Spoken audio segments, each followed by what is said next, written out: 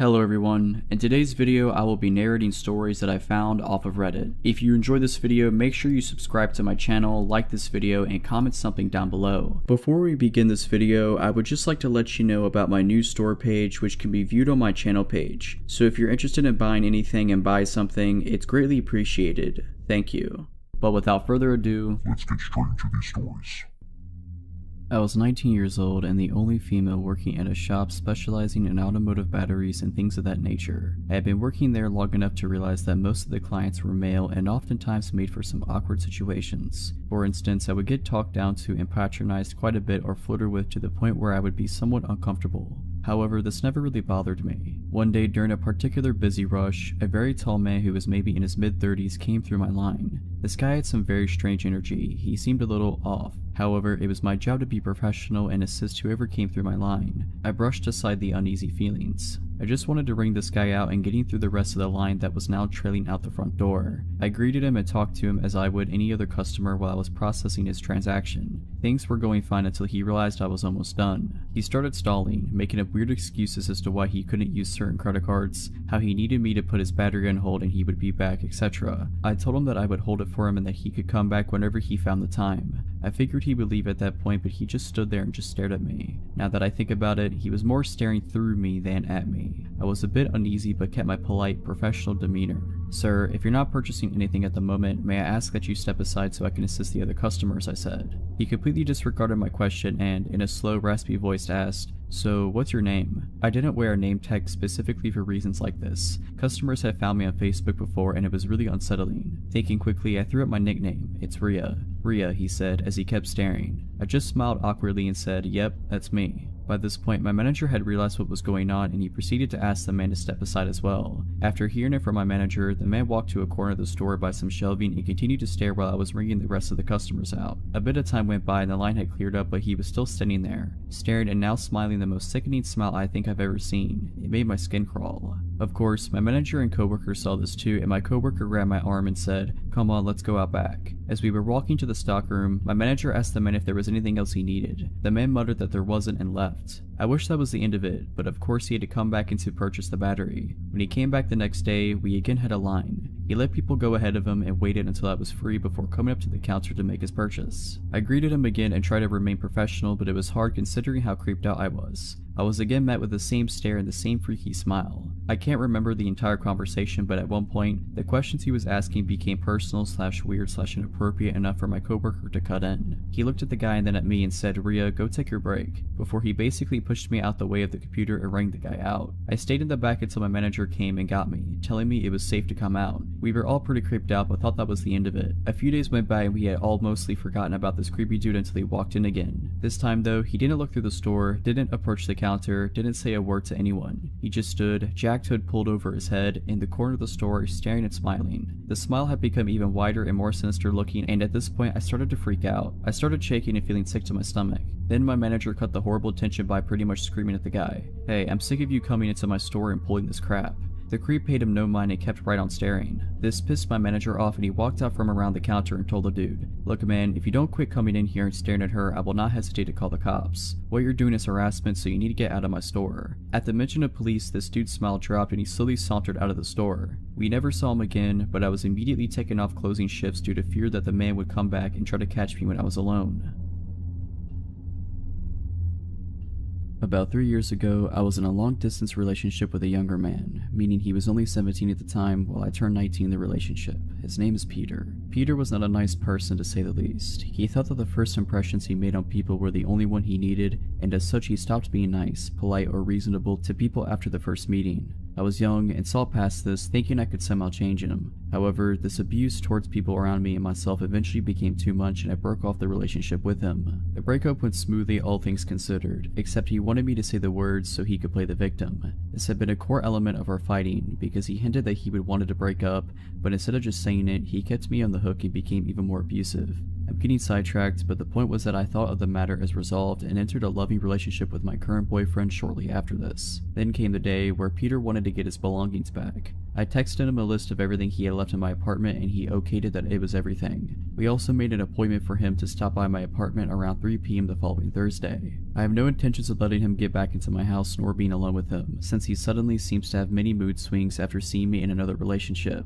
He has been blocked from my Facebook account, but somehow knew I was in a new relationship, which was a major red flag to me and my boyfriend. Thursday came and I felt eager just to be done with it. My boyfriend and I are walking home from high school when my phone rings. It's Peter. He yells at me that he has now been waiting at the train station for over an hour. I try to reason with him, agree to meet him there with his belongings since he needs to catch a train. My boyfriend walks with me to the train station, but we arrive only to find it vacant. I live in a small town and the train station is mostly used during rush hours in the morning and evening. It is also located rather bizarrely among normal residences, and there are a lot of off alleyways leading all over town from there. I get a text stating that Peter can see us, but won't come out of hiding when my boyfriend is there. We leave his stuff on a bench at the train station, calmly replying that I'm not actually interested in meeting him. When I say calmly, I mean that my reply is calm. I'm shaking and my boyfriend is furious over this child's play. On our way home, I receive another text. This time, he states that he has a gift for me and it is in my mailbox. This freaks us out even more, mostly because this indicates that he might be waiting at my home. It is entirely possible that he watched us on the train station and then ran all the way to my apartment. However, there is no trace of him and nothing except a bill in my mailbox. By now, we figure that he is acting out of spite and proceeds to ignore the bombardment of texts, calls, and so forth that follows that day. After a while, life returns to normal. Then I get another call, this time from my ex-elder brother who is worried about his sibling. Apparently he has disappeared, taking one of his brother's gas pistols. I am speechless, but since I haven't seen anything, I shake it off as another childish act. The same day my boyfriend sees police officers walking around the basement staircase on the exterior of the house we lived in, while doing some grocery shopping. He did this every day around 4 p.m. The next day we are contacted by my boyfriend's mother. In the newspaper, there is a description of an unnamed young man from the same town as Peter, who has been arrested for attempted robbery of the pizza place I lived above. He was armed with a knife, a gas pistol, and lighter fluid, while stating that he was not attempting a robbery but was there to visit his ex, presumably me. Contacting the police, I discovered that he also had a mask, fake papers, and a wig in a duffel bag, which he had thrown down in the staircase when, around 4 p.m., he had jumped a fence and tried to enter the pizza place. This means that my boyfriend went out our front door, while my ex was hiding right beside the front door armed. I have never been that freaked out before. The sad truth is that my ex never got charged with anything because he is a minor, has a father with a military background and money. Luckily after this, me nor my boyfriend ever saw him again. So this happened when I was in 7th grade, a 12-year-old kid. At the time, it was just my mom, my brother, and I living in a rental in a rundown low-income area. We moved in during the summer before the school year started, and we were welcomed by our next-door neighbors, which wasn't too uncommon, but not super common at the same time for that area in Oregon. My mom worked 8 a.m. to 5 p.m. every day, so my little brother and I would ride the bus home every day from school. My cousin would also sometime ride back to my house with us and her parents would pick her up later. Important for later. One day when I came home, I noticed our small laptop we owned was gone off the counter. I figured my mom had moved it. Later when my mom came home later, we determined it was missing and that a lot of other things were missing like my iPod and wallet and my mom's safe with her handgun in it, and lots of family valuables. We called the cops and reported a robbery and they came to investigate. They determined the person probably slid through the doggy door leading into the garage and then entered the house through our unlocked garage door. Cops stayed in their cars on the curb all night and said they would stay on watch for our house more than normal. I was terrified all night and my brother and I slept in my mom's room. The next day we locked all our doors. It was Wednesday and it was a random half day at my school, so I rode the bus home around noon and my cousin came with while my brother went to a friend's house for the afternoon to hang out. I used the key under the mat my mom leaves for me, and my cousin and I hung out for about an hour or two until her mom came and picked her up.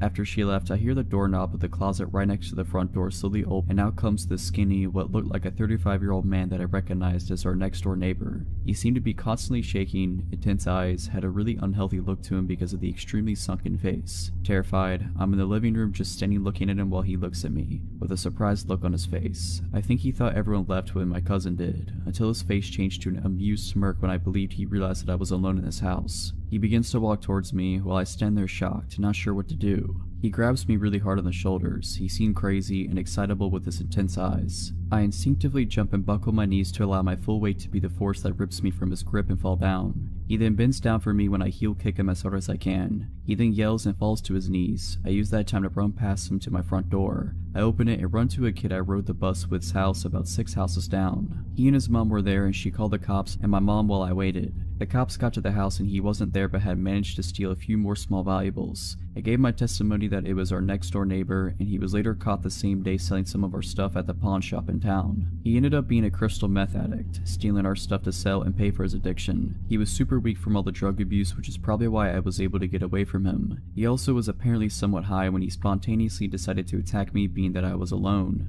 He had apparently watched us for a few months, learning our schedules from when we left and got home. He took the time to take the key from under the front door mat while we were gone, get a copy, and then put the original back under the mat for my brother and I to use when we got home. The cops were surprised he was smart enough to do that, as he seemed to be mostly dim-witted with everything else due to the drug abuse. Either way, I testified against his physical attack, and he got a few decades of jail time, being that he was already on parole for drugs. I was terrified and slept in my mom's room for the next year. About 25 years ago, when I was in middle school, 7th grade, I had a real bad problem with bullies. I couldn't handle the ridiculing I took while riding the school bus, so I started walking 3 miles to and from school every day. The path I walked was pretty safe, mostly on a sidewalk and always on a busy road, with the last 2.5 miles being a straight shot directly to the school. Back then, there wasn't a stigma attached to kids being outside on their own, so this wasn't deemed unsafe or noticed by anyone, or so I thought. I lived alone with my father, parents being divorced, and my mother saw me on weekends. He didn't see any harm in the walking, and my mother wasn't aware of the bullying or the walking. I did not want her to know, so I continued unimpeded for over half the school year. Now, I wasn't really an active kid, and I sure didn't like having to walk 6 miles every school day, so I assumed this was the motivation for the error I was about to make. One day on the way home, a car pulled up on the shoulder and stopped, about 100 feet ahead of me. That car looks familiar. Hey, it's my father. He's gonna drive me the rest of the way. I started to jog up to the car, seeing him in the driver's seat waiting patiently. His hair looks darker than normal today. Wasn't the inside of his car tan and not red? The thoughts left as soon as they entered, and I caught up to the car and opened the passenger side door and started to get in. As I was tossing my backpack on the floor in front of me and swinging my legs into the car, I started saying, "Thanks, Dad," but the sentence never completed. Before I knew it, I had shut the car door and we began to move. This isn't my father. This man was much older, by at least 20 years, hair obviously dyed black, and hands propped at 10 and 2 on the steering wheel. The shirt he was wearing looked just like one my father would have worn. A short-sleeved collared button-down, brick red with black horizontal lines, not pressed, but not too wrinkled either. He was smiling at me, which probably would have felt warm if it was coming from my grandfather, but instead it felt menacing. I heard a click and looked over at the door, which had just been locked. I stared at the door for a moment longer, then turned and faced front and completely froze, terrified. "Hello, I saw you walking. I figured I'd come give you a lift." I did not move or answer. His voice matched his smile, deceivingly friendly. We were roughly a mile away from home, and half a mile from the next turn needed to head in that direction. All I could concentrate on is how I was going to get out of the situation. "Are you on your way home?" This snapped me a little out of my zone. "Yes, I want to go home," I answered. "Stay calm, talk normally, don't act scared." "Where is your house?" "I can take you there." Feeling just slightly relieved, I told him to take the next right turn. I felt myself begin to breathe, and I realized how tense I had been. My body relaxed slightly, and I finally moved and wrapped my hands around my backpack straps. We started to come up on the intersection, and I pointed ahead, reiterating that this was my turn. "Okay, but if you want, we could take a ride instead." It sounded like a question, but it didn't feel like one. The dotted line for the turn lane had begun, but he did not get over. Instantly, I tensed back up, and my grip and my gaze on the backpack straps tightened. Through strained muscles, I choked out that, no, I really need to get back home." He swung the car into the turn lane and began to make the turn. Wide-eyed, I glanced up and verified that yes, indeed, we were making the turn. "Are you sure? I'll make sure you get home before anyone realizes you're gone." Grip tightening further, I abruptly stated that no, I need to get home now. My father's expecting me home now. He's waiting. I just hoped it sounded more convincing than it sounded to me. We completed the turn. Sigh. "Okay, maybe next time. We can meet at the same place tomorrow." "Yeah, tomorrow's good. I just need to get home today. Now." My eyes were firmly trained on the road ahead of us, hoping that if I just focused on the direction to home, I would get there. The turn into my neighborhood was approaching, and I informed him, again pointing towards the direction home. The next few moments were silent. As we came upon the turn, I reminded him, and to my slight surprise and incredible relief, he made the turn. For the first time, I had more hope than doubt. My old neighborhood consisted of mainly apartments, but in the back were a block of townhouses, which is where I lived. If you were unaware of the layout of the complex, the townhouses might go unnoticed. Right before we got to the area where I lived, I told him here, stop here. He pulled over to the side of the road in front of an apartment building. He unlocked the door and I hurried out of the car, backpack still in hand. I began to close the car door behind me. See you here tomorrow, same time? I paused for just a second and risked another look at the man. Still smiling, still terrified. Yes, tomorrow, see you later. I finished closing the door and hurried off. I swung my backpack on the right way and briskly walked into the opposite direction of my house. I could hear the car still idling behind me, and it wasn't until I was able to turn off that road and leave his view that I heard him start to move. He had to drive up to where I was walking to turn around, and I glanced back as he was making an awkward turn, instead of going around the block to leave. He caught my gaze and gave a slight wave before driving off. My hand was in the reluctant process of waving back, but I was slow enough that he was gone before I completed the motion. I turned my head and kept walking, and the moment I could no longer hear his car, I ran, as fast as my legs and heavy backpack would let me. I ran around to where I could hide between two buildings, and hid there for a while, until I felt enough time had passed for me to feel confident he was not driving around waiting looking for me. It was probably 30 minutes, but it felt like hours to me at the time. I ran the rest of the way home, keeping a lookout, making sure he couldn't see me going through the backyards. I reached my front door, unlocked it, and almost spilled inside. I was moving so fast. It wasn't until I locked the door behind me that I felt safe. I didn't feel scared anymore. I was home. In the end, I told both my parents, and my mother forced my father to drive and pick me up from school for the remainder of the school year. And luckily for me, the bullying stopped the next year. My father didn't believe me and thought I made up the story to get out of walking to school. In his defense, me trying to explain that, no, the car was exactly like yours, except the entire color of the inside, and no, he did look like you, just with darker hair, and it all happened so fast. It was worth his disbelief and annoyance every day in the car, so I never had to meet that guy again. So this happened when I was 16, visiting my grandma, who lives in a small town in Poland. Just for context, it was summer and my family wasn't with me at the time. As you can imagine, living without my parents for a short time, my grandma's really chill was a dream. I could stay out late as much as I wanted to without my parents being able to prove it. Now at 16, you feel you're invincible. You don't really think about how many screwed up people there are in this world. Because of this mindset, I wasn't worried about walking alone at night. The day on which the story takes place was very hot. I remember shopping and hanging out with my friends until about 8 p.m. when it started to rain. Instead of walking home quickly, I decided to visit my aunt's house, hang out with my cousin for a bit, and walk home when the rain stopped. Well, I lost track of time and ended up leaving her house at about 10:30 p.m. At this point, the rain had mostly stopped, and this being my favorite type of weather, I declined my aunt's offer to drive me back, telling her I was getting a cab. I'm still surprised she believed this, but maybe she just didn't care. So I went on my way, called my grandma to tell her I'd be home in 30 minutes, but not telling her that I was walking alone. If there was one thing that scared me, it were the huge train tracks which you had to cross in order to get to my grandma's house the fastest, so I decided to take the longer way around through some sort of nature preserve. I'm not sure how to call it.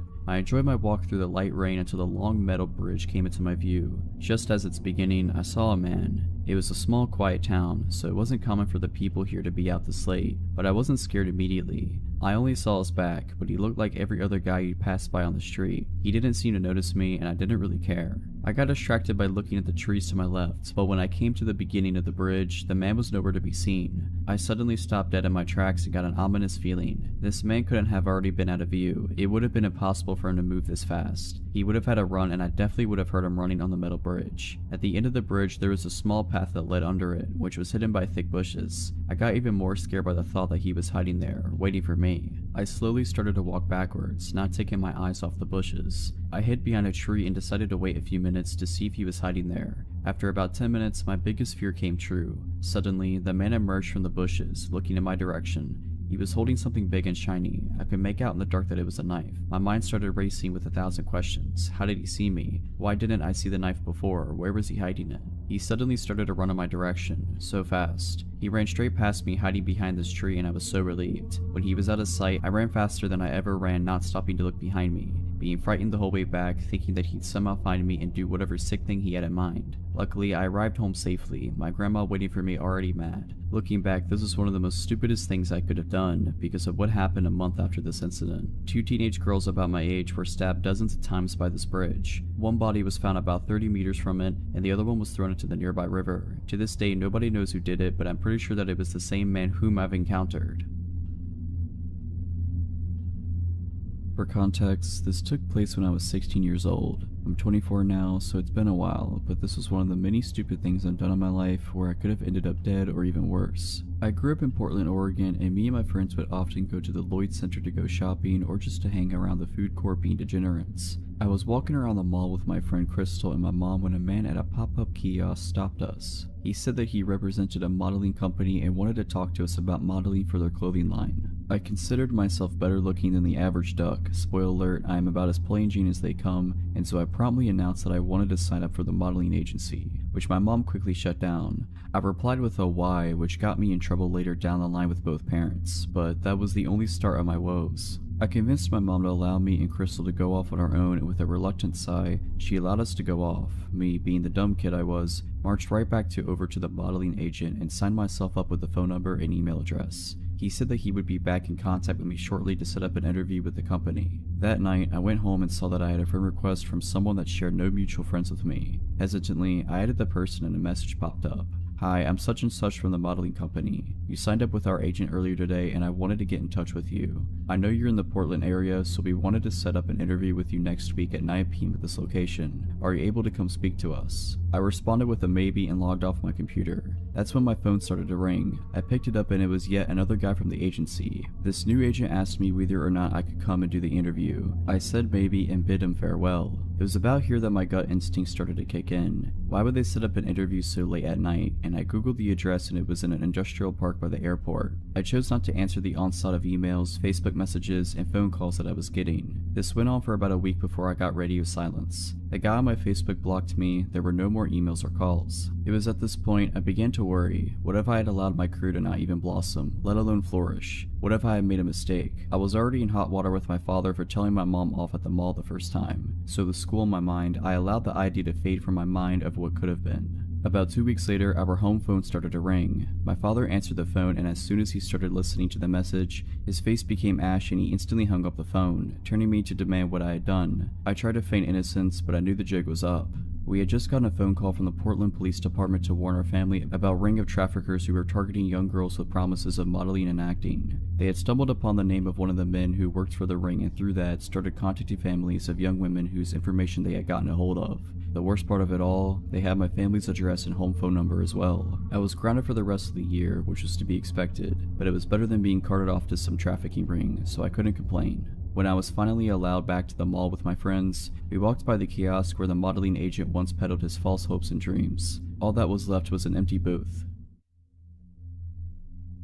This happened about 4 years ago. I had just graduated from high school and was a month and a half into summer break. Needing money for college, I began working full-time for the school district I had just graduated from. Due to a music festival I wanted to attend as well as monetary concerns, I did not go with my family to North Carolina, which was fine by me. What 18-year-old doesn't want a house to themselves for a week? Furthermore, my parents' house is out in the country, so I had little to no fear about my neighbors complaining about parties or being bothered in any way whatsoever. But I was wrong. I often take the back roads home from my friend's house, but on that night I decided I wanted some McDonald's, so I took the main drag and came home on a different route. This way takes you past a mechanic shop not a mile away from our cul-de-sac. It was between midnight and 1 a.m. and as I passed the mechanic shop I noticed a car's lights turning on, or should I say light, for this car had only one headlight working. I remember thinking that it was strange that this car all of a sudden turned its lights on as I was passing, and began to become even more concerned when it pulled out behind me. But I tend to be paranoid by nature, nothing serious, but I always question if the person behind me is following me and whether they mean me harm, so I brushed this off as an unfortunate coincidence. But as I neared my street and the car was still tailing me, I started to become freaked out. I looked at my gas tank and my heart sunk as I saw I was on E. Either I pull on my street and go home, or I risk driving around some and seeing if this dude follows. Yet that option held the risk of my car running out of gas and leaving me stranded on the road, and I figured I'd rather take my chances on my own soil than on the side of some dark and lonely country back road. So I turned onto my street only to have my heart sink when the one headlamped car makes the turn right behind me. At this point I know I'm screwed. With nothing left to do, I began pulling up my driveway. It's a hill about 100 yards long. To my utter horror, they begin to follow me up. Looking back, I should have called the cops, but there was no love lost between law enforcement and myself, and at the time, I was too caught up to even consider calling them. If my family would have been home, this would have never happened. I could have called my dad and he could have grabbed his gun, but he, along with the rest of my family, were gone, 12 hours away at the beach. So when they began to drive up my driveway after me, I stopped to put my car in reverse. They responded by reversing as well, yet they stopped at the bottom, effectively blocking my driveway. At this point, I pulled forward again only to have the same jig and dance happen. They followed, I reversed, they reversed, and sat at the end, blocking my escape. I quickly pulled up and turned my car around to come at them head on. By this time, they were halfway up my driveway, the furthest they had come up. Looking back, I was terrified, alone, and angry. Who did this person think they were? With my brights on and shining right into their face, I opened my car door and got out. I pulled out my pocket knife and held it in my left hand while I grabbed my hammer in my right. I used to keep one in between my seat and door. In some weird desperate mindset, I made a split-second decision to grab the hammer from the head with the handle sticking out. My hope was that it would be mistaken as a gun. I began yelling and pointing my hammer/gun at the car, screaming at them to get out and what do you want? All the while I held my hammer as a gun and prayed they would fall for it. Whether they did or not, I cannot say. Part of me believes they thought it was a gun due to my brights being behind me, making my whole front side a shadow, yet they could have just not wanted a fight. Perhaps they thought I was a girl or was timid and wouldn't resist so aggressively and violently. Who knows, but it worked. They slowly backed out of my driveway and crept around the cul-de-sac. As they were leaving my street, I ran after them, hiding behind my neighbors' houses, and at every driveway the car would slow down to a near stop, as if scoping out the houses. Thankfully, they didn't pull into any driveways and they turned off my street altogether. After I was safely in my house, I ate my McDonald's by the front window with all the lights turned off, waiting to see if they'd come creeping back. Thankfully they didn't, but that night I locked every door in the house, which I always did anyways, and slept with a hammer, machete, and baseball bat next to me and my pocket knife under the pillow. Complete overkill, I know, but I was terrified. Now I know where my dad keeps his gun, so if it ever happens again, I'll be better prepared. Last year, I was dog sitting for my aunt. The dog is small, sweet, and a little skittish. I had worked most of the week, so I was just living in the house for the time being. It's a nice house, not big enough to feel empty if you're alone, but not small enough to feel cramped. The only rooms I used were the kitchen, bathroom, living room, and the guest bedroom. My last day of work this particular week was a double shift. I was excited because after this I had 2 days off. I planned on using them to introduce the dog to RuPaul's Drag Race. I usually try to keep good spirits for a double shift because regardless of the time and annoying customers, extra money is always needed. My old job was a barista and cashier. Mornings are always busy and nights are slow. On weekends, people are more concerned with coffee and breakfast than anything else we may have to offer. I was having a nice time, actually, because this day was turning out to be not as hectic as the previous ones that week, one even involving a small fire. As the morning rush line was dwindling, the limited tables in the restaurant came into view and I started people watching. As I slowly scanned the customers eating bagels and reading the paper, my eyes met a man at a laptop. He had long, dirty hair and a bit of a stubble.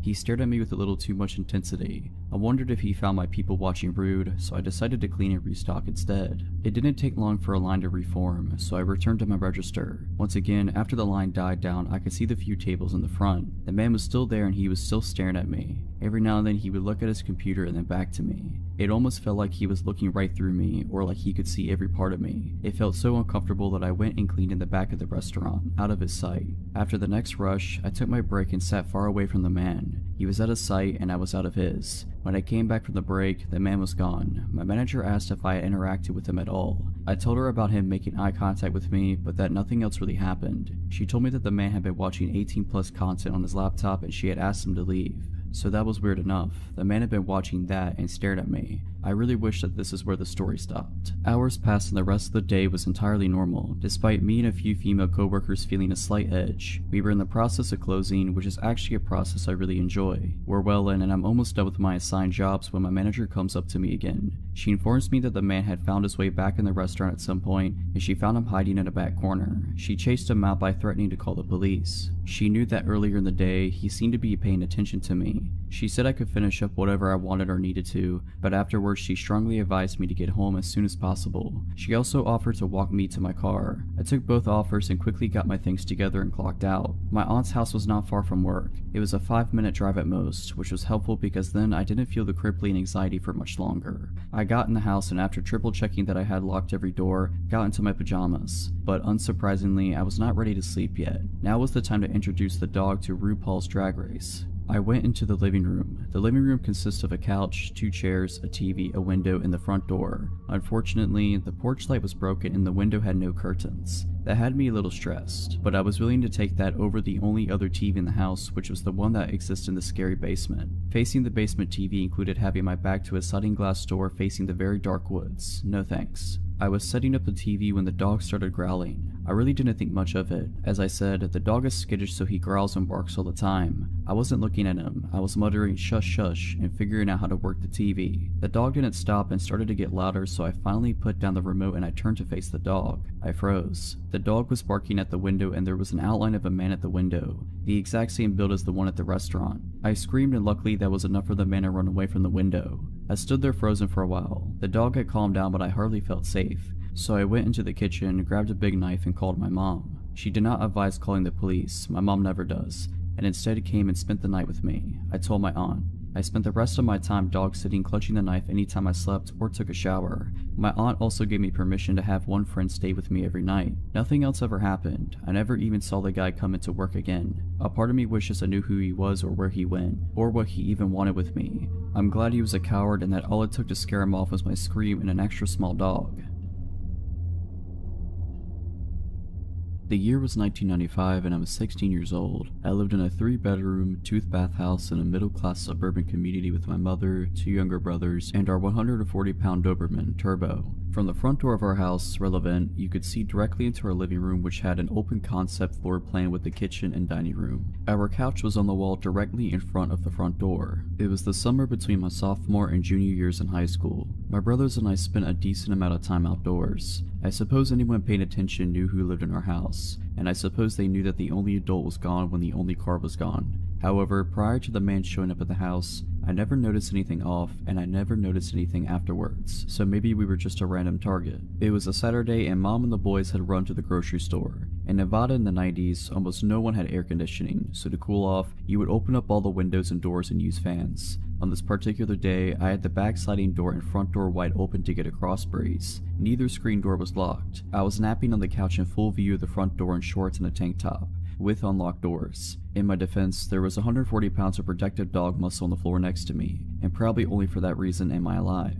Around the approximate time I expected my family home from the store, Turbo began barking. Assuming he was barking their arrival, I told him to shush and try to go back to sleep. Turbo continued to bark, becoming more and more intense and even aggressive with his barking. Finally, after 5 to 10 minutes of Turbo refusing to quiet and my family never coming in from the car, I sat up, realizing something was wrong. A man who I didn't know stood, seemingly frozen, staring at my frenzied and barking Doberman.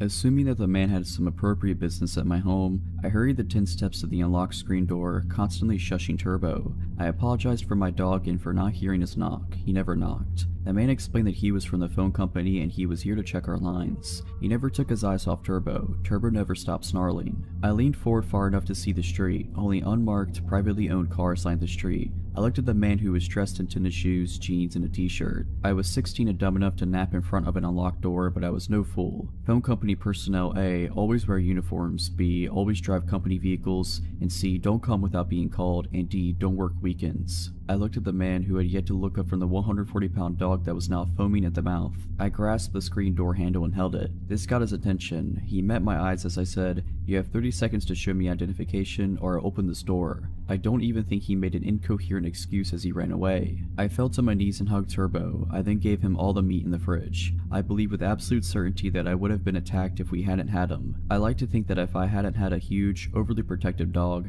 I would have been in the habit of locking doors. But what would a screen door latch do against an intruder? And that creep stood there and watched me for 5 to 10 minutes. Perhaps he was paralyzed in fear, but maybe he was working his angles and only Turbo's insistent display of his willingness to kill anyone who threatened to be changed his mind. That's my theory. Turbo is long past, but his legacy lives on, and 2 loving, loyal, and lethal when necessary dogs sleep in my room every night. For context, I'm a 5'3", 24-year-old female and working as a programmer for an IT company in the Philippines. Now the area where my office is in comprises of 3 buildings. Building A, where my office is in, Building B, and Building C. To get to the other building, it would take you like around 10 minutes to get there. Important for later. This happened to me a year ago around the end of February until March. I just got out of a bad breakup at the time and I really intended it just to focus on myself and not meet anyone yet. I just got out of work and it's around 7 p.m. on a Friday night and went to my usual waiting spot, which has benches and is located at the back of our building near the entrance of the underground parking. For our company shuttle, and Omar, shuttle dispatcher, is there. Now, I've known Omar for 2 years and is someone I consider now as a friend, and we would often chat about our lives. even the breakup with my ex then, and joke around. He's a 40-plus-year-old guy and he gives out this big fatherly vibe, so he's really someone that I trust. That night, he was there and with someone new that I didn't recognize. Our conversation went like this. Omar, oh hi. Good thing you're here. I would like you to meet someone since he told me he already wants to meet you for a long time now. And then this guy stood up and shook my hand. I greeted him as just to be polite, and this new guy, let's name him Ray. He's average looking and a little shorter to my height, 5'1" I think. And he instantly gave off an all 5 as soon as I shook his hand. I thought that would be the end of it, but he proceeded to talk to me for a few minutes while I wait for my shuttle to arrive. Omar has purposely left me and this Ray guy so that we could talk and get to know each other.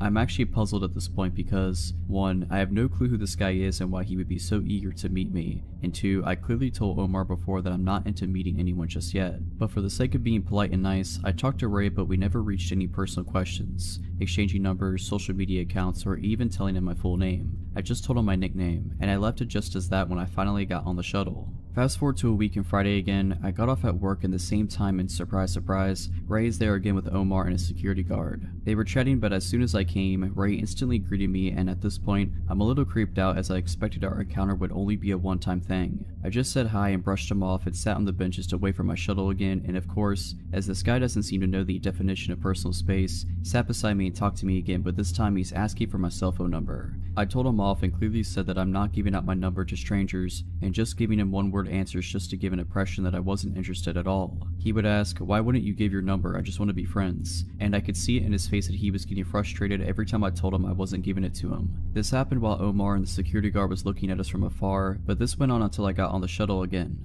As soon as I got home, I mindlessly scrolled through my timeline and saw a notification that I have a new friend request, and guess what? It's Ray, and he even messaged me with a please accept my friend request. I just deleted his request, but now I'm pretty shocked since I didn't tell him my Facebook account, so how did he manage to find me? The following day was the last straw when I decided to get off at an earlier time so that I could avoid him, but to my surprise, he was there, again waiting for me, along with Omar and the security guard. Ray immediately ran up to me to say hi, but I brushed him off and dreaded the fact that I would have to wait with this creep again when I saw my shuttle isn't there yet. He immediately asked me if I accepted his Facebook request, and I decided to play dumb and said I haven't been active on Facebook and I haven't seen any requests. He got disappointed and he fiddled with his phone for a bit and then revealed his phone to show my Facebook profile and asked me if this was me. I said yes, and this time, I was completely ignoring him at this point and playing with my phone and told him that I wasn't going to accept his request because I don't know him. And then Ray grabbed my phone out of my hands angrily and said he was gonna add himself using my Facebook account if I won't. I muttered a what the and grabbed my phone from him, and with perfect timing, I got on the shuttle in a hurry and told the driver to go.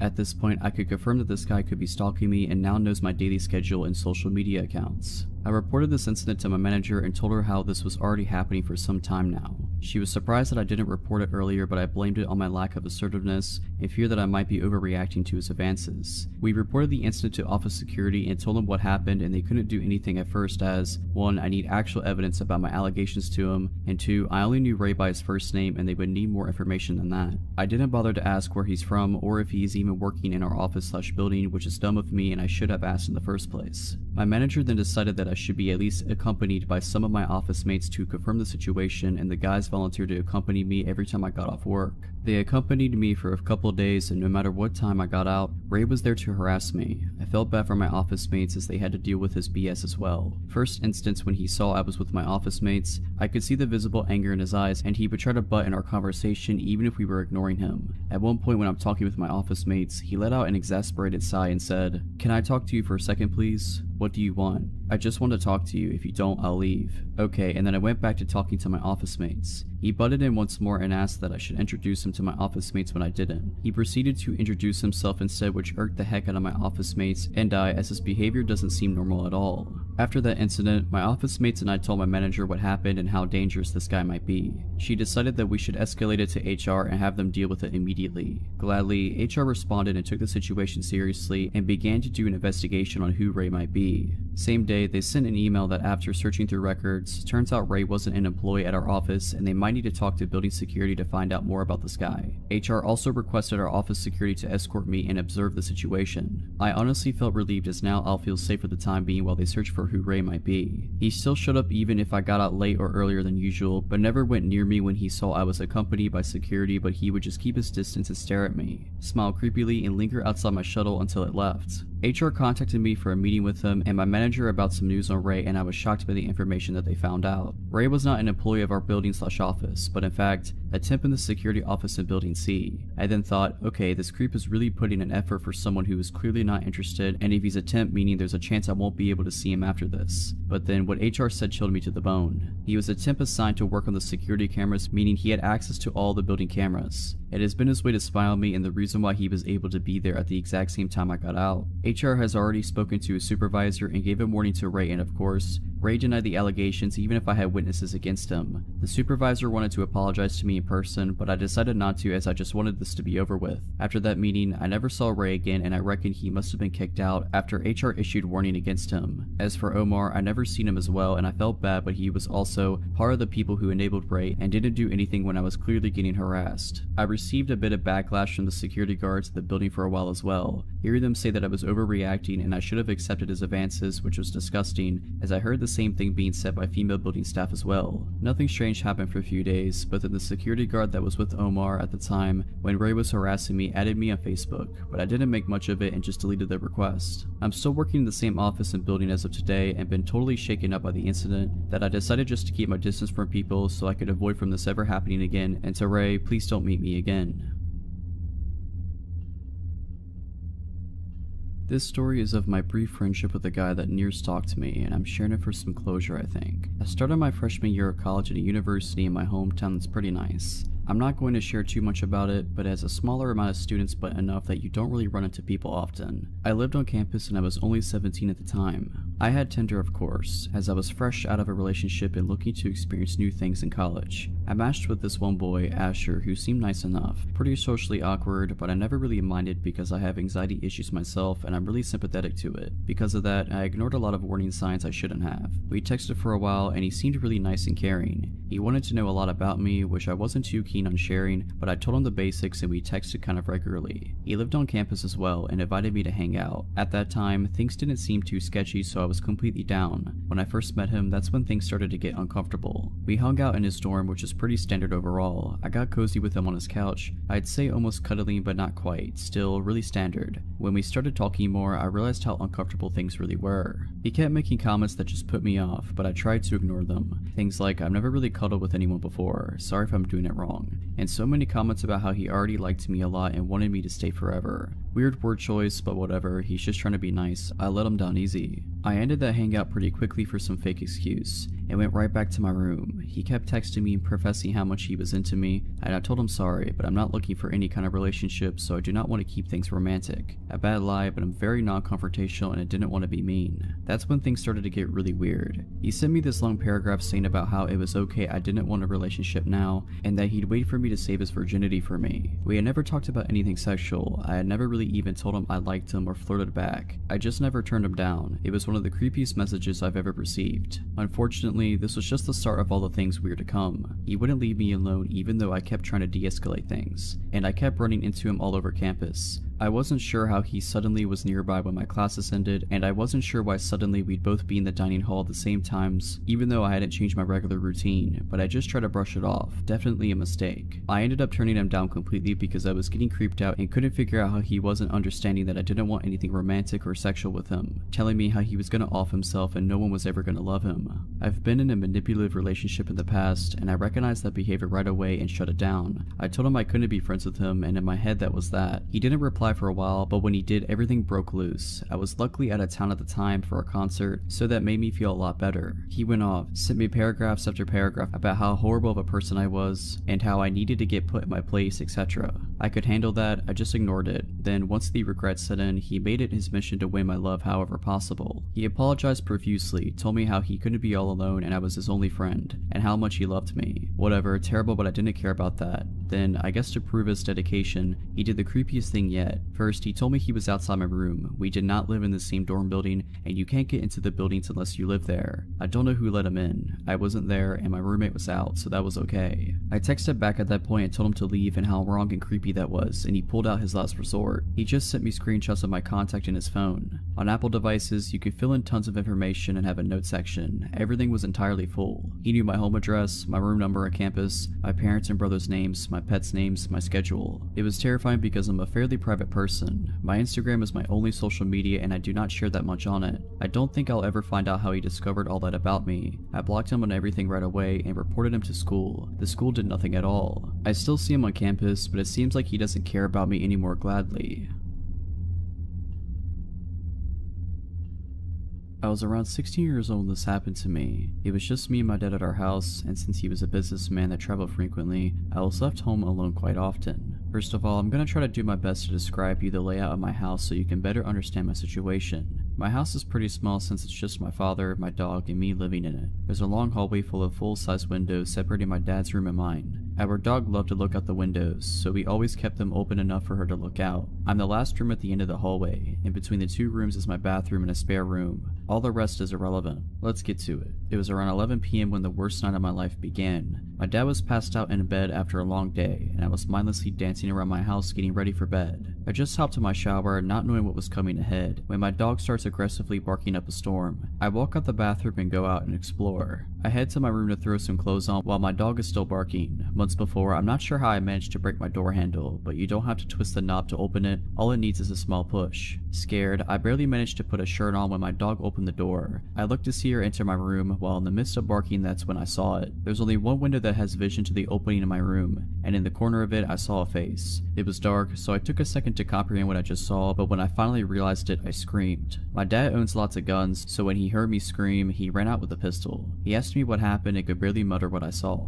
He ran outside to see if the man with the terrifying face was still near. We stood out there for maybe a minute scanning the area. A man was casually strolling towards us from the opposite direction from about 100 yards away. I knew it was him. I got that feeling in my stomach that you can't mistake. It was like he was trying to cover up that he was there by coming from a different direction. But he didn't fool me. You better stay away from my daughter. You see what I have here, you know what this does. Holding up his gun, I could have sworn my dad was going to shoot. The man brushed these threats off easily. My dad and I went back inside. He went back to bed like nothing had happened, but I could not sleep a wink. I kept thinking he was going to come back and hurt me because of the threats to him. We called the cops the next morning and they came and scoped out our house. He looked around the house trying to calm me down, but I was still pretty shaken up. He went to the front yard and that's when he saw it. In front of the windows in the long hallway there were small bushes, nothing much. The cop from outside went to the window that had view of my room and there it was. If he tried to tell me the news without making me more upset, he failed. There were incidents in the dirt right in front of the window. That meant he knew where he needed to look for you, and it seems as if he had come here more than once because of the broken pieces of bush and the divots in the ground.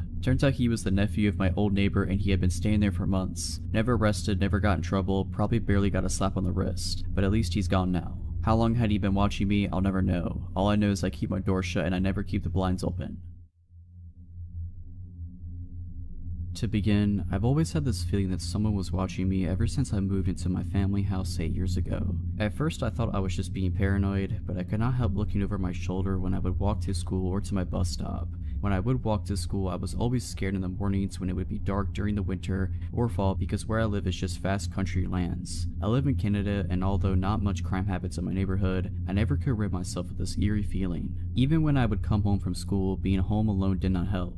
I would triple check my windows and locks to make sure everything was locked. However, in my basement, our garage door would never fully lock since the door hinge was broken and detached from the door. Therefore, it would never properly close. I always told my dad to fix this door, but because he would always go away for work, he never found the time to do so. Stupidly, I thought nothing bad would happen since my garage needed a 4-digit passcode to get in. Now, my theory is that he knew the passcode of my house. Therefore, he had free reign for 7 years to go through my things. At first, I thought I was being forgetful. Maybe I was the one who misplaced my underwear somewhere. Maybe I was the one who misplaced my favorite top, or maybe my dad accidentally donated it. But I should have known better. During my 4 years in high school, he never really contacted me. It was when I went to university that things started to change. Since I live in the countryside, I decided to go to a university an hour away. My dad did not want me to live on residence because he didn't want to leave the house unattended for long periods of time. So we came to the conclusion that it would be the best if I drive to and from school. Now, I would leave for university very early in the morning, around 6 a.m., and come back around 6 p.m. at night. I stopped being aware of my surroundings at this time because I would be tired from my 12-hour days, and now that I wasn't walking alone, everything would be fine. When I would come home from university, I would find certain things moved in my house. I am a neat freak and I like things a particular way in my house. When little things like my makeup or candles would be moved, I thought it was odd and would frequently bring it up to my dad, but he would just say that it must have been me who was doing it, but it wasn't me. During my second and third year in university, I started getting weird notes in my mailbox. The writing on these notes looked almost childlike and it would always be written in blue ink. I have those country-style mailboxes at the end of my driveway where the little red flag goes up whenever we get mail. From my way back from university, I would always check the mail and sometimes I would find these letters. The letters would never be long. In fact, they would only be 1 to 3 sentences that would contain odd questions like, "Where are you? I wonder what you do while you're away from home. How do you find university? It must be tiring driving that long. Did you make new friends? Do you still hang out with your best friend? You dress differently now. Why is that? I miss the scarves you used to wear. You don't close your curtains as much anymore. Why don't you look for me?" These letters would always come once a month at the beginning of the month. I would show my dad and at first he would say, "Oh, maybe your cousins are just pranking you, or it's probably your friends." But every time I would ask my friends or cousins, they would give me this confused response saying that they never sent me any letters. Now that I am in my 4th year at university, the letters do not come as frequently, but 2 weeks ago something happened that makes me think that things are escalating. I came back home from university at 7:45 p.m. and it was fairly dark outside. I saw that my mailbox flag was up, so I checked the mail and it was just bills. At this point, I haven't gotten a note for a little over 3 months now, so I am thinking maybe the notes will not come anymore. As I settle in for bed, I change into my pajamas and I check the locks usually. As I checked my front door lock, I look out the glass panel on my door and I saw that the red flag on my mailbox is up. It's 10:30 at night, so no way the mail could have gotten dropped off, and plus I just checked the mail. I call my dad and tell him about it and he said not to freak out and that maybe one of our neighbors accidentally got our mail and just dropped it off since this happens frequently. I stay on the phone with my dad and quickly run down my driveway to check my mailbox. As I open the mailbox, I feel my heart drop because it's an unmarked manila envelope. I quickly run back inside and open the manila envelope, and although there is no written note, I find something more disturbing. It is a pair of my old blue panties that I haven't seen in years. At this point I scream and my dad tells me to hang up and call my aunt, who is a police officer. My aunt comes over and checks the inside and outside of my house, but she can't find anything. She tries to jog my memory and ask if I know anyone who could be doing this, but I honestly have no clue. My aunt told me to keep any more letters I get and she has been staying with me the days my dad is out for work. I just hope that we're able to find whoever this is. About 2 years ago when I was 17, I received a Facebook message from someone named Dan who I didn't recognize. I had mutual friends with him and he looked to be around the same age as me, so I wasn't alarmed. What follows is the messages. Dan, hello, have you been? Haven't seen you in a few years. Me, hi, not trying to be rude, but do we know each other? Dan, yeah, you really don't know me? I didn't respond. Dan, wow, real nice way to treat a family friend. Me, sorry, I just don't recognize you. Dan then sent a picture of me and him together from when we were little. And I mean really little. Like I looked maybe 2 or 3 and he looked 5 or 6. Me, oh wow, did our parents used to be friends or something? Dan, I was your neighbor. You really don't recognize me. Come on, I didn't move that long ago. He had in fact moved a long time ago. At least 12 years ago. So I honestly feel like it's not that uncommon for me to not recognize someone who I hadn't seen or talked about since I was 4. Anyways, the conversation continued like that. I apologized for not remembering him and just started catching up. He was being nice enough and I was bored, so whatever, no harm, no foul. After we kept talking, I started remembering more about him. Like I remembered him coming over and swinging in my backyard and me going over to his house with my big brother and all of us hanging out together. Dan was a few years older than me, at least 2, but I can't remember exactly. Anyways, we kept talking on Facebook, just messaging back and forth about normal things until it started to get late and I was tired and had school the next day, so I told him I was going to bed. I closed my computer and just laid down and went to sleep.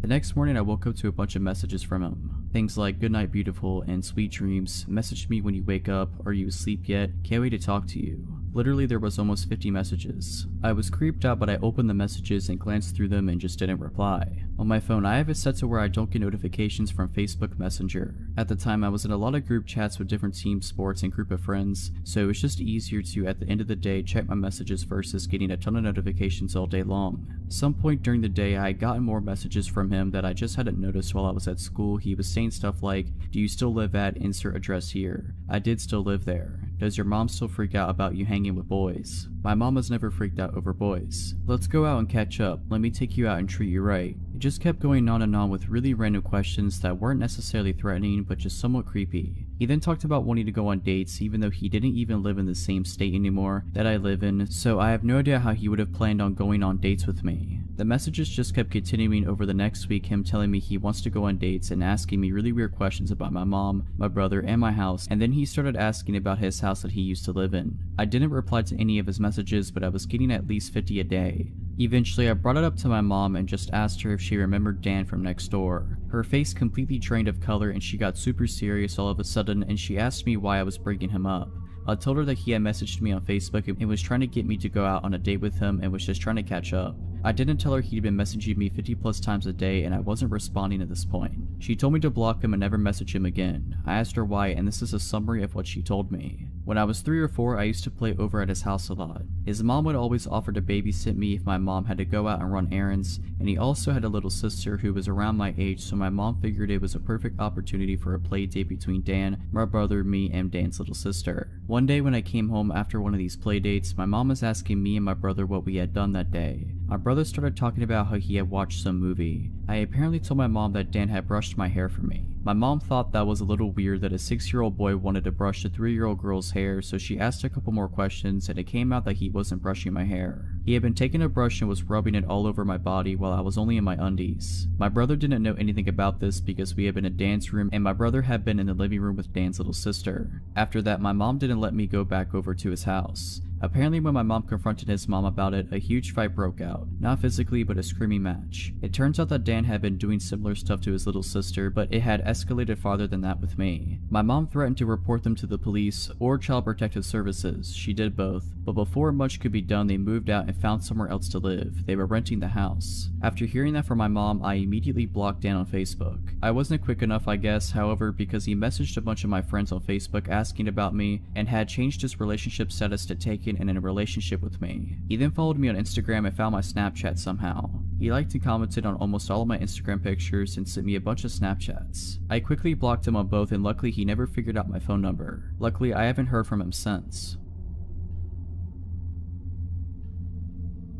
We were both 16 and 13 respectively. My sister and I were home alone while my parents were out of state for a couple of days to attend the funeral of a longtime family friend. Our grandfather lived only a couple miles away and was originally supposed to babysit us, but he trusted my sister and I would be fine, and he would be on call if anything were to go bad. Well, of course, something did. Just our luck. It was around 10 p.m. or somewhere close to that on the second night and I was upstairs in my bed trying to sleep after a long day of biking around with a couple of friends. My sister suddenly came running up the stairs, which she almost never did unless she was in a hurry for some reason. She came into my room and was frantically talking to someone on the phone. I lied there in confusion while she talked. I don't remember exactly what was said, but when she hung up, she hugged me and told me that everything was alright and that Grandpa was on his way. What had happened was that my sister was sitting outside on our stoop talking to a friend of hers on the phone when a pickup truck came rolling onto our driveway. My parents don't own a pickup, so I immediately threw up a red flag. Once she saw a man get out carrying a duffel bag, that's when she came running inside and called our grandfather. My grandfather may have been 60 at the time, but he's no pushover, being 6'4" and having the strength of Godzilla with a demeanor to match when it comes to protecting his loved ones. He also owns firearms, which I wouldn't doubt for a second he would bring alone in case something really hit the fan. We also lived in an area where the police would take a bit of time to reach, which is another reason why my sister called him and not the authorities. Suddenly, we hear what sounds like a door being kicked open downstairs. Almost immediately afterwards, we began barricading my bedroom door, since none of the bedroom doors had locks on them at the time. Once we're done, she looks at the window while I sit there, covering myself with my blanket. All the while we hear footsteps downstairs on our hardwood kitchen floor. My sister then looked around my room and asked if I had a bat or something, which I did in my closet. My Louisville slugger that I used when my parents made me play baseball when I was in elementary school. I also had a hockey stick, but who would use that as a weapon unless in a very circumstantial situation? She rummaged through my closet and found it, then stood next to the door while I ducked down behind her, thinking maybe I should grab the hockey stick, but it's much less intimidating than a bat. Unless this burglar has some sort of PTSD associated with hockey, then this is the ultimate weapon. We then hear the sound of a gunshot followed by a man yelling out in pain. The sound of both I can still hear even to this day when I think about it hard enough.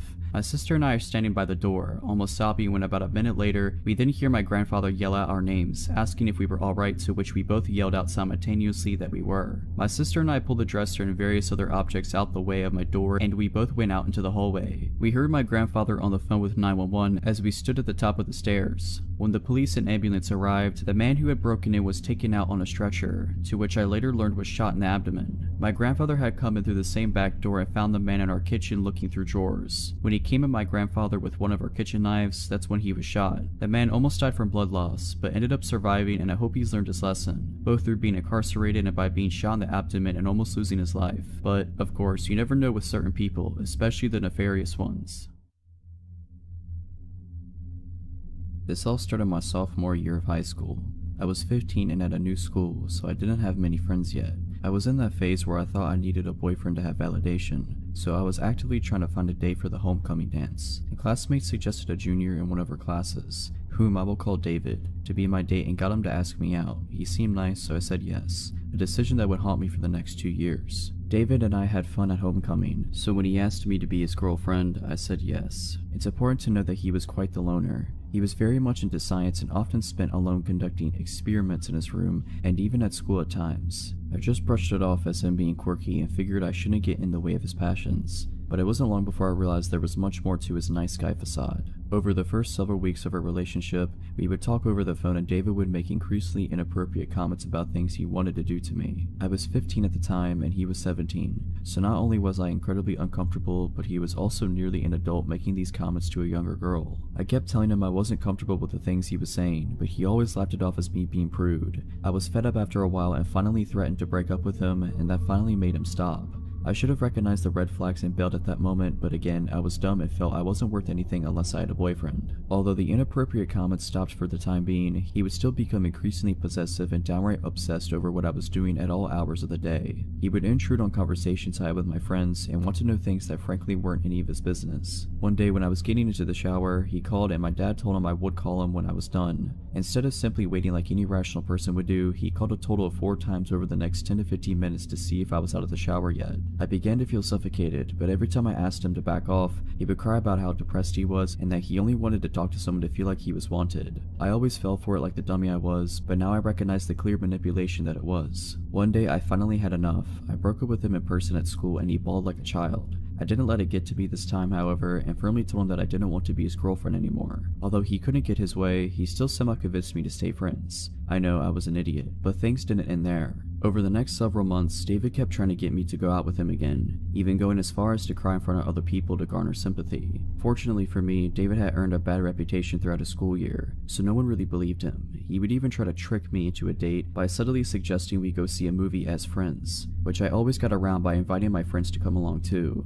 They knew what he was doing and never turned down the chance to help a girl out. In the last few weeks I spoke to him, he would sit on the phone for hours on end literally begging me to take him back, and thankfully I held on strong and kept refusing. One night his brother actually called me telling me he was crying hysterically. Eventually it came to a point where I told him I didn't want to hang out anymore, because it was clear that he would not stop until I became his girlfriend again. He agreed to not approach me anymore, but I wouldn't be writing this story if it ended here. The very next day at school, David came up to me like nothing had happened. I once again reminded him of the conversation we had the night before about how we agreed to not hang out anymore, but he acted offended that I would even suggest such a thing. Eventually, my friends and I convinced him to leave, but of course it didn't stop there. For 2 weeks straight, he would follow me around school, call my house and my cell phone. For 2 weeks straight, he would follow me around school and call my house. This was the days before smartphones, so blocking his number wasn't as easy. I tried to get help from the school staff, but the vice principal basically told me that there was nothing I could do because he wasn't trying to hurt me. I was frustrated, but thankfully David seemed to back off when it was clear that I wasn't going to give in. That is until I got another boyfriend.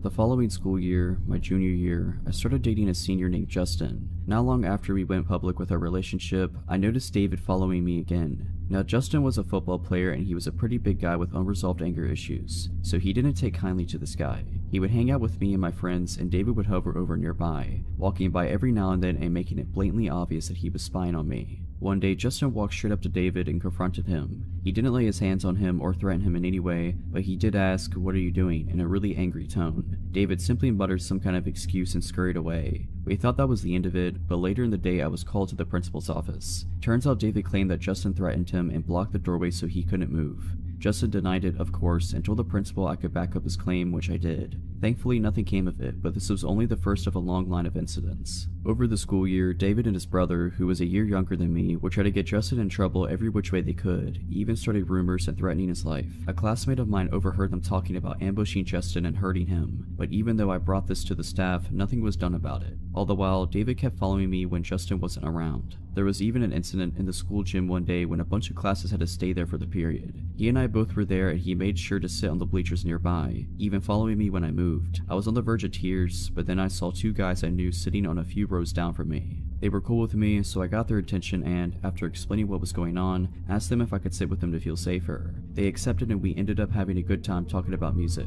In spite of this, things just kept getting worse with David. Finally, it came to a head when David's brother wrote a letter to Justin's sister. They had been good friends before this whole mess started, and in the letter David's brother threatened physical harm to me and to Justin. The sister gave the letter to Justin, who then came to me, and we both brought it to the principal. That was when the principal called everyone involved into his office and had a nice little chat with us. The principal showed the letter to David's brother and said, "I can expel you for this right now, but I'm willing to let it go on one condition." David and Justin were both about to graduate, so the principal gave them the ultimatum. He stated that David and his brother were not to contact me or Justin in any way, shape, or form for the rest of the school year, or he would see to that neither of them would graduate. I was pissed because Justin did nothing wrong, but in the end, we just wanted this whole mess to be over with. From that point on, David didn't bother me again, thankfully. Justin and I ended up breaking up that summer for unrelated reasons, and the following year I didn't have to see either of them ever again. A few years later, however, David tried to send me friend requests on Facebook. I deleted the request and blocked him. I even unfriended and blocked the 2 mutual friends we had for good measure.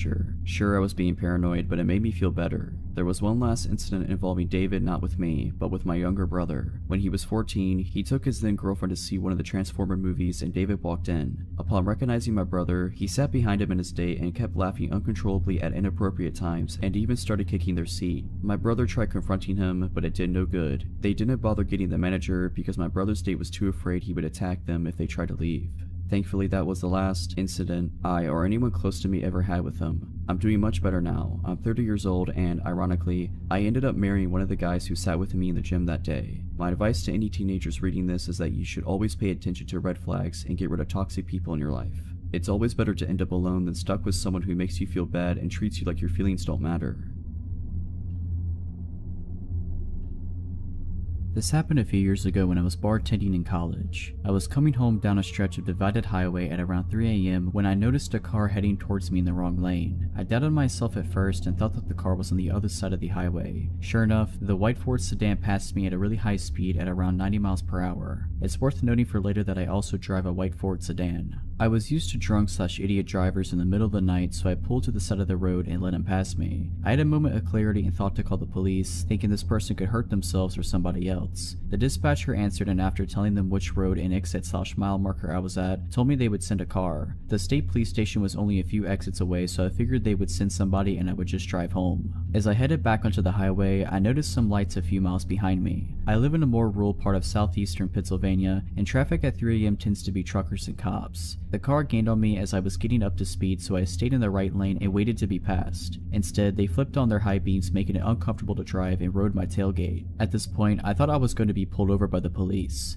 I drove a white Ford sedan and had just called out a different white Ford sedan, so I grabbed my registration from my glove box. Suddenly, the car behind me audibly slammed on the brakes and stopped in the middle of the highway. They must have shut off their car because the lights went out and I saw what looked like the same Ford sedan from earlier. Still, I thought this may have been a police car. They had a roof rack, and it could have looked like I had reached for a gun in my glove box or something. I panicked and called 911 for the second time and asked the dispatcher if they had sent a cruiser to investigate. The dispatcher was a little curt with me and assured me that they sent somebody out. Dispatcher, we have sent a trooper out to find the car, sir. Me, I only ask because somebody is following me and acting weird. It could be a cop, and I think I freaked them out by getting my registration. Dispatcher, are you pulled over? Me, no, they didn't turn on the lights. Dispatcher, let me try to get the trooper we sent out. As she was talking, the car again sped towards me and stopped inches from my bumper. Again, their high beams were on, and again, they slammed their brakes. I told the dispatcher, I'm pretty sure this is not the police behind me. The car sped to my bumper again and turned their high beams on, this time laying on the horn. Hearing this, the dispatcher asked me what was happening. Dispatcher, what's happening? Did you honk? Me, that's the car behind me. I don't think it's a cop. Dispatcher, I'll try to get the trooper again, but I don't think that's him behind you. For some reason, this is what shook me. Before that, I was thinking I would get pulled over and maybe get a ticket. Up until then, I was going to the speed limit and trying to avoid getting pulled over. I told the dispatcher, I don't care if I get pulled over, I'm speeding, and if they put their lights on, then I'll pull over. I started to accelerate and the person behind me just kept up with me. The speed limit was 55 45 and they kept on my bumper the entire time, but this time they were swerving. I tried to signal for an exit then bail on it, but they followed. At the next exit, I took the off-ramp and continued onto the on-ramp, and the car behind me followed the whole time. I thought about trying to go to a Wawa gas station, but the dispatcher and I thought that it would be unsafe. She was calm and talking to another person trying to send police to me. The other person, maybe a supervisor, asked if I could drive to the state police station. Realizing that I was one exit away, I told her I was coming there and she said that she would have troopers meet me outside. As I pulled off to the exit, the car followed me. I blew a few red lights trying to get to the police station, and the car tried to pull into the other lane to pass me or pull up alongside me. Once the police station was in view, I put on my turn signal and the car slammed on its brakes again, turned off their lights, and turned into a parking lot.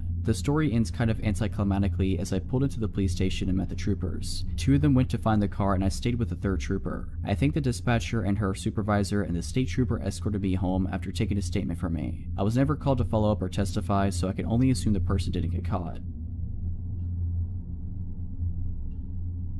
I don't drink as a general rule, but once a month or so I'll go out with friends and binge. My friends and I had a great night at a bar in the city and they left. I was chatting up a cute guy, so I decided to stay. I went back to his place. After post-coitus, I'm ready to head home, so I call an Uber to pick me up. I don't know where I am, I know the city I'm in, but not my exact location. I ordered the Uber, but it's taking forever, so I cancel it and try again. Pretty soon a car pulls up. I drunkenly mumble something like, "Is this the Uber?" and I hop in. Mistake. Ubers apparently are supposed to have some kind of marking on their vehicle. The guy pulls away and starts driving. We're chatting, I'm fumbling for a cigarette, and the next thing I notice is that we're headed for the highway, but in the opposite direction of where I thought we needed to drive, and we're going at a solid 90 miles per hour. Then I get a call from an Uber driver. He's there and I'm not, because I'm in the car with someone else. I start texting my friend frantically counting off mile markers for her. Then I realize that's going to do jack, because she's probably drunk too, so I call 911, but I realize this guy is crazy. He's refusing to let me out of the car, so I've got to do it on the sly. It's been about 40 minutes now. I'm terrified. I don't know where I am. I don't know who this is. We're driving at over 100 miles per hour, weaving in and out of traffic. This guy is trying to get me to hang up my phone call, and also smoking pot, so I don't want to do anything that might provoke a violent reaction from him. I start chatting to the 911 dispatcher as if it's my friend, praying that they'll catch on. "Hey girl, it's me. Yeah, I'm with someone right now. We're driving past highway exit." "No sweetie, it's not my Uber. I thought it was, but it's not. It's a shame you can't come and meet me and bring friends." Thankfully, the operator catches on. He gets me to stay on the phone while he sends cops, and we develop a code. If I see cops, I'm supposed to casually put my hand out the window, which looks semi-normal because I'm smoking a cigarette. We pull into some random little housing complex, and he busts out some powder and forms 2 lines. I now have confirmation that he does drugs, which means he's probably emotionally volatile. I relay this to the operator in code, "Oh girl, I wish you were here right now. This guy just busted out the coke. You'd love it. He's taken a really big bump, man after my own heart," etc. Pretty soon I can see the lights from the cop car, so I start waving my hand out the window. At this point, I don't care if he's on to me or not. I don't know if he has a weapon, but I slump down on my seat just in case things get hot. The cops surround us, get him out of the car, and then, once it's safe, they extricate me as well. They whisk me to the hospital for a drug test and evaluation, and that's where my story ends. On my way to the hospital, as I'm explaining all of this to the officer, I find out that of the guy's 40-ish years on this earth, he's been in federal prison for 30 of them, for violent offenses. I want people to learn from my mistakes, and if nothing else, call 911 and stay on the line. For background, I'm a 24-year-old woman living in Australia and work at an establishment that caters for an adult audience. One night, as my shift is coming to a close, one of the patrons asked me to buy a drink, which I accept because employer policy. I talk him up to a couple of expensive drinks for the two of us, have a quick conversation, and make my excuses about my shift being over, but he should come back to see me soon. He starts to gaze at me and it feels uncomfortable. He stands up and with his creepy grin asks to walk me to my car. I know never to put myself in that position and politely decline, and I tell him I might see him next time. I walk out past our biggest bouncer and the guy doesn't follow me. Great, nothing extraordinary, just standard par for the course of my profession. But sadly, this isn't where our story ends. For this creep, it's only just the beginning. I'm off for a week after that night, but when I come back into work, I'm told a patron has been coming in every night for the last week asking for me. Says he wants to buy me another drink. Naively, I think, oh great, a bigger pay this week, and get set for my shift. The night rolls on and who should roll in but our man of the hour, and he asks for me. So I saunter over and he buys me a drink. The whole thing I'm sitting there with him, he just has this creepy grin on his face. Not like a normal creepy grin, that's just normal. No, this is the kind of grin where he knows something you don't and is very pleased with himself about that fact. So we're talking and I'm getting him ordering himself drinks and trying to upsell him where I can. About half an hour goes by and I make my excuses to leave so I can try to spread the tips around. But this guy isn't having it. He won't let me leave, and the more I insist, the angrier he gets. He's practically hissy at me by the time I give a look to one of the bouncers, who promptly comes over and diffuses the situation, giving me an opportunity to walk away. Great, crisis averted. Wrong. Bouncer doesn't throw him out, just gives me a buffer so this guy starts following me around the place, even attempting to walk into an employee-only area, which is where another bouncer finally notices and kicks him out. I finish my shift and walk over to my car. There he is, I kid you not, sitting on the bonnet of my car. How he knew it was my car I will never know. He wants me to give him a ride and tells me how pretty I look. He's spewing greasy slimeball creep lines at this point and I'm not interested. I try to give him a hint nicely and decline to give him a ride, but again he just turns to me and grabs me by my arm, insisting I give him a ride. I tell him to screw off and jam my key in his shoulder as hard as I can. He lets go and I push him with all my might so he falls down. I jump in my car, lock the door, and shove that key in the ignition. He's back up and banging on the window angrily to let him in. And I mean hard, so hard I think his hands or my window might break. I gun the accelerator and I'm out of there. When I get 5 minutes down the road and I'm sure I'm not being followed, I pull over to the side of the road and call back to work. I tell them what's happened and alert them that the other girls need to be careful leaving tonight. As I hang up the phone, I break into tears. I eventually compose myself, pull back onto the road and head home. I cry myself to sleep. Next morning word has gotten around and owner calls me to make sure I'm okay. I assure him I am, but he insists I take some time off in case this creep comes back. He wants to put some distance between us. Makes sense. A week goes by, then 2, he's coming in every night asking about me and being told I quit and don't work there anymore. I lie to get him to stop coming in, you know, but he just keeps coming in and asking, clearly not buying it, and then suddenly 2.5 weeks in, he stops. Great, I am really needing money at this point, so I'm happy to be able to go back to work the following week. Time goes on and everything seems to go back to normal. Same old chances, but the good kind that leads to higher paychecks. Abusive guy doesn't come back in, I'm happy. I start being forgetful though. I think I leave a door closed when I leave the house, but it's open when I get back. Lights on or off, food left out, things ending up in different places than I remember putting them sometimes moments before. I'm losing it, but it's probably just the stress of everything that's gone down. One of my close friends who works with me reassures me that it's normal after being grabbed like that and it will pass. This keeps up for a month until one day I head out to work, get 15 minutes down the road and realize I forgot some clothes I'll need that night at work. I head back home only to find the lights in my front room on and the TV visible as on from the outside. I really am losing it. Good thing I came back, I guess. I head inside, grab my stuff, make sure to turn the TV off and the light out and head to the door. Suddenly I freeze. There standing blocking the door is the creep that grabbed me. I'm stunned, jaw dropped on the floor. Then after what seems like a lifetime of standing in silence staring at each other, him smiling, I scream what the, I'm screaming for him to get out and ask him what he's doing here, how he knows where I lived, all in one jumbled mouthful of confusion. He just stands there with that smile on his face while I'm loudly freaking out but stupidly not moving. I start gasping for air in a mixture of panic attack and bewilderment, then he decides to speak in my wake. The words ooze out of him and leave me chilled. Welcome home, honey, you're back early. A switch goes off in my head, I throw everything I have on me at him and sprint to the back door. I'm out ski. I leg it faster than I have in my life, screaming bloody murder as I go. I hide in some bushes around the corner, tears running down my face, gasping for air. I check my pocket and my keys are still there. No phone though, I threw that at the stalker creep along with everything else. I sneak back to my house, jump in my car and nope out of there. I head to work, tell them what's happened and call the cops. Cops head to my house and send others to my work. Stalker guy is gone, but when they turn up, they search the house and turns out he's been living in my crawl space. I'm paranoid that's what all those doors and lights and misplaced things was about. I pack up whatever I can fit in my car while cops are still there, that they'll let me take, and I drive. Haven't been back since. I moved states, knew everything.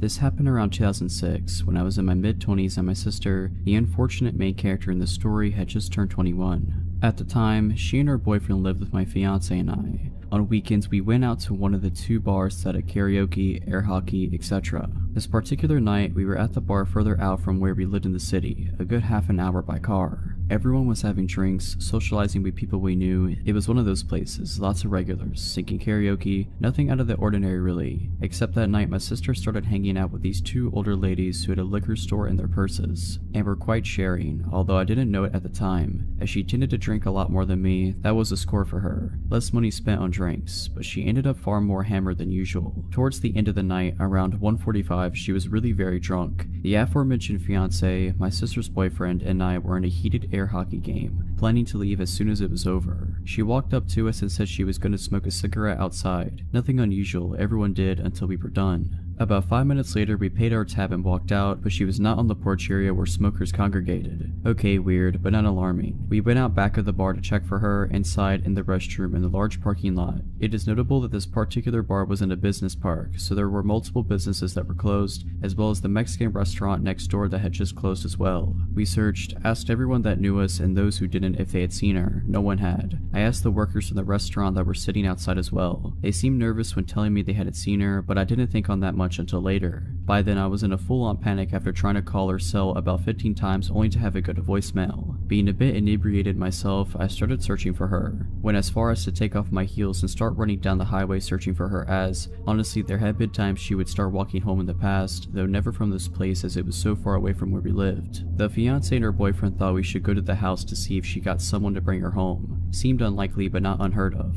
We get home and she's nowhere to be found. Just as we were about to head back and I was going to phone the police, I received a call from the PD on my phone. They indicated that they had my sister, that there had been an incident, and I needed to get down there. We rushed to the PD where we were taken into a room with my sister. Her face was red from obvious crying and bruises were starting to show on her arms and chest. She said that when she told us she was going outside, she thought we said we were leaving then, so she walked to the car. After a few minutes being drunk and tired, she sat down up against it to wait. A van pulled up and a young man was asking her directions to somewhere. She walked closer to try to explain when suddenly the back door flew open and two other men grabbed her and threw her in, taking off. They were rough with her, hitting her a few times while holding her down, saying they only wanted money. They snatched her purse from her, breaking the straps and searched it, quite haphazardly as they didn't find the $30 she had in it. After driving around a bit speaking in Spanish, she couldn't understand they pulled out a gun, making sure she saw it and put a bandana around her eyes, telling her that they'd let her go. She was driven to some woods by a neighborhood she did not know. The door was opened and they pushed her out, telling her to run, that if she took the blindfold off or turned around, they'd shoot. She ran and ran. Eventually she did take the blindfold off and came to the first door she saw, beating on it and screaming for help.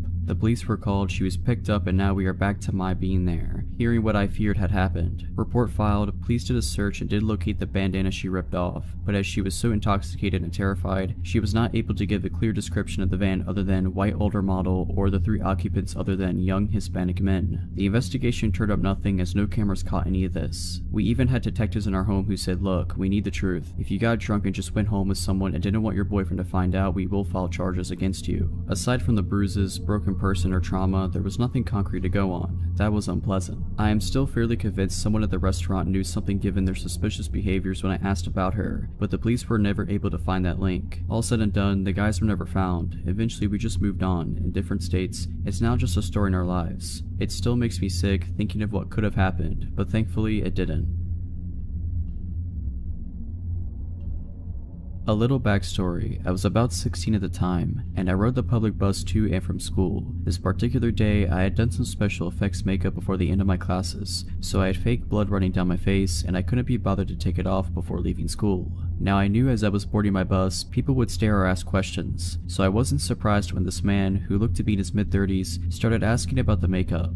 The conversation was normal at first, just the usual, oh wow, did you do that yourself, kind of stuff. I answered the questions as normally as I would, and expected the conversation to be done and over with. But I was wrong. This man, he mentioned his name was Joe, started steering the conversation into strange territory, asking me if I had a boyfriend, to which I lied and said I did. He then proceeded to ask if my boyfriend liked the makeup and if I was on my way to see him now. I again lied and said he likes the makeup and yes, I was going to see him, trying to get Joe to believe someone was expecting me. The conversation died down for a bit until he said this, you know, you remind me a lot of my sister, he said with a grin. I just smiled in response, not really knowing what to say. After not hearing anything from me, Joe continued, my sister was kind of a jerk. She was always lying about me to her parents. I had fantasies about breaking her jaw. Now at this point I was terrified. My bus stop was still another 20 minutes away, and I just wanted to be out of that situation. Seeing that what he said made me uncomfortable, he switched the subject, telling me about where he worked and what he does there. I just nodded along to what he was saying, remaining silent the entire time. Closer to my bus stop, he says to me, why don't you come to my house? I have a freezer full of pizza and ice cream. Maybe we can hang out for a while. To which I politely declined, saying my boyfriend was expecting me. Finally, I get to my bus stop and quickly get off the bus, speed walking all the way home, all the while calling a friend to inform them of what happened. Things were fine for a bit after that. I switched my bus route so I wouldn't run into him again. But one afternoon, I had to go to a store that was on my old route. I was nervous about getting on that bus again, but was happy when I didn't see Joe. I did my shopping, and as I was leaving the store, I saw Joe standing out by the door staring at me. The second I was out the doors, he walked over to me, a grin on his face, and wrapped his arms around me. I pulled away from him, telling him I was very busy and had to go. He then asked, "Well, what are you doing? I have time, I can tag along." I was very persistent, saying I really couldn't, I had to go, and I walked away, heading into a neighboring store that I knew would be busy. Sure enough, Joe followed. I ignored him as I made my way down a heavily populated makeup aisle, keeping my attention on some cheap lipsticks in the hopes he'd get the hint and leave me alone. I was wrong. Joe reached over my shoulder, grabbing a red lipstick as he leaned in close and whispered, "This color would look gorgeous on you. I can't wait to see you wearing it." He then placed the lipstick in my basket and walked away, leaving the store. I remained in the store for about 20 minutes after he left, afraid to leave and make the walk home. After I mustered up the courage, I put the lipstick back, put away the basket, and called a friend to stay on the line with me until I made it home. Now I don't know if he followed me home or not, but I can say that after that day, the motion detector porch lights started coming on at night, and I started hearing knocks at my bedroom window.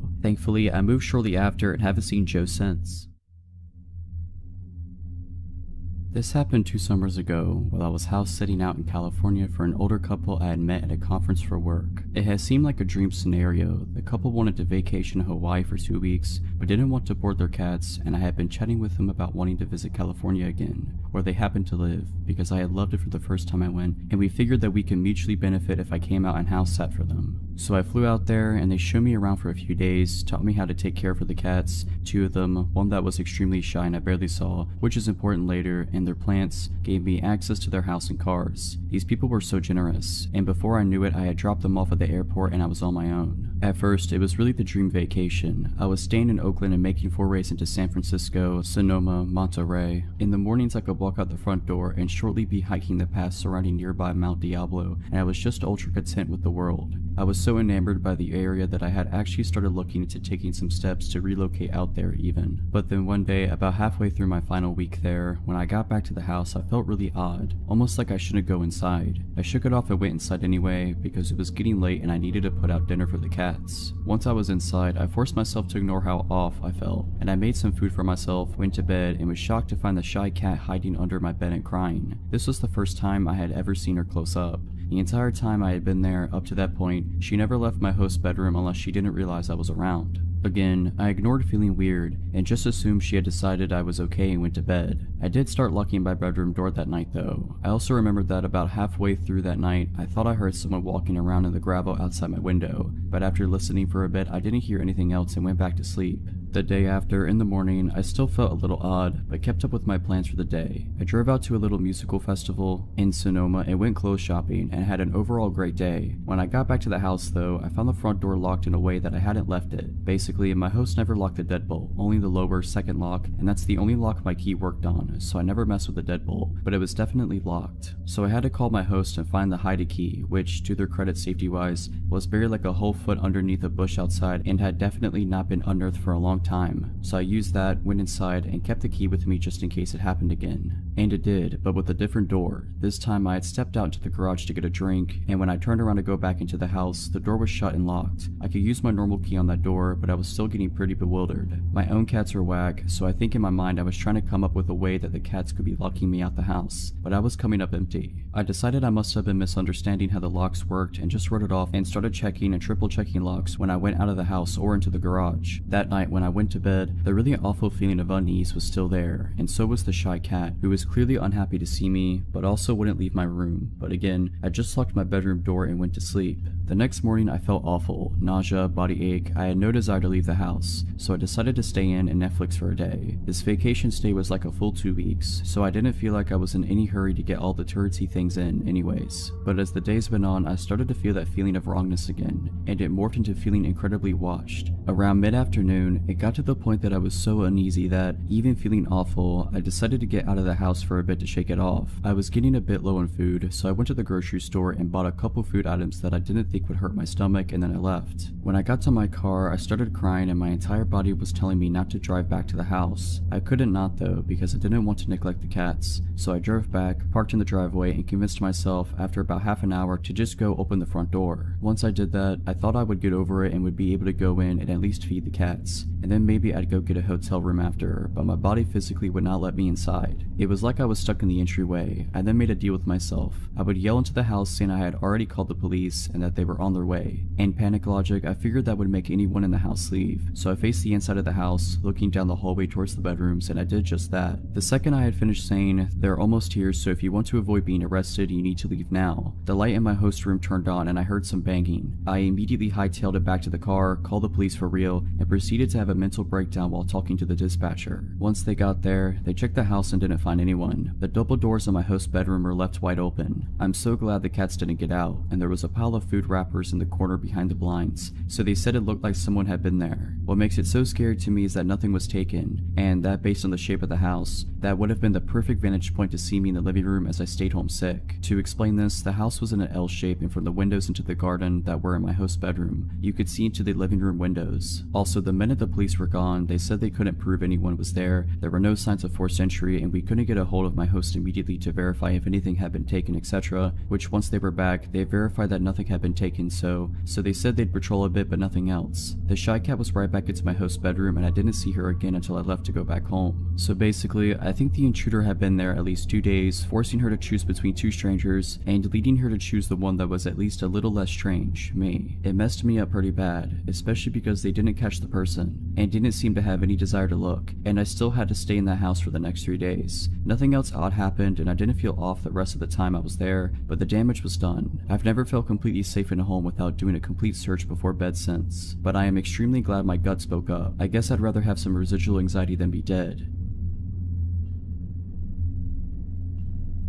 So about 5 years ago, I, male 26 years old, set out to travel the world. Being straight out of college had left me dead, ever more desperate for any job I was overqualified for, and generally depressed. I felt isolated and alone in my small town in Washington and found the only way to get out, travel. My high school buddy suggested I look into COMPILATIon and volunteering as a way to travel cheap, and so I did. The way it works is quite simple. You work for around 25 hours a week on some farm for food and housing. The draw is that since the community of cheap travelers is quite big, it is a great way to meet new people, get outside of your comfort zone and just let yourself live and figure life out. Fast forward 8 months and I'm a seasoned cow patty shoveler. I started out in Washington, Oregon, and went south to California. There, I was able to save some money I was paid under the table for some extra work and was now faced with a decision, where to go in the world. The excitement of being able to purchase a ticket to almost anywhere in the world got the best of me, and on the advice of my volunteering partner, I chose it at random. I went to a randomizer website and clicked the country button, Georgia. The country of Georgia. To say I didn't know anything about it was an understatement, but the fear of the unknown made it exciting and exotic somehow, and so I did it. I purchased a ticket and started browsing for a farm that could host me. There were a few options, and most were remote and hadn't even had an internet connection. I messaged every single one because few ever respond, and got a response from one farm on top of a mountain.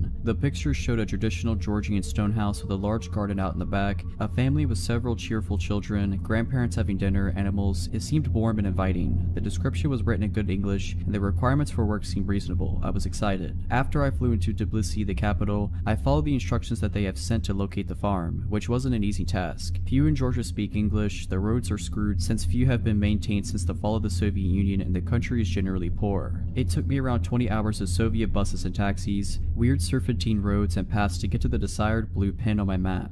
It was a dirt path leading up a steep hill into a national park up in the north of the country. There was nothing for miles on end but trees and their silence. As I got up that hill, I saw the house about half a mile away on even a steeper hill, surrounded by the trees. From that viewpoint, it seemed abandoned, overgrown, brown, and dreary. As I walked past the gate, Giri, fake name, the apparent owner approached me. He was a heavy, small, middle-aged guy with a big smile on his face. He shook my hand and in broken English started to show me around. He also smelled of booze. As he was showing me around, I noticed that there wasn't anyone there but us. I asked about his wife and kids and he brushed that aside and said something to the extent, "They're away right now." By this point, I am creeped out. From browsing around, it was apparent that the farm was in deep decline. Apple trees and crops were dying, the roof of the small barn caved in, and the house itself full of trash and smelling of mold. It was obvious that Giri was going through a rough patch, but I wasn't going to turn around and just leave in the middle of nowhere, without a plan, having not slept for the past 36 hours. It was evening, and after feeding me well and trying as best as he could to hold a conversation in English, Giri showed me my room on the second floor and I went to sleep.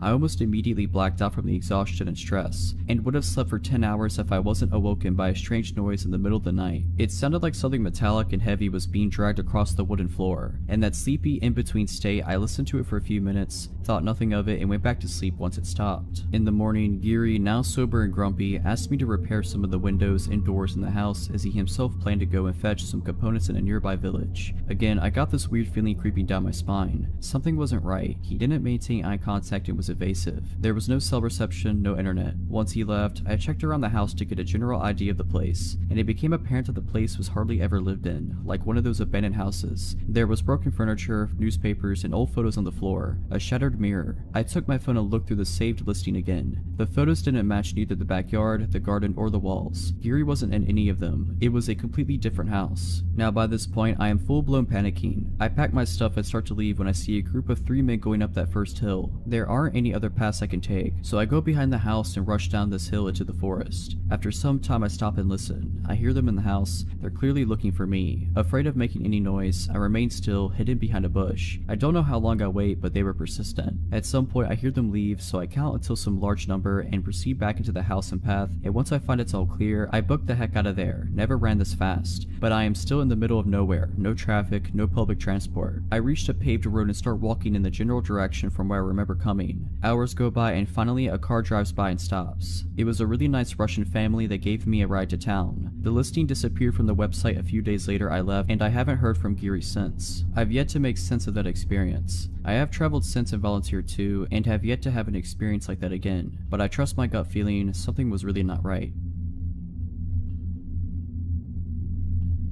More than a few years ago, I was working as a burlesque entertainer in a gentleman's club. It was idly sitting at the end of the bar one night when a couple came in. Not unusual. I had no contact with them and thought nothing of their being there until later. A few days after that night, the doorman handed me a piece of paper that had 2 names and phone numbers written on it, Laura and Richard. I was supposed to call one of them, so I called Laura, who told me they had been the couple who'd been at the bar the other night, and they noticed me and thought I'd be perfect for a part in a movie Richard was producing. Would I be up for a meeting? Of course I would, who wouldn't? I was told Richard would pick me up the next night at 7 and to wear something wild. 7 o'clock came the next evening and I was ready in a white lace dress with ostrich feather trim when Richard showed up outside my building, so I went down, introduced myself, and got in the car. We agreed to go to a local bar I knew well from the meeting, but first we had to go back to his place so he could pick up some contracts he'd forgotten, so off we went. He went in the house and came back out with a few manila envelopes and an open bottle of beer, a brand that I didn't drink. Plus, it's against the law to drink alcohol in a vehicle here, so I stuck the beer into the window well of his Jeep and we went to the bar. At the bar, he showed me what were supposedly scripts from this movie he was producing. In some contracts, it looked pretty legit. Richard was very nice and I was interested. I'd made some plans to go out later with my soon-to-be boyfriend, so I excused myself to go call him on the bar's payphone,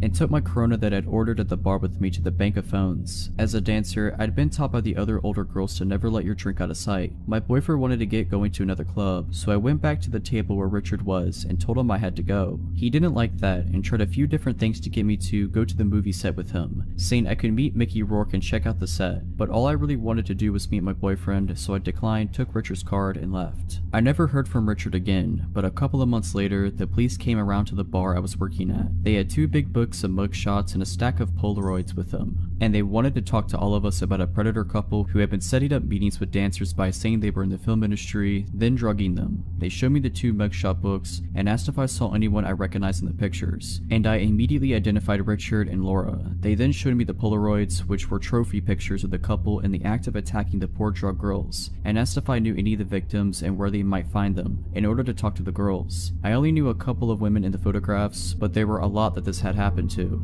Richard and Laura were prosecuted. He went to jail, but she didn't because she was from a wealthy family and she also turned witness on him. About 12 years after Richard was convicted, I saw in the newspaper that he was up for a possibility of parole, so I wrote a letter to the parole board telling this story and urging them not to let him back out, because he's a dangerous offender who should have to stay in prison for the entirety of his sentence. If I had drank that open beer he had handed me in his Jeep on the way to that meeting, I wouldn't have made it to the meeting and would probably have ended up in that stack of Polaroids. Girls and guys, always keep your eye on your drinks. Have fun, but be careful out there.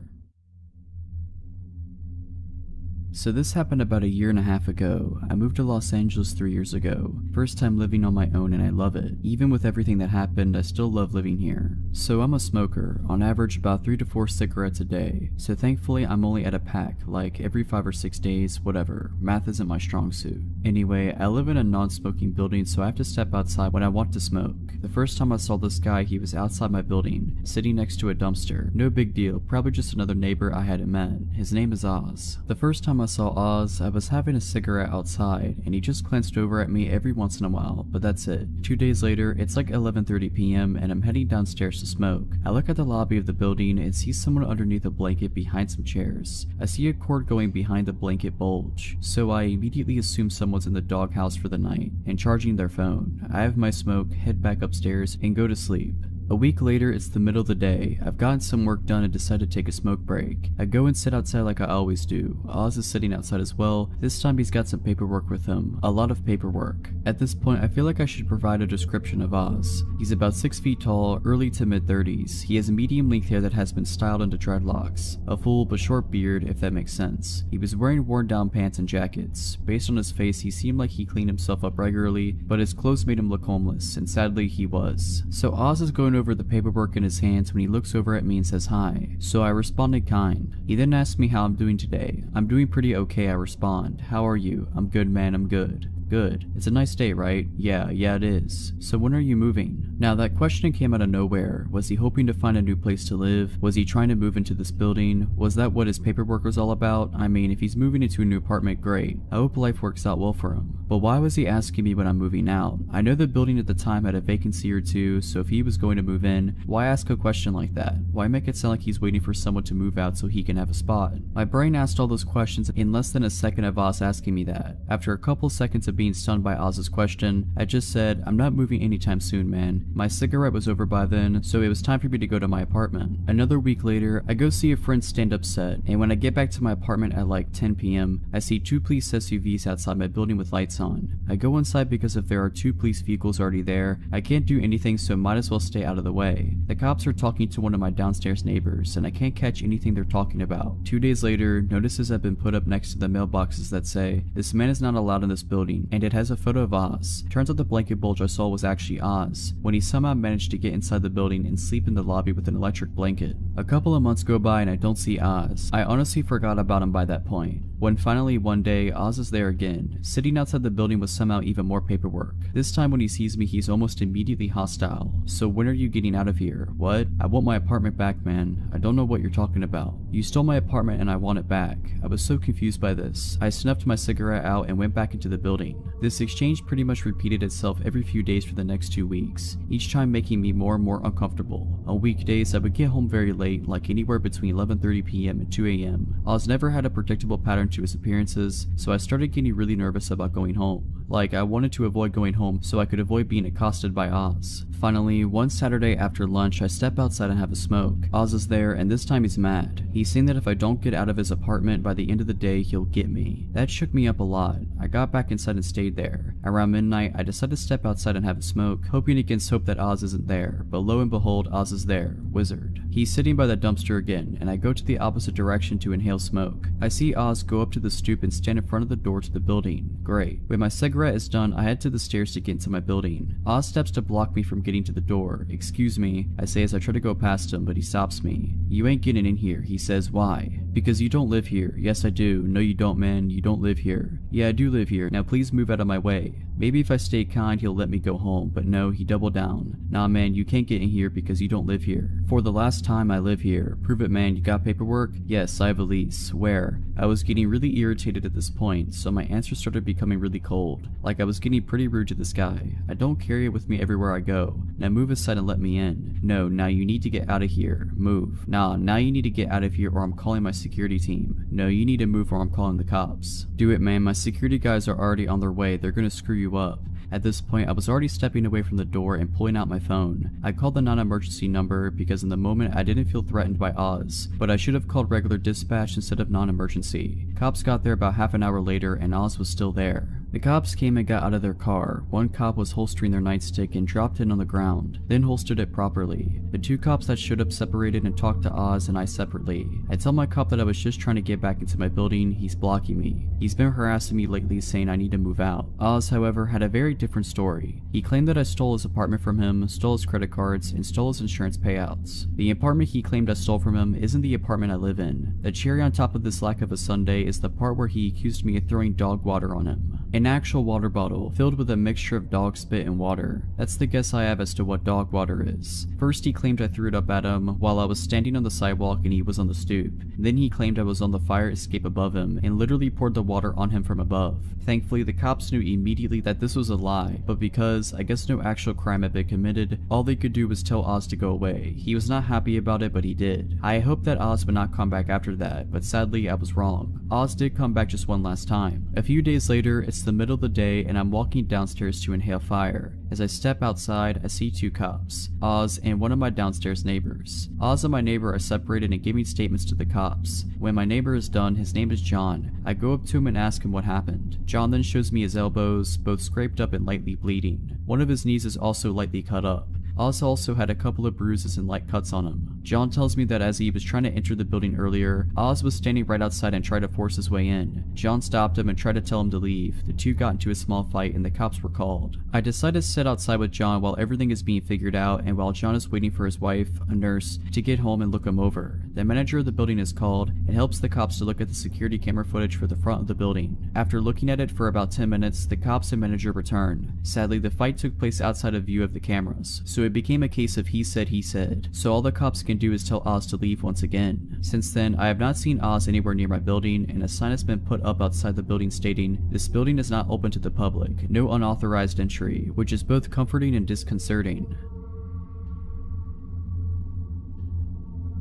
This event took place quite a few years ago, so unfortunately I don't remember everything that happened, but I remember nearly all of it. Anyways, this happened when I was around 4 to 5 years old and on Easter Sunday. My family always gathers at my grandmother's house to celebrate holidays, birthdays, etc. So as we do every holiday, my mother and I started our hour-long trip to her house. My mother prefers to live away from all the city commotion, which explains the long drive. We were probably around 20 minutes away from our destination when my mom noticed that we were a little low on gas, so we pulled into this old, almost rustic looking gas station with just a handful of customers inside. It was red and white with a few festive decorations outside and lots of Easter stickers on the two large glass windows that were on either side of the door. My mom, having taught me not to talk to strangers nor open the doors for anyone but her, trusted me enough to leave me in the car alone as she went inside briefly to pay for gas. She told me she would be right back before going into the gas station. It felt nice that day, so the windows in the car were down so we could feel the breeze while driving instead of the AC. While I was waiting on my mom, I remember adjusting the colorful paper clippings in my Easter basket next to me, then looking out of the backseat window. When I looked over, I saw a tall, older man, maybe around 30 or 40 years old, approaching my window.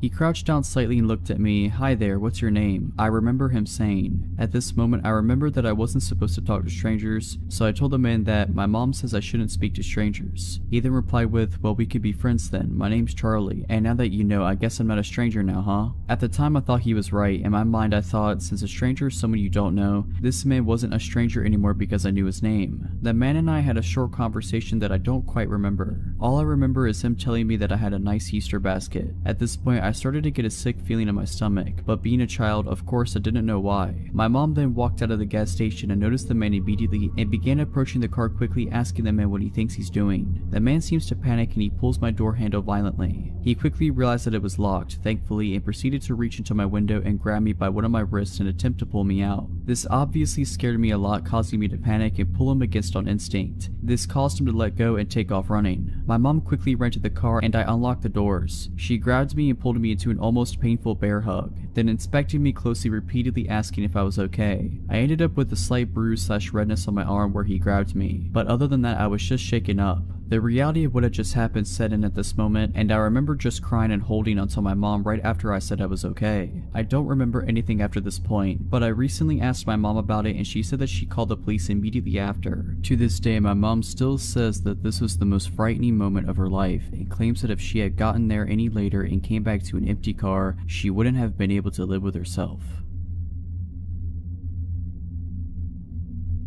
I'm a female and now 23. This happened around the time that I was 15 years old. Around this time it was my sophomore year in high school, so little backstory to help understand the story I'm about to tell. I was involved in my high school color guard. We are a part of band except we don't play instruments. We would spin colorful flags. We also use rifles and sabers in our performances. Around this time it was the fall and we were practicing our show, doing a lot of reruns to try and perfect it before our usual competitions. Normally practice would start at 4 and end almost at 9. Side note, I didn't live close to my high school like most people that went there. The drive would take at least 15 minutes max. Walking from my house to school would take an hour and taking the bus would take 45 minutes. My brother at this time worked late hours and my parents didn't get off of work until midnight, so my next best choice was the bus. The neighborhood wasn't the worst, but it also wasn't safe to be walking home at night. So on this night, I was saying goodbye to my friends and not wanting to bug them for a ride, I walked to my bus stop. I had my cell phone and started scrolling through Facebook. I would occasionally glance up and look at my surroundings. I noticed a car slowing down in front of my bus stop,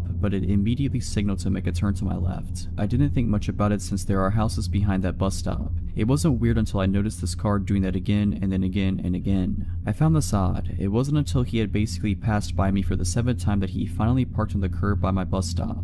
That's when I got a good look at him and then I took in his appearance. This happened a couple of years ago so my memory isn't great, but I do remember he was Hispanic and reminded me a bit of an uncle of a friend of mine. He spoke his first words to me that sent me panicking. To translate what he said to me in Spanish, it was basically him saying, "Hey, come over here, do you need a ride? Hop in, I'll take you." He kept saying that for a good 5 minutes and then suddenly drove off. I then let out a breath I didn't know I was holding in. I was trying to calm myself down and tell myself it was over, but I knew it wasn't and I was right. His car showed back up and the thing about my bus stop is that there is a house behind it, except before the house there is a good amount of space with just dirt. Cars can actually go in this space and I've seen it before. He parked behind my bus stop. At this moment I was already thinking about how to get out of the situation. I was frozen in place, not fight or flight but freezing. The worst thing to ever do. At this time this big guy was close by and was walking his pit bull on a leash. In my frozen state I knew this was my only chance if fought to get the words out. It was my only chance to save myself and I'm so glad I spoke out. "Excuse me, could you please stay with me? That man in the car right there won't leave me alone. I'm very scared. Please stand by my side." My words choked up and I was shaking at this point. The guy was kind-hearted and agreed. He stared down the man who at this point had his window up and began reversing. He drove off and the guy stayed with me till my bus came. At this time it was 9:59. I know that some of you might ask, why didn't you go back to your high school? Well, at this point no one was really there. Mostly everyone had been picked up.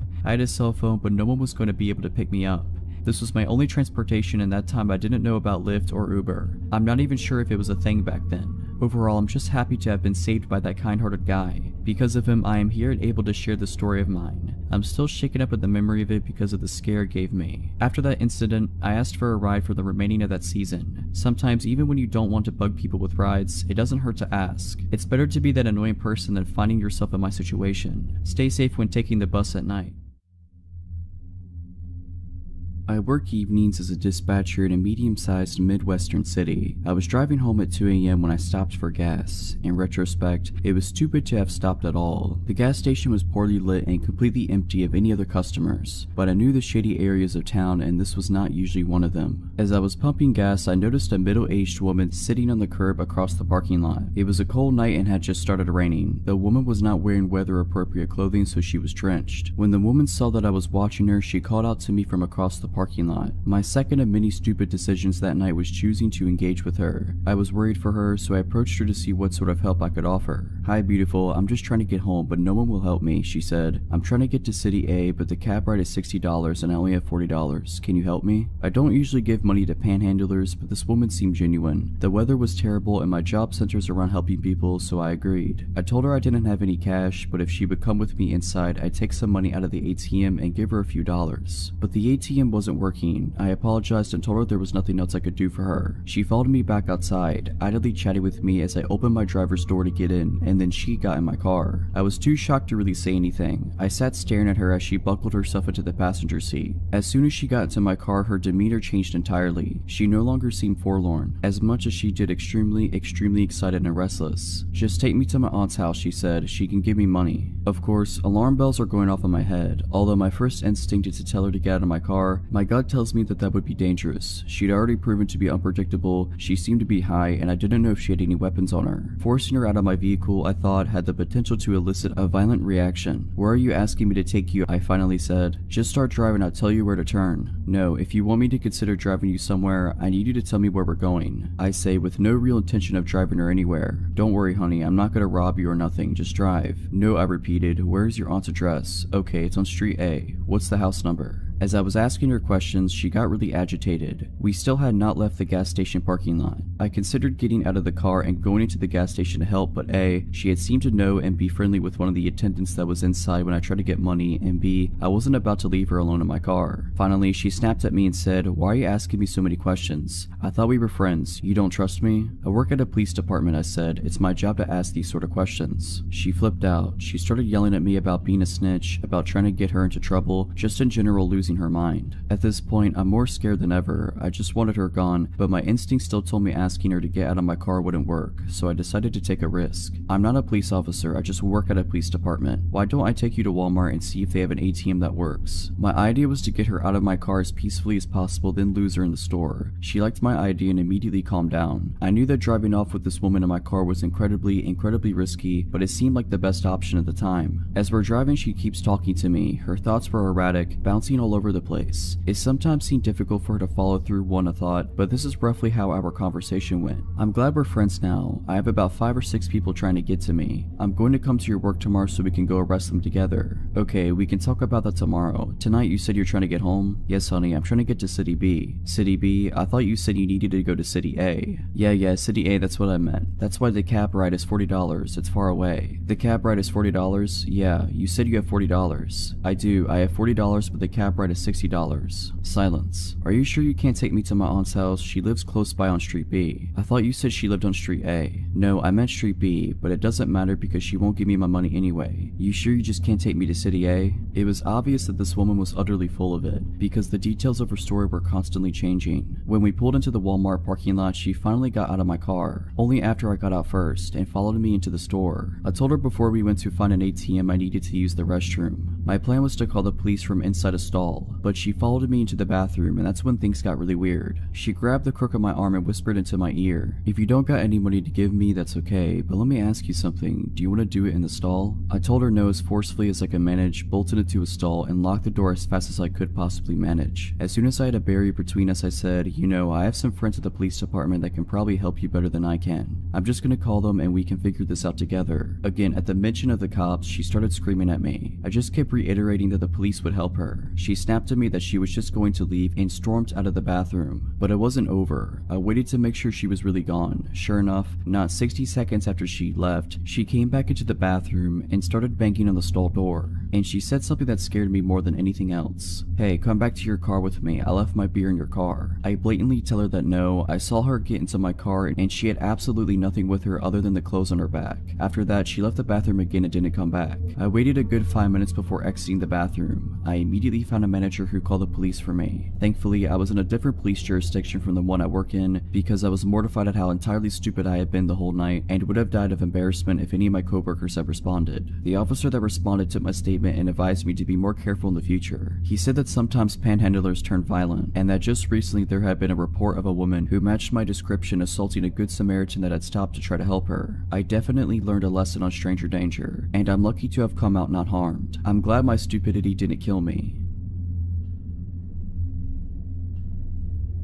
This happened a few years ago when I was around 20 or so. I was hanging out with my buddy Matt at my apartment, located in the downtown area of a medium-sized Midwestern city. We were drinking whiskey, watching comedies, playing tunes, etc. He mentions that he has a close friend, Emily, who used to live in my apartment building with her mother. She now lives across the street from me, and he thought it would be a swell idea if we met because apparently we are very similar and I was single at that point in my life. He rings her cell and tells her to come by my place. She arrived at my apartment and I instantly became fond of her. She was hilarious, very pretty, and a musician just like me. She was around 30 or 10 years older than me. My friend Matt was 35. I've always had friends that are much older for some reason. We played songs together and laughed hysterically for hours. Matt decided to go home, leaving us two alone. We chilled for a while longer, ended up making out, and I got all of her contact info before she told me she's going home and that we should meet up soon. Over the next few weeks, we developed a strong relationship, and we hang out almost daily. I would throw some pajamas on and walk across the street, and we'd get wasted and watch movies. It was awesome. After arriving home from my 10-day trip to New York City, things got really weird. The day I returned, she asked if she could come over, so I unpacked my stuff and then told her to stop by. She rings the buzzer, takes the elevator 7 floors up to my apartment, and lets herself in. I was talking nonstop about all the awesome things I did and people I met in New York City, and I could immediately tell she didn't want to hear any of it. She would change the subject every time I brought it up, and eventually she said, "Can you stop talking about New York? I really don't care." I was surprised to hear her speak like this. The Emily I had been getting to know was not like this. She was caring and passionate and an amazing person, so I thought. Fast forward to a few nights later. I had just gotten home from a working 12-hour shift and I collapsed in my bed, ready to pass out for the night. It's about 9 p.m. and I get a text from Emily that says, "Hey, what's up?" I don't feel much like replying at that moment. I am too exhausted and our last hangout was too weird for me to comprehend, so I am still trying to decide how to deal with that. I plug my phone into my charger, turn the lights off, and fall asleep.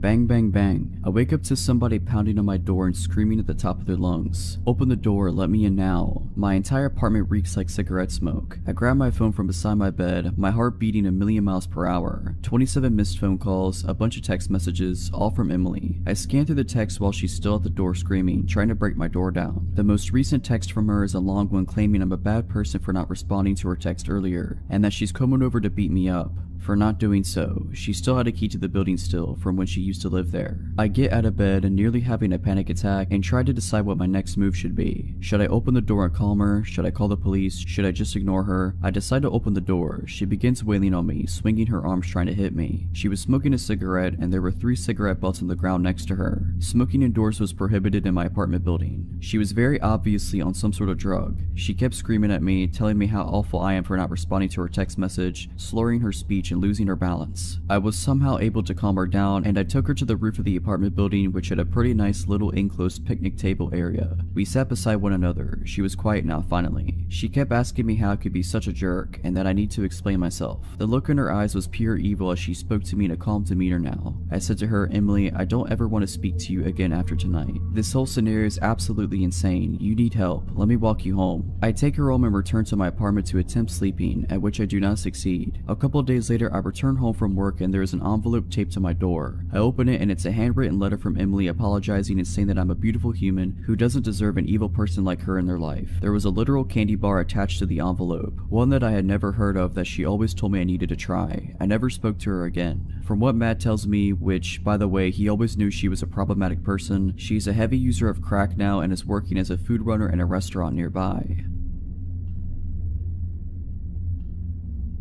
This happened on Saturday. My girlfriend, Tess, my puppy, Jack, and I are all getting ready for a road trip. We're planning on meeting some friends at their house and then starting the trip from there. On our way to their house around 11 a.m., a white car with all tinted windows cuts us off and brake checks us close enough that I had to slam the brakes and swerve to avoid an accident. In the immediate fury, I honked and flipped the driver off. I wish I hadn't done this. Immediately, the driver rolls down his window and waves his hand over. He slows down to go back to the other lane so that our cars are parallel to one another. The driver is gesturing wildly and yelling at us while we continue driving down the avenue. I proceed to make gestures to calm down and then try to ignore him and continue driving. He continues driving next to us. Eventually, I try speeding up and he revs in front of me and tries brake checking me again. At this point, I swerve to the other lane and he again slows down to match my vehicle's speed. He is still gesturing and screaming while I try to ignore him. Suddenly, he reaches in his lap and I notice he is holding a glass bottle. He throws it and it shatters at the side of my vehicle. Tess is hysterical at this point and the pup had hidden under the passenger seat. I go into adrenaline mode and try turning into different streets as the chase ensues. He is following close behind when he throws another glass bottle that shatters against my back window. I tell Tess to call the police as we speed down a 2-lane street and up a hill. She calls 911 as I come to a stop at the light at the top of the hill. The guy chasing us slows down to a stop behind us. Suddenly, he hops out of his vehicle and in my rearview mirror I see him reach back into his car and grab something and puts it into his shorts. He begins walking towards the side of my car as the car in front of me drives away. I noped out of there, slammed the gas and turned into the next avenue. Within a minute, he has caught back up to us as I am now on speaker with 911 explaining the situation and giving them the details of his car and appearance. Tess is crying as we speed down a busy avenue, weaving in between cars at 20 above the speed limit. I'm updating the 911 lady with where we are and she tells me to drive to the station. At the next red light he yells out audibly, "Do we have a problem? Don't flip me off." I'm trying to gesture that we do not have any problem. He's still trying to get me to get out of the car. The light is still red and he again hops out of his vehicle. I again floor it through the red and he continues chasing as I make way toward the police station. We're now accelerating and brake checking each other as he tries to drive off the road. I make gestures that he should continue following, hoping to get him to the station. About a block from the police, we get stuck in a busy intersection. There are many cars around as he again walks up to my car. This time I'm boxed in and Tess is panicking. I'm looking for any escape options to no avail. The drivers around us notice and many put their windows up and lock their doors. He comes right up to my window, slaps it with his palm and asks one more time, "Is there a problem?" I again say no. The 911 lady tells me to not engage over the phone speaker. He says good. He gets back into his car and then speeds away. 20 minutes into this horrible car chase experience, we end up meeting with the cops and they say that there was nothing they could do, even though I updated them with more details of his direction and where he was last. We calmed down and then we continued our road trip. So a 20-year-old female, lived in a shady apartment complex in an otherwise rich, suburban area for 3 years. This story is about a neighbor that I'll call Bob. A little backstory: me, 18 years old at the time, and my then 16-year-old sister used to babysit all the neighborhood kids. These kids considered us their friends, and it got to where they seemed to have a radar of when me and my sister went outside. They'd come out and talk to us, and we let them ride our skateboards and such in the parking lot. The kids were ages 8 to 13. So one day we were outside with them and we were joined by a stranger. He stood between us and our car, towering over us. He introduced himself and asked us to sign a petition he made up. We did, just being friendly. Then he asked us how old we were. I thought maybe he was a fellow teenager that looked older or that he was just awkward. So I told him I was 18, and the very next question was if I wanted to go out with him. In front of my mom and the other kid's mom, I awkwardly declined, but he continued talking about how he thought me and my sister were in middle school. Also, he was 28. Eventually, he wandered away to ask someone else to sign his petition. A few days later, he knocked at our door after asking neighbor for the address. He had a bag of what he said was chicken and wanted us to go eat it with him at the park.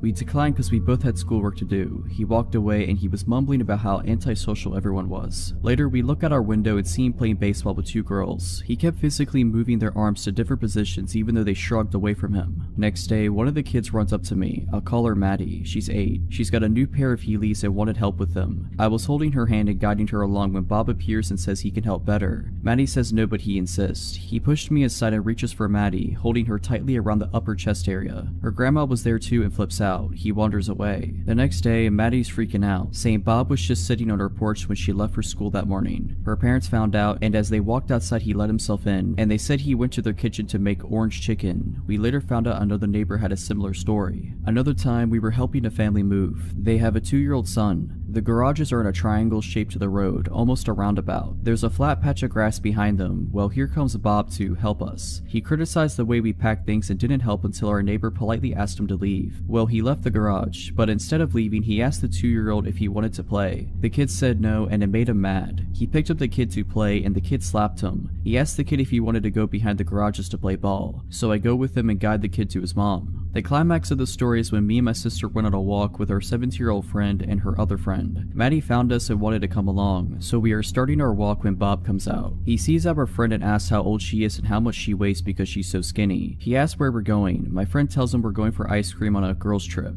We didn't ask her to say that. He's like, "Aw man," and stomps away. We continue our walk, but halfway through we have a weird feeling. I look behind us and Bob is running towards us. He yells at us for hiding from him while also telling Maddie how pretty she is. An older neighbor sees this and asks him what's going on. He tells the men we're being mean and he needs to go write a song about us. He leaves, but we see him sitting at the park. Well, he saw us and again comes running. We stop and he asks which one of us is over 18. Maddie's dad is here at this point and tells him we aren't interested in him. He explodes, telling the dad to screw himself and that he's so rude. Maddie is crying and the neighbor who saw us before came to check on us since he saw Bob running. Bob goes inside, muttering to himself. For weeks we don't see him. A single dad and his 5-year-old daughter move in and we are introducing ourselves to them. My mom kind of tips him off that there's someone in their building who is a little off, especially around Maddie. The dad says he's seen someone like that giving kids candy at the pool when the kids looked uncomfortable. Well, here comes Bob, as if on cue. He immediately tells the girl in front of her dad that she looks like a movie star and that she's so pretty. He asks to play with her, but the dad says no and they go inside. Turns out they're next door neighbors. We still didn't see him much, but other neighbors were telling us stories about him. There's a woman who's alone most of the day with her 2 kids under 5 who told us he watches her when she goes to and from her car. Also, Maddie's parent continued to see him watching her. Then one day we're again babysitting and here he comes. Only this time he's swinging nunchucks. Maddie screams and hides in our car. Bob strolls over with his nunchucks and starts talking to us all casual. Then his head cranes to look into the car and he says, "Where's Maddie?" We told him she wasn't here and he walked away. By then, most of the kids were afraid to go outside when they saw him. He had a habit of wandering around the complex. We could tell by his height and lanky gait. A few times we'd see Bob with his dad. Those times, neither of them glanced at us. Then one day he just stopped showing up. We'd see his dad and brother come in and out all the time, but never him. We only saw him again a year later, and it was only for one day near Christmas, and then he disappeared again. So I don't know what happened to him, but it was just one of our weird experiences with neighbors in the 3 years living there.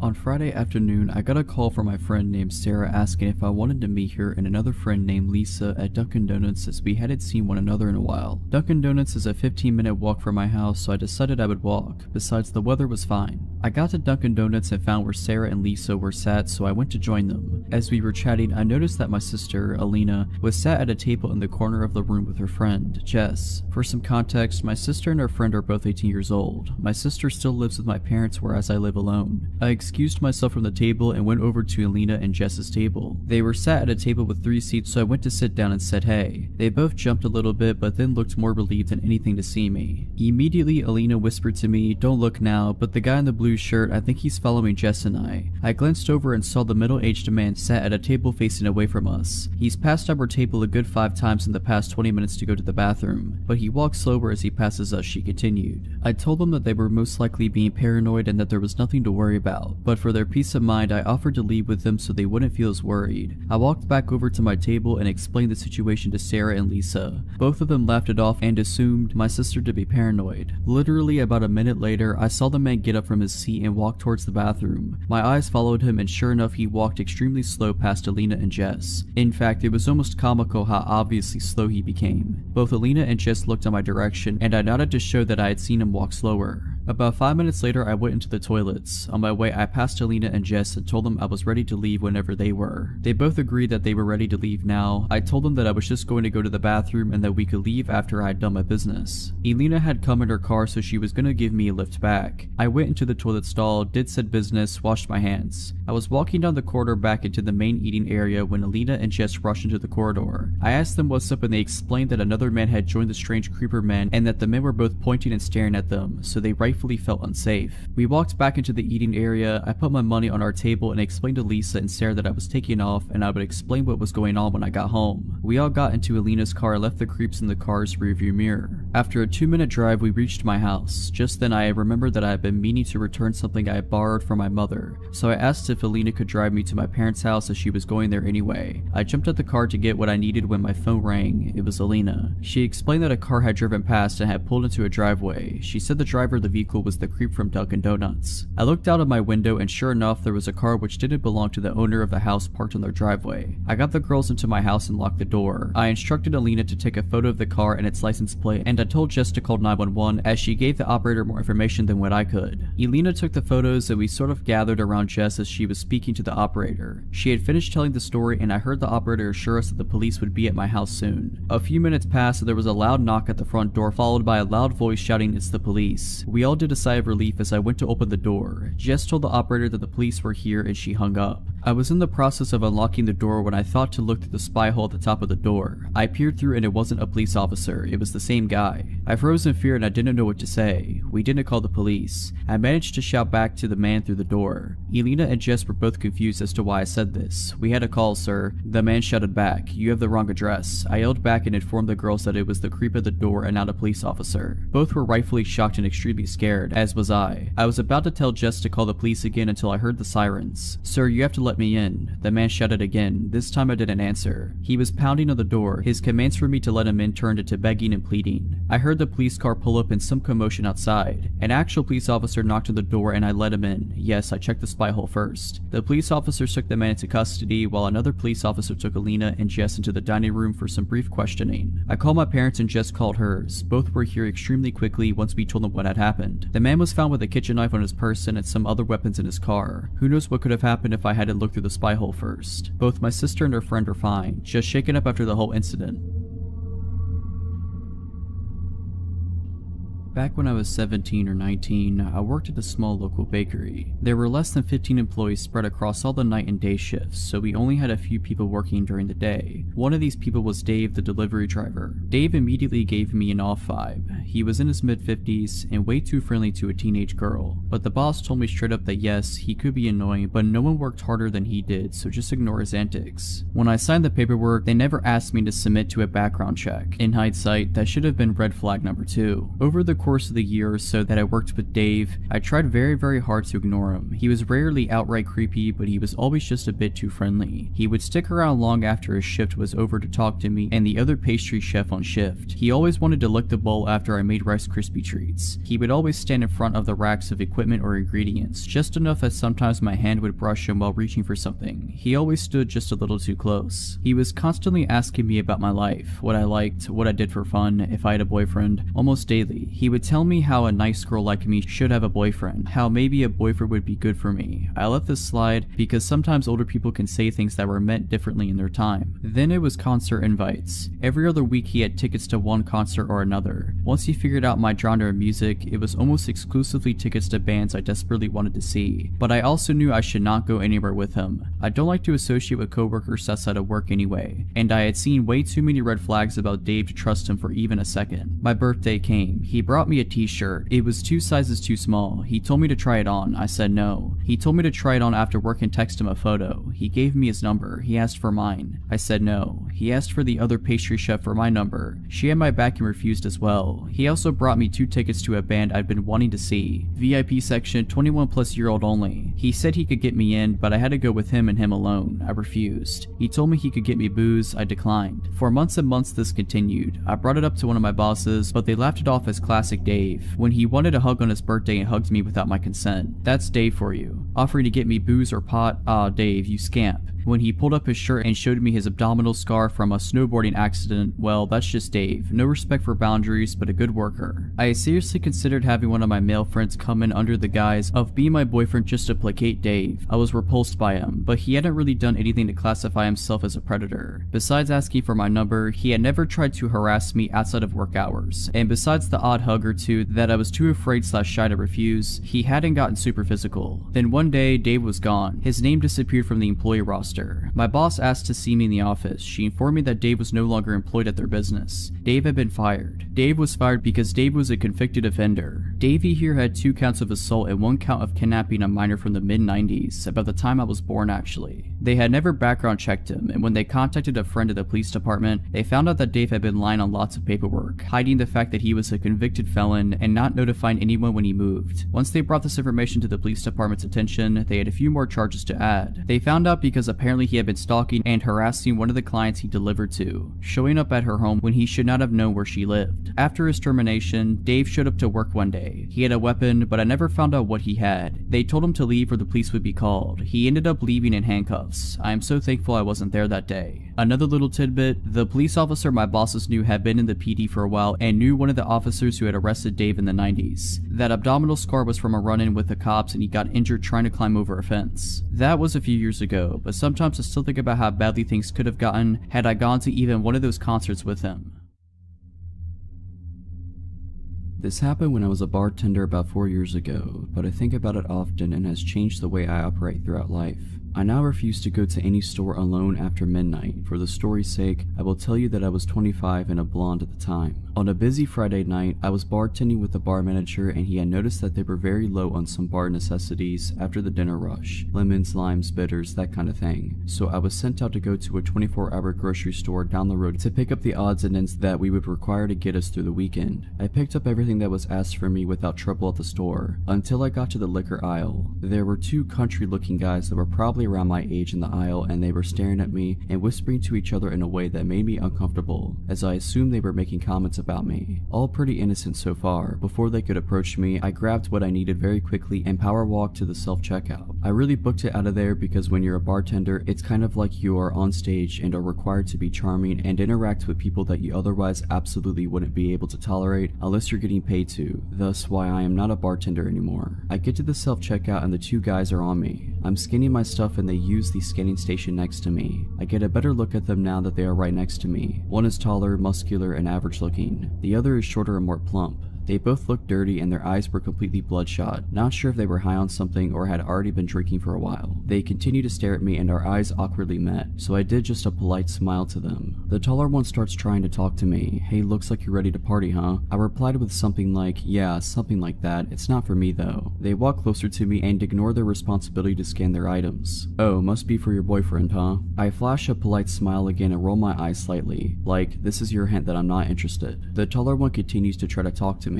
You could come hang out with us tonight. We could show you a real good time if you know what I mean. I reply with, no thanks, I'm good. I have plans already. Well, the tall one starts to get upset that his moves aren't working like he hoped and starts using a more threatening tone and moves very close to me, like 2 inches away, but I ignore him, staying focused on the scanner. I don't think he had showered in a few days by the smell of him. He gets a little louder and says, I see how it is. You probably only screw doctors and rich men like that. You think you're too good for us. We can show you that you aren't. We can teach you a lesson. Now, I'm not sure in what context he meant, but it definitely wasn't good. Still not looking at him, I turn away so my body is blocking his view of my purse, which I set on the scanner to grab my 4-inch pocket knife out and slide it up my jacket sleeve in case I need to protect myself, acting like I am searching for my wallet. I do this, however, in view of the self-scan worker standing at her podium and look at her with wide eyes trying to communicate that I do not feel safe and I might need help.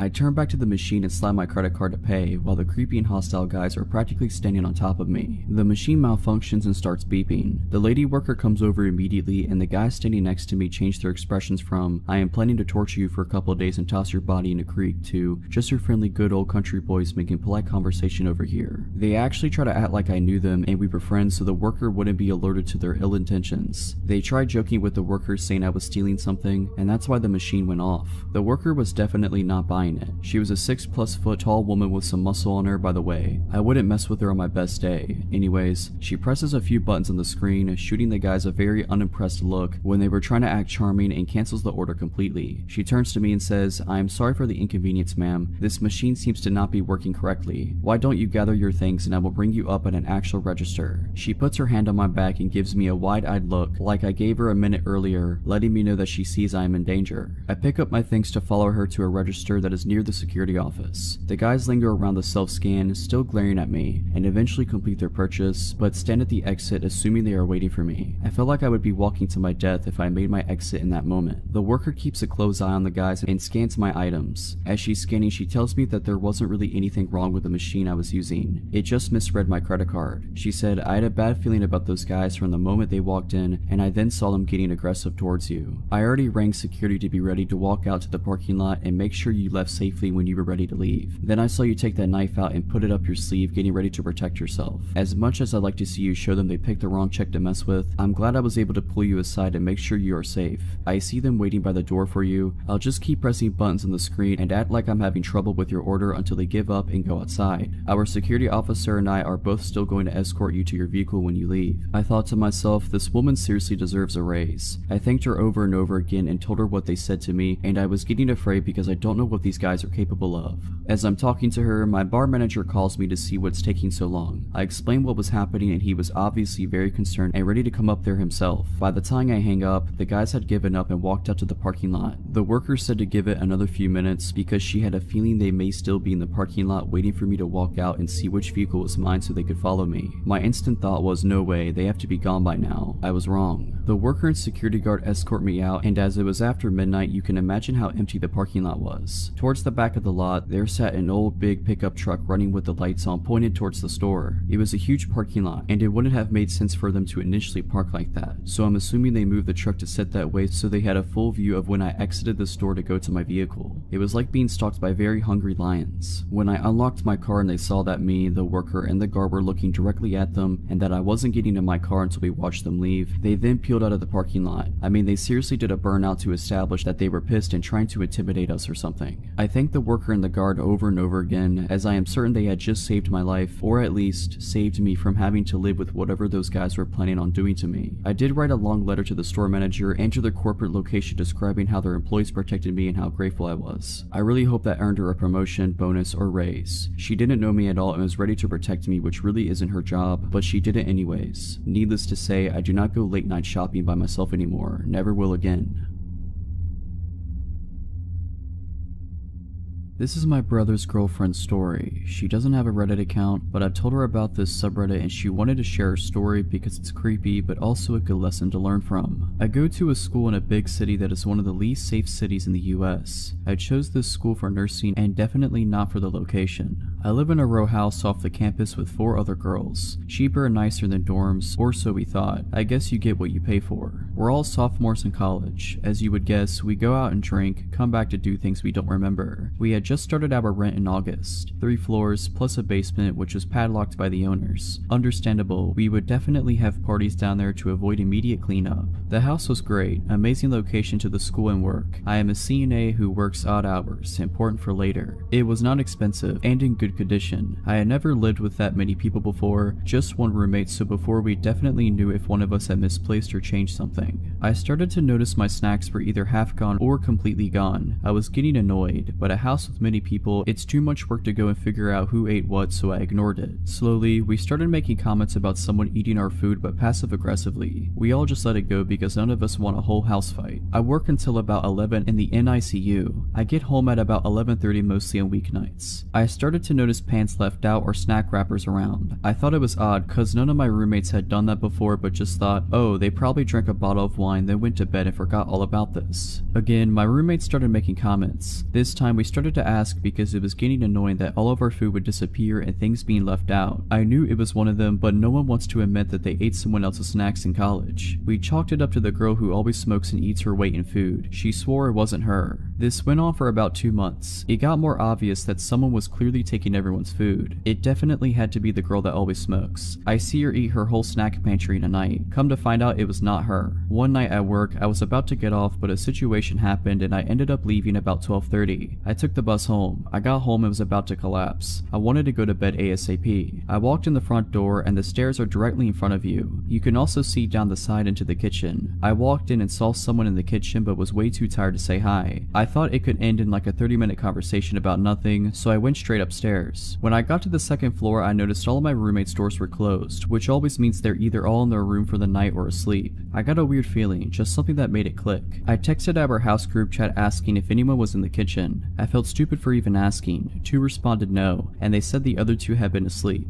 I knew it wasn't any of my roommates down there at that moment. I dialed 911 but didn't press call. I crept into my roommate's room across the hall. Thankfully, she didn't have her door locked. I whispered telling her I think someone is in the house. She gave me the widest eyes ever and almost looked like she was going to cry. She didn't suspect anything like I had, but for reference, there was a shooting in the house 2 doors down only weeks earlier by an intruder. She mouthed to make the call. The whole time we were dead silent. We didn't hear anything at all. I was starting to think I was seeing things after such a long day at work and was regretting that I dialed, thinking I'm going to look like an idiot when they show up and I was just exhausted and dreaming. We explained what's going on and they said that they will send someone ASAP. That actually does mean right away since it is a big and dangerous city. The police showed up and I didn't even want to go downstairs, but the operator confirmed it was them, so I did. The police come in and look around. I'm thinking, I look so dumb right now. They ask if there are any other floors. We tell them technically the basement, but it's padlocked, so not really. They check the basement just in case, and well, they were right. A man had been living in the padlocked basement. The lock was pulled off the hinge hinges and just kind of propped against the wall. We never looked at that though, we rarely went out back. The guy had taken a comforter out of the hall closet and had a mattress from somewhere in his clothes. He was the one moving and eating all of our stuff. He would come out in the middle of the night and do it. He started getting more comfortable. I'm not sure if he was drugged out and forgot to clean his tracks or if he didn't really care. Me and my roommates have pretty consistent schedules during the week, probably letting him think that any time after about 12 was good to come out. We never slept with our individual doors locked, and that's what freaks me out the most. He had access to any one of us at any moment, and we had no idea.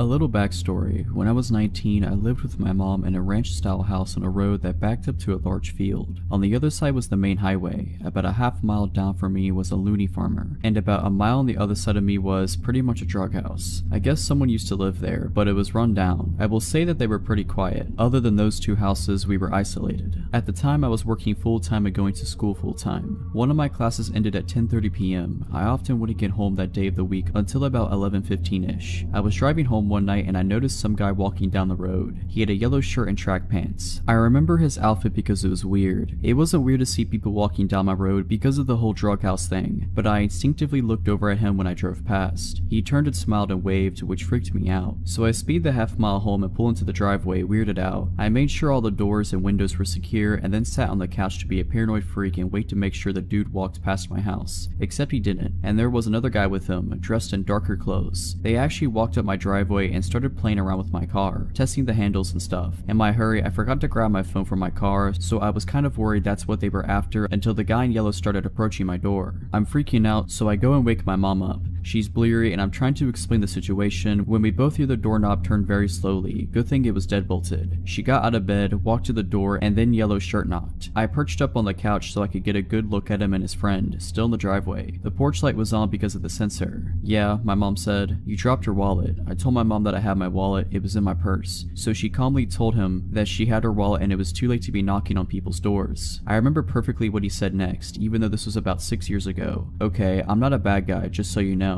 We were all pretty still. No one moved, not even the guy at the door. Not even when the porch light went off. Then he tried the handle again. My mom told me to call the cops so she could get the gun, and I told her I didn't have my phone. So she walked to the kitchen to grab hers from the charger. She handed me the phone and walked to the bathroom. I stared out of the window into the backyard. Then she went to her room to grab her Ruger. I was talking to the cops and explaining the situation, all while watching the two guys, explaining that they were two suspicious guys at our door when my mom came back out and said, "One in our backyard too," which explained why she had looked out the bathroom window. She glimpsed him from the kitchen and went to get a more discreet look. My mom walked back over to the door with her gun and loudly said, "If he tries the handle again, I'm just going to open the door and shoot him." I don't know why she said that instead of waiting for the cops to arrive, but the guys took off down the road. I told her and she rushed to the bathroom, where the guy apparently in the backyard saw his friends running down the road and sprinted off too. They were going in the direction of the drug house. The cops searched our house and our yard and went to the drug house, where they found 5 dudes hanging around. One was the yellow shirt guy and I'm assuming his friends were with him. They did get arrested and nothing weird like that ever happened again, but I was on edge for a while. I still make sure the doors are locked at all times every day, even though I live in a much nicer area now. This was back in 2015 or 2016. I'm a career tow truck driver. At this point, I've been towing cars for most of my adult life, and will likely do so until I either retire or die, whichever comes first. At the time, I was working for a pretty small towing company with only 2 employees, and we rotated who was on call each weekend. It was my weekend on call and it was summer, so with people being out and about late and whatnot, I was pretty busy, cleaning up accidents, towing broken down cars both in the city and off the highway. I was fine with it, as I was paid commission at the time, so the more calls I did, the more money I made. So it's Saturday night, now Sunday morning, and it's around 2:33 in the morning, and like I said, I've been busy. I'm tired, a little grumpy, and kinda wanna go home when my phone rings. It's an insurance company calling asking if we can do a tow for one of their customers who is broken down on the side of the highway. The breakdown location they gave me is about 15 miles out of town, which I normally wouldn't do, but the tow destination happens to be a dealership that's just a couple of minutes from my apartment. I contemplate rejecting the call, but because I'm paid commission, I figure screw it. I could run up and grab this car, drop it off around the corner from my place, then hopefully I can head home and get a couple of hours of shut-eye. So I take the call and hop on the highway. The insurance company provided me with the customer's first name, which we'll say was Kara, and gave me a phone number for her. Usually I try to make contact with people who are on the side of the highway to let them know I'm on my way and give them an ETA. I try calling her a couple of times, but she doesn't answer, not unusual. After a short while, I see hazard lights up the way on the shoulder, so I turn on my strobes and start slowing down. As I approach, I notice that not only is there the late model car that I'm looking for, but there's another car on scene as well that doesn't have its hazards on, but it's parked in front of the car I'm meant to tow. This is annoying but not uncommon, as I need to be able to get in front of the disabled car in order to load it, and sometimes people don't realize that. But because the other car is there, I instead pull up behind both cars. You do this so that as the tow driver, you're the one that has to make the weird maneuver of pulling off the shoulder and back onto the shoulder, and that the other car just has to drive straight forward on the shoulder. Otherwise, if I pulled up in front, then the other car would have to go around me, and it's unprofessional and unsafe to make them do that. Standing in the trunk of the late model car, which is now directly in front of me, are a man and a woman. The woman is probably in her early 20s and dressed to the nines for a night out. She's about 5'1" or 5'2". She's wearing tight leather-ish or something pants, a halter top, long black hair. The man is probably around 5'10" and skinny, maybe 150 to 160 pounds, wearing a dark hoodie and dirty jeans. They're standing very close and facing each other. She has her arms crossed and he's leaning down talking to her. I step out of my truck and approach them both, introduce myself. They separate a few feet and I look to the woman and say, "Are you Kara?" She nods. I say I'm here for her insurance company and I ask what's going on with the car. Immediately, the man pipes up and says, "Yeah, it's just having some fuel issues. It's an easy fix. Can you just drop it off at this commuter parking lot? I'm gonna fix it for her there." I'm rather annoyed at this because the commuter lot in question is further up the highway and I'm already 15 miles out of town. Like I said before, I only took this call because it was supposed to be coming back toward my apartment and I really wanted to go home. Not only that, but in order to change the original tow destination, I would have to call the insurance company back, wait on hold for who knows how long for a representative, and then let them know the change and try to get them to pay me extra for the deadhead miles back home after unloading, and I really didn't want to do any of this. And thirdly, this is a late model car. I'm no mechanic, but it's new enough that whatever's wrong with it is likely covered under warranty, so the dealership is really the best place for it to go anyways. I explain all of this to the guy, but he's really not having it. He gets stern with me, saying something like, "Look man, you just need to take the car where I tell you to take it." We go back and forth on this for maybe 60 seconds and he's just getting madder. Well, you know what man, you're not the name insured, Kara is. The easy way to settle this is to ask what she wants me to do with the car, and whatever she says is what I'll do. Fingers crossed she'll want to take it to the dealership so I can get home sooner. I turn to look at Kara to ask her that question and I don't see her right away. She's no longer standing where she just was a minute ago, which was slightly off to my right. I continue to not see her until I've turned almost all the way around, because she's standing directly behind me, and by directly I mean within an inch of my back, arms still crossed. I look down at her and she locks eyes with me. Her eyes are as wide as plates, almost owl-like, and immediately it feels like she's staring into my soul. She didn't say a word and she didn't have to. I took a step back and did what felt like a double take. I looked at him, then at her, then at him again, and then back at her, and it slowly started to dawn on me that maybe something isn't right. I asked her, "Do you know this guy?" And she ever so slightly shook her head no. Without a word, the guy starts to move for Kara, and I move to stay in between them. He tries to push me out of his way by shoving me in the chest, but because I believe he underestimated my weight, only pushed me hard enough to make me take a single step back. Immediately, I took that step forward towards him and body check him hard as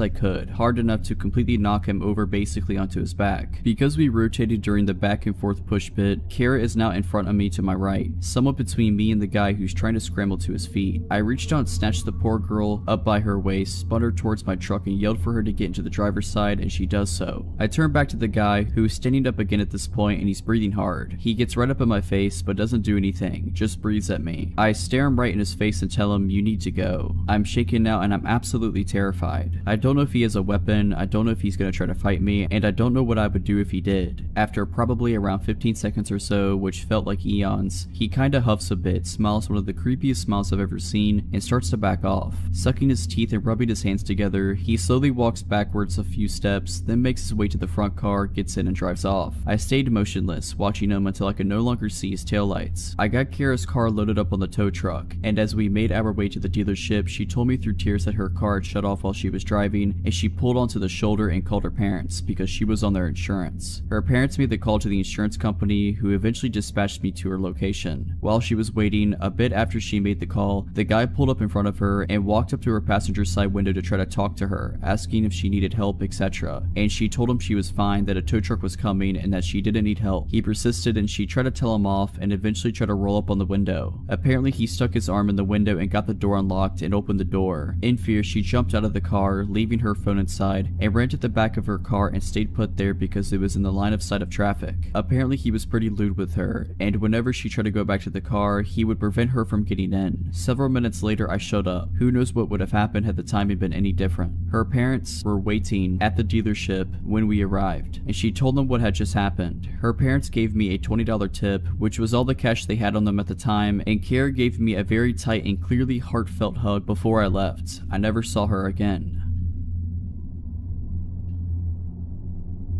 To set the tone, I always hated the town I lived in. I moved there alone when I was 18 for college and quickly regretted it. It was a decent sized town but full of not decent people. Nearly every gas station was robbed frequently, there were shootings in broad daylight, robberies, you name it. Well, for the first 3 years I lived with roommates on a side of town that wasn't awful, but it was sketchy. So when I was making decent enough money, I moved out on my own. The house was tiny, maybe 500 square feet if that, super old and poorly built. It was just me living there, so I didn't mind how small it was, but what originally sold me was that it was in the middle of nowhere. It was surrounded by a bunch of fields and some wooded areas with only a few houses nearby. Considering I hated being in the town due to the continuous paranoia of getting mugged or shot, I loved the idea of living out there, so at the beginning of July I moved in. Everything seemed super swell minus not being able to get good internet. A month goes by and everything is still swell to me, and I decided to get a dog to keep me company. He also loved the place and spent long amounts of time lounging about the yard and trying to convince the nearest neighbor to walk over and pet him. Important later. Roughly 2 months into living there, I started to notice things at a place. Something to note is that an old roommate of mine was using my spare room as a storage place until he got moved himself, so he had a key but was never there. He kind of just popped in every other week to grab something and usually let me know beforehand. But I'd come home to my kitchen chair being pulled away from my table or a bowl in the sink, things like that. There were such small things I wrote off as my roommate swinging by or just stuff I was forgetting. But then my dog developed this crazy bad separation anxiety. Up until now he didn't even care when I left. He just lay on the couch and chew his toys. He never barked, never did anything weird. However, all of a sudden he began acting really awful every time I tried to leave. He'd literally cram his body through the door as I was closing it, screaming and barking, and wouldn't stop until I came back in the house. He didn't want me to leave him there alone, at all. I couldn't afford a kennel for him yet, so I decided one day that I'd put a movie in while I was out, thinking maybe the sound of people talking might keep him calmed down. I only had to finish one task up at work and knew I'd be home early, so I put in a copy of Hamlet. I know, boring, but I chose it because the copy I have is 5 hours long. I knew it would be playing when I came back. Flash forward 3 hours, long before Hamlet should have been over, but when I walked in the door, not only was the movie not playing, but the TV and the Xbox were completely off. I immediately called my roommate and asked if he had been over, and he wasn't even in town. I explained the TV situation to him and he shrugged it off as the TV powering off when it idles for a while. Even though this is true, there are several reasons I know this isn't the case. 1, it wasn't idling. A 5-hour movie was supposed to be playing. 2, even if it had shut off, my Xbox wouldn't have. I have left it on by accident for weeks. I was gone out of town or whatever, and it was still on when I came home. Always. But it was completely powered down this time. The weird thing is none of my stuff was missing and the door was locked when I entered. I eventually convinced myself that it was something weird with the Xbox or whatever and shrugged it off. That is until my dog started acting even weirder. Remember earlier I mentioned he used to play with a neighbor? Well, all of a sudden, if she even walked by the house while he was out, he'd start yelping and running at me away from her. This was incredibly weird to me and made me incredibly cautious of her. I put some cheap alarms on my doors, the kind that go off when the door is opened, and slept with my pistol handy. The second night the alarms were on my doors, I was woken up by the one on the back door going off. I flew out of my bed with my pistol, trying to convince myself that I was about to shoot some intruder, but once I got to the door it was shut and there was nobody there. The alarm had been knocked all the way across the room. The door would have had to open for it to be chucked like that. It couldn't have fallen off and landed there. Something else weird, the door was locked, but not the way I had locked it. I always locked the knob and the deadbolt, but upon checking my lock after this, only the doorknob was locked. The police wouldn't do much as I had no witnesses, no lead, and they didn't have much to go on. Needless to say, I changed the locks. I didn't have any noticeable problems inside after that, but later found out that the close neighbor that my dog hated had previously lived in the house I was renting, and the locks had never been changed. I have no way to prove my theory, but it's pretty obvious she had a key and was coming and going as she pleased. Why though, I can't figure out. Nothing of mine ever went went missing. The most unsettling part for me though is that she had tried to come in at night until the alarm scared her off. How many times has she been in my house at night while I was asleep, and why? Not sure. Luckily though, I don't live there anymore and never plan to move back there.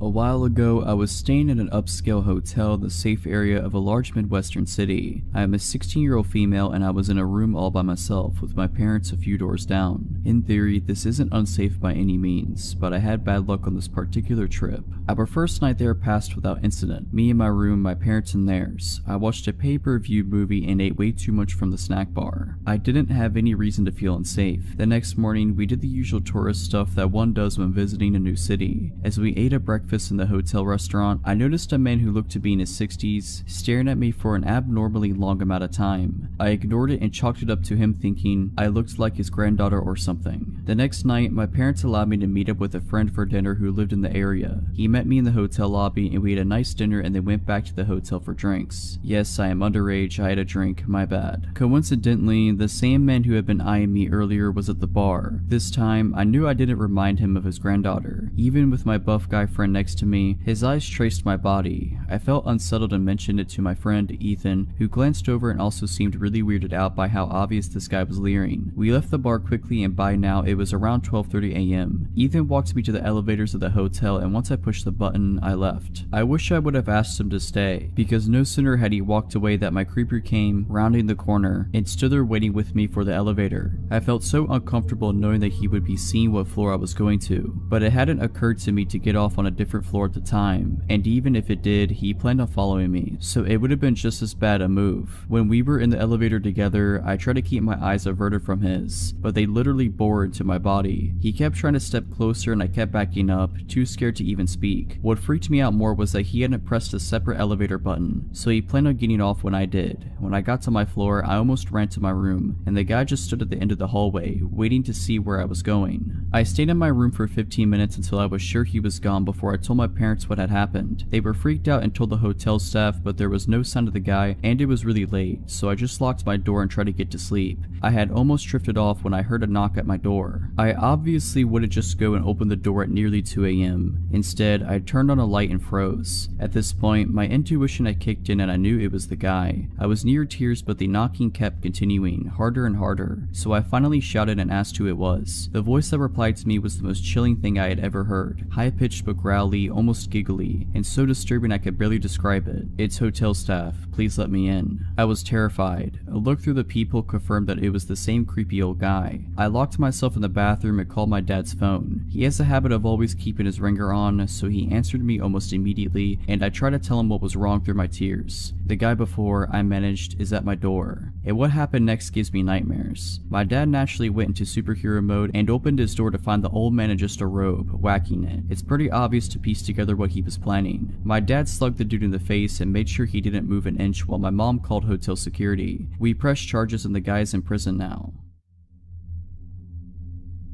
Some backstory before I begin. These events started when I was in 2nd or 3rd grade, 2002 to 2003-ish, and ended during the fall of 2015. I'm a 21-year-old female living in Canada. The RCMP are involved in this story, which stands for Royal Canadian Mounted Police. When I was in elementary school, I was friends with a girl named Jessica. We had a group of 5 or 6 girls that we always played with. Jessica's parents were divorced, and I often went over to her dad's house after school because they had a trampoline and a slide. Her dad was a totally normal dude. His name was Richard and he held a job as a pilot, which is definitely a job that requires mental stability. Jessica came over to my house as well, and her dad would always come pick her up after the play date, so he was familiar with where I lived. And I think 2nd or 3rd grade, Jessica moved away to live with her mom. I didn't fully understand what was going on as a child, and I still don't know what happened, but something had gone wrong with her father. We didn't hear much from Jessica, but around her birthday the following year, Richard invited our group of girls over for a surprise birthday party. We arrived at the party and we were waiting for Jessica so we could surprise her, but Jessica never showed up. We were just hanging out with her dad for a while. As a child, this didn't seem as weird as it does to me now. When our parents picked us up, we obviously told them what happened, and we didn't hang out with Jessica or Richard again. After that, some of the girls started receiving presents from Richard at their homes. I never received them, but my mother told me about it years later. The presents usually consisted of cheap jewelry and notes. I have no idea what the notes said, but I'm not sure if I want to. After this, Richard goes away. My mom later told me he was in a mental institution. Years go by, I completely forget about the whole situation. Then, in the winter of 2013, I was out of town for a cheer competition. I was scrolling through Facebook one night when all of a sudden a new group chat popped up with 5 girls from my elementary school. I had not kept in touch with any of them, so this was weird. The chat was about how they had received messages from Richard on Facebook. I checked the other folder of my Facebook messages, and sure enough, I had some too. I had a variety of messages that did not make a lot of sense, including some strange poems. Many of the messages were descriptions of dreams he had about me, though some of them were nonsense. Others were understandable enough to come across as violently threatening. I don't feel comfortable sharing some of the more explicit messages, but here are a couple of the shorter and less scary messages. Hi little girl from not long ago, pristine of pristineness, I want you, I want you, I want you. We're gonna have planets to go to someday provided you don't melt them first. I'm so proud of you, stay happy, and I haven't found a way to keep you all off my mind. I clicked on Richard's Facebook profile and his whole profile was dedicated to his 5 girls. He didn't have any friends added, so clearly nobody had seen it. Unfortunately, we didn't have very good security settings on Facebook. He had saved dozens of photos of us and then reposted them with nonsensical and inappropriate captions. The captions ranged from essays about his love for us to a one-sentence caption that simply said, "She is so ugly." Here are some of the shorter photo captions. Emily, hopefully and not too soon I'm gonna find out your address and I'm gonna show up as a man that knocks on your front doorstep and bite your bottom lip off before you can say a word. Kiara, because of my initial euphoria turns into sucking depression when I realize that there is nothing I can do about anything beside you because you're inside me and I can't get you out of my mind. I love you so much. Melissa, can I paint your picture? I want to lift you around to see how heavy you are and we'll go for a drive on Hollywood Drive with the windows rolled down so we can get a crystal clear view. We were all freshly 18 at the time and didn't know what to do, so our moms contacted the RCMP. They told us not to block Richard on Facebook, but not to reply as the messages could be used as evidence. He continued to send us messages every single day, and we shared the screenshots with each other in the group chat and sent them off to the RCMP. He had several different Facebook accounts that were all variations of his name, along with one randomly named Esteban. One of the girls got in touch with Jessica to find out if she still had contact with her father. She only saw him on supervised visits every once in a while. She was very embarrassed and apologized a lot. She was a super sweet girl and obviously none of us were upset at her in any way. Eventually, Richard was charged with 5 counts of criminal harassment. He pled guilty and went to jail for around 5 months. When he got out, there was still a no contact order in place, meaning that he could not contact any of us girls or come within a certain radius of our homes. He was not allowed to use the internet either. I'm not sure how all of this works, but this is what the constable handling the case told me. However, not surprisingly, he started contacting us on Facebook again. He went back to jail for breaching his probation. It was the summer of 2015 and he got out again. I started receiving more messages. I immediately wrote on the group chat to see if the other girls had gotten anything. They hadn't. It was just me. I immediately contacted the police. It seems they had forgotten to include my name on the no contact order. He knew not to contact the other girls, but thought it was still safe for him to contact me. This time things got worse. I had just started working at a new job, and being the idiot that I am, I had my workplace public on my Facebook profile. One day I came into work and there was a package waiting for me. I was obviously confused because I would never order something to be delivered to my work. I opened it up with my managers and there was weed inside along with a disc with encryption software on it. He had mailed me weed to my work. I knew immediately that this was him, and awkwardly explained the situation to my managers who thought it was hilarious. The security in my office tower was alerted and given a photo of him. They began walking me to my bus stop after my shifts. It was scary knowing that he knew where I worked. At this point, I hadn't seen Richard in years, but it was clear that he was mentally unwell. I had absolutely no idea what he was capable of or what his motives were. The RCMP did not seem to take this case very seriously, and they moved very slowly, passing the case around to various officers. Meanwhile, I was terrified. I could hardly walk down my street at night without freaking out. Every time somebody knocked on my door while I was home alone, I would drop whatever I was doing and hide under the kitchen counters. I had not moved since I was a child, so it was very possible that he remembered where I lived. The packages kept coming. I received more weed in several different forms, including cookies, what appeared to be cocaine, and a key to his apartment along with some miscellaneous items. I opened all the packages at the police station. One of the packages included a USB stick with a bunch of audio recordings on them, but I decided it was better for me not to listen to them. The return of the packages was to a random PO box in another city that did not belong to Richard, and no fingerprints were found on the packages. During all of this, the Facebook messages messages remained constant. Luckily, in one of the messages he informed me that he had sent me drugs and the key along with his home address. This confirmed that the packages were from him. He was charged again. I received a subpoena in the mail to appear as a witness in court. However, he once again pled guilty and I never got to go to court. I was actually a bit disappointed, as I thought seeing him in person would provide me with some sort of closure. He is still locked up somewhere as I am writing this, but I still get scared walking at night or when somebody knocks on the door. The police provided me zero information on where he was being held or when he would be released. I feel like I am just waiting for the day that he will contact me again. I just hope that he never does.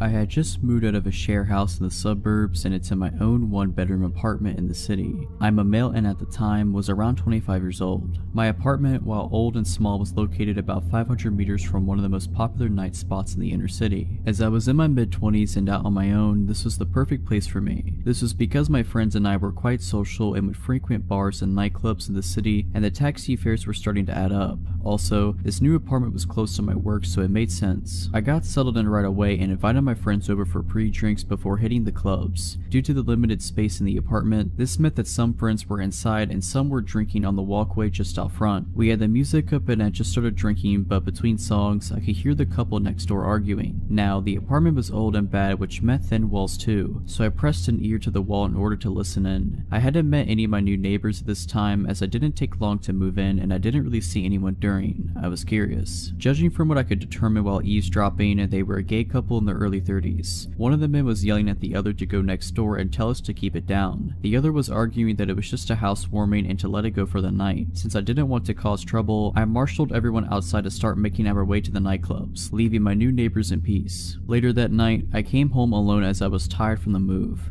I decided to let my friends carry on partying without me. I arrived at my door and proceeded to fumble around for my keys when I looked up to see a man standing in the walkway in front of the next apartment smoking a cigarette. He was tall and thin with brown oily hair. I noticed that he also had a cut lip and a faded but still visible black eye. I said, "Sorry about the noise earlier," correctly assuming he was my neighbor. He replied, "Nah, you're alright man, I'm Chris by the way." I shook his hand. I noticed his knuckles were red and a little bit scratched up, so I knew something was off.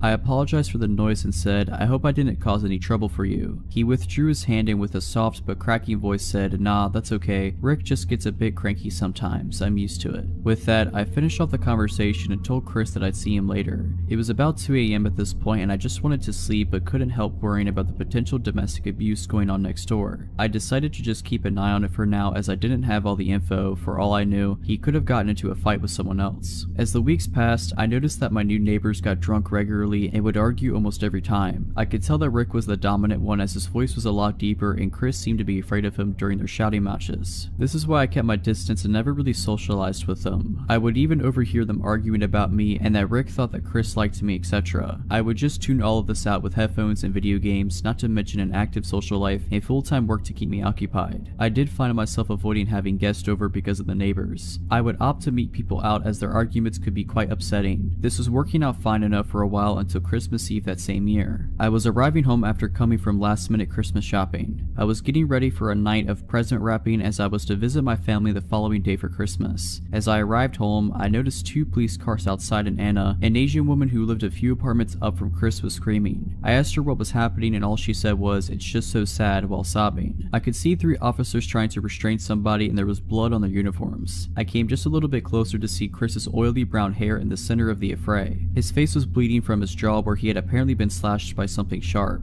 They got him to his feet and I could see that his cheek had been cut so deep that the skin was flapping open as he struggled and resisted with the police. I recoiled in shock and went to comfort Anna, who was crying uncontrollably at this point. Suddenly, Rick's voice boomed out from nowhere. "You see what you've done, you loser." This frightened me and my instinct was to get myself and Anna to safety. Even though the cops were here, they had their hands full with Chris and I certainly didn't want to get involved in such an ugly fight where knives were involved. Anna refused to come with me and said that she would be fine. I looked around to see where Rick was as he kept yelling at Chris the whole time. The 3 cops struggled to restrain him. I could hear Chris whimpering apologetically in between. I couldn't see where Rick was, so I decided just to go to my apartment and lock the door. As I turned to go, I froze in horror as Rick's voice boomed, "Where are you going?" A deep chill went down my spine as my brain struggled to reconcile the fact that these words were coming out of Chris's mouth. I felt panic grip me as I realized that all this time Rick and Chris were the same person. All the fighting, laughing, drinking, and carry on that I couldn't help overhearing over the last couple of months had come from one solitary person, a lonely guy in his small one-bedroom apartment. For some reason that made me feel sick. I learned later from Anna that this wasn't the first time the police had to come take Chris away. Anna explained that he spends a couple of months at the local psychiatric hospital each time. His father owns the apartment, so it's here waiting for him when he gets out. I moved out a few months later, and while it is a sad situation for Chris, I really do feel him. Today was like any other, just another ordinary day, working by myself in the store, checking out customers, stocking shelves and my moments away from the register. A normal day. At some point while on register, I greeted a man with a large dark beard, bald, and wearing glasses as he came through the door. He immediately smiled and got that surprised look on his face after seeing me as if he had just found his next victim. Eventually, after about an hour or two of being on register, I'd pretty much cleaned the store out of my customers and moved on to stocking candy. The man before with the beard approaches me with a smile and holds up a large white trash can.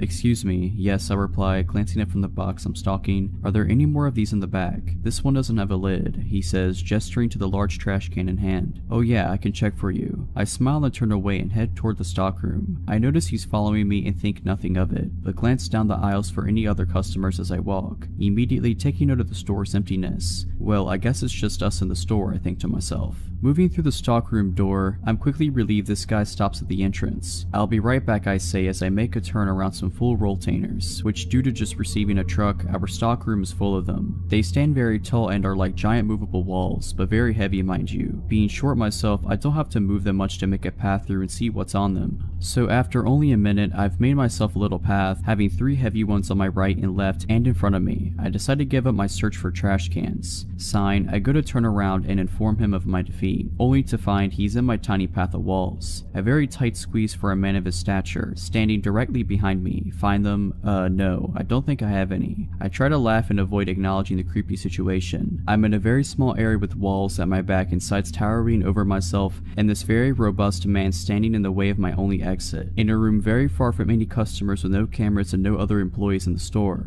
I'm helpless and increasingly growing scared at how this man isn't moving to let me out. I go to voice that I need to return to work after a solid minute goes by, but I am not able to get out a single word before he says in this creepy, almost shy voice, "You're just the cutest little thing, did you know that?" Within an instant, I'm scared and feel ill attention from this guy. Surprising myself though, I choke out without thinking. I just heard my bell. What? He looks confused but doesn't budge. I just heard my bell. There are people up front who need to be checked out and are looking for me. I stand nervously knowing full well neither of us heard the familiar ching from the service bell I keep on register. But what about my trash can, he asks, stepping forward but taking a glance back toward the trash can. And again, with lightning thinking, I blurt out, "I'll mark it down half price, no big deal," laughing and trying to act like nothing is out of the ordinary. I slip by him, seeing my opening at his turning around. I try my hardest to walk away, pretending to be calm as I exit the stockroom, then sprint to the front of the store the moment I was out of sight. He wound up leaving without purchasing the trash can. So, creepy guy who I expect to pull something like that again, I hope you and I don't meet again. My fiance and I threw a dinner party one time to celebrate his mom completing chemo. I hired a caterer. We were expecting 25 friends and family, so it was more than the kitchenette of our single-story ranch house could handle. We'd also only just moved in, so didn't have a lot of cooking staples. The caterer said he'd bring everything 75% done, but he needed to finish off some dishes in our kitchen. I told him that was fine as long as he was finished by 5, because the kitchen is centrally located and we'd prefer everyone be finished before the guests arrive due to the intimate nature of the occasion. He said that would be fine. He arrives as scheduled at 12 p.m. We gave him until 5 and the guests aren't even arriving until 6, so it's plenty of time. He smelled bad. It was more than a sweat smell though. It smelled like sun-baked diaper, and that made me uneasy because he was going to be preparing food for sick prior and young kids. I just made sure he washed his hands and then left him to his own devices, worrying I was being presumptuous. Throughout the entire process, he keeps pulling me aside to ask me questions and have me taste things. I was super busy because my husband had to work during the day and pick up the surprise guest right after, so setting up the deck, decorating, putting together the slideshow equipment, coordinating the surprise guest, we flew in her sister and I had to make sure she got an Uber at the airport and her hotel had worked out, etc., and just a million other little details. So every 10 minutes being asked things like, "Do you prefer this with paprika or without? With this, fine, whatever you think. Taste it to be sure," was getting old. When he was still there at 5:45, after 2 gentle reminders, I flat out told him I needed him completely out by 6 no matter what. He apologized and said said there had been a delay because our oven wouldn't stay up to temperature. I never had a problem with our oven, but I figured he's the professional, maybe it was a subtle problem. A little before 6 rolls around, a few of our friends start trickling in. I decide to tell him whatever's done is done and whatever isn't he should just put in the fridge, but he's nowhere to be found. I go out on the deck to ask my friends if they'd seen him and he's out there, alcoholic beverage in hand, out of his chef whites and now in a t-shirt and jeans, mingling with my friends. I walked out just in time for him to introduce himself to my cousin-in-law as a good friend of mine. Nope, too weird for me. I met him in person for the first time barely 6 hours ago. I told him he needed to leave, now, so he goes inside and gets his bag and makes a beeline for my bedroom. I'm taken aback. I say, "Excuse me, where are you going?" And he says, "To change." So first of all, we have a guest bathroom clearly visible. Second, why can't he wear a t-shirt and jeans home? I tell him I'm not comfortable with him going to my room, but he insisted to only be a second and goes in and shuts and locks the door. I couldn't even get a word out before he went in and I felt helpless. I was going outside to ask one of my friends to help me usher him out, but at that point my fiance got there with my aunt-in-law. I had to explain the situation to him, nearly in tears at this point, and he was like, "What? He went in the bedroom? Why?" So he pounded on the door, and the caterer came out, still in a t-shirt and jeans, and my fiance said, "You shouldn't be in there, you need to leave." And the caterer said, "Excuse me, but this is not your house. It is not up to you to decide." And my 6'4", 260-pound fiance tells him, yes, actually, it is his house, and puts a hand on his back and guides him to the door. The caterer says, "I thought she lived here," referencing me, and he says, "Yes, my fiance lives here with me."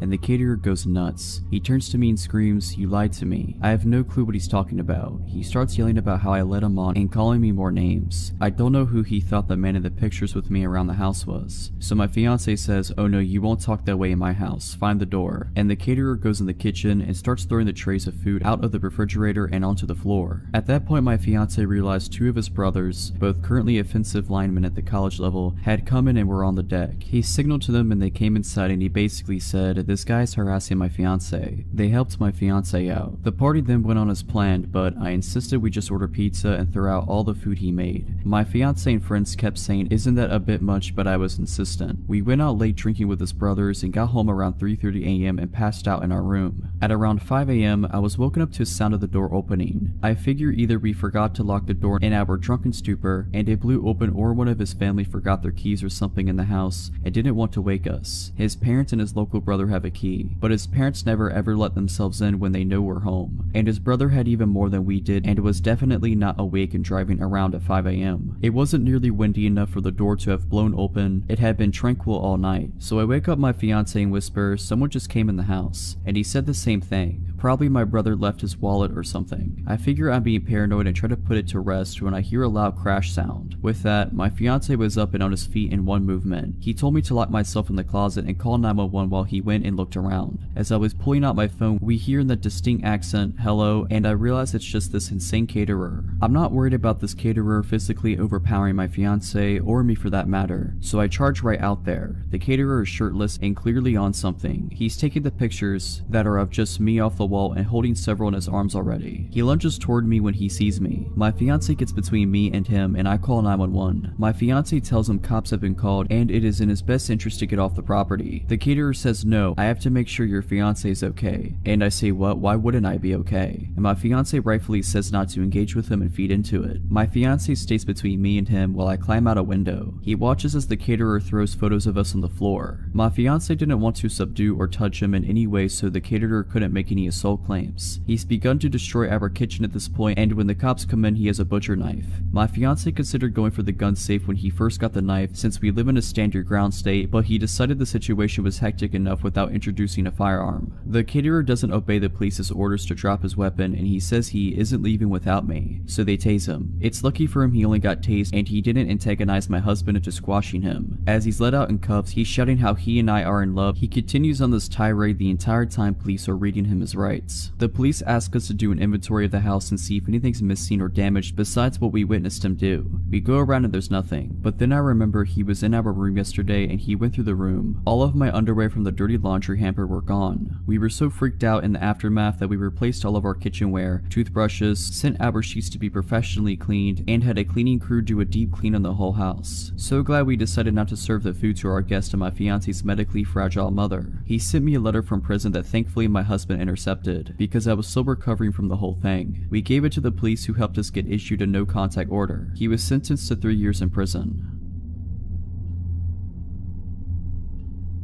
This happened in May of 2015 in California, which will help those of you who are familiar. I had graduated college in June of 2014, moved back into my old hometown, and started a consulting company with my boyfriend, which is going very well. We had just finished a contract in the Bay Area and were beginning a new one about 8 hours south in Torrance. He moved down there first to start setting up, while I took care of loose ends at our closing contract before moving down to meet him. The day comes and I pack my car and head down south to I-5. For the uninitiated, it's a straight highway with little in the way of scenery aside from the occasional strip mall, and its monotony has a reputation for putting drivers to sleep at the wheel. I pass a strip mall with gas and a fast food joint and decide to fill my car and my stomach. I go to park in the food venue's parking lot, but it's completely full, so I park across the street at a hotel, which at the time I didn't think anything of. I go inside to eat my meal, then cross the street to get back to my car. I'm well into the hotel parking lot when a pickup truck pulls down the aisle and cuts off my path and stops, with the passenger side facing me. The driver is alone and a clean-cut white male in his mid-30s. I don't remember anything about him except that he looked very generic and buttoned up. The way he pulled in front of me to block my path didn't initially set off alarm bells, as he has done it pretty organically. He rolls down the window and the dialogue follows. "Excuse me, miss, but could you please tell me where the grocery store in town is? I'm sorry, I'm not from here, so I couldn't say." "Oh, where are you from?" Good question, I don't know, not here though." I didn't say that to be rude. I had just moved through so many cities at that point and was on my way to a new one. I wasn't sure how to answer. He laughs and makes a joke, then asks me where I'm headed. I mention that I'm moving. I will say he was very charismatic, and at this point I just think he's trying to flirt with me, and if I hadn't been so exhausted or in a relationship on another date, it might have worked. He makes another comment about how unpleasant moving can be, and then gives a warm chuckle and extends his hand to shake mine and goes, "Well, I'm glad I got to meet you. I'm Scott." If you recall, the truck is in front of me with the passenger side facing me. I actually take a step forward to grab his hand and then got the delayed response of every alarm bell that should have gone off earlier. I'm in a hotel parking lot. He asks me a question that establishes I don't know where I am, another question that establishes I'm alone, and another question that establishes I'm not expected at my destination for many more hours. The thing that connected all these synapses, when he extended his hand, he didn't make even the faintest effort to make it accessible to me. He didn't lean over the seat or move toward me in any way. His hand was hovering comfortably over the center console, waiting for me to grasp it, which in order to do I would have to lean well into the car. Again, I had already taken a step toward him and begun to raise my hand to take his when the sirens went off. I rocked backwards back to where I was standing, and I just remember looking in his eyes what felt like forever, feeling everything click into place while also half convinced my imagination was just running wild. His hand still waiting, I lowered mine and felt my eyes slightly narrow with suspicion, and slowly said, "I'm going to walk away from your car now, Scott." Boom. Truck burns rubber with thick gray smoke as the guy guns it out of the hotel lot at 100 miles per hour. He must have floored it. Regrettably smart on his end, because I didn't have the license number or anything to offer the police. In the immediate minutes following the event, I felt relieved but hadn't really processed the full weight of what happened. Unfortunately for me, I had many more hours to think back and analyze the whole interaction to shreds. The car was somewhat lifted. There could have easily been another person or even 2 to 3 other people hiding inside. I still get creeped out about thinking how close I came to taking his hand, and how fortunate I was that I didn't allow my reaction to be driven by manners, as criminals often take advantage of.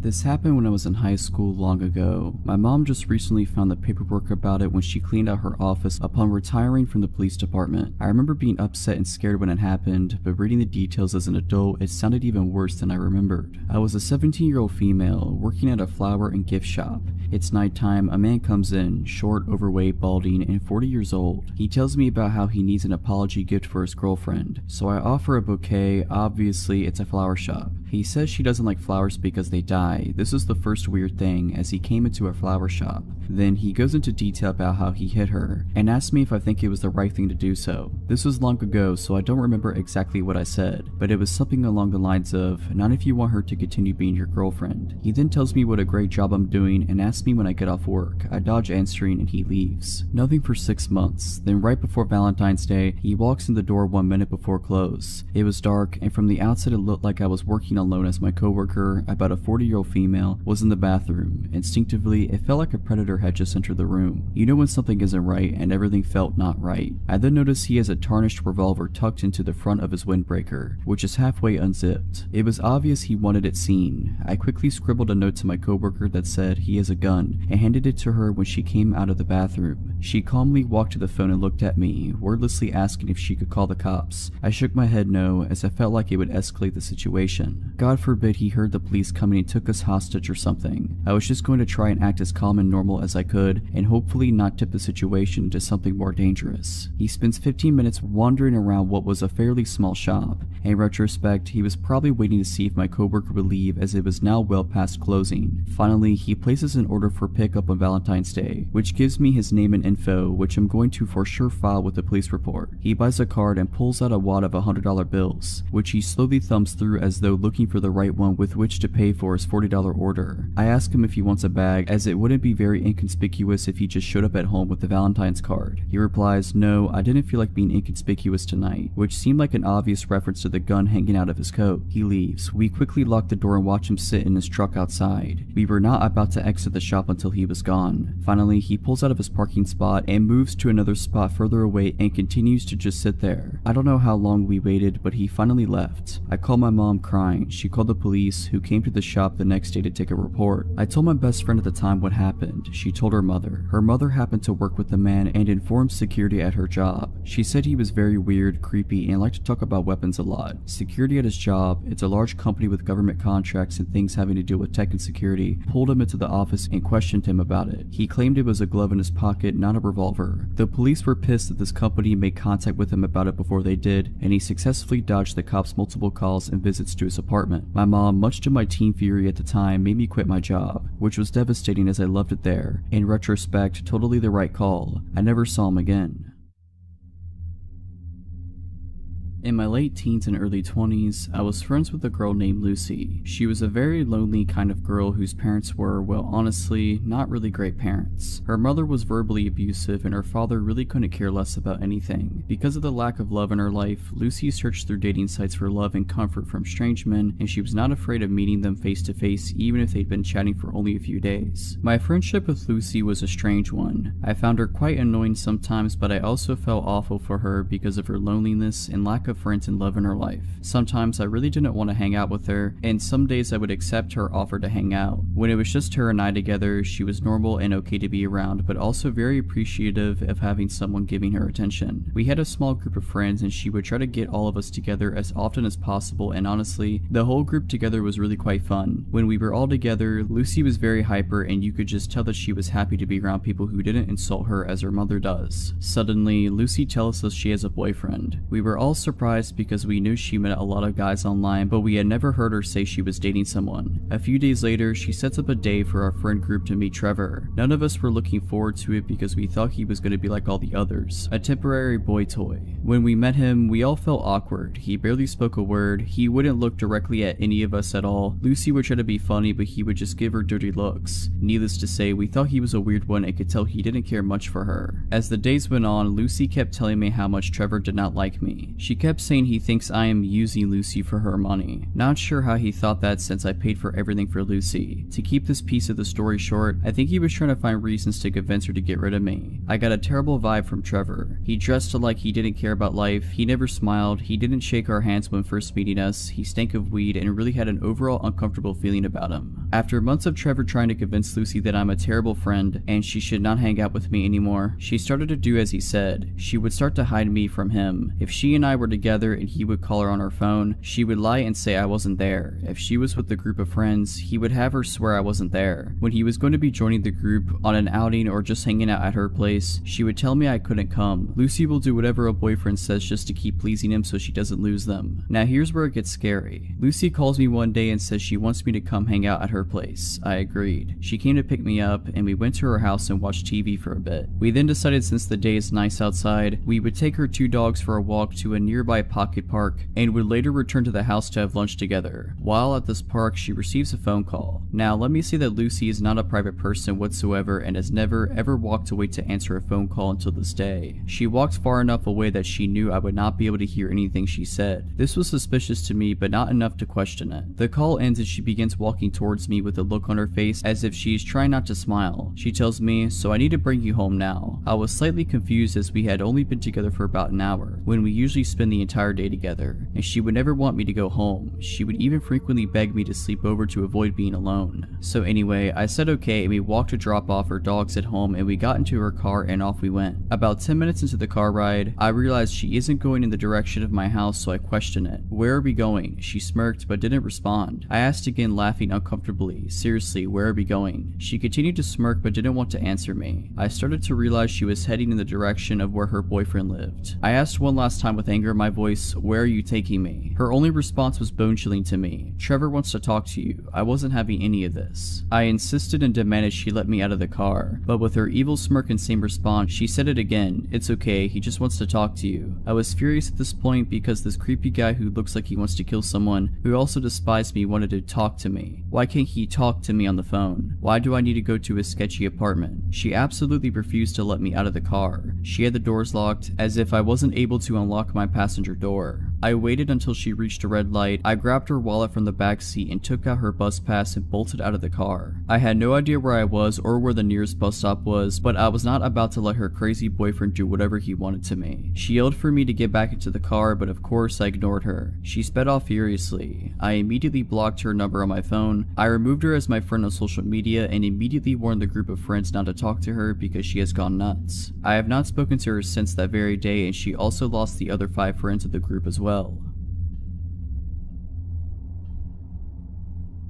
I've recently moved into a new apartment 3 weeks and I'm starting to share it with my sister. The only reason we know properly is a single mom who lives in the apartment next to us. Ever since we moved in, she's been giving us advice and helping us out with things, etc. We don't know any of the other neighbors properly yet. Today I was out with my friends, and after that I went to get my sister so we could go out for some food. We got home around 10 p.m. My sister and I got into our PJs and were sitting around watching TV when our buzzer rang. I jumped up to answer it and it turned out to be our neighbor, a single mom. I asked her what was up and she said that our dad is asking for us downstairs. Straight away my stomach dropped. I immediately asked her if she's sure he said that he was our dad. The reason I asked this was just to make sure that is what she actually said, but she replied that yeah, he said he was our dad and he was asking for us. The neighbor then asked me if she could let him up to our flat, but I told her no. I wanted to shout out to my sister, but I didn't want to worry her right away, so I asked the neighbor to not let him come up yet, and I heard her repeat this to him. I couldn't hear anything for a few minutes and I started to get really worried. At this point, my sister comes up to me and asks who it is. I called out to my neighbor a few times, but she didn't answer. It must have only been about a minute, but it honestly felt like ages when she didn't reply. I was about to tell my sister to call 911 because I was starting to panic and I didn't know what was happening out there. But then she came back on and told me that he was gone. She then came up to our flat and explained what went down. She said that she was walking back to her flat after finishing work and she saw a man by the buzzers. At first, she assumed that he was just someone who lived there, but when he noticed her walking up, he asked us by name and asked us if she could let him up to our flat. She asked him who he was, and he told her that he was our dad. Obviously, she buzzed us and told us first, since our neighbor doesn't know us that well, so she doesn't know what our dad looks like. She said that because we were young and on our own, and she didn't want to buzz an estranged man up to our flat. She said that her mom instincts kicked in when she heard me being hesitant to let him up to the flat. She said that apparently after he heard me say that he got really pushy with her and started trying to move her out the way. He kept on saying to her, "It's okay, I'm their dad, let me in, I'm not gonna do anything." She started arguing with him and told him that if I don't feel comfortable letting him in, there's no way he's getting in. He then got into the car and rode away. Now this is the reason why I hesitated. We haven't spoke to our dad since I was 16. We even considered getting a restraining order from him at one point. He's not even our biological father, but we were legally adopted by him when I was 9. He was very abusive. It got to the point where me, sister, and my mom had to leave him in the middle of the night. He was always really controlling, and after we left, he would secretly follow us around and leave threatening voicemails on the phone. I found out that he has a criminal record, as well as I believe he was convicted of manslaughter in the 80s. I have no idea of the backstory behind that, and I honestly don't really want to know. Like I said, we haven't from him since I was 16, which was 3 years ago, and as soon as she said the word dad, I almost had a panic attack. I asked her to describe him, and she said that because it was dark out, she couldn't really see him. We ended up staying with her because me and my sister are really shaken up.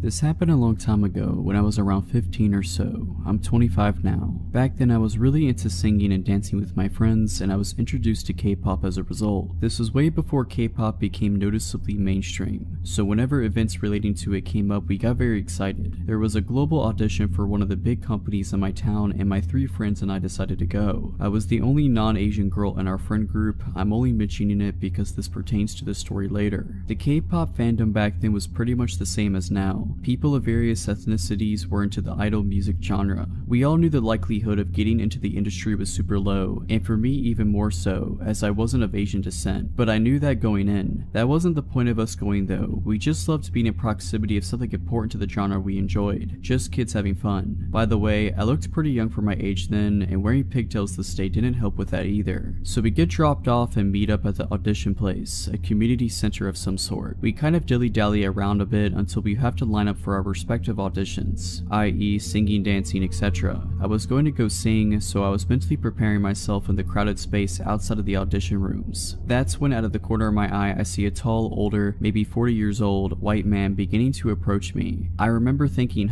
is he going to audition too? It was strange because everyone else in there was younger. Maybe he was a parent. He walks up pretty close and goes, "Can you help me please?" I'm confused and I ask him what he needs help with. "Oh, the staff here, my son. My son's trying to audition but they won't let him audition." Okay, this was weird. I then asked him why. He said because he's not Korean. That was when I started to get creeped out. I looked around to see a pretty diverse crowd and then back at him. I don't know, that's terrible. You should talk to," and then I point towards the staff. "They should be able to help." I knew he was lying, but I was too scared to say anything else. I went on, "Anyone could audition here." He didn't listen and insisted on me helping him. Then he said something that sent a chill down my spine. When I was trying for the 5th time to convince him to approach the staff instead of me, he beckoned me to come outside with him. "My son's just outside in my car. Can you come talk to him please?" That was when I repeated what I said earlier and began to firmly walk in the opposite direction. He kept trying to coax me out to see his son. I managed to lose him in the crowd of people. Only seconds later I see him talking to my friend about me and helping his son and all that. I was shocked. The man had clearly been watching me for a while to know who I came with. We were split up at that point. I went up and told her we should get going without looking at the man. He ignored me and kept on talking to her. Without speaking, I went up to her, grabbed her hand, and pulled her at once to get her away from him. She was super gullible and didn't understand why I was so worried. The man clearly was unnerved by what I did and left my friend and then disappeared into the crowd. So about 20 minutes later, I'm in the lineup for the audition when I get a cold feeling in my body, and I turn to look towards the entrance. My audition room was close to it, and there he was, standing. But he wasn't just standing, he had his arms crossed and he was glaring at me. I've never seen someone look at me with such vitriol. He looked like he wanted to kill me. It was terrifying. The crowd of people was sparse because we all had lined up outside our assigned rooms. This man waited there, staring at me nonstop for an hour. An hour. He glared at me all the way until I got into the audition room. I was so scared that he'd be there once I got out, but I guess the auditions went on longer than he expected and he went home. With his son in tow, I'm guessing. I was so scared that he'd be there once I got out, but I guess the auditions went on longer than he expected and he went home. With his son in tow, I'm guessing. I've worked a few odd jobs in my life. My first job was a summer job at 16 during summer break at a dairy farm. I absolutely hated it there and made it harder for me to find the motivation to even try finding work again when the time came. I don't really remember how I was first referred to the job, but the following summer I ended up working as an office assistant for a self-employed photographer. My parents knew her because she used to be a member of their church, and my sister attended her 4-H program when she had it. By that time, her health had begun to take a hit as she claimed it was a mixture of things from chronic Lyme to fibromyalgia. I had also been warned by my parents that she was a little off. She was very religious and claimed to have had real encounters with demons, even participated in a few exorcisms. I'm an atheist and a skeptic, so I never took her story seriously. Aside from the weird things she would tell me, she was mostly harmless and working for her was not hard. The job basically required me to do a lot of data entry, as well as help prep her photos with some minor touching up and the addition of her company watermark before uploading them to a site where her customers could browse them and then pick which ones they wanted to order. She primarily photographed horse events, dressage, stadium, and cross-country jumping, etc. And for the first several months, my job stayed in her living room, which is basically my office space at the time. Eventually, I was talked into tagging along at shows where she trained me as a photographer, and soon I was shooting at the events along with her. It was boring work, I won't lie. I'm not a horse person. But things didn't get weird until a year later when I learned the hard way it was not her that I needed to worry about. She had 2 sons, one who was out of state, the other one was in the Navy. The latter of the two, a guy called Nate, I had only heard small things about. When he finally finally returned home and I met him for the first time while working in her living room, he seemed like a nice guy, a little odd but not concerning. He was obsessed with movies, and being a bit of a movie buff myself, whenever he would venture to the living room to strike up a conversation, it would always be about whatever movies we were into or were excited to see. I should point out here that I was 18 by this point and he was in his mid-30s. At some point he got it in his head that I was interested in him, though he never said anything directly to me. I had to find out about it from my parents. My mom worked as the secretary at her church and Nate knew it. I can only guess my boss had told him. One afternoon, Nate showed up at my mom's desk and started gushing about me. He talked about how much fun I was, how he loved talking to me, how he was planning to take me to the movies and take me to this church, and all these other plans he had for me. My mom was beyond uncomfortable, as was the pastor who happened to overhear it, and when I got home that night, she told me what had happened and suggested I make sure not to lead him on. I was completely baffled because I hadn't done anything. We never even discussed the possibility of doing anything together. I made an effort to acknowledge him less when he was around and keep the conversation short while stressing I had work to do. Eventually, he got his own place and moved out of his parents' house, so I figured the problem had solved itself. A couple years later, I had moved out, my boss's company had closed, and I was working someplace new. I was friends with both my boss and Nate on Facebook, and around that time I was finally coming out as an atheist, something I couldn't do when I was still living at home. One night, my old boss messaged me, asking about a ring I had on my finger. It was a black ring with a white solid star in the middle of a black circle. Already knowing where she was going with this, I told her it was just a ring. She started accusing me of wearing a pentagram, because she didn't know what a pinnacle was, and that I was promoting Satan. I tried several times to explain to her that not only was it not that symbol, but that also paganism has nothing to do with Satan anyways, but she refused to listen, so I just ignored her. It was typical behavior of her and not worth the argument. The next morning, I had a message from Nate telling me I needed to come to his church with him. I told him no, and the messages I received back gradually grew angrier and angrier. He went from asking to demanding I go with him. He told me I was lost and that I would not find the answers I needed by living the life I was. Eventually, he outright said he thought the fact that I was wearing a pentagram was disgusting and that I was opening myself up for possession. Knowing there would be even less of a point in arguing with him than there was with his mother, I went ahead and blocked both him and her, deciding I was done with the both of them. Then, he started showing up at my workplace. He would always search through the store until he found me, and then once he did, he would corner me and not stop talking to me no matter how many times I tried to dodge him or tell him I needed to get back to work. Eventually, the managers caught on and started intercepting him whenever he showed up. I wasn't making enough to pay the rent with that job, so I had to take up a second one. Within a week of working my second job, which was in a different town, he showed up there too. This time I told the managers outright who he was, and after that, every time he showed up, I was allowed to hide in the back room behind a locked door while they sped his order along and got him out. One of those many encounters, while I was hiding in the back, one of the managers was back there with me, inputting employee time punches into the computer when the both of us heard Nate shout in our directing, "I know you remember me." That was the last straw for them, and they told him his business was no longer welcome there. He started showing up at my other job as well for a while, which was a relief. Fast forward to a few years later, I was getting used to not having to look over my shoulder every shift or checking the parking lot for his truck. Then one day he reappeared. He was browsing a section I was walking past when he spotted me and got this deer in the headlights look. I made a beeline to the break room because just seeing him made me scared. After that, he started showing up regularly. I would always find ways to dodge and avoid him, but he would still eventually spot me and know I was still there. I was debating whether or not to tell the managers because at this point it had been a while since he had done anything, and saying something just because I was nervous didn't feel right. Call me a coward or an idiot, but that was my thought process. What happened next made me regret not speaking up. It was bound to happen eventually, but one night he managed to catch me while I was at the customer service desk. He approached me and said hi, and I immediately started to look for someone to signal over so I could make a break for it. But before I could say a word, he said something that made me feel sick. "How's your little girl doing? She's 3 now, right?" I looked at him horrified. I had him completely blocked from all of my social media, I had his number blocked, I was living at a new address, and I had not seen or spoken to his mother since she confronted me about my ring. I had not told either of them I was a parent now or that I was married, and I was not friends with anyone who knew them, but he knew. "How's your husband doing too?" he asked when I didn't answer. "He's good, he's a good man," I said, trying to reinforce the idea that I was not available to him and that I had no desire to have anything to do with him. "Where does he work?" At this point, I felt like I was going to pass out. Thankfully, another employee approached just to gather some reshelves, and I got out of there. As I was leaving, he called out behind me, "I'll see you again, we'll talk. We'll go out and do something together, we will." I reported him to the managers, telling them everything about the encounter, including all the information he had on me and my family that he should not have had. They were able to pull up his Facebook face on CCTV. I haven't seen him since the incident with my managers. I think he may have gotten scared off.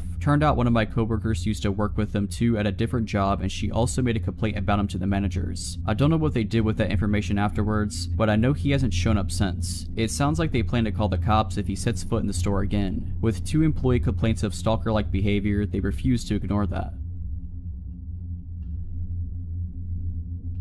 When I was about 7 years old, my father bought a few hundred acres in southern Mississippi about 1.5 hours west of Mobile, Alabama. He built a small cabin on top of a hill that was in the middle of a large field surrounded by woods. This house was about 5 miles from a paved road. To get to our land, it took nearly 10 minutes of driving down dirt roads from the main highway, which was south of the house. About a quarter mile north from the house, he built a small lake, more like a pond. It was about as long as a football field but wider. To get to the lake from the house, you could take Route A, which was a hard-packed dirt road that was lined with dogwood trees. It was beautiful in the spring. Route B was about 100 yards east of Dogwood Lane, and we named it Vampire Trail because it was always so gloomy. The trees blocked out the sun on the brightest days, and it had a slight decline as you walked toward the lake. I say walked because this trail was not for vehicles. Thick woods filled the area outside and in between both trails. One morning during the fall, my parents and my little sister had gone to get ice cream and do some shopping. This trip would take them at least an hour or 2. I was 10 years old, so I decided to go fishing while listening to Bama play Ole Miss. The game was the usual Bama win, so I thought I could ease the boredom of a blowout by fishing in the well-stocked lake, so I carried my pole, small radio, and my small ice chest. I had an Airedale Terrier named Bull that never left my side, and it was on this day I realized how awesome he really was. Onto the lake we went. Picture a large oval, roughly the size of a football field, but larger with an L-shaped pier in the southeast corner. Vampire Lane opened up to a more severe decline to the shore and then the small pier. Across the lake on the west side there was a narrow tree line that separated the shore from Dogwood Lane. The north side of the lake was the dam, and the south end in thick and swampy woods. Fortunately for me, I realized later. About 5 minutes after I threw out my line and 2 Bama touchdowns later, I got that feeling. It's a feeling I have come to recognize well, and it may have saved my life this day. The feeling of being watched by something dangerous. Bull must have felt it too, because a few seconds later I could hear him growling low and staring across the lake to the west, to the tree line that separated Dogwood Lane from the lake. I turned my head in that direction, and almost immediately my eyes lit on what I thought to be half of a silhouette of a large man behind a tree. It was too far to make out details, but close enough to be sure of what I was seeing. Almost 5 minutes went by, and right before I scolded myself for an overactive imagination, the half silhouette moved behind a tree slowly. Bull stood and growled louder, and I told him quietly to stop, and I turned my head north towards the dam while keeping my eyes and attention rooted to that tree. Over the next 10 minutes, which felt like hours, I watched while this figure moved slowly from tree to tree, always north and always facing me. The saying, "scared stiff," was something I found to be true. For some reason I thought it was important that whoever or whatever it was did not know I was aware. I finally realized that the figure's path was bringing it closer to the dam, which would make its path to be shorter and easier. My paralysis broke, and I casually put down the fishing pole and started walking towards Vampire Lane. As an adult, I was in the army for 11 years as an MP, but not turning to look over my shoulder during that walk was the hardest thing I have ever done. In my mind's eye, whatever it was screaming across the dam towards me. When I hit the tree line, I broke into a run. As I was running, Bull dashed ahead of me, and my anger turned into admiration as he stopped some 20 yards ahead and faced north until I passed him. He continued this action the entire run home. My dog was watching my back, just epic. Although I can grasp the awesomeness of this now, at the time I was so scared that I was literally sick. Even at such a young age, I knew that a large man watching and trying to creep up on a 10-year-old boy was up to no good. When I reached the cabin, I immediately locked the door and got one of my dad's shotguns as well as his .38 revolver. I sat at the large front window, my eyes glued to both trail openings in the woods between them. My family returned shortly after, and for some reason I did not mention what happened. I never felt safe there again. When me and my friends or my little sister wanted to go anywhere other than the area around the cabin, I made sure my parents were with us. What scares me the most though is the fact that our closest neighbors were about 2 miles northwest of us, with thick woods in between as the crow flies. Who or what was watching me from the woods that day, guess I may never know. I sometimes wish I could go back then, as a grown man with military training as I am now. Bull lived a full life and was put to sleep peacefully as a very old but great dog. The best dog I have ever known.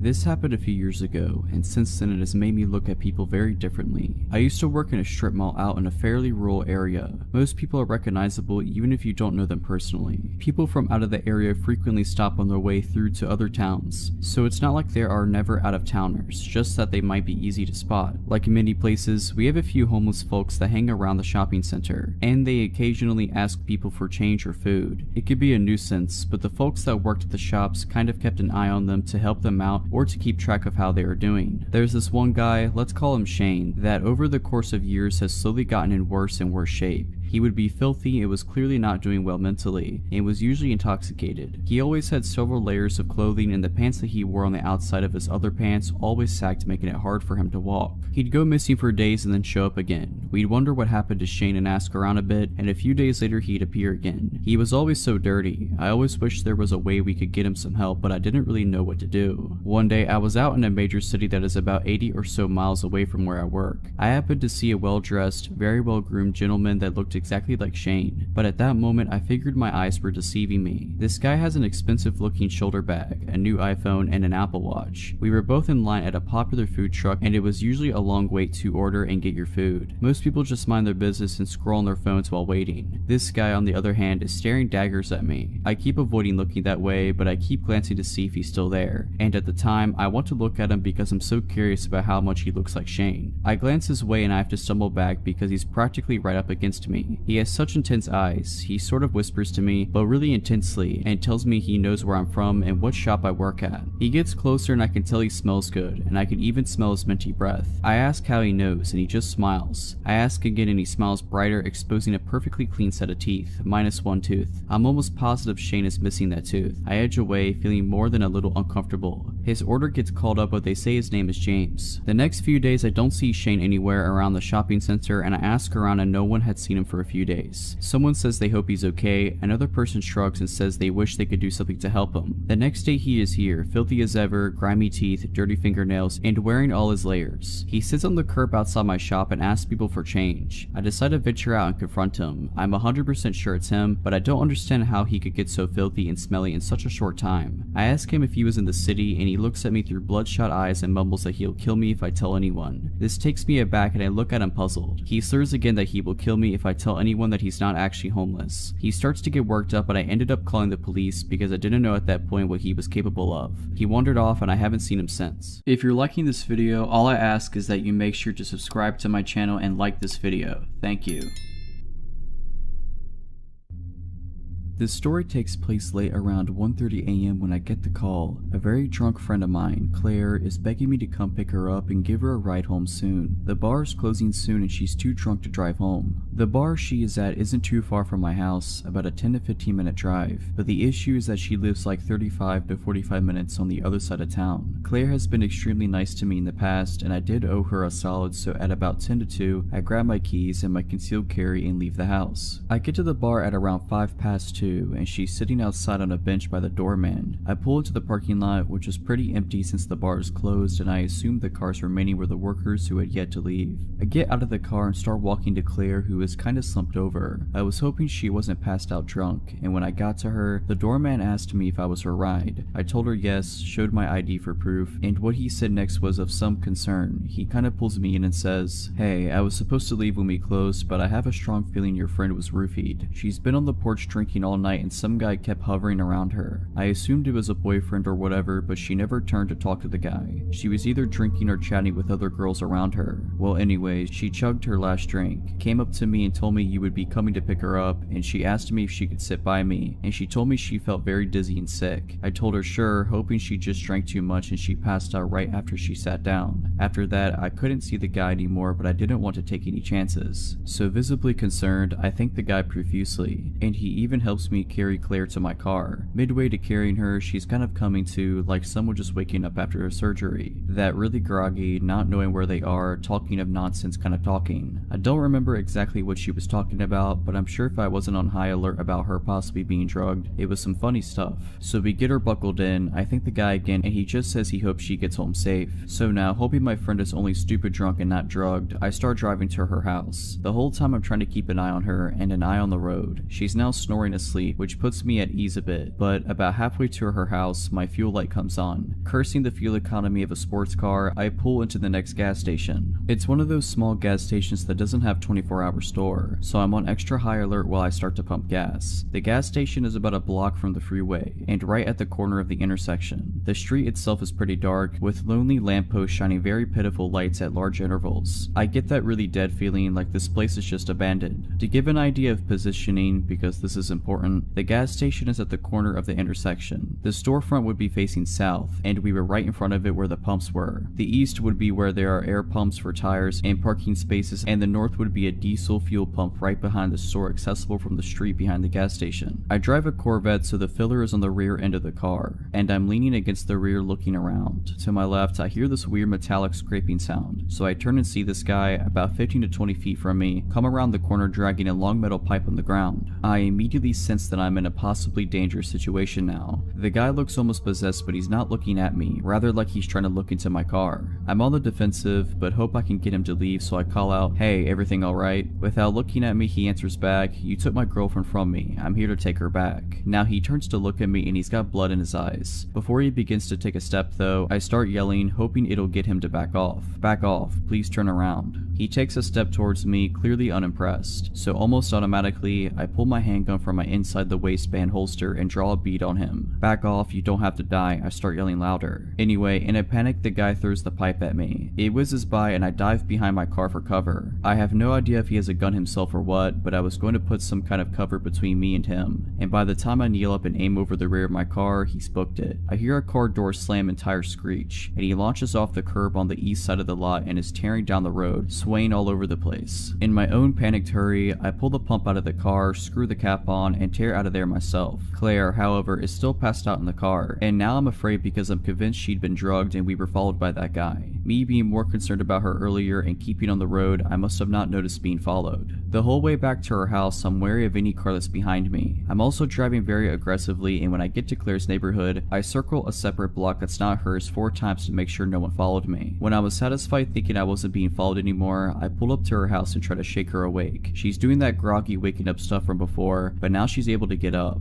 I'm able to walk her. Thankfully, I was worried I was gonna have to call an ambulance if she didn't wake up, and I get her keys from her bag. I managed to walk her inside, and this point she's kind of coming around, asking me what's going on, where she is, etc. I tell her she's home and get her to lie down. She's completely lost looking, and her eyes start welling up. She clings to me and starts sobbing. She's still very out of it, but I'm guessing she realizes something bad was going on or attempted on her. I was able to get her to lie down and get her to sleep. I write a note for her which pretty much said, "Hey, I'll be in the next room. We're going to the hospital in the morning to get you checked out." Fast forward to the morning, she's sick as a dog, and after she expelled some demons from her stomach, I drove her to the hospital where she got tested and treated. I still shudder to think what might have happened had I not had my CCW with me. Claire still doesn't remember much from the night except calling me and wanting to sit next to the doorman. They did a urine test at the hospital and found traces of rohypnol, roofies. In the days after we went to the bar and let them know what happened, I gave as good description I could of the guy. Claire decided against filing a police report, and I respectfully went with her wishes. My advice is, either be with friends you trust when you go out, or at least be vigilant if you're by yourself. That night could have ended badly in 1,000 different ways, but thankfully everyone made it out safe.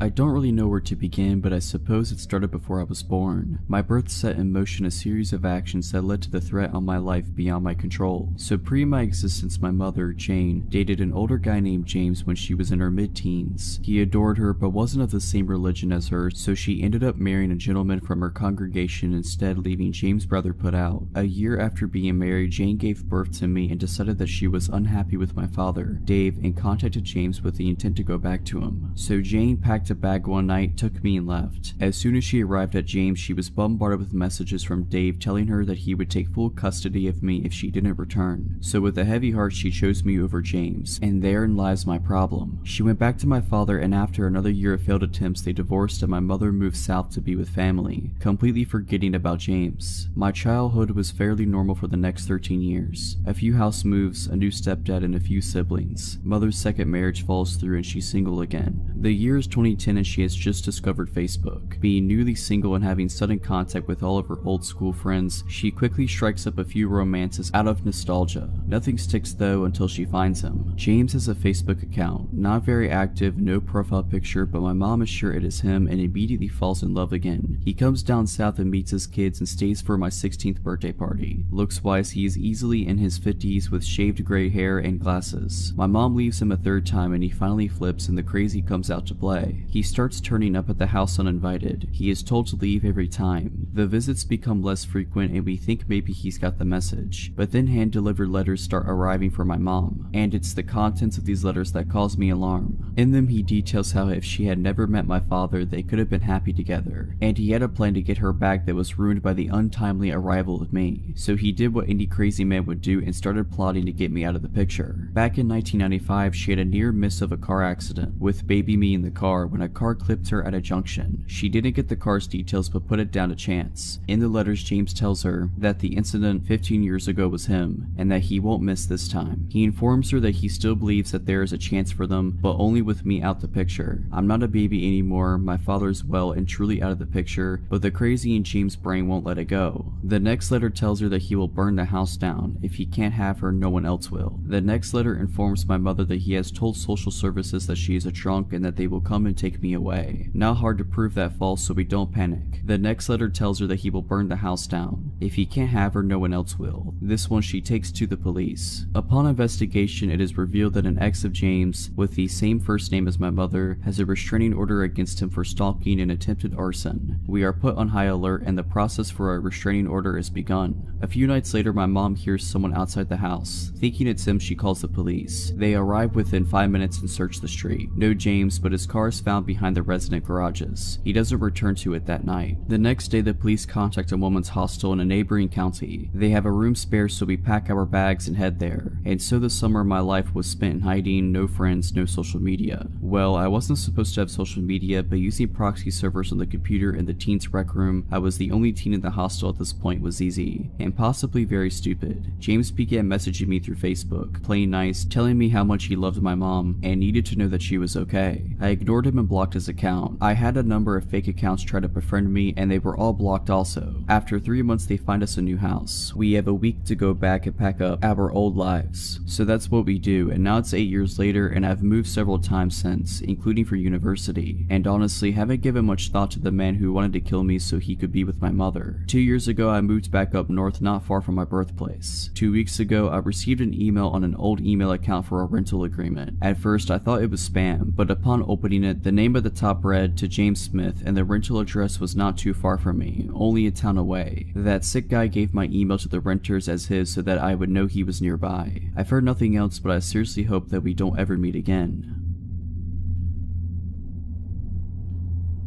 This just happened to me a few nights ago and I am still shaken up, so bear with me. I am a female bartender at a small cafe that doubles as a venue. During the day we serve coffee and lunch, and at night we have a full bar with bands, comedy shows, etc. On this night, there was an open mic comedy show. Not a lot of comedians showed up, so we ended up closing up shop early and I was ready to go home. I had a patron come in and order a single beer during the comedy show. He was acting nervous. I get customers that are shy or don't want to talk to people, so I didn't think much about it. He sat down, sipped his beer, and watched the show. Since we closed early, everyone was pretty much gone and I wanted to lock up and clean so I could get home. After I escorted the last couple out of the bar and got ready to lock the door, I see the man from earlier walk down the back hallway and into the men's restroom. Not even a minute later, he burst through the door yelling, "Hurry, come back here, I need help." I stood at the opposite end of the hallway and asked him what was wrong. "The toilet is overflowing, there's water all over the floor, help me clean this up." I could tell that something was wrong and I replied, "It's okay man, it happens, I'll mop it up, I'm just trying to close it up right now." He continued to argue with me, trying to get me to come into the bathroom with him as I stood about 20 feet away down the hallway. Finally, he walks towards me very aggressively and tries to grab my arm. "You need to come back here now," he says. I immediately put my hands out in front of me so he cannot come any closer and I tell him he has to leave. leave. He walks outside and I lock the door behind him. I check the bathroom and it is completely spotless, no water on the floor at all. I flush the toilet and the urinal and they are both working fine. I start to get nervous and I take my large pocket knife and clip it to my waistband of my pants just in case. As I'm cleaning our espresso machine and putting toppers in the liquor bottles, I hear a tapping noise. I look up at the front of the store, which is one big window that has a few curtains covering it. The same man is tapping on the window, waving at me and laughing like a maniac. I watch him walk over to the door and pull on it. It doesn't open since I had locked it after he left. He starts screaming and pounding on the glass, saying, "Open the door, I'm gonna kill you." Fight overcame flight at this point and I walked around the counter and about 6 feet from the door. I pulled out my knife and locked eyes with him and yelled, "I'm calling the cops, get out of here." He smiled and walked out of the view of the window. At this point, all of my adrenaline had crashed. I locked myself in the office and called 911 crying, explaining that I'm alone and a man tried to lure me into the bathroom and was outside trying to get into my bar. I waited an hour and a half, no police showed up.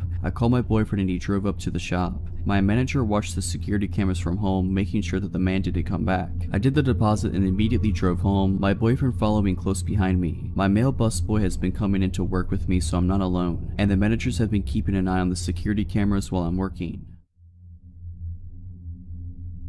This story happened more than 10 years ago when I was still a student. A bit of backstory. As with most students, I was always broke and had a few ventures apart from my part-time job to bring me extra money. One of them was house and pet sitting. I have always had a love for animals, so when this couple contacted me to ask to house sit for them for the last few days before they returned for their overseas trip, as the last sitter had bailed on them and their 6-month-old golden retriever puppy would be alone, I jumped at the opportunity. The fact that they promised to pay me the full 2-week fee for staying there less than a week made it just more appealing. Little did I know how bad it would turn out. I got the details, got the keys from the agent and headed over to the house as it was already after 5 p.m. and almost dark, as it was early spring. I got to the house, which was a really nice place, but it bordered a not so good area that was and still is prone to crime, house break-ins, robberies, etc. The first 4 nights went without a hitch, watching movies, jacuzzi, and just generally enjoying myself. The owners would have returned on the 5th day, fairly late at night. I went over to check on the dog. I got a call from them at about 10 p.m. saying their flight got delayed, so they're going to stay in a hotel and do the 3.5-hour drive back the following morning, and asked if I could sleep there again that night, which was fine. I was already there and had my overnight bag still in my car. I called my dad to let him know of the plans, as I was still staying with my parents, and he specifically asked what the address was. I normally did not give them details like that because I was old enough to look after myself.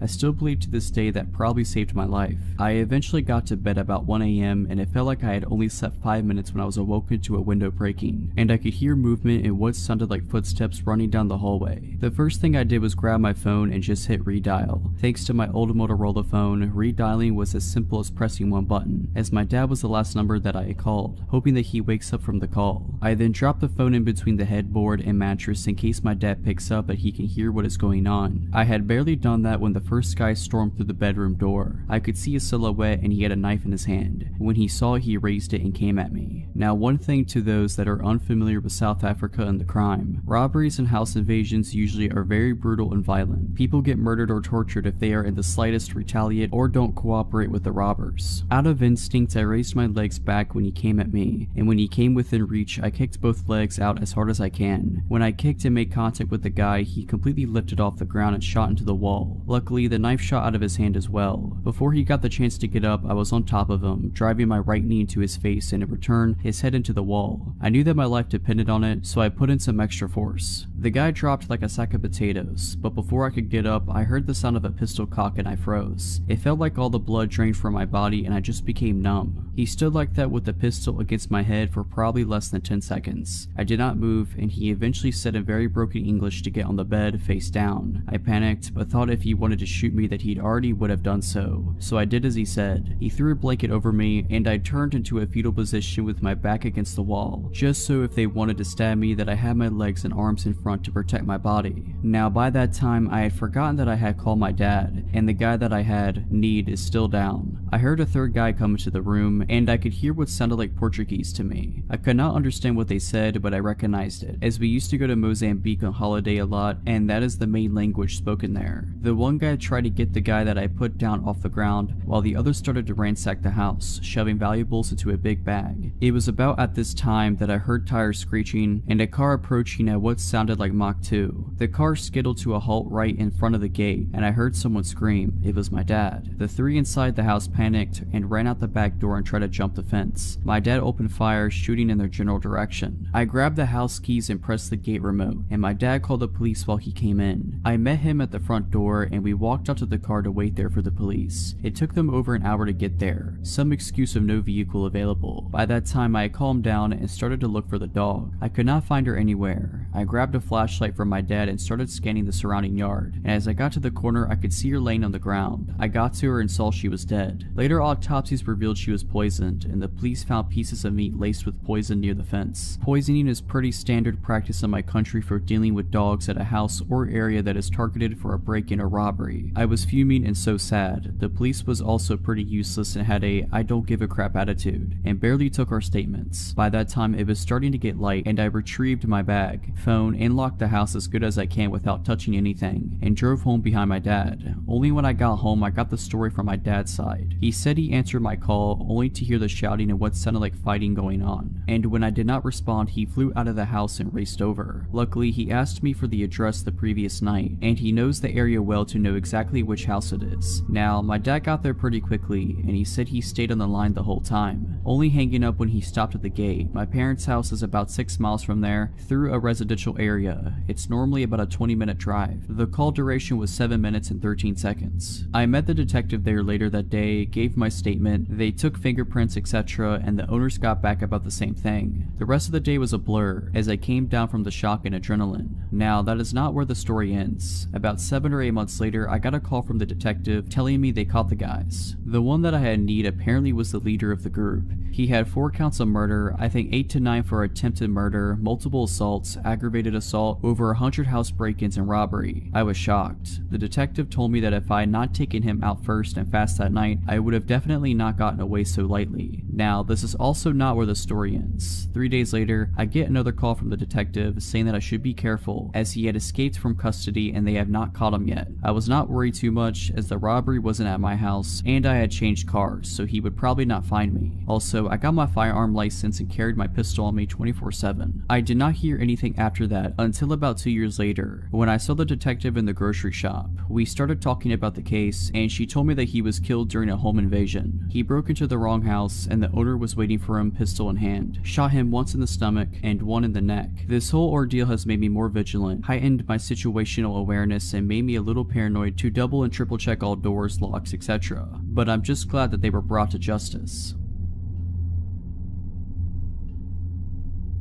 Back in the winter, I had returned home to New York City and was getting used to the usual schlep on the subway to get to and from work and around the city in general. I had just left a cancer fundraiser event around 7 p.m. and was only going a few stops over to where my house was on the N train. My little sister and I sat chatting quietly as the train began to move. A medium-built man with a gray pea coat and a beanie made contact with me and hurried over. He bent down close to my face, extending his arm out for a handshake and said, "Hello there, you are very beautiful. How you doing? What's your name?"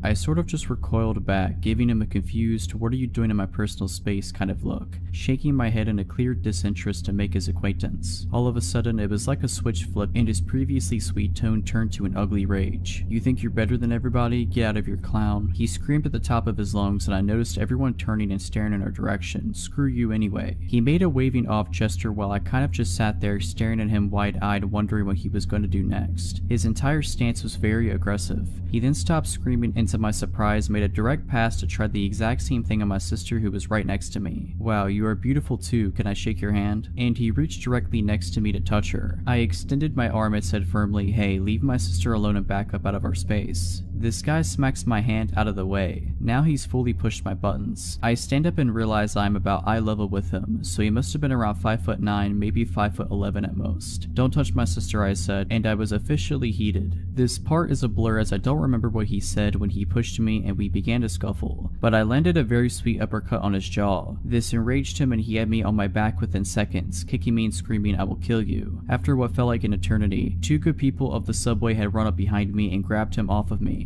I heard one guy say, "Leave her alone, dude," and when I looked up I saw several horrified passengers staring at us as we engaged in a full-on brawl. Adrenaline was pumping through my veins, so everything was bright and my vision was pinpoint and I felt numb. The conductor said something over the speakers about holding the train at the platform, and I stood there shaking as the guys threw him onto the platform and made a barrier between the platform and door as he attempted to get back into the car, clawing at the air and sputtering curses at me, staring me dead in the eye. The subway doors finally closed, locking him out. He pounded on the doors as though possessed by a demon, screaming so loud you could see every vein in his neck as he pounded on the glass. His eyes were so bloodshot they almost glowed red, and his voice was so loud it pierced through the entire car. "I will kill you." Then the subway car pulled away from the station. Someone pointed to the ground. He had dropped his cell phone in the altercation. It was unlocked. I found out everything I could about this crazed stranger. His name, his social media handle, saw all of his selfies, the fact that he had been trying very hard and was unsuccessful at getting laid. His text messages revealed he was a drug dealer of some sort. I suspected crack because of the prices, increments, and wording of the text, which would also kind of explain his violent outburst. I had seen my fair share of crazy in New York City, but it hadn't gotten this up close and personal in years. I was shook and emotional following the attack.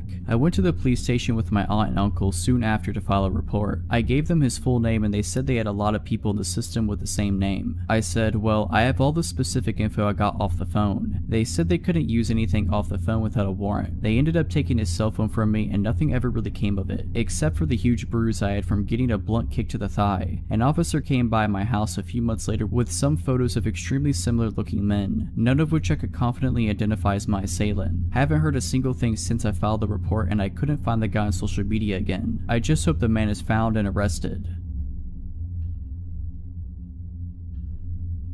So, a little backstory. I was a dancer for 6 years. I have worked in many cities and clubs. At the time of the story, I wasn't a rookie. I was well versed in the industry. At the time this took place, I was like 20 or 21. It was also in Texas at one of the upscale clubs. I never imagined something like this would happen in this place, but apparently I was wrong. I started my shift at about 6 p.m. I like to get there early, meet with some of my regulars before the crowds come in. It was like 8:39 and this really good looking guy came in with some friends. They were all older, like 40 to 45.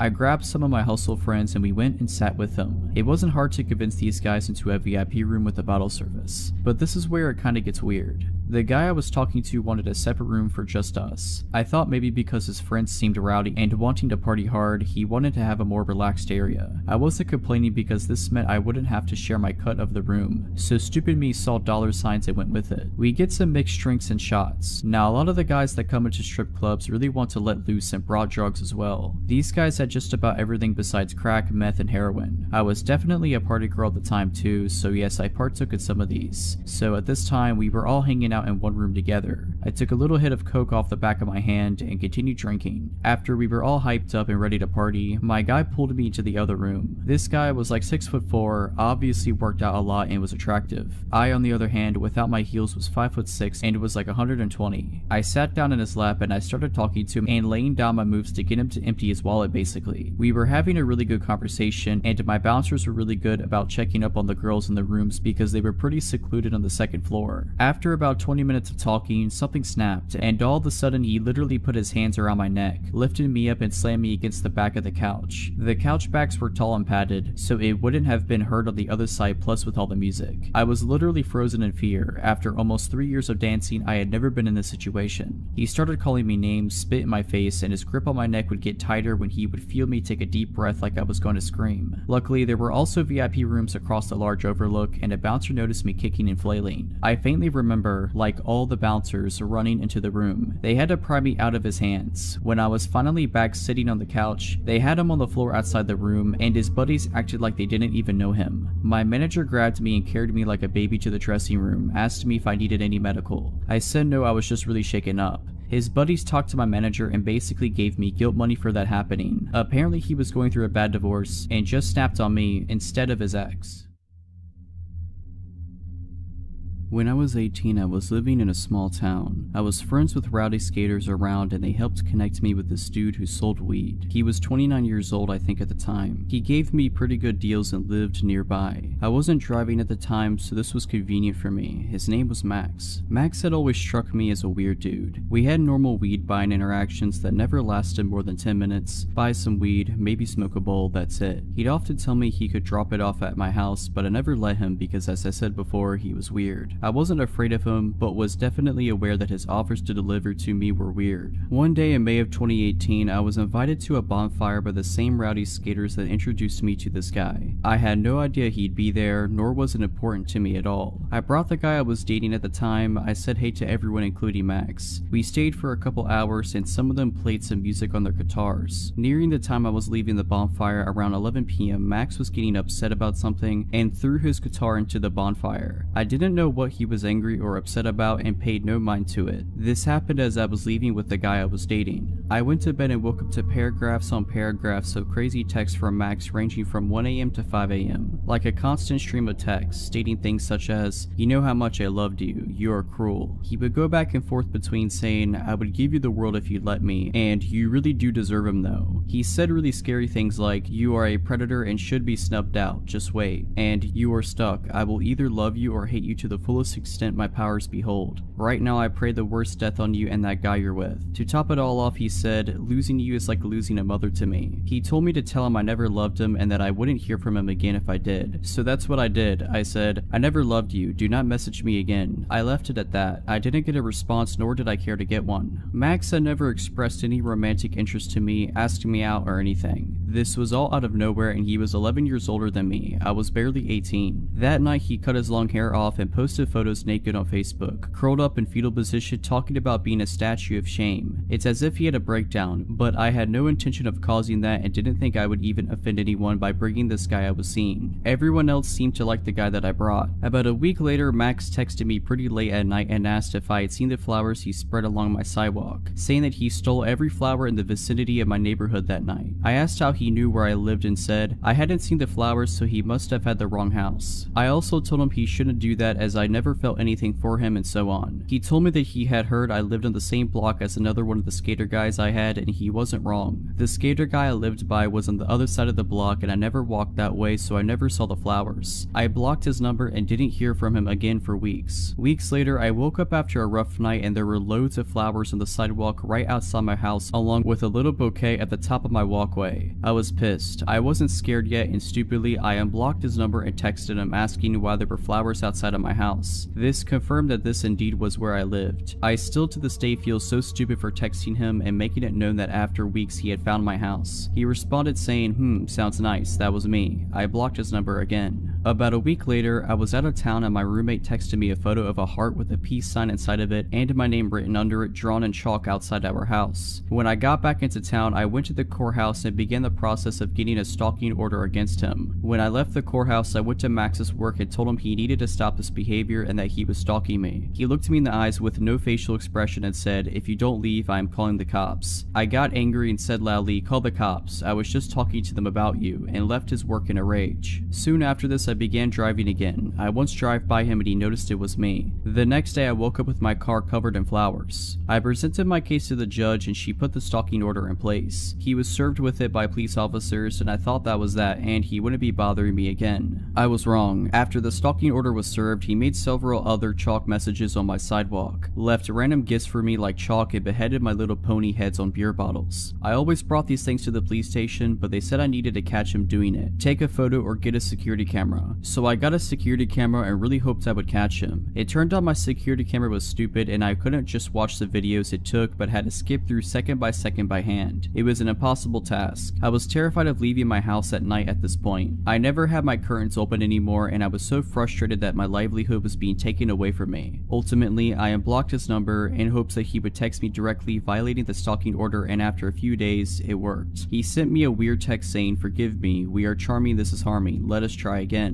By now it's September of 2018 and he finally goes to jail. He is facing up to a year in jail and has to stay there until our court date. I finally start calming down. I am able to go outside at night, even if just to get into my car. I let myself have my curtains open sometimes. I am starting to feel alive again. Right when I start feeling secure in my small town life again, someone posted bail and he was released after only 3 months in jail and I went back to living in fear. We still had court dates coming up and I was optimistic that he would serve more time for ruining my life for so long. long. His lawyer kept pushing the court date back to gather evidence, and after about 6 months of pushing it back, the state decided he wouldn't do anything more and closed the case basically. I had moved out of town 3+ hours away at this point, so he didn't actually have an option to continue this behavior. Living in this new place, I feel safe. I can walk at night and I don't have to have my curtains closed all the time. It's been over a year since they decided to close the case. About a month ago, he began responding to my friends' Instagram stories. Friends that live here in this new town, telling them how fond he is of me, etc. I have always had him blocked, but my Instagram isn't private, so he must have found them that way. I have since changed my account to private, and he hasn't messaged any more friends of mine. I refuse to be fearful now, the way I was then. He will never find where I live or where I work now. However, my life is forever changed after this experience. I will always be more aware of people and their weird energy. He ruined my life for a year, and I truly wish he had gotten that time in jail. He deserves it. So I, a 19-year-old female, was at a house party a couple days ago. I only really knew a couple of people there, and it was packed. I hung around with my 2 friends there for a while, having some drinks. After a while, my friends went into this room that everyone was hotboxing. I didn't go because I really didn't feel like drinking and being stoned at a party where I barely knew anyone, so I just mingled for a bit, then went on my phone talking to my other friends. I noticed this guy that keeps staring at me up and down, and instantly felt my stomach sink. I instantly had a bad feeling about the guy. I looked back down at my phone and sent my location to my friends, just letting them know where I was because things were changing from feeling chill to sketchy. There were a bunch of cans of soda in the kitchen, so I got up to grab a Sprite instead of having any more drinks. As I'm there, the same guy that kept looking at me comes in and started trying to get me to take this drink in a red Solo cup. I was like, nah, I have a Sprite, thanks though. He kept trying though, and I was getting annoyed because he kept being super pushy about it, and I'm pretty blunt, so I just said, look, I don't want your drink or your company, and walked away. I thought that'd be the end of it, and pushed it to the back of my mind as one of my friends came out from the hotbox room stoned and happy. We hung out some more, and my friend wanted a cigarette, so I went out on the balcony with her. As we're there, she put her cigarettes on the ledge, and as she's talking gibberishly, her arm pushed her cigarettes off and they fell down into the yard. I was gonna go downstairs and outside with her to get them, but she told me she had to grab something from her car anyways and that she'd be right back. I decided just to wait there for her. I'm on my phone and hear the door open, and I expected it to be her. As I'm about to say that was quick, I spin around and now I'm face to face with that guy from earlier. He just grabbed my face and kissed me, and I pushed at his chest and said, dude, did you not hear what I said? He proceeded to say something in Spanish. I can't speak Spanish, but I could tell it was Spanish. I told him to screw off and went to push past him to go back inside, and he proceeded to push me up against the wall outside and try to kiss on my neck. That's when I pushed him away as hard as I could, but he then let go of my wrist and grabbed my throat hard while maintaining eye contact and smirking at me the whole time. Just when he used his other hand and grabbed my butt, my friend came back from getting her cigarettes, poked her head out, saw what was happening, and she tried to intervene, but he pushed her with his other hand. I heard her say, oh nah. She grabbed the closest guy to the door from inside and brought him out. Random heroic guy from inside then grabbed the crazy throat grabber, putting him in some type of hold, and started screaming at him. He got kicked out, pretty sure someone punched him in the face too. Everyone was super apologetic and said they didn't even know that guy and weren't sure who he even was. I wasn't about to call the cops or anything because I didn't want to get the party busted, but I went to the bathroom and immediately broke down crying. Called my friends. My friends here weren't sober enough to drive, and they came to get me. I have a couple finger mark bruises on my neck still, and I'd hate to think of what would have happened had my friend been distracted by something and not came outside when she did. All I know is I'm not going to a party where I barely know anyone anymore. That was scary.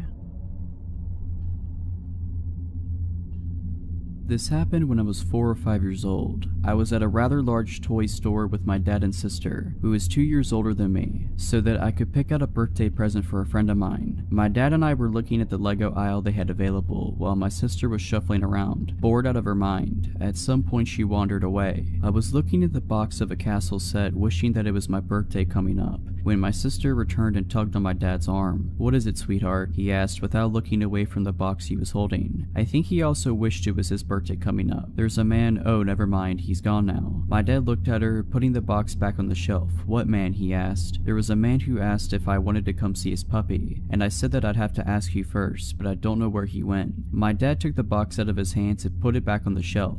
then took my hand in his and put his other hand around my sister's shoulders. "Well, let's go find him," my dad exclaimed, and began leading us toward the checkouts. Now, like I said, this toy store was rather large, and we were walking pretty fast. When we got near the checkouts, my sister pointed at a man who was just about to leave the store and said, "That's him." I could see how she recognized him from behind, as he had very long hair. It went halfway down his back. I remember him having a black winter coat on, which was strange because it was a pretty warm day. We walked even faster until we were at the nearest checkout, and my dad said to us, "Stay here with this nice lady for a second," referring to the cashier. He then ran up behind the man, who was now almost out the door, and threw his hand on his shoulder so hard I could hear it. My dad spun him around to face him, then began yelling, "Where's this puppy you wanted to show my daughter?" People around started looking over at the commotion, and my dad continued, "You wanted to take my daughter to see your puppy. Where is it? I want to see the puppy too." The man was stammering and stuttering and trying to get away, but my dad had a firm grasp on the guy's shoulder. Turning his head to where we were standing, my dad yelled to my sister, "Is this the guy who asked you to come see his puppy?" My sister silently nodded her head and then looked at her shoes. I think she thought that she was in trouble. I didn't blame her. Our dad was yelling really loudly, "Is the puppy in your car? Where's your car? Is that it over there?" He pointed out the glass door into the parking lot. "Or is that your car? Is that where the puppy you wanted to show my 6-year-old daughter is?" I remember thinking that if he just let go of the guy, he could lead us to the puppy. Before I knew it, 3 men in yellow jackets had come. There was a word on their jackets which read security. My dad let go of the man and the security guards held him instead. My sister was crying by this point. My dad walked back to us, once again taking my hand in one of his own, and putting the other around my sister's shoulders. He asked the cashier if she had a phone he could use, and she took us to the office. He called our mom to come pick us up, then assured my sister that she was not in trouble. In fact, she was in the least amount of trouble anyone has ever been in the history of the world, simply by coming and asking for his permission to see the puppy. I asked him if we were still going to see it, and he just looked at me and said, "Sorry son, the puppy ran away." Our mom came in just a few minutes, and as we were leaving, there were police cars pulling up. "Are they gonna help find the puppy?" my sister asked my mom, but she said no, they're here for something else. After a while, I remembered this incident and recently asked my dad about it. Apparently when the cops searched his car, they found rope, duct tape, a knife, pliers, and a hacksaw. My dad and sister testified at his trial, and the guy got 20 years. This story dates back to about a year and a half ago when my daughter was around 4 months old. I'm 26 years old. I had just moved with my then SO to a dangerous part of town, but the street we moved to wasn't too bad. Everyone knows their neighbors and everyone seems to get along. Well, since everyone in the neighborhood chats with each other, one of my neighbors warned my SO and I about a homeless woman that parks her van on the street and harasses everyone who walks by her car, and to try and avoid her as best as possible. Side note, parking in this town is street parking only, no reserved parking spots. This'll have significance later. I thought, that's one small downside of living here, along with the street parking. Not that big of a deal as long as I avoid her, right? Wrong. So the next day after our neighbor's warning, after returning home from a long day at work and picking up my infant daughter, homeless lady, really slender, wearing what appeared to be newish clothes, breath reeking of something foul, is walking up to the left side of the sidewalk screaming up a storm at these teenage kids who look terrified. The teenagers aren't engaging her, just keep walking and looking at each other with uncertainty. I stay on the right side of the sidewalk, even though I knew I'd have to cross the small street to the left where my apartment was located. My daughter wakes up from her nap in my arms and begins to coo. Homeless lady spots me crossing the street with my purse, work bag, my baby, her baby bag, and decided it's a good idea to come up and chat me up about her conspiracy theories as I'm walking up to my apartment. Fine, no big deal. At least she's not bothering the kids anymore. Then as I'm fumbling to get my keys to open the gate that leads to my complex, she asked for money. I told her the truth, I'm sorry but I don't carry cash on me, all the while trying to hold onto my baby, find my keys, hold my bags. Her response, "Stuck up lady." And then she continues muttering under her breath, which I must repeat was bad, and starts harassing more kids down the block. A couple months go by and she continuously comes up to harass me, as if she doesn't recall who I am every single day. Every day I politely apologize and say I need to get home, or I don't have any money, still, or I simply don't have time to chat right now. Every answer I gave her was met with an insult both directly and under her breath.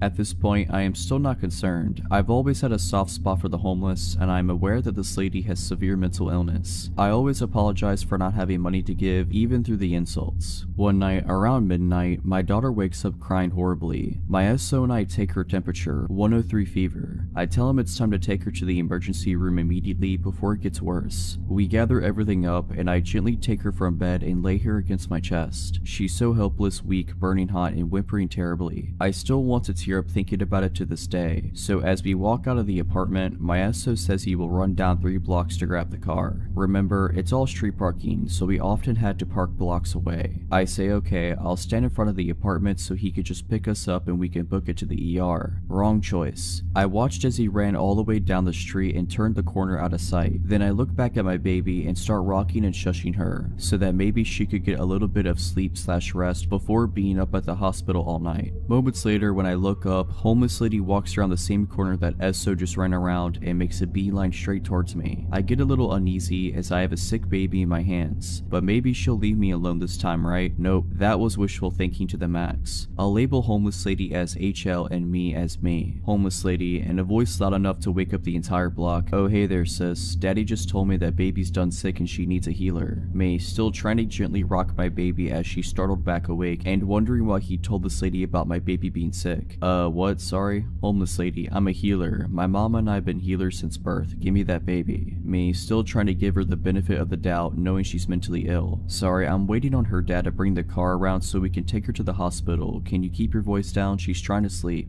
Homeless lady, nah girl, I'm a healer, didn't you hear me? I done said I was a healer. You know what a healer is, don't you? Give me that baby. Now at this point, she reached out and put her incredibly dirty hands on my daughter's leg/foot and wouldn't let go. Me, excuse me, let her go now. Homeless lady, give me that baby. Me, she's very sick, you're waking her up, stop. Her, let me heal her. Me, if you don't let go right now, I will kill you. It was at this point that she and I locked eye contact, and her facial expression was what I can only describe as the most terrifying, evil look a person can give, with her eyes and smile widening with every passing second. She then broke out in a laugh so loud and terrifying that I can't believe I didn't piss myself. By this time, my daughter was crying hysterically. My internal dialogue went something like this. Where is SO? I'm gonna have to set my sick infant daughter on the ground and beat this lady up just to get her to not kidnap my kid. It also crossed my mind that if I did that, I'd probably be the one arrested. Like a Hail Mary, my SO comes around the corner in the car and I reiterate to the lady that my SO is now here and if she doesn't stop harassing me, I will kill her. This finally struck some chord inside her brain and she took off running down the street, cursing profanities very loudly. My daughter's cry has me in tears too after being yanked so hard by this lady. I still wonder what could have happened if she yanked hard enough to take my sick daughter. My SO ended up admitting that he felt bad for her, so he told her that our baby was sick and even struck up a conversation with her about it. All the while his daughter and I were waiting outside past midnight alone in a bad area for him. Needless to say, he's now my ex. He even later laughed about the entire thing and told me I was exaggerating and she was harmless. He also still struck up regular conversations with the woman after that anytime he'd see her, and it infuriated me. I don't think anyone who would have seen the look in this woman's face would label her as harmless. She looked very much like she was ready to harm.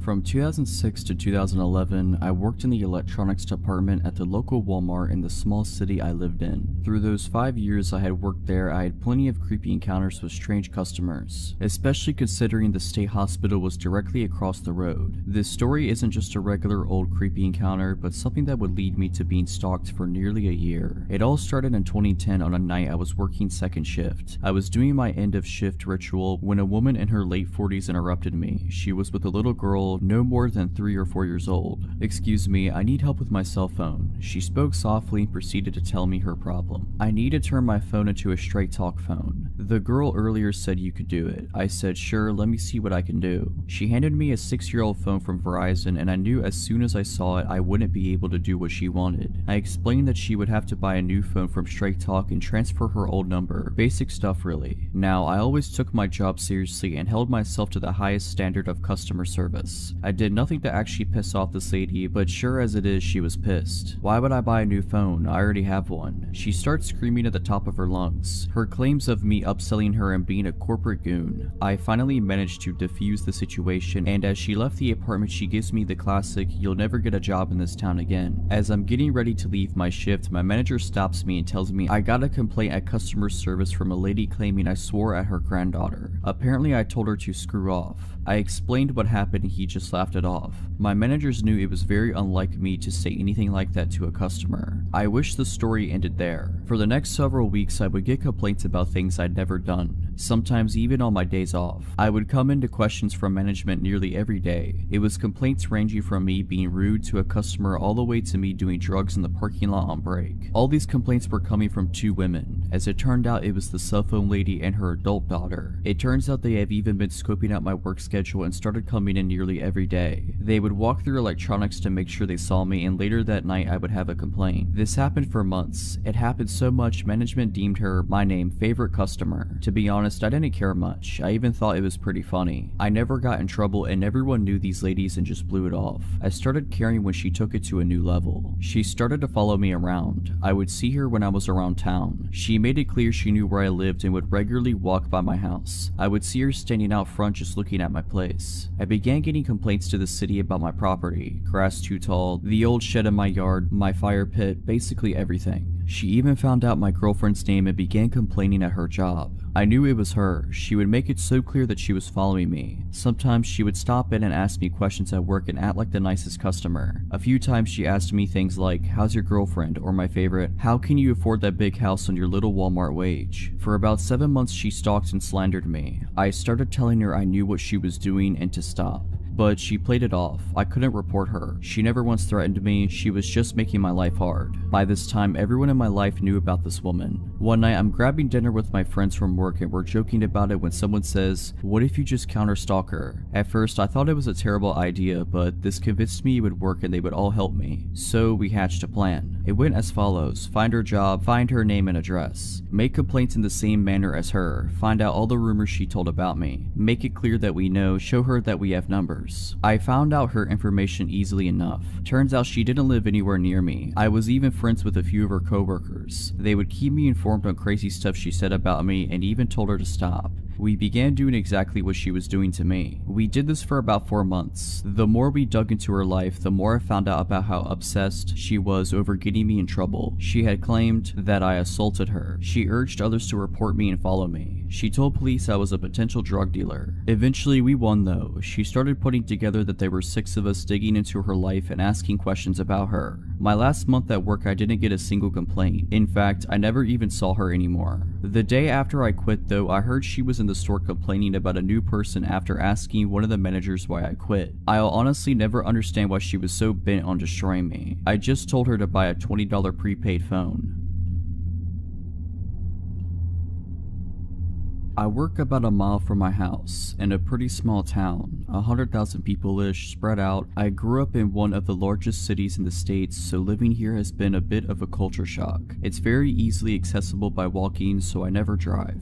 About half a year ago, I finished work around 1 AM. Nobody is really out past 8 PM here. A huge shock coming from a big city, so the park I walked through was utterly deserted. I live in one of the safest countries in the world, not America anymore, so it's easy to forget just how vulnerable I still am. I honestly didn't feel uncomfortable at any point in my walk until I rounded the corner past some basketball courts nearby my house. I was still about 2 minutes away from home, and this stretch of my walk was completely dark. The moon was massive that night. While I had welcomed its light at the beginning of my journey, in the absence of streetlights, it actually made things look pretty eerie. I had walked this path hundreds of times, but tonight something felt off. I'm not a fearful person in any sense of the word, but I was really on edge suddenly. Then I saw it, a van in the parking lot next to the courts, with its side door open. I picked up my pace and kept an eye on it. There are usually cars in that parking lot. I live in a tourist town and backpackers often stay in their vehicles to save money. I'd never seen one with its door hanging open like that in the middle of the night though.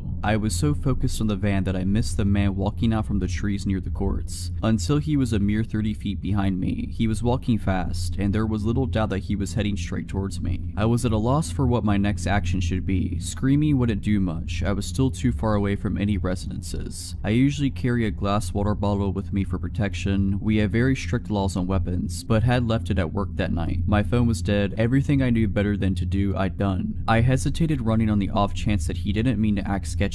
I also knew I couldn't outrun him. I saw a little dark blur darting across the library parking lot at the back of the courts. It didn't even register to me what it was. The whole situation was so surreal. The guy was behind me now, and judging by by his footsteps, he hadn't veered course. I quickened my pace, felt out my keys in my purse, and slipped them in between my fingers. I heard a slight jingling noise and everything suddenly made sense. The blur was Apollo, the large black cat that often walked me home on the stretch after the park. Tonight, he was doing that weird cat run, where they get really low to the ground with their ears back. I had an impression that he was angry, but he was moving too fast for me to see his face properly as he rushed past me. I kept walking, but the heavy footsteps were retreating now. I didn't dare look back, and kept moving forward quickly. Apollo was suddenly by my side, still staying low to the ground and stopping every few feet to look behind him and hiss. Then he would do that weird cat run to catch up with me. He walked the whole way home with me, as he had done so many times, but I'd never seen him act like that. As we neared my gate, he visibly relaxed and flopped on his back. I coaxed him inside the gate before giving him some massive hugs and head bumps. I stopped walking home by myself at night and still saw my sweet little cat friend often. I never saw him behave that way again though. Apollo moved away 3 months ago. I still miss my little buddy and often think about how strange that night was. I wish I'd turn around to see him chase the guy off. I've heard so many stories about dogs protecting people, but rarely about cats.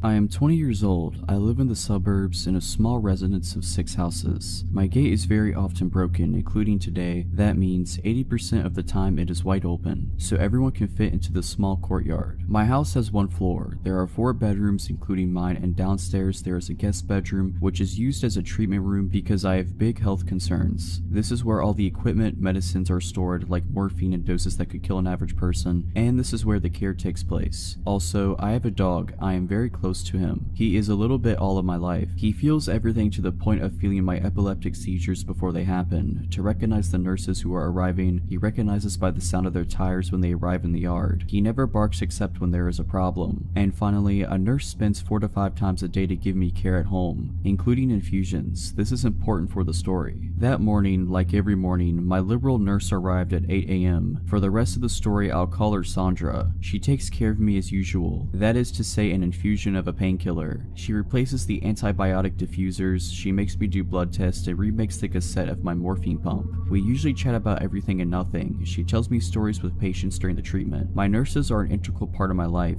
They have looked after me for 6 years now. She leaves after 40 minutes and says, "See you later. I'm sure I'll be a little late, don't worry." That day, I have a medical appointment in the morning, and I'm alone all day because my parents are working, except the nurse's passage every 4 hours. Once back from my meeting, I sit on the sofa with my dog while waiting for my nurse. After a while, I hear the tire noises. I get up because I think it's the nurse, but my dog started to growl behind the door. I look at the time, 11:50 a.m. I tell myself that it is a bit early, but sometimes instead of going after, my nurse exchanges me with the patient from before. I hear a knock. Surprised, I go to open it. Usually the nurses come in like that, and I see a young woman standing, whom I have never seen. She said to me, "Hello, are you? My name. I'm Camille, a 3rd-year nursing student. Your nurse will be a little late, so she told me to come and start preparing and she will arrive." I'm not wary at all. I'm used to students coming, but I'm just a little surprised that Sandra didn't warn me, because usually she warns me in the morning or sends me a message, and then she never leaves a student alone when it's the first time we see each other. I tell myself she must have forgotten to tell me. I bring her in and show her the way to the treatment room. I take out the things for treatment while she washes her hands. My dog is weird. He growls at her as soon as she approaches me and he turns around me. I was embarrassed, so I left him in the living room and closed the door to be quiet. I don't really care what she does, so I let her do it. I'm on my phone at the moment. She begins to put the IV on the infusion stand and takes a syringe. Normally, we rinse my central catheter with a syringe of serum already made. You just have to open the packaging, and there I see it's not a pre-made syringe, but a syringe that she has prepared. I look up and see that the ampules for my treatments are intact and have not been opened, yet I did hear the sound of the ampules breaking. I'm starting to think it's weird, and there she starts to approach me to inject the syringe when I get a message from my nurse. "I'll be there in 5 minutes. Can you start pulling out the material?" My blood has only run for 1 spin. I got up and said, "I'm just going to the toilet, I'll be right back."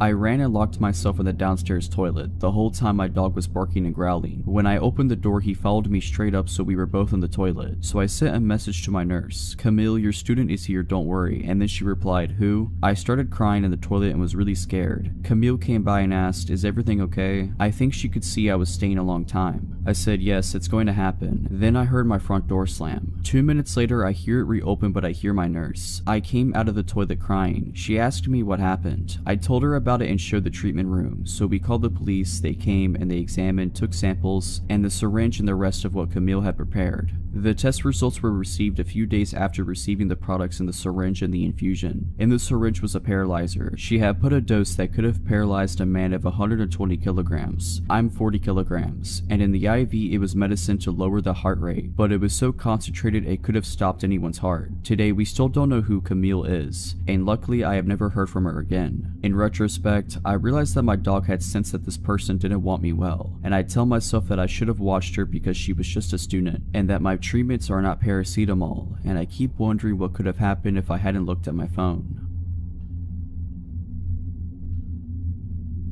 This happened about a year ago. There were so many terrible factors working against me that night. I am astounded I got away, at least physically. This all begins when I'm at my friend's apartment, who lives in a really rough part of town. In a series of poor decisions, that night I decided to get belligerently drunk and take a few pills of whatever knows what. I know, safe to say, after a solid night of partying, around 4 AM I was not in the right state of mind. My drugged brain decides that instead of staying the night at my friend's apartment like I normally would, I wanted to Uber back to my own apartment. My friend's apartment had two separate entrances / exits to the building, one in the back unlit parking lot of the building and one facing the street. They had two sets of keys for each door, and I only had keys to the one in the back of the apartment. Since my Uber would obviously arrive at the street and the door in the front of the building locks itself behind you, I exited this way when the driver was soon to arrive. I'm not paying attention to my surroundings at all in this state, despite the fact that there was literally a bullet hole in the front door I just came out of. Not good. I remember checking to see what car I was getting picked up in, and was only able to pick out the fact that it was a black sedan. Soon after stepping outside, a black sedan pulls up to the curb and starts rolling down the window. So I stepped forward. Before this man even spoke, I could feel something was wrong. He had an expression like he was tearing me apart with just his eyes. After seeing that look, it gave me a new meaning to the word predator, to describe a criminal, because I then knew what it felt like to be prey. He basically barks at me, "I'm your Uber driver." This was the second red flag that somehow made its way through my brain. Normally Uber drivers just roll down the window and say your name. I think I just stared at him for a second, my brain slowly piecing together the situation I was potentially in, and I ask him, "What's my name?" He immediately is enraged and starts screaming about how he doesn't have time for this and just get in the car, etc. I don't think I've ever sobered up so fast in my life. I'm completely panicking. Obviously this wasn't my Uber. Quickly checking the license plate, I immediately see it's not a match. Meanwhile, this guy is still screaming at me, and I have absolutely no idea what to do. If I bolt in either direction, this guy could easily outrun me or have a weapon. I'm also pretty sure at this point that if he's trying to nab a random girl off the street, he must have a weapon of some sort. I can't run back into the apartment door right behind me since it locks behind you, and I don't have the keys nor the time to unlock it. Running towards the back door would do nothing as well, as he's idling right by the mouth of the driveway towards the back parking lot, and again I would have to take the time to find the right keys and get in. If I screamed, I'm not exactly in the type of neighborhood where someone would try to be vigilant, and I could still hear the music radiating from my friend's third floor apartment. I knew they wouldn't hear me. Also, it's 4 AM and absolutely no one is around. It was the absolute worst feeling I've ever felt in my life. Everything in me wanted to run, but I felt that if I did, it would be the end of me. But if I kept standing there, staring in shock at this screaming man, the result would be the same. From when he started screaming at me to this point, I'm guessing only 20 seconds has passed by. Just as he's looking like he's getting ready to get out of the car, another black sedan pulls up right behind him. Checking the license plate as quickly as I can, I realize it's my actual Uber and make a full sprint to the car. Really only like 6 steps, and throw myself in, screaming at my real Uber driver, "What's my name?" The poor dude looks terrified, but responds with my name quickly, to which I reply, "Get me out of here, that man is trying to kidnap me." If I was in this Uber driver's position, I think I would be too shocked to react as quickly as he did. But my dude flew out of there, offered to call the cops for me, which I declined and now regret, and then walked me to the front door of my apartment, ensuring I got inside safely. Truly an incredible human being. You can rest easy knowing he got the fattest tip my college student bank would allow for, although he deserved much, much more.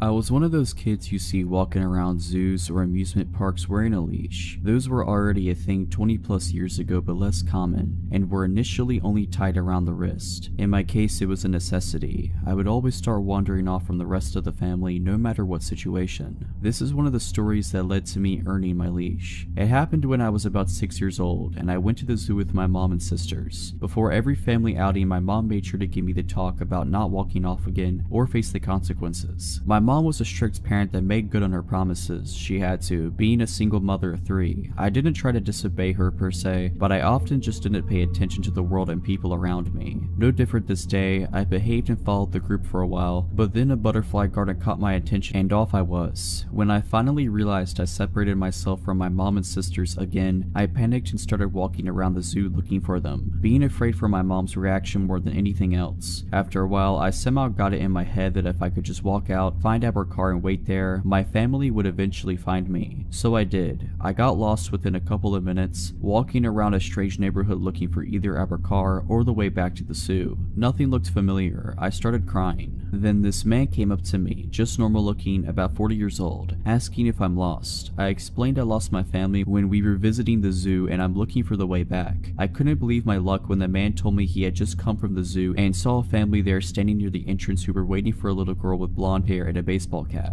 But it was still a few blocks away, so he proposed I walked with him to his car and we could drive the rest of the way back. Just the mention of his car finally made me hesitant. I told him I wasn't allowed to get in a car with strangers. My mom would be mad. He then said something like, "That was true, but I looked smart enough to know that if I could trust someone." Don't remember the exact words, but something like it. Also, he added, he spoke to my parents earlier when they were looking for me, so he's not a complete stranger. That didn't seem right. I asked him if he really talked to my dad, who had died a year before, and when he said he did, I broke down crying uncontrollably. I still didn't understand the situation I was in. I was just really confused about everything and scared of how angry my mom was going to be after all this. Finally, my crying caught the attention of the security guard of a parking building we were standing next to, asking if there was something he could help with. The guy stepped aside with the security guard and started explaining the situation, but made it vaguely sound like he was my father and we were looking for his wife. The security guard seemed to believe him, pointing us in the right direction towards the zoo. The man thanks the security guard and proceeds to take my hand to walk away. The security guard takes a last look at me and asks me, in a comforting, friendly adult to child kind of way, why I'm still crying. I tell him that my dad is dead. He looks really confused for a few seconds and then asks if the man is not my dad. I tell him again, no, my dad is dead. In a split second, his whole face and posture changes and he turns to look at the guy, who's trying to explain he never actually said he was my dad, that the security guard must have misunderstood and he was just helping me find my mom. The security guard said he appreciated the man's help, but he would take me out of his hands now, and the guy immediately took off. I don't think there was much else the security guard could have done. I explained the whole situation, and after making a phone call, he walked me to the entrance of the zoo, which was just around the corner from the parking building, and from there we were brought to the security's office where my mom and sisters were already waiting. I feel extremely lucky for the security guard being at the right place at the right time that day, and very grateful for the extra second of time he took that could have made all the difference. I, a 24-year-old female at the time, was 21 years old. I lived in a larger small city in the Midwest. At the time, I had no car, a bicycle, and hardly enough money for the public buses. I worked at a retail battery, lighting, and repair store. I worked full-time and only lived a little over a mile from my job. Because of my willingness to learn and my close proximity to work, I often worked all sorts of hours, mostly by myself. This time I wasn't the person closing and had a coworker, Joey, 22-year-old male, who came in for a part-time shift after he wrapped up classes at the local college. We had a close friendship and we often stood up for each other and stood in when we were flustered or needed to go to the bathroom in the back. Joey received a phone call for a possible repair on a smartphone, possibly LG low-tier phone though, and he wasn't 100% sure if it was a phone that we could repair. He asked the young female caller to stop by for a consult. She had quickly agreed and said that she would stop by at around 5:30 p.m. This was a night that I was supposed to get done at 6 p.m. and catch the bus at 6:12. It was a windy, drizzly, early fall night. I remember this because I had my bike with, and it became my anchor that night. A little before 6 p.m. this frantic, terrified, bawling 19 to 20-something-year-old woman came into our tiny shop. I was at the counter, switching out aging price tags and general store maintenance. I looked up at her, confused and willing to help. She looked me deep in the eyes, asking if Joey was here. At the time, he was using the tiny bathroom in the back, so I had to step in and help out any customers. I told her that he was currently busy and that I was willing to help her. She handed me her smashed cheap phone very timidly. My customer service skills couldn't prepare me for what she was going to say next. She quietly told me that her boyfriend, who was out in his red mini truck in the small front parking lot, had gotten angry and smashed her phone when she tried to call her sister that afternoon. I took the backing off of the phone and tried to research the model for any possible screen repair. No results found. I tried to hand her back the destroyed phone and she pushed it back into my hands with a pleading look. Then the honking commenced. There was this light drizzle outside, so our front glass door was covered in beaded drops and was slightly fogged over. I couldn't see who was honking out there. I told her again that I couldn't help and for her to try our cell phone repair competitor down the road. The tears started to really flow down her cheeks and I was freaked out at this point. She kept throwing glances behind her and the honking would not stop.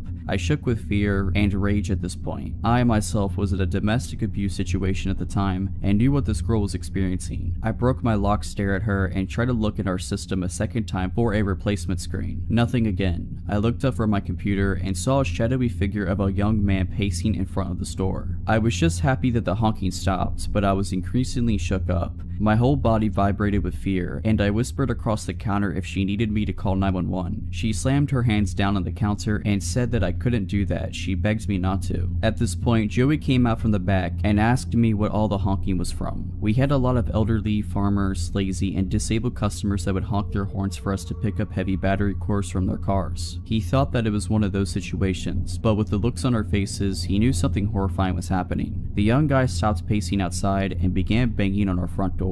Joey took the girl's phone from my hands and said for me to go in the back and lock the back employee-only doors. I did what I was told and grabbed my bag, my bike, and my jacket. I looked at the clock in the back and it read 6:14. I spent 15 minutes with this girl, both of us feeling like trapped animals. Joey did bodybuilding during his free time and was a gentle, non-confronting, short but stocky guy. I was a short, obese, kind lady that would respond either of two ways, like a doormat or ready to stand my ground. I knew that I couldn't fight a customer and neither could Joey. Not because of physical reasons, we'd lose our jobs and we had no idea what to do. The young guy threw the door open and the wind kept the door open. He had this manic, hateful look about him. A total predator he was. He was slim but muscular, early to mid-20s and was soaked by the rain. He took the broken phone off the counter and took the girl in tow. He hurled insults at us and I gave the girl a pitied look. He slammed the door back shut and both Joey and I stood in absolute silence. He snapped out of it and ran to the front door and locked it. I told Joey to call our manager from our store landline and stood around while he did.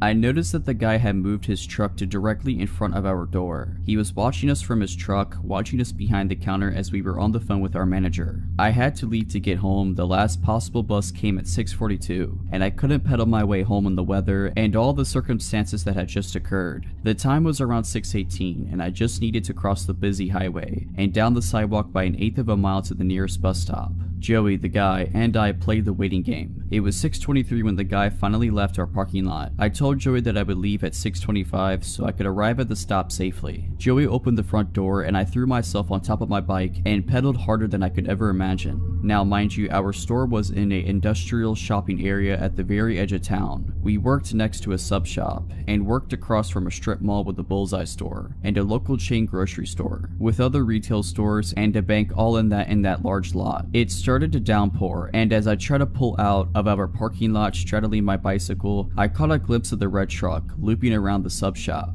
The highway had dual lanes each way and I had to play real life Frogger. If I wanted to make it my destination in one piece, there was a few cars that slowed for me as I hauled myself to the other side of the road. I jumped off on my bike and threw it on top of the curb. I promptly hopped back on and tried to pedal off. My front wheel was stuck in the grassy strip and my right foot had slipped off of the pedal. My shin struck the pedal and I had to act quickly. I grabbed the frame of my bike and jogged awkwardly to the bus stop. The red truck pulled into the bank parking lot of which I had just passed. The truck pulled around and went out through the entrance across from the sub shop and took the closest lane to me. He went at a crawl and turned at the red light so he could circle the main parking lot of the shopping center. There was 3 ways to get into that parking lot, one to the left, one in the center, slightly off to the right across of the sub shop, and the other far to the right next to the grocery store. I stuck to the sidewalk since it felt safer and was in front of people. The truck patrolled the parking lot, the hunter stalking its prey. I felt cold, sore, and cornered just like an injured animal. There was a couple of cars that pulled into the left entrance of the parking lot, causing the truck to stop from re-entering the lot again. I almost collapsed in the bad small bus stop, and I felt my phone buzz. I saw that it read Joey, so I rested my bike on my person to answer the call. Joey told me that he was watching, and even though he had an elderly couple in the store that he was helping, that he wouldn't allow the guy to hurt me. I started to cry. All of this had just gotten to me. The red truck looped around once again and again. I saw the bus pull up early at 6:39 and I couldn't be happier. I knew the driver since I used the buses to get around town, errand shopping, and to get to and from work. I had my stupid bike to worry about. I hung up the phone with Joey, putting my phone in my jacket pocket, and strapped down my bike in the rack that was in front of the bus. I struggled since I shook and my bike was slick from the rain. I got on the bus and turned to the open bus doors and saw that the truck took a left at the center entrance of the lot. I could finally let my guard down. I sat at the front of the bus and my hand shook at trying to get the $1.25 for the fare. The driver said that it was okay and that I could take my time with the change. I kept my backpack on and pulled my damp phone from my pocket, dialing Joey's number, letting him know that I was fine. In under 15 minutes I made it to my apartment safe, but deeply disturbed. I took my bike in so it wouldn't draw any attention to where I lived. All of this gave me an idea to leave my own domestic abuse situation. To this day I wonder about that girl and hope that somebody more daring and stronger than me called the cops on her abuser, that she had the strength to leave that violent man for her to write her own story and to recover from all of it. I'm currently doing significantly better in life and finally have my own car, and I live a couple states away safely from my past life, even though I'm states away and it's been 3 years now. For a little background, I'm a 27-year-old female and I recently just moved into a nice apartment in a safe neighborhood with my 2 dogs, Charles and Wigwam. Charles is a Corgi/German Shepherd mix and is the most loving but overly obnoxious dog, while Wigwam is a Lhasa Apso who is quiet, sweet, and most definitely scared of his own shadow. I've only been in my new place for about a month, and after this experience, I highly doubt I'm gonna make it here for the duration of my year-long lease. The way these apartments are set up is that each floor has its own set of doors that lead to 4 apartments and a fire escape door that only opens from the inside. I'm on the back side of the building, which places my patio about 10-ish feet from the fire escape stairs. I take my dogs out 3 times a day, midnight being the latest I will go out by myself, and every time I leave my apartment, I put the bar lock on my patio door and lock my front door without fail. About a week ago, we had a snowstorm and I cracked my patio door because, well, I love cold weather and I'm an adult, and if I want to watch the snowfall, then I can do that. It was around 11 p.m. and I decided that since it was getting late, I should take the dogs out for the night, and since they both hate snow, this would be a quick trip. I go to lock the patio door and decide against it because I'm on the 5th floor and I'm only going to be outside for a few minutes. I get the dogs ready, grab my keys, and lock my door as I leave the apartment. I get down to the designated pet area with my beloved snow-hating dogs and let them do their thing, and then back to the apartment we go, and we get back in safely, or so I thought. This is where I thought I was losing my mind, but in actuality, stuff was about to get real. As soon as we walk into the apartment, my dogs run over to the patio door and I notice the door is shut and the bar is locked. Mistake number 2, I immediately think that's strange, but didn't connect the dots. I go into the kitchen to get dog treats, and both dogs start going crazy and growling at a large cedar chest in my living room, and as I'm walking to see what all the commotion is about, I see a pair of eyes creeping from under the chest lid. I stood there for about 5 seconds before I realized what I was seeing and calmly walked backwards to my front door, opened it, and told my dogs let's go outside, and they ran out without leashes, and I immediately get them and myself in my car, lock the doors, and call the police. The police show up in less than 5 minutes and they go up to my apartment, and after about 20 minutes, 2 officers are dragging a 40-ish-year-old guy out of my building in cuffs, and the plot thickens. This dude had been watching me since I moved in and had been stalking out my place, waiting for an opportunity to get inside because he knew I lived alone. If that's not creepy enough already, he had a fanny pack since it's still 1990, and he had a pocket knife, needles, ketamine, and a picture of me from the day I moved in, and his plan was to sneak in through my patio door, wait for me to fall asleep, and whatever knows what else. Needless to say, I didn't sleep for days because I thought he would come back. Luckily, the guy is still in jail, but I'll never forget those eyes.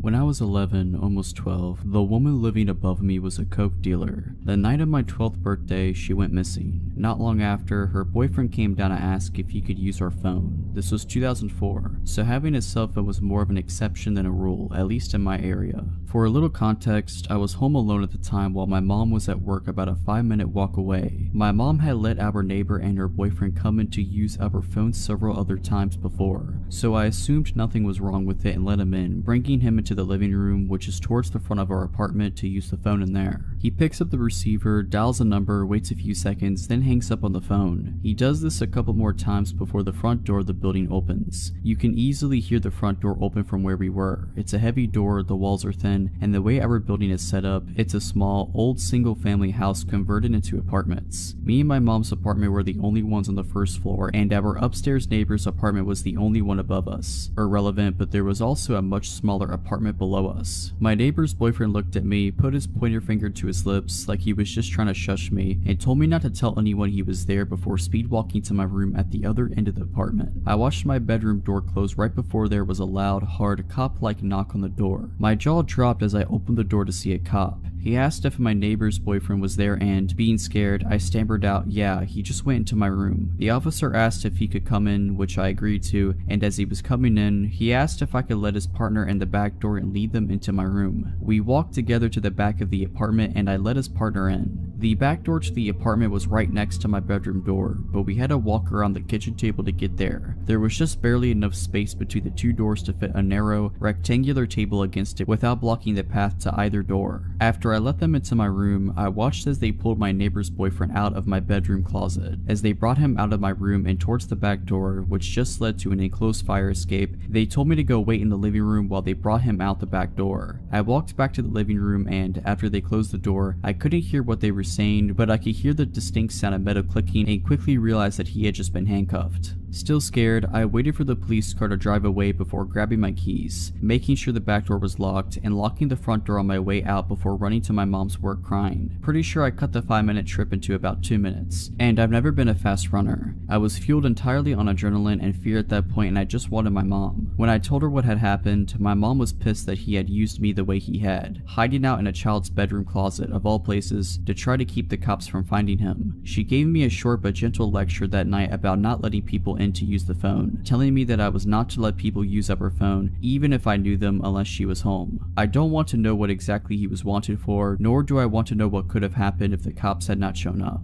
I don't know if he had known that the cops were on their way and had to come to my apartment specifically to hide from them, or if he was up to something else and knew that the cops were at the front door of the building. If you're liking this video, all I ask is that you make sure to subscribe to my channel and like this video. Thank you.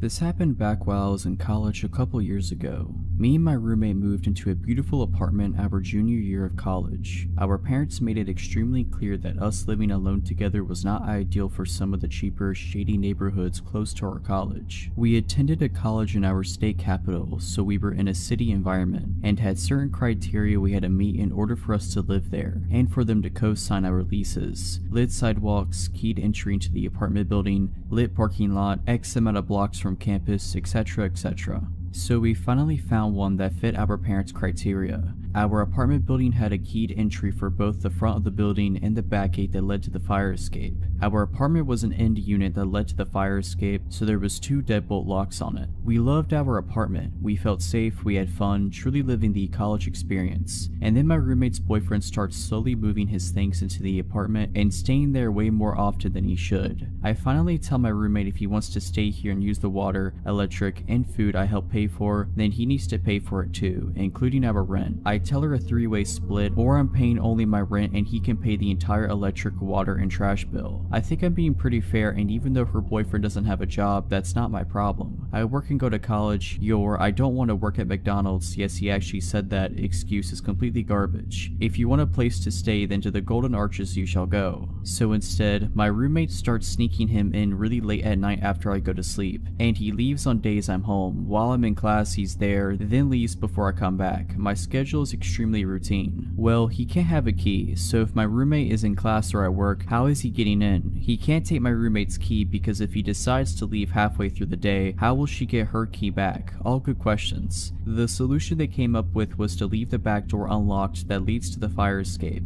and then he can just jump the fence at the bottom of the fire escape to get back on the fire escape when he's ready to come back, or stick a rock in between the door, whatever works for him. So I'm off of work and school one Thursday morning and I decide I'm going to sleep in as long as I possibly can. My roommate and her boyfriend had already left for the day, so naturally they leave the door unlocked. I'm asleep and it's about 10 in the morning when I hear the back door open to the apartment. I come to just enough to recognize the noise, realize it's my neighbor or her boyfriend, and I brush it off and go try to drift back off. All of a sudden I start hearing someone creep through the apartment. Wooden floors. It definitely doesn't sound like casual walking. It is clearly someone stepping slowly and quietly through the apartment. My door to my room is ajar just a sliver, but I don't see anything out the door and I'm honestly too tired to get up and look. A couple minutes pass and I figure that my roommate and or her boyfriend are just being weirdos and I fall back asleep. I can't be sure how much time passes before I open my eyes, but it can't be too long. I wake up to my door opening. My back is to the door and I am facing the opposing wall. I slowly start to turn over to see why my roommate or her boyfriend would dare wake me from my slumber, and there he is, a burglar. In my room, next to the bed I'm currently laying in, a 6-foot tall burglar, unplugging my TV about 5 feet from where I currently am. I immediately pretend I'm just shifting positions in my sleep and continue to roll over with my eyes as shut as I can make them seem, still open enough to watch what was going on. He hears me shuffling as I turn over, stops, looks dead at me, and luckily doesn't realize that my eyes are open just a tiny bit. He goes back to unplugging my TV, my DVD player, shoves it in his bag he's brought, like those bags from IKEA, and steals my change jar and casually starts walking out of the front door to my apartment, like he came in for a cup of tea or something. After I hear the door shut, I immediately spring out of bed, grab my phone, start dialing 911, all while locking the back and front doors. The dispatcher is trying to calm me down. At this point I am hysterical. I can't even catch my breath to tell her okay. Luckily, I told her my address before I started hyperventilating. I will take a second to commend the police department, both city and college, because they were there in less than 3 minutes. She tells me the cops are there but they need me to go downstairs to let them in the building because they don't have the key to the front door of the building. I am so afraid to open the door to my apartment and even look down the hallway. I'm about to walk to the front door and extend my arm out to the handle when I hear, "Ma'am, it's the police." As if I didn't get scared enough already, they yell through the door. I am paranoid because the dispatcher just told me they couldn't get in and didn't realize someone probably let them in downstairs. I ask the dispatcher to confirm that the people at my door are actually police officers. She tells me that they are at my door. Okay, cool. I open the front door and I collapse right there. My legs completely turn into jello and I just hit the floor. I blacked out for a brief period of time, but they helped me up and sit me down on the couch. There's at least 10 officers in my apartment from both the city and college departments. When I look outside the living room window to the street below, there are 5 or 6 cop cars blocking the street. I later found out that they were doing a perimeter search around the immediate area. I'm being bombarded questions now. I have to try to find out what's missing besides the stuff from my room. I'm crying, I'm shaking. This is not at all how I saw my day off going. I tell them my roommate left the back door open for her boyfriend, they inspect the back door and blah blah. The next thing I know, my roommate and her boyfriend walk in and they both have the most dumbfounded looks on both of their faces. At this point now, there is a detective talking to me and I'm giving my statement, giving a description of the burglar, the stuff missing, looking at mugshots, etc. I immediately stop talking to the detective, look up at the both of them and blurt out, "Someone robbed us while I was asleep. He came into my room." 2 officers take her and her boyfriend aside and talk to them while I'm finishing up with the detective. I call my then boyfriend and he comes over to help me pack my stuff to stay over his house for a couple of days, which turned into staying until my lease at my place ended, around 4 months. After failing to recognize any suspects in a lineup, the cops slowly start leaving. After they all leave, I call my parents to tell them what had happened, gather my things, and head over to my boyfriend's house. My roommate and her boyfriend never once apologized. Not for leaving the door unlocked, but just a general "I'm sorry this happened to you" type of apology. They never asked me if I was okay, if I wanted to talk, nothing. The day my lease ended was the best day of that entire year. I couldn't wait to get away from my roommate, her boyfriend, and that apartment. They never found the guy who robbed me that day. I didn't even care about the materialistic things. He robbed me of my safety and security, and it took a good amount of counseling to get that back. I am also thankful he didn't try to attack me that morning. My My friendship with my roommate was tarnished. I haven't spoken to her since. To this day, I don't sleep with my back to the door, and I always have a knife under my mattress. This happened to me 2 to 3 years ago. I was around 23 at the time. I am a female and I live in Romania. One night I was coming home from class, masters. Classes start after 6 p.m. and end at 10 p.m. At around 11 p.m. I had to take the subway for about 12 stops. The destination I have to get off at was the end of the line for the subway. At the time, there wouldn't be many people in the subway. All I need is my headset and my music and I am good to go. Said and done, I plug in my music. I pick the furthest chair in the subway, away from the only 2 people that were taking the subway with me at the time. So far so good, until I see, with the corner of my eye, a silhouette approaching me and sitting right next to me. It was a man, fairly built, dark hair, wearing glasses, a black shirt with a black hoodie, and a sickening smile. He doesn't engage in talking with me, but would just stare at my phone as I would browse through my music. I can hear him breathe heavily, not like painfully, but still like he was feeling something very strong. I feel uneasy, so I decide to change my seat and go even further behind, trying to avoid him. I pick a new chair, sit down, plug my headset again, and proceed with the remaining 6 to 12 stops on my way home. I see the silhouette growing bigger and bigger and a breeze running on my skin as I realize the guy is again sitting right next to me. Glancing in midair, dead eyes, a big smile, staring right into my phone. I panic. There are still 4 stops to go. I have nowhere to hide. I look after the other person in the subway, trying to sit next to her, thinking that strength comes on numbers. She is no longer there. I start shaking a bit, but not allowing the creeper to notice me being vulnerable. I stand up, go to the door, and just decide to stand until my stop comes. This way he won't sit next to me, right? Wrong. He comes straight after me and sits on the chair right near the door because he couldn't see my phone, on which he was so focused so far from that angle. He fixates me right in my soul with his eyes and says, "Hi gorgeous, why are you avoiding me?" I am freaking out as I look at my phone trying to call my boyfriend or message him, and he stops me by saying, "I know no one will help you. You would have sent an SOS message by now. I know you didn't." That moment I realize I am cornered. He has been focusing on my phone to see who I was talking to, trying to figure out if I panicked, trying to see if I would ask someone for help. He cornered me bad.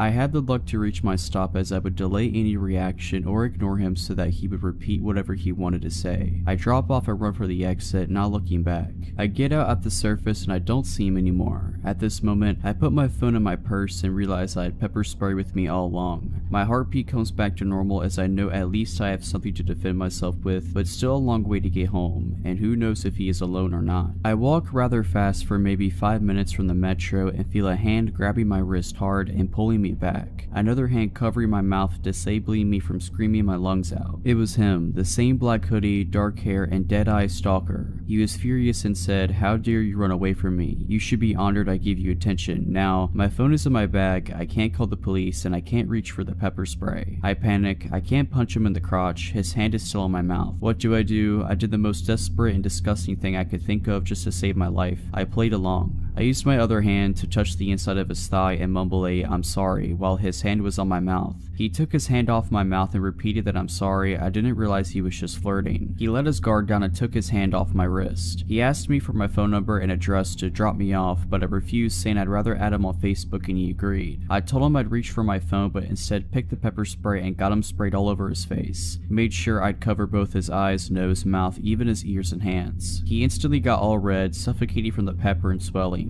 I called the police, told them what had happened and what I did. They asked me if he is immobilized, and I said yes, as the effect wears off in 45 minutes. The police arrived there 5 minutes later to see me shaking like a leaf and a man on the ground, swollen like a pumpkin, throwing up and swearing me between gasps of breath. He was arrested, and the police told me they had been looking for him for the past week as they discovered the body of a 24-year-old woman in his apartment, a lady with red hair. I have red hair too. The woman was his girlfriend, and ever since he's never gotten back to the apartment. I do not know what he wanted to do with me. I can understand why he targeted me due to the similarities, but I just hope I don't ever have to meet him again. I used to live in a townhouse duplex by myself with my dog and 2 cats near a train station. There were often commuters who parked outside my place and passed by through the day and night. Occasionally, I had cigarettes or stuff stolen from my front veranda, but none of this scared me like the night I was watched. My dog lives indoors, and I would take him out for a last pee before bed. My backyard light was broken and was up too high to change the bulb, so I always took him out the front. That night, it was around 11 p.m. and I took him out the front. It was a hot summer night and I was mindlessly standing on the footpath when I saw movement across the road from me. Out of nowhere, a man had appeared and was walking diagonally across the street away from me. I thought it was odd because I hadn't seen him come from the other direction. I continued to think about it. Where he came from was from outside of a house that was being renovated. I knew the owners weren't living there and thought maybe he was trying to steal some stuff. So I kept looking down the road to where he had gone. He had turned the corner down the next street. I kept watching and then I suddenly see his head pop around the corner to see if I'm still outside. This gave me the absolute creeps, so I grab my dog and go inside. I turn off all my lights and go upstairs to my bedroom, which is at the front of the townhouse and faces the street. I thought I would keep watch of my neighbor's house and call the police if he came back. I peer through my blinds, which cover sliding doors coming off a small balcony, and like clockwork, I see a dark figure walk down from the corner and down my street. He's moving towards the house across the road, and then I suddenly lose sight of him. A tree in front of my townhouse obscures my view for a moment, and then he is there. He's not just there, he has stopped at the top of my driveway, just standing there. I kid you not, his arms were out by his sides and legs apart in an unnatural stance, like he was preparing for something, like he wanted to come kill me. My heart is racing so hard I can barely hear, and I'm standing there slack-jawed looking at this would-be assailant when one of my cats comes to see what's happening. My cat slides his body between the blinds and window, further opening it, and I see this person, this man looking up towards me. I'm thinking surely he sees me. If he does, this doesn't stop him. He starts walking down my driveway undeterred and fixated. I lose sight of him under the balcony and awning. By this time, my eyes are watering in fear and tears are streaming down my face. I don't know what to do. I go sit in my bed. I pick up my mobile and dial my dad, who lives in a suburb away. He answers. I whispered to him what was happening and he said he will be there as soon as he can. I lie down on my bed and lie as still as I can, tears rolling down my cheeks, pure fear, not knowing what this man was doing downstairs and if he could get in. What if I hadn't locked the doors? And then it dawned on me, why am I lying here in the dark crying? Turn a light on. So I did. What seemed like a lifetime but was probably just a couple minutes later, my dad arrived. He had an umbrella with him. I live in Australia, so no guns, but he could have at least brought a knife. I stayed on the phone with my dad while he searched outside for the man. The man was gone. Maybe me turning on the light scared him off. I called the police, who said I should have called sooner. Of course I should have, I don't know why I didn't. They came out with a sniffer dog and didn't find him either. I don't know what he wanted, but for a good year after that I was scared living there. Luckily that feeling faded away after a while. This happened to me a few years back when I was in my early 20s. At the time, I worked in a department store at a makeup counter. The job relies heavily on good customer service and building relationships because you want people to keep coming back to spend money on your products. We are given personalized business cards so that we can build up our own client base. Very important for a commission department. It's not uncommon to be familiar with the people who frequently shop in the store. As workers, our training is focused on being friendly and accommodating. One day while I was working, I had to move to a makeup counter that wasn't my own to cover someone's lunch break. It was a really slow day, so I was just leaning on the counter, people watching. I could tell most shoppers were just browsing, so I kept to myself. One of the people that I noticed was a very tall and broad man. He walked very slowly, almost hunched over. His face was fixed very aggressively, like he was angry but focused. He circled around the counter a few times, but I could feel his gaze on me instead of the products. After a few rotations around the department, I decided to greet him in case he needed help. It wasn't until he came directly over me that I realized just how big he actually was. I'm a 4'10" female, so I feel pretty small regardless. But even with his slouched posture, he was over 6 feet tall and well over twice my weight. I'll never forget his teeth. They were completely black in the front. Your eyes couldn't help but go right to them. Despite his menacing appearance, he was soft-spoken. Truthfully, I could tell he wasn't all there by the way he talked. He told me no when I asked if he needed help, but requested my number. So direct. We had never spoken before. I declined and said that I was in a relationship and that it would be inappropriate. He then asked if he could have a business card for the counter in case he wanted to get products. Since I wasn't on my normal counter and I really wanted him to go away, I handed him my coworker's business card and told him to call if he had any questions. It worked and he walked away after that, filling me with relief. Only a couple minutes later, the phone on the counter rings. I answer with my peppy customer service voice and say, "Thank you for calling makeup brand name, how can I help you?" And immediately I know it is the same guy when he starts talking. He asks me again for my personal number, and I explain once again that I cannot do that, but he just wants to talk, he explains. Since he wasn't getting the hint, I say, "I should have told you that I'm married, you can't have my number." Politely he apologizes and hangs up. I thought that would be the end of him, but for the next few weeks or so I spent much of my time at work anxious that he would show up. I would see him every week and he would lurk around the counter looking for me. Anytime I would see him, I'd immediately drop what I was going to run and hide or run to the closest customer and offer any bit of assistance to make it look like I was busy so he wouldn't talk to me. I successfully dodged him every time, and it came to the point where I stopped seeing him. I was thrilled.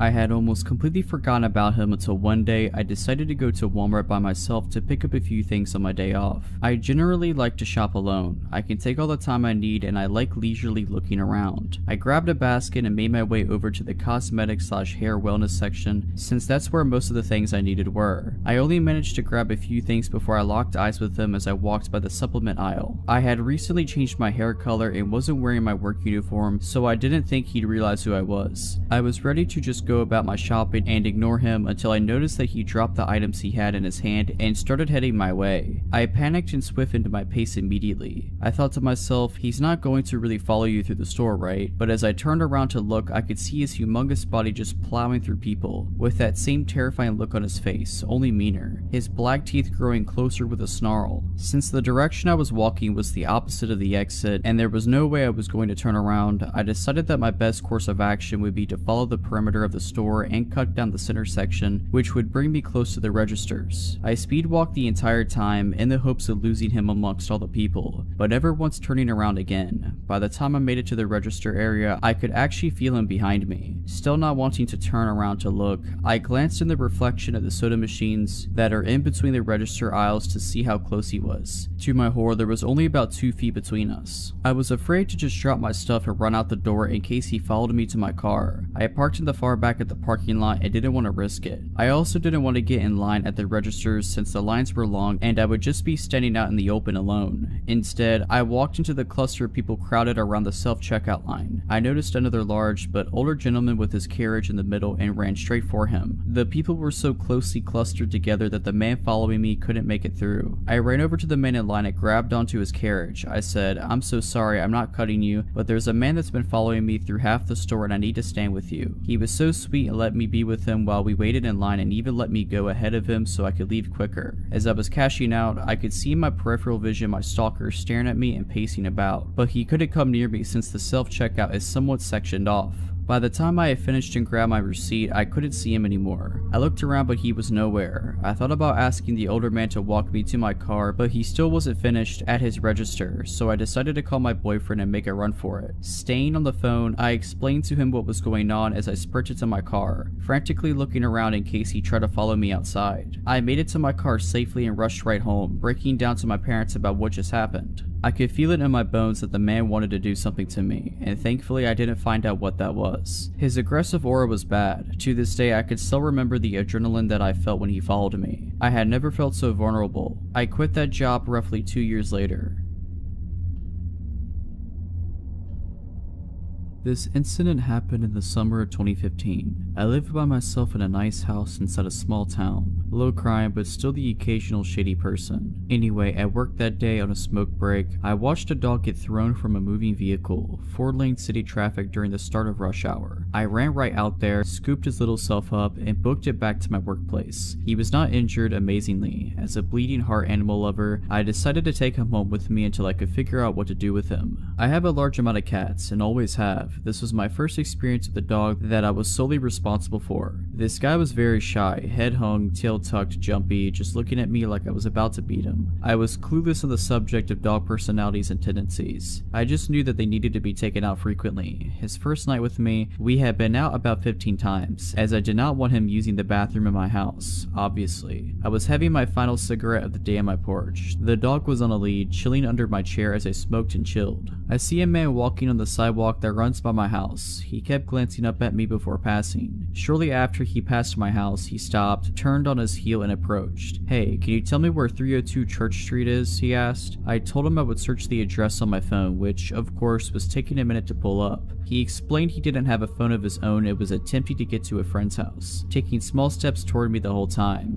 Finally, the address I summoned came up. "It's exactly 2 blocks north of here, right on the southwest corner of the cross street," I told him, pointing in the direction. He kept his eyes locked on me, continuing to slowly move closer. The dog starts growling very softly at this point. I forgot he was even there until now. "Mind if I take a look at the map?" He grinned sheepishly. "I'm bad with directions." I rose from my seat, pointing again. "It's truly just 2 blocks up the road. Just follow the road. 2 blocks. The house will be on your left," making it very clear that I wasn't going to just hand him my phone. "Well, can I call them? I need to let them know I'm coming," he said, still creeping closer, extending his hand. "No," I curtly replied. "How about text them?" pushing forward still. "Dude, no." I started toward my door. "Just let me see your phone." He was visibly becoming pissed off, clearly trying to contain it and getting way too close to my porch. As a last-ditch effort of getting this dude to screw off, I say, "You need to get out of my yard. My dog's protective. He will screw you up." I didn't know the first thing about this dog, let alone whether he had the capacity to screw someone up.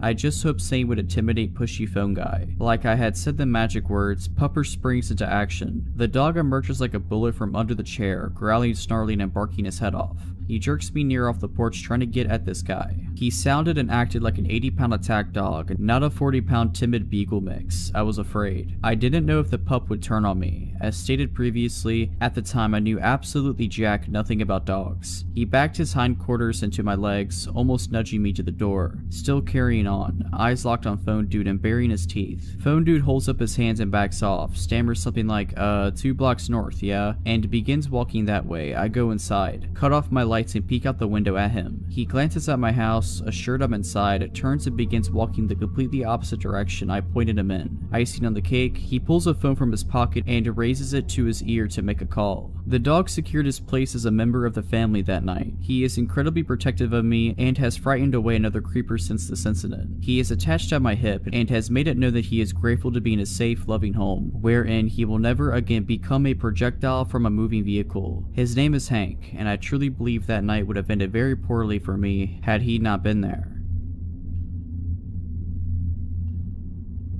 So about 3 years ago, I was going to school in a US city and was living with 2 other roommates. My one roommate was known to usually bring seedy characters back to the apartment. At one point during our fall semester, she befriended a guy in her advertising class who went by the name of Dallas. He became her weed dealer and she would frequently bring him over to the apartment. I suspected they were sleeping together, but she denied it. It was a strange relationship, but who am I to judge? My other roommate and I thought he was charismatic enough, but also didn't see the appeal that Christy, my roommate who befriended him, saw. I remember one night we had Dallas over for dinner. He told us how he played for our college's football team, that he just started his own business at the age of 25, and how he was a very well-known weed dealer who made a lot of money, and his name was Dallas because he used to live in Dallas, Texas, and his parents named him after that. Me and my other roommate nodded our heads and listened, but we didn't think much of it except for this dude thought he was hot stuff and wanted to gloat about himself. I believe he came over for dinner or something maybe 1 or 2 other times. My roommate claimed that one time she decided to buy weed from him and went to his apartment off campus. When she arrived, she saw our roommate, Christy, just passed out on a chair in the middle of the day in Dallas's apartment in some random room. When my roommate arrived, he mentioned nothing of her being there. My roommate shook her awake and Christy just woke up in a haze and basically told my roommate to screw off. My roommate recounted the story to me and we both agreed it was weird and Dallas was probably not the safest person to hang with. After a couple of months, Christy stopped hanging with him. I remember her saying he got pissed she didn't want to sleep with him. I also found out that a friend of hers, who knew him for a long time, was engaged to him. Oh, also, his real name wasn't Dallas. Yeah, real shocker there. Fast forward 2 years. Me nor my roommate talk to Christy anymore. We are living elsewhere in said city doing our own thing. We get an alert on our phones that a girl who had just transferred to our college went missing after leaving from one of the campus bars the previous night. It doesn't take long, maybe a few days, when this huge story breaks. This girl was killed by someone she left the bar with that night. My roommate calls me and goes, "Do you remember what Dallas's real name was?" I go, "Yeah, I believe it was said name." She goes, "Go online and read this article. He killed that girl who just went missing." Sure enough, I go online and there's the most horrifying mugshot of Dallas with a photo of the girl he had just slain. It gets crazier. Apparently he had taken her home that night and attempted a one-night stand, and he killed her by blunt force and strangulation. If that isn't terrible enough, he cleaned up the evidence-ish in his apartment, threw her body in a storage container, took a lift to his grandma's house hours away, and buried the storage container with her remains in it on the property somewhere. After obtaining a video of the two of them leaving together from the bar, it didn't take cops long to bust him. Weeks after the story broke, so many girls came forward and shared similar creepy stories about Dallas, the guy who played for psychologist football and ran a successful business. You can guess that none of this was ever true. Also, he was like 28 years old, claiming he was still a student at our college when this happened, prying on younger women. I just hope he rots in prison for the rest of his life.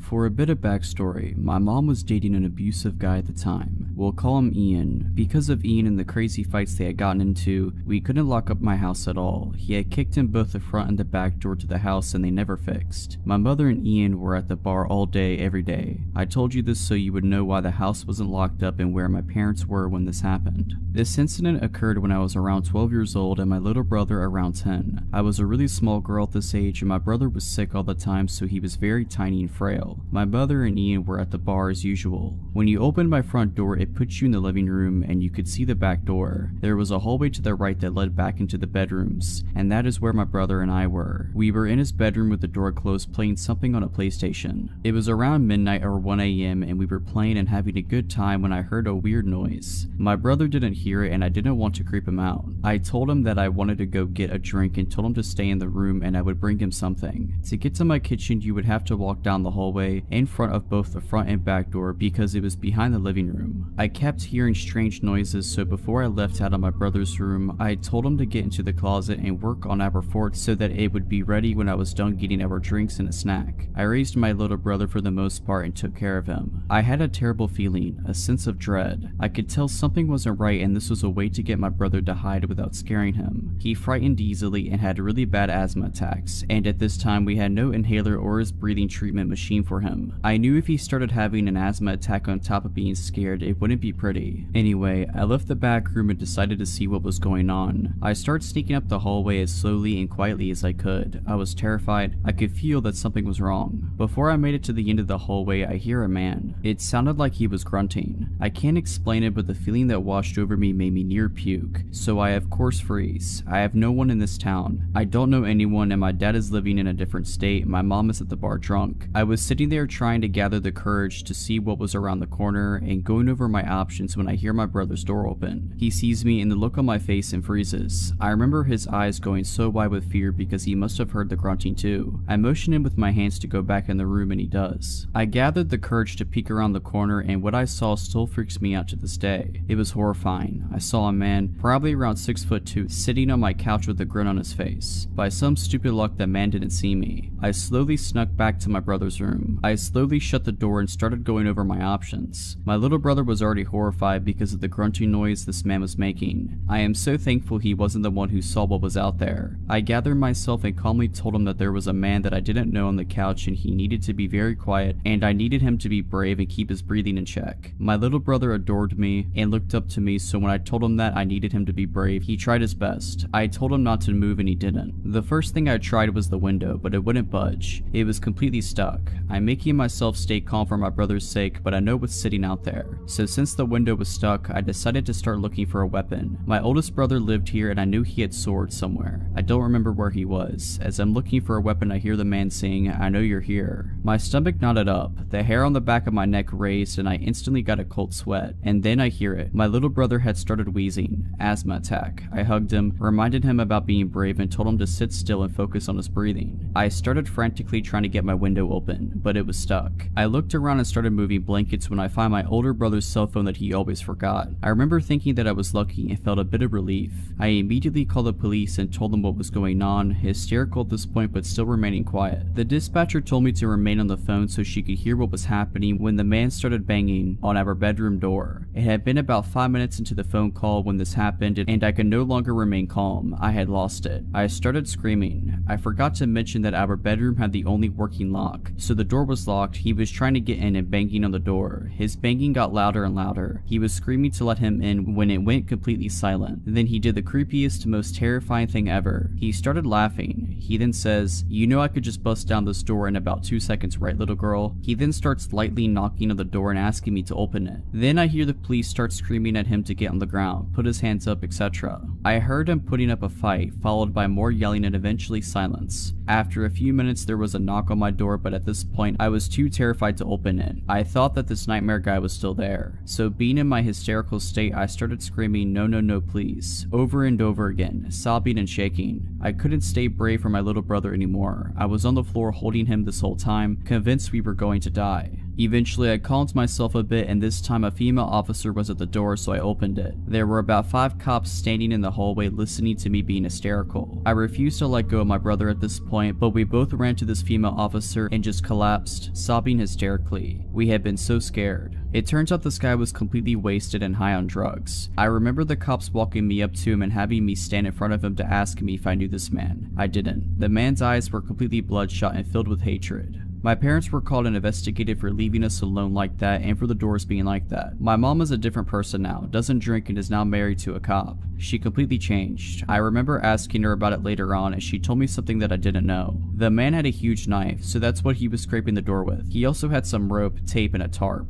I still don't know how he didn't get to us, or why he didn't just bust the door down to get us. It would have taken 1/2 kick from him to kick the door down. It was super thin. So hopefully I will never have to endure that horrible experience again.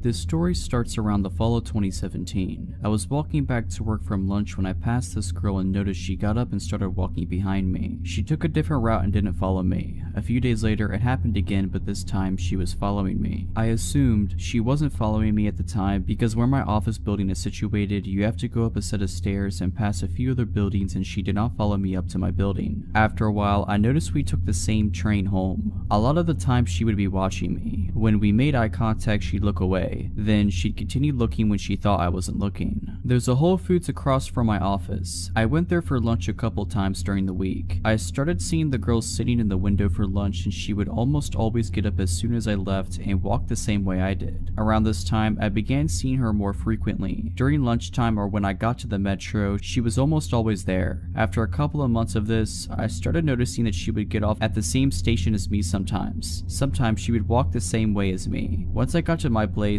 I live in a condo with my brother. She would always pass by but never follow me up to the entrance. During this time, I started receiving phone calls at work from random phone numbers that at the time I assumed was spam. There would either be silence on the other end or the person would hang up immediately. I also started receiving fake Facebook requests from people I already knew or were already on my friends list. December of 2017 comes. By this time, I'm not going to Whole Foods as often. If she gets off at the same station as me, I go into a restaurant or go shopping for groceries before I go home. Around this time, an old friend I went to high school with contacts me kind of out of the blue. Said she wanted to follow me on Instagram. We text a couple of times and I accept her follow request. She contacts me again about a month later from a different number, but this time she's texting me frequently. I'm talking about every day / every other day. I'm not one to be mean or show when I'm annoyed too often, but after months of this, when she asks me if she's texting me too frequently, I don't hesitate to tell her that she could lay off a bit. She stops for a week or so, then starts texting frequently again. This whole ordeal should have sent red flags up for several reasons. During this time, she would ask me so many random questions, like what would you do when you're trying to get to know someone? She would ask for selfies, which I declined because I don't like taking pictures of myself, and I would tell her that there are plenty of pictures of me on Facebook. She would ask what I'm doing on the weekends and the names of my friends on occasion, which I wouldn't tell her because I thought it was weird that she'd want to know my friends' names. I only sent her a couple of videos of fun things I do, but that's it. August 2018 rolls around. I am still seeing creepy girl everywhere during the week. I get pulled into my boss's office. He says that a few coworkers received fake screenshots from Facebook of me talking badly about them. Now, I never post on Facebook and would never talk bad about my coworkers on social media. I don't have a grudge with anyone, nor do I know of anyone who has a problem with me. I managed to clear things up with everyone involved and still had my job. Of course, my friend is still texting me fairly frequently, and I tell her what happened a couple days later when I got home from work. work. I tell her I don't want to get much into it, but she keeps pushing for details. I finally told her I was going to go to bed and she got the message. The more I thought about all the time she texted me, the more uneasy I got. Some things that she said just didn't make sense, especially from the way I remembered her. We had kept in touch over the years, just not as frequently, and we hadn't touched base for a while before I heard from her in December. A couple of weeks later, I decided to reach out to my friend on Instagram, but the Instagram she last messaged me through wasn't there. However, there was still an Instagram for her I followed and that follows me back. I reach out to her and ask what her phone number was. Phone number is completely different, and it turns out that she was never the one texting me, nor did she request following me on Instagram. I tracked the number and it turns out to be one of those fake phone number apps. I request to be blocked from the service and I never hear from my friend again. After talking about it with my brother and a couple of friends, I'm almost 100% certain it was the girl that's been following me. These things only started after she appeared. The phone calls to my office, the fake Facebook request, etc. A few days before I was pulled aside by my boss, my friend texted me and told me that she had a weird feeling about me and wanted to make sure I was okay. I just thought that she was being weird at the time and didn't think much to it. This whole ordeal is really scary when I look back on it because I sent videos of myself and my address at one point. My friend even confirmed a post my brother made with pictures he tagged of me on Facebook. I was texting a stranger for 8 months about my life, and they also apparently have access to my Facebook page. She doesn't follow me anymore, but when she did see me on the metro, she would always sit somewhere that she was able to make eye contact with me. I'm always careful now if anyone texts me from an unrecognizable phone number. I just hope that she decided to forget me and move on. About 5 or so years ago, I was 23 at the time and had just gotten out of my first and only serious relationship a year prior. That guy was my first love, so needless to say, when things ended and he had zero interest in trying to work things out, I was heartbroken. After about a year of moping around, I decided to try actual dating. I met this guy Rick on a dating website. He was a couple of years older than me, was an ex-Marine, and good at making conversation. After a few days of talking online, he asked for my number and we decided to meet up. I drove to his house and come to find out he lived with a few other guys who looked really shady. Now, he actually lived in a good neighborhood, but the way they kept their home and the way his roommates looked was my first red flag that a inexperienced, naive girl would not fit in his crowd, but I decided to stay and give it a chance. Once he saw me, he came up, gave me a hug, and handed me a helmet to his motorcycle. Now, I have never in my life rode a motorcycle before, but I had always wanted to, so I thought why not and hopped on. Now, the street he decides to take me up is known to be a very long and windy road that is pretty secluded. It's also important to note that this is the springtime and it's about 5 p.m. when we go on our ride. I didn't realize at the time he had decided to take me on that specific road, but once we got on it, my red flags started to kick in. I began to realize that 1. It is dead silent and there are no other cars on this road right now. 2. It's starting to get dark, and 3. Yeah, I don't know this guy, so what am I doing? And my alarm bells start ringing. Once my anxiety kicked in, I told him that I think we should turn around and go home. He started laughing and asked if I was scared, and I said no, I just need to head home because my parents are expecting me for dinner soon. He kept riding forward. More alarm bells ringing. Pictures of me lying dead in a ditch came up. I kept asking, can we please turn back, and he finally gave in and turned around. The next day comes and I told myself that maybe I was just overreacting and he was harmless, and decided to agree on a second date a few days later. We met up at a sports bar for dinner and a couple of beers so we can watch the hockey game. The entire time we were sitting there, Rick has his arm around me and has me literally attached to his hip, constantly trying to make out with me, and is acting extremely possessive. At this point, I'm completely freaked out because I barely know this guy and all he is talking to me about is our future and how he would be such a protective boyfriend because he was an ex-Marine. At this point, I knew I was done with him, but unfortunately, my car is at his house. When we are done and head home, he insists that I come inside and hang out for a bit. I decide to walk in and stay for 5 minutes. We walk into his room and he immediately pounces on me, making out with me and trying to feel me up. I kept pushing his hands away and kept telling him that I needed to get going, but I could tell he wasn't going to give up until he got what he wanted, especially after I realized his little friend was aroused. He told me that he would not let me leave until we did something. I said screw this and was able to bolt out of his door and sped home. After that night, he tried to ask me to hang out again, and I told him that I think it would be best if we stayed friends. This guy began to relentlessly call me and text me and beg me to see him, then proceeded to call me names because I was ignoring him, then would apologize for calling me said names, and it was because he liked me so much, so I blocked him. Then he tried to message me on Instagram, so I blocked him on there, and then on Facebook, and finally on Snapchat. I never gave Rick any more attention and moved on.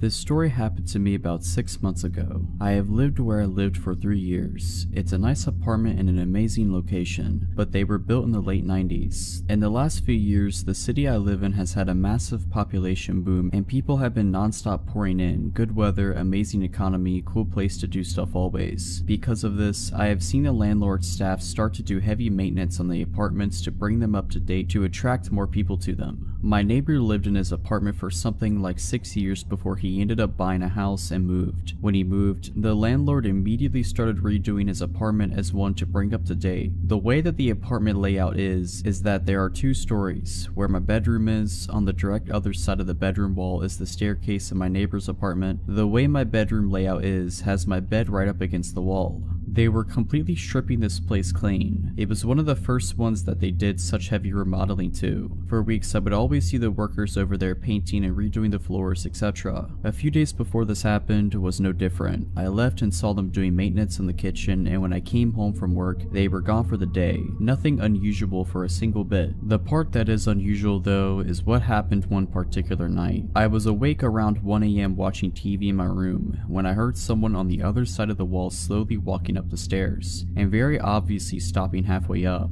Where the person was stopping was directly where my head laid on the other side of the wall. I could feel him listening to me breathing. I immediately turned the TV sound off and sat there extremely quiet and still. I heard nothing for a few minutes, and then after what felt like an absolute eternity, I heard the person start walking the rest of the stairs to the 2nd floor. It was very obvious that someone was on the other side of that wall listening to me. I also knew that it was only a few days before this happened that I saw the maintenance redoing that apartment's kitchen. I knew that there was no way someone already moved in that fast. I quietly got out of bed and went to a room where I had a better view of the outside of the apartment. I obviously couldn't see if there was movement in there from the window, but I had a good angle to see if anyone walked out. I sat there for around 15 minutes just staring outside to see if I saw anything at all. Nothing. I went back into my room and laid down in bed again. I didn't play the TV, I just sat there waiting to hear something again. I was messing around on my phone for around 20 minutes in silence until I heard movement in the stairs again. This time though, the movement didn't start from the top or the bottom. The movement started in the middle of the staircase, meaning that the entire time I was sitting there in silence, this person was just on the other side of the wall listening to my every move. This terrified me, so I called the cops. I gave them all the information of what was going on, and they informed me someone would be out very soon. I went back to the one room and watched out the window again. Only a few moments later, a police car pulled up and a cop got out to examine the building and the apartment. Only a few moments later, a police car pulled up and a cop got out to examine the building and the apartment. He was looking around and shining his light in the windows. I heard him knock on the door and shortly after could hear him talking to someone, but couldn't make out what they were saying. I was totally puzzled by this. The officer walked over to my door and knocked. I went downstairs and he informed me very nicely that someone just moved in there. I laughed and was completely embarrassed. I even said to the cop that it was a heck of a way to meet your new neighbor. I felt embarrassed, but more importantly felt very relieved about the entire situation. I brushed off the whole thing as it just being late and my mind playing massive tricks on me. The next day I went to leave my apartment when I saw something that made me stop dead in my tracks. I went outside and only took a few steps towards my car when I saw maintenance over there carrying out the old refrigerator. I was puzzled. I walked over to the apartment and I looked in the door that was wide open. The kitchen was still being worked on, and not a single piece of furniture could be seen. I was legitimately speechless. I walked over to a maintenance man and said, "Didn't someone move in here?" And he informed me no, and that the apartment wouldn't be ready for showings until at least 3 weeks. I ran back upstairs into my apartment and called my landlord. I asked her if someone is staying there and she said absolutely not. I told her about what I experienced the night before. She was floored. She told me that they would change that apartment's locks immediately. She also suggested that I call the non-emergency line to the police department and inform them that no one lives there. I did just that and they asked me to come down to the station. I told them all of the information and detail of what happened. They were able to quickly figure out what officer came out to check out the situation so he could help identify the person who answered the door. The officer described the man in detail and I confirmed that I had never seen him around around the apartments before. There was a search around town for a few weeks until the whole thing just sort of fizzled out and I stopped hearing about it and started seeing less and less patrol cars randomly in the parking lot. After that night, I never heard another thing in that apartment. Around a month later, an older couple moved in and they are very nice. When I saw the moving van pull up, I went out to introduce myself to them. But to be completely honest, the only reason I went out there was to see if any of them matched the description of who the cops saw. Not even close. I'm certain that the person who was in that apartment got away with it. I had an extremely hard time sleeping the following weeks of that happening to me. I actually ended up moving my bed into the smaller second bedroom because it bothered me so much. I have zero idea of what the intentions were of the person or what they were doing on that staircase.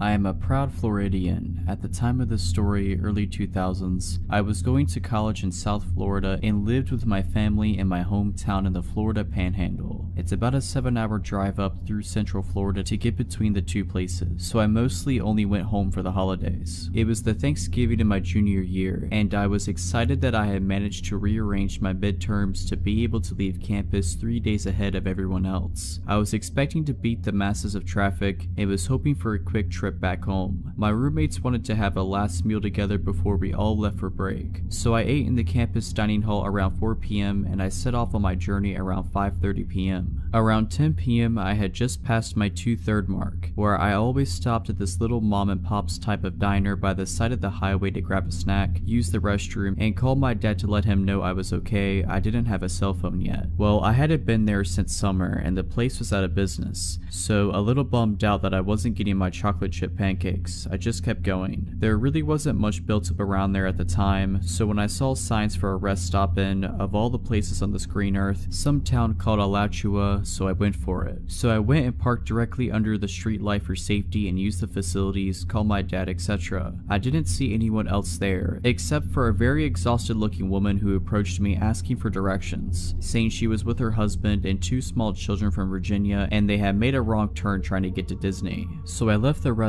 area and was walking back to my car when I noticed a beat up, unmarked, gray or bluish work van parked very close to the driver's side of my 95 Honda Civic. Yeah, okay, I thought that's pretty weird. It had Florida tags on it, so it couldn't have been the ladies I talked to in the bathroom. I distinctly remember she said she was from Virginia. I turned around and hightailed it back to the rest stop, promptly running into some random middle-aged guy with 2 little boys. Getting to talk to him, it turned out it was his wife I had spoken to as she emerged from the bathroom a second later, and I felt comfortable speaking to him. I told him what was going on with the van and how I didn't know what to do. He said he'd go check it out, so he left the kids with his wife and strutted up to the driver's side of the van. He stood there for a moment before speaking, his voice awkwardly quivered, but we could hear him yell it from where we were standing some 100 feet away. "Excuse me gentlemen, we already called the police, so I'm gonna have to politely suggest that you get out of here." And then he ran back to us, grabbed his wife and kids, pointed to me with a swift "you," and said, "Come on, let's all get in the car now," and we ran together. So here I was, confusedly sitting in the back of the stranger's SUV while he went and used the payphone to presumably call the police. Meanwhile, the van peeled out of there. Like, I have never seen someone get out of there quite like they got out of there. They ran up on the curb on their way out. They burned rubber. It was almost comical. The cops got there and I found out what happened. The man went to go check out the van and he could see in it pretty well because I had parked under the street light. The first thing he noticed was that all the seats except for the driver's seat had been removed. There was a guy sitting in the driver's seat and a guy sitting in the back, a tarp laid out in the back, and a bunch of other random items back there he couldn't immediately identify. Neither the guys were reading a newspaper or a map or anything. They were apparently both just sitting there.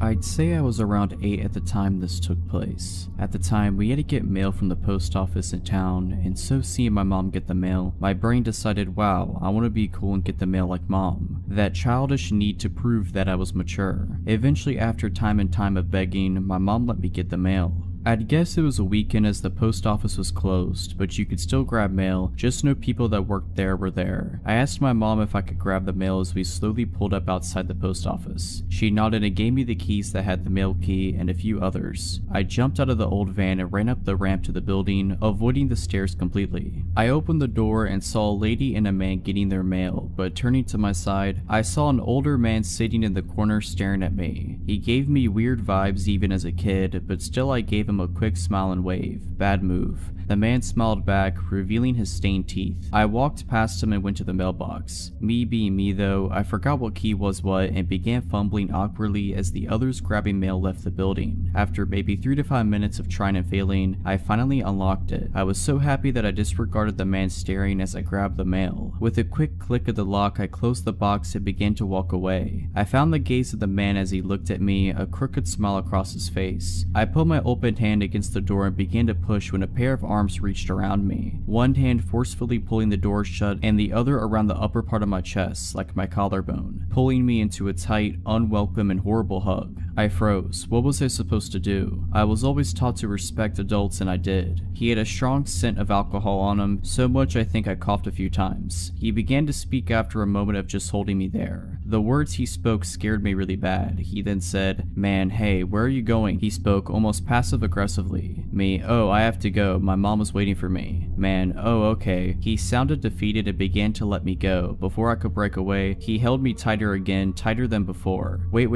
I have a dog, you know." He had a grin on his face. Me, "Oh, that's cool." Man, "Yeah, and you should come with me and you could play with him." I almost went with him at that moment, but luckily something told me not to. The next maybe 8 minutes he had let me go and pulled me back hard into him, his dirty coat brushing against me. He kept telling me to go with him. Finally, he seemed to snap. Man, "Alright, you're coming with me." Me, "What? But I need my mom. I have her keys and she's waiting for me, please." That was still my priority, her keys and mail. Man, "Nope, you're coming with me now." He opened the door and began to pull me out. In a moment of his weakness, I broke away, running to my mom in her car. I slammed the door shut, scaring my brother and my mother. I began shaking and crying, dropping the mail on the car floor. I picked it up and handed everything to my mom as she demanded to know what happened. I'd told her everything and she looked pissed. I was so glad that she was on my side. I looked outside, tears still streaming down my face, and noticed the man look at me through the car window from the top ramp of the building. I began to cry harder and panic as he started coming over. My mom stopped me as she noticed him coming. He fell at the bottom of the ramp and tripped. My mom laughed at the creep and started driving away, while she tried to comfort me, saying things like, "He was a harmless old drunk man and he didn't hurt you." I'm pretty sure I knew what his intentions were towards my younger self, and I'm just glad that I was able to get away from the man. This happened in 2015 when I was 16 and still living in my hometown, a forgotten little beach town in the middle of nowhere that's so remote it's probably not even known by surrounding areas. Basically, there's 3 things you can do there as a teenager: go to the movies, swim, or go to this pathetic little place called Miller's Fun Park. It's relatively similar to a lot of fun park type things, only a whole lot worse. There's a crappy arcade with broken skee-ball machines, batting cages that probably haven't been used since the early 80s, a pathetic mini golf course, and the most dangerous go-karts you've probably ever seen in your life. Miller's Fun Park is on the edge of a field. On the opposite side of the field, about 3 miles down, is the beach, and across the single street are woods. If our town is in the middle of nowhere, Miller's is practically on the moon. My cousin Emma and I decided one summer night that we wanted to go go-karting. It was around 10 p.m, so we knew it'd be almost deserted, but that was the way we liked it. I picked her up from her house and we made the long drive down. Once we had arrived and parked in the nearly empty parking lot, we hopped out of the car and paid for some go-karting tickets. The same people had worked there forever. There was no one there except for a few boys in the arcade and a guy who looked to be in his 60s sitting on a bench near the batting cages. Emma and I paid him no mind and went to the go-kart track. Like I said, these karts were incredibly dangerous, so I was focused on nothing but making sure I wasn't going to skid and flip as we raced way too fast around the windy track. This is why I didn't notice the guy walking over to the fence, and why I didn't notice him watching us until we pulled into the lanes after our last lap. He was standing on the other side of the fence, right where I parked. He stared at me with the most unsettling expression, a weird smile with dark eyes. I managed an uneasy smile back, handed another ticket to the guy running the go-karts, who was obviously higher than a kite, and Emma and I went off again. This time I couldn't focus. The dude gave me the worst type of feeling. My eyes were constantly finding their way to the metal fence where he stood, unmoving and watching us every time we were in his view. And the thing that was bothering me the most was we only had bought 3 tickets. We were on our second to last run and he was standing directly next to the exit gate. I was just praying that he'd move before we were done. But of course, no such luck. Our last go came and went, and I had no choice but to pull in next to him, unbuckle my seatbelt, and get out of my go-kart. I glanced over at Emma a few feet away as I opened the exit gate to see if she was as scared as I was, but she didn't seem to notice as she bounced over and bragged about how she had beat me the last 2 times. I was barely listening. I opened the gate and the guy stepped in front of me just as I was leaving. "Hey there," he said. His voice was dry and he smelled of cigarettes. "What are you girls doing all alone here?" My eyes darted over to Emma, who was looking at the dude with both confusion and annoyance. What?" she said, pushing past the gate so she stood beside me. "It's so late." His tone was as hungry as his eyes, and he reminded me of a snake. "Do your parents know that you're out?" "Yes," I answered quickly. "They're waiting for us actually. We need to get going."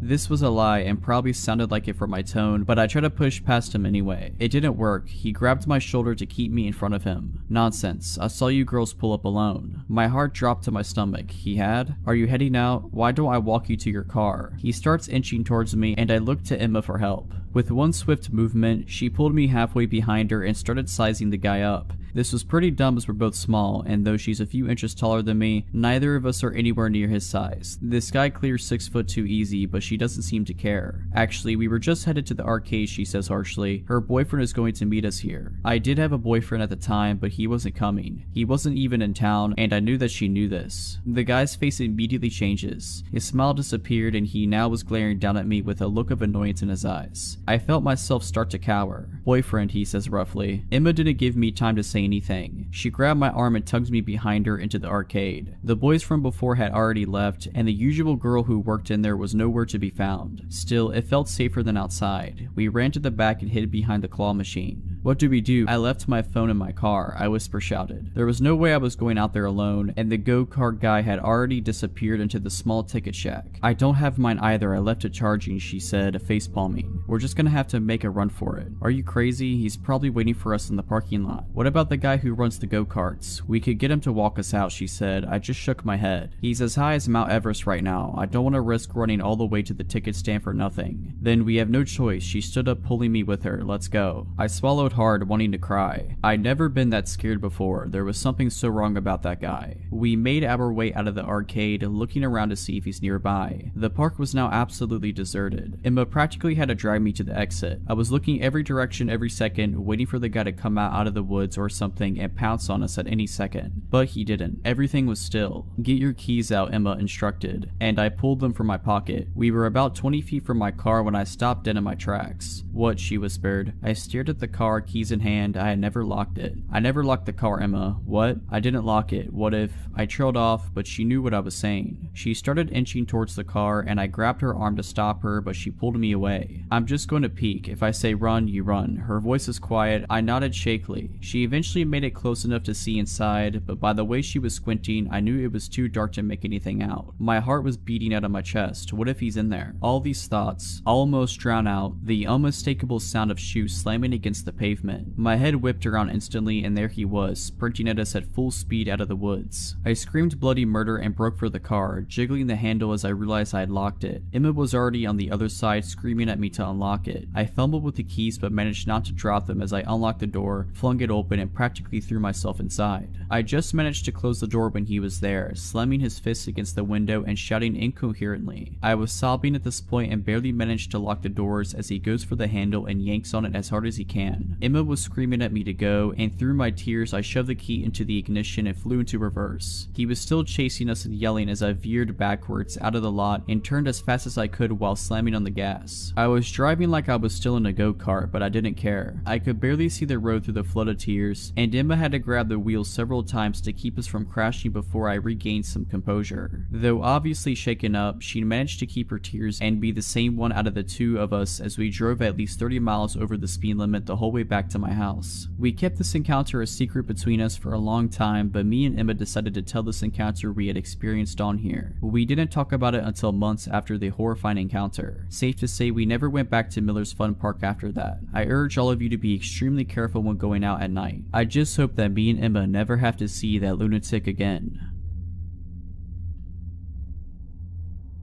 This story is about an event that happened to my mother around 1972 when she was 8 years old. To set the scene, both of my grandparents ran a restaurant/gas station in our hometown. They have always ran a business of some type since the 50s. This means that a lot of days my mom would take the school bus home and stay by herself if my grandma had to stay and help run things, usually no more than an hour or two. My uncle, her older brother, would usually come home on the bus with her, but he was a little older and sometimes had football practice. So was the case on the day of the event I'm getting to. So my mother arrived home on this day, let herself in the house, and put away her things. She had just recently received a new puppy and knew the first thing she needed to do was take the pup out to the yard to use the restroom. She wrapped the dog in a white towel, this is important, and walked him outside. As she put down the dog, she shook its hair out of the blanket, flailing it about the wind. It's then she noticed the neighbor's son was staring at her from across the street. This guy was in his late 20s and was known to be very strange. My mom said he always creeped her and everyone else out. She said he would stare at her when she would play outside and made her feel generally uncomfortable. She said he appeared out of nowhere in his yard that day, and as she took out the blanket, he began grinning and waving. Feeling more than a little shook, she picked up her pup, went inside and locked the door. She began to do some homework, and after about 5 minutes of work, she heard a loud knock at the door. She slowly walked to the window to see who it was. She knew it wasn't my grandparents because of course they had keys. As she opened the blinds, her eyes locked with those of the creep from across the street, like he was already looking in the window. She jumped and said she screamed a little as she shut the blinds. She walked to the door and made sure it was locked. She said he just continued with the slow, continuous thud on the door, almost in rhythm. Knock, knock, knock. Then she really got terrified as he began speaking to her through the door. Hi, sweetie. I saw you with your doggy. Let me in to see him. She was in shock. Come on and let me in, sweetie. Please, I want to see your puppy. In full freak-out mode, my mom screamed. You need to leave now. You need to go back to your house. I don't know you. He kept knocking. Knock, knock, knock. I can see the fear in my mom's eyes when she describes that part. He said, let me in. I saw you waving your flag of surrender. I kid you not, the guy thought my mom shaking hair from the blanket was a flag of surrender and a sign for him to come over. My mom screamed, I'm calling my dad and the police if you don't leave now. With this, the knocking stopped. She tried to catch her breath and shake off her fear. She then got up from the door and ran to the basement level of the home. It was an old house, so the kitchen and the rec room were down there along with the only phone in the house. She made it to the phone and began to dial 911. All of a sudden, she heard a shatter from the next room. She looked over to see the crazed neighbor attempting to crawl through the kitchen window. He was ripping down the curtain as his upper body got through, and my mother screamed what was happening to the police on the phone. All of a sudden, he was bleeding from the abdomen where the window glass had cut him as his lower half couldn't squeeze through. Then my mom began hearing my grandmother's screams. What are you doing? Then the guy yelling in pain and squirming out the window as she hit him from behind with some tool that was laying in her garden on the side of the house where the entrance to the window was. He managed to get out the window and bolted to his house. The police came, grandma called my grandfather, and he arrived as well after shutting down the business as soon as she told him. They arrested him for breaking and entering. On the day of his court date, he told them the white flag of surrender story, but this was the final nut on his crazy cake as they put him in a mental institution that day. He may have gotten out but went back because my mother said he later died in an institution. Outside the courthouse, the crazy family of the creep tried to blame my 8-year-old mother, and the man's father called my mother a harlot. We always can't help but wonder though, what would he have done to her if my grandma didn't come home at that moment?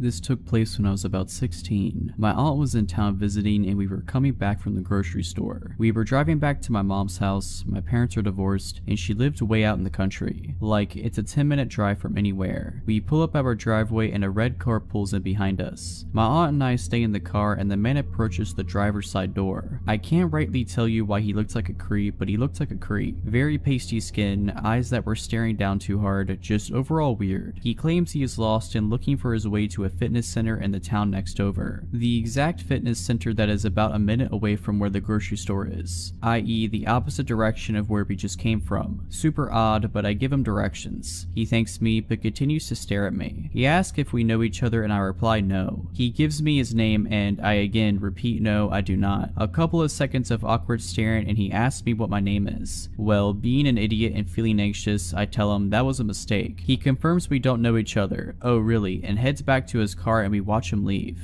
My aunt and I agree he was very strange, but shake it off and take the groceries in. From where we were parked, you have to take a little windy path up behind the house to the back door. My aunt goes outside to grab the rest of the groceries and I settle on the couch in the living room and look outside. Red car in the driveway. My aunt comes upstairs and said the guy was almost to our door and claimed he forgot the directions. My aunt curtly told him right, left, right, and told him to leave. The directions were truly that simple when following the main roads. I'm freaked, she's freaked, but we never see him again. A month passes and I'm chilling at my dad's and posted something like, "I'm bored at my dad's house, who wants to chill?" on Facebook. Guys, always set your page to private. Several minutes later, I get a message from the same guy asking if I wanted him to come over. I'm home alone and understandably terrified. I immediately block him and tell my dad, who goes to one of his cop friends to see if they know anything about this guy. Well, this man was kicked out of a local university for stalking, and had 2 other counts of stalking on top of that and a restraining order. Another month goes by and I'm in study hall with a friend, and he is telling me about this guy who was stalking his older sister. I don't remember the specific details, but it was definitely the story of someone being stalked. The craziest part was the stalker almost drove this girl's brother off the road in an attempt to get him to pull over. Once pulled over, stalker jumped out and was making his way to my friend's vehicle when my friend noped right out of there. I'm sure you guessed it, but the stalker and the creep I ran into were the same person.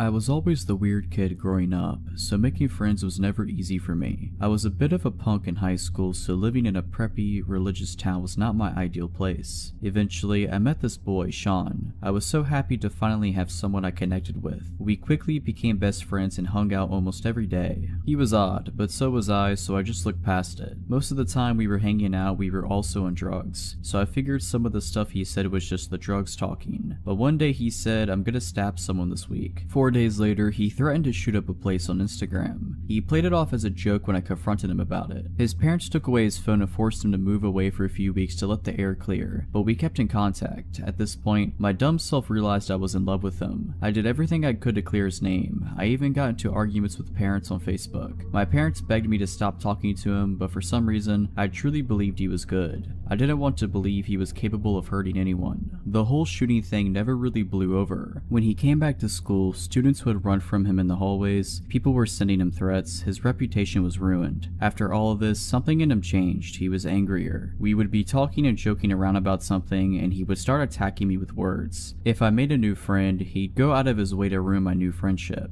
And for some reason, I saw this as him being protective. About a year went by after this. The verbal abuse continued, and I continued to do nothing about it. I was still in love with him, but I didn't act on it since he was my closest friend. To keep my mind off of Sean, I started dating a boy named Alex. Sean hated Alex, not for any particular reason, he just didn't like that I spent time with someone that wasn't him. Alex was also a weed dealer, and Sean knew this. Sean asked if Alex would front him some weed since he knew we were best friends, and Alex did. I don't remember the exact amount of weed, but it was a decent amount, enough to be mad about if you don't get paid for it. Sean never paid Alex. Alex tried to talk to him about it, but Sean always put him off and avoided him. After about a month of this, Alex saw Sean's car in a Taco Bell parking lot and pulled up. He saw Sean in his car and began to get out. Since Alex had anger issues, he also pulled out his baseball bat. Sean saw him and freaked out. He pulled out of his parking spot quickly, drove off, and called 911, calling it a drug deal gone wrong. Alex was then arrested for assault with a deadly weapon. 3 days later, when Alex got out of jail, he was driving to his friend's house, who lives in Sean's neighborhood, when he saw Sean standing in his front yard. Alex rolled out his window and called him a coward, then drove away. Sean called the police again, and Alex was arrested for stalking. Around this time, my parents caught me smoking. I didn't want to lie anymore, so I was honest and told my parents everything. Obviously, they were very mad at me for getting myself into that situation, and I had just told them I was smoking weed and dating a drug dealer, so I was in a decent amount of trouble. My parents took my phone as soon as I got home from school, and I wasn't allowed to see Alex when he got out of jail. They took my paycheck so I didn't have money to buy weed, and they made me download a tracker on my phone so they could make sure that I was home when they weren't. They contemplated calling Sean's parents and telling them we had been smoking together. I knew that if Sean got caught smoking again, he would get kicked out of his house, so I snuck my phone and texted him that my parents might call his parents, and he was pissed. He called me horrible names and said he wished he had never met me. I finally had enough and told him not to talk to me anymore. My parents never called his parents. We didn't talk at all. I asked not to be scheduled with him at work and avoided him at school. We didn't have any classes together, so it wasn't too hard, but hearing the stuff he'd say about me made it a little difficult. He had started rumors that I was addicted to coke and I was selling my nudes. This is when the text started. He began texting me constantly, so I blocked his number. Then he'd use someone else's phone to text me, so I'd block that person's number. Then he'd use WhatsApp or GroupMe to text me since we use those for work, so I just block him on there. He eventually got fired from our job because he had been writing tips on receipts if people didn't ask for a copy of their receipt and left the tip line empty. The continuous messages went on for a few weeks, and I just continued to block anyone anyone he was associated with. I didn't want to be in contact with him whatsoever. He kept making new Instagram accounts to message me on, and all of his attempts to contact me failed. One day, I had a late lesson at School of Rock, where I took guitar lessons. My teacher had stayed late for me, so I was expecting his car to be the only car in the parking lot, but it wasn't. There were 2 cars in the parking lot, my teacher's and Sean's. To this day, I don't know how he knew I was going to be there. I quickly parked, locked my doors, and thought about what to do. I then realized he wasn't in his car, so I calmed down a bit and called inside to ask if he was there, but he wasn't. I cautiously got out of my car and got my guitar, then walked inside with no problems. After my lesson, I came out to see that he was now parked right next to me, waiting for me to get into my car. When he saw me, he began screaming profanities at me. I was paralyzed. He just sat there screaming at me. I quickly climbed into my car from the passenger door so I didn't have to walk next to him, and then drove home as fast as I could. He began asking people to ask me to talk to him at school. Of course, I didn't. Each time someone mentioned his name to me, it caused me to have a panic attack so bad I'd have to leave school. I ended up missing the entire month of November and then switching to online school. A month after I switched to online school, I was driving with a friend to pick up food for my mom. As soon as we pulled into the drive-thru, the car behind me begins to flash their brights at me. I look in my rearview mirror and see Sean's car. He has a sticker across the top of his windshield, so I knew it was him right away. I look over at my friend in fear and she said, "I didn't want to scare you, so I didn't say anything, but he's been following us since we left Target." I panic and just pretend to not notice him. He then pulled out of the drive-thru and parked right next to it by the exit. As soon as he pulled out, so did I. I sped to my friend's house, dropped her off, and went straight home. At this point, my parents thought going to the police would be the smartest thing to do. An officer came to my house and took a statement. I showed him screenshots of every message he had sent me over the months, and my friend that was in the car with me in the drive-thru talked to him as well. We decided not to press charges, but to just file an incident report. Days go by and I don't hear anything from him. I thought that maybe it was over and I could move on with my life, but my dad told me Sean had messaged him on Facebook. He had said I was addicted to pills and that I stole money from him to buy more. I've never done pills in my life. I stick to natural drugs. My parents know this, so they screenshot the messages and send them to the police. The police go by his house and tell him to stop contacting me. I continue to get messages from random Instagram accounts, and I sometimes saw his car behind me, but each time I just wrote down the location, date, and time I saw him. At this point, I started to work with Alex's lawyers to prove that Sean was not an innocent victim. Eventually, Alex's charges were dropped. Sean was proven to be unreliable since I came forward with my story. I wish I could say I had an ending to this story, but I don't. I still get random messages, but I don't bother to screenshot them anymore. Since I switched to online school, I was able to graduate a year early, and because of that, I moved away for college so I don't have to worry about him following me anymore. The last I heard about him was that he got arrested a few months ago.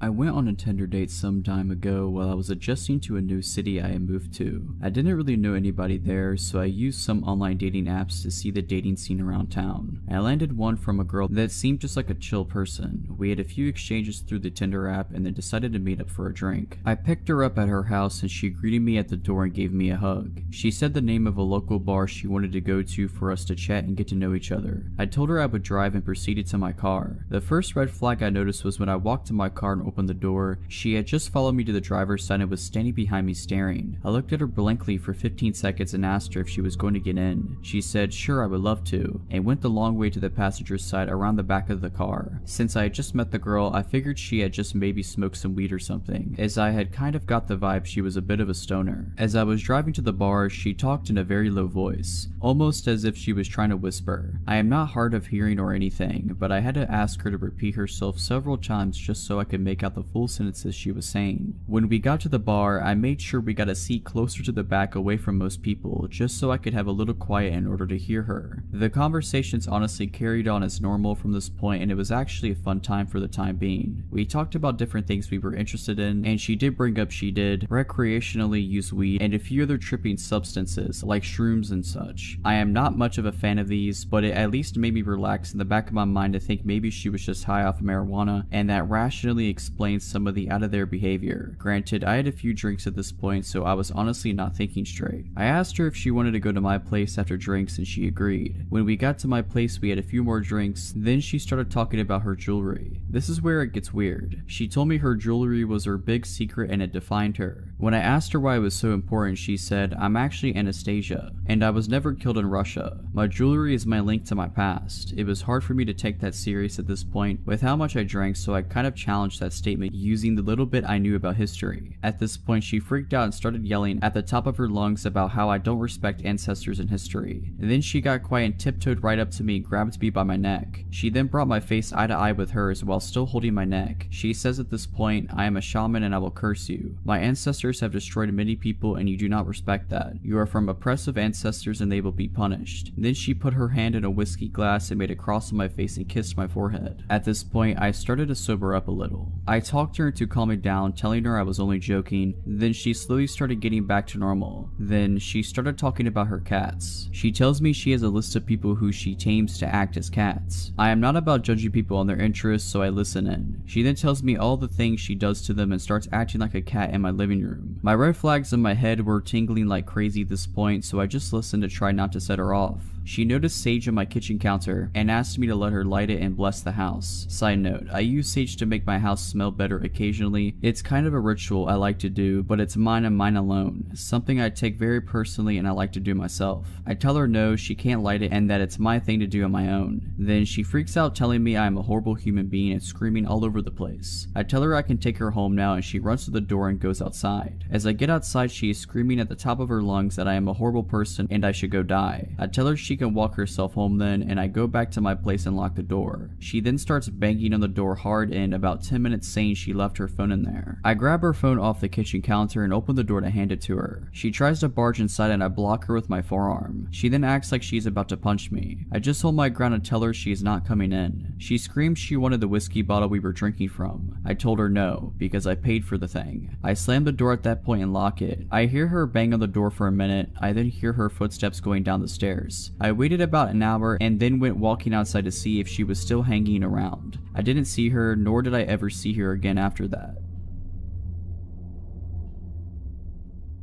So a few months ago, I was out hiking with my friend. We live in the mountains of western Maryland and we were about 6 miles into an 8-mile loop we have done frequently when we decided to take some pictures and eat a snack at a summit. This area of the trail had a park, benches and tables, and a parking lot. We were sitting and talking and I noticed a man just walking around the parking lot alone. He was walking aimlessly and staring at his feet. What confused me was that he was in jeans and a button-down shirt, not exactly hiking attire. We decided to set off on the last 2-mile leg of the loop. This park goes downhill to the headquarters of the park and is cut out of the mountain/bank. The end of that leg is the parking lot where our car is. You don't have a lot of visibility from the trail and you have to walk single file. I was walking in front and talking to my friend. I turned to look at her and I see the same man right behind her, following at a rudely close distance. I immediately got a gut-wrenching feeling. I noticed that he didn't have any pack or hiking gear and was not even wearing boots. Something about his eyes really spooked me. So a bit more walking and he continues to fall very close. I say to my friend that I have to tie my shoe as a reason to step off the trail and let him pass us, in case he is only following closely because he wants to go faster than we are. She immediately catches on to what I'm doing and we pull over. He looks startled and she says hello politely. He just stares. This is when I notice that he is carrying a stick. As I'm fiddling with my shoe, she stands between us and he passes us. We wait to give him some distance ahead of us, but he immediately slows down. We wait for a bit longer and he gets to the furthest part of the trail that has sight lines to us, and he turns around looking up at us. We decided that something feels too wrong about this guy and we don't want to have to pass him again. So we turn around and walk back up the trail towards the park with the tables and parking. A few minutes of walking up the trail, I look back and see him walking up the trail too. He's following us. I tell my friend to walk faster. We book it up the trail and get to the parking lot area we were at before. We start to strategize and wait, deciding that we will wait to see if he comes back up the trail to the lot. There are more people around, so we felt safer waiting it out. About 20 minutes go by and nothing. We are talking about how that could mean that he kept going on the trail and is long gone, or is waiting on the trail where it is more deserted.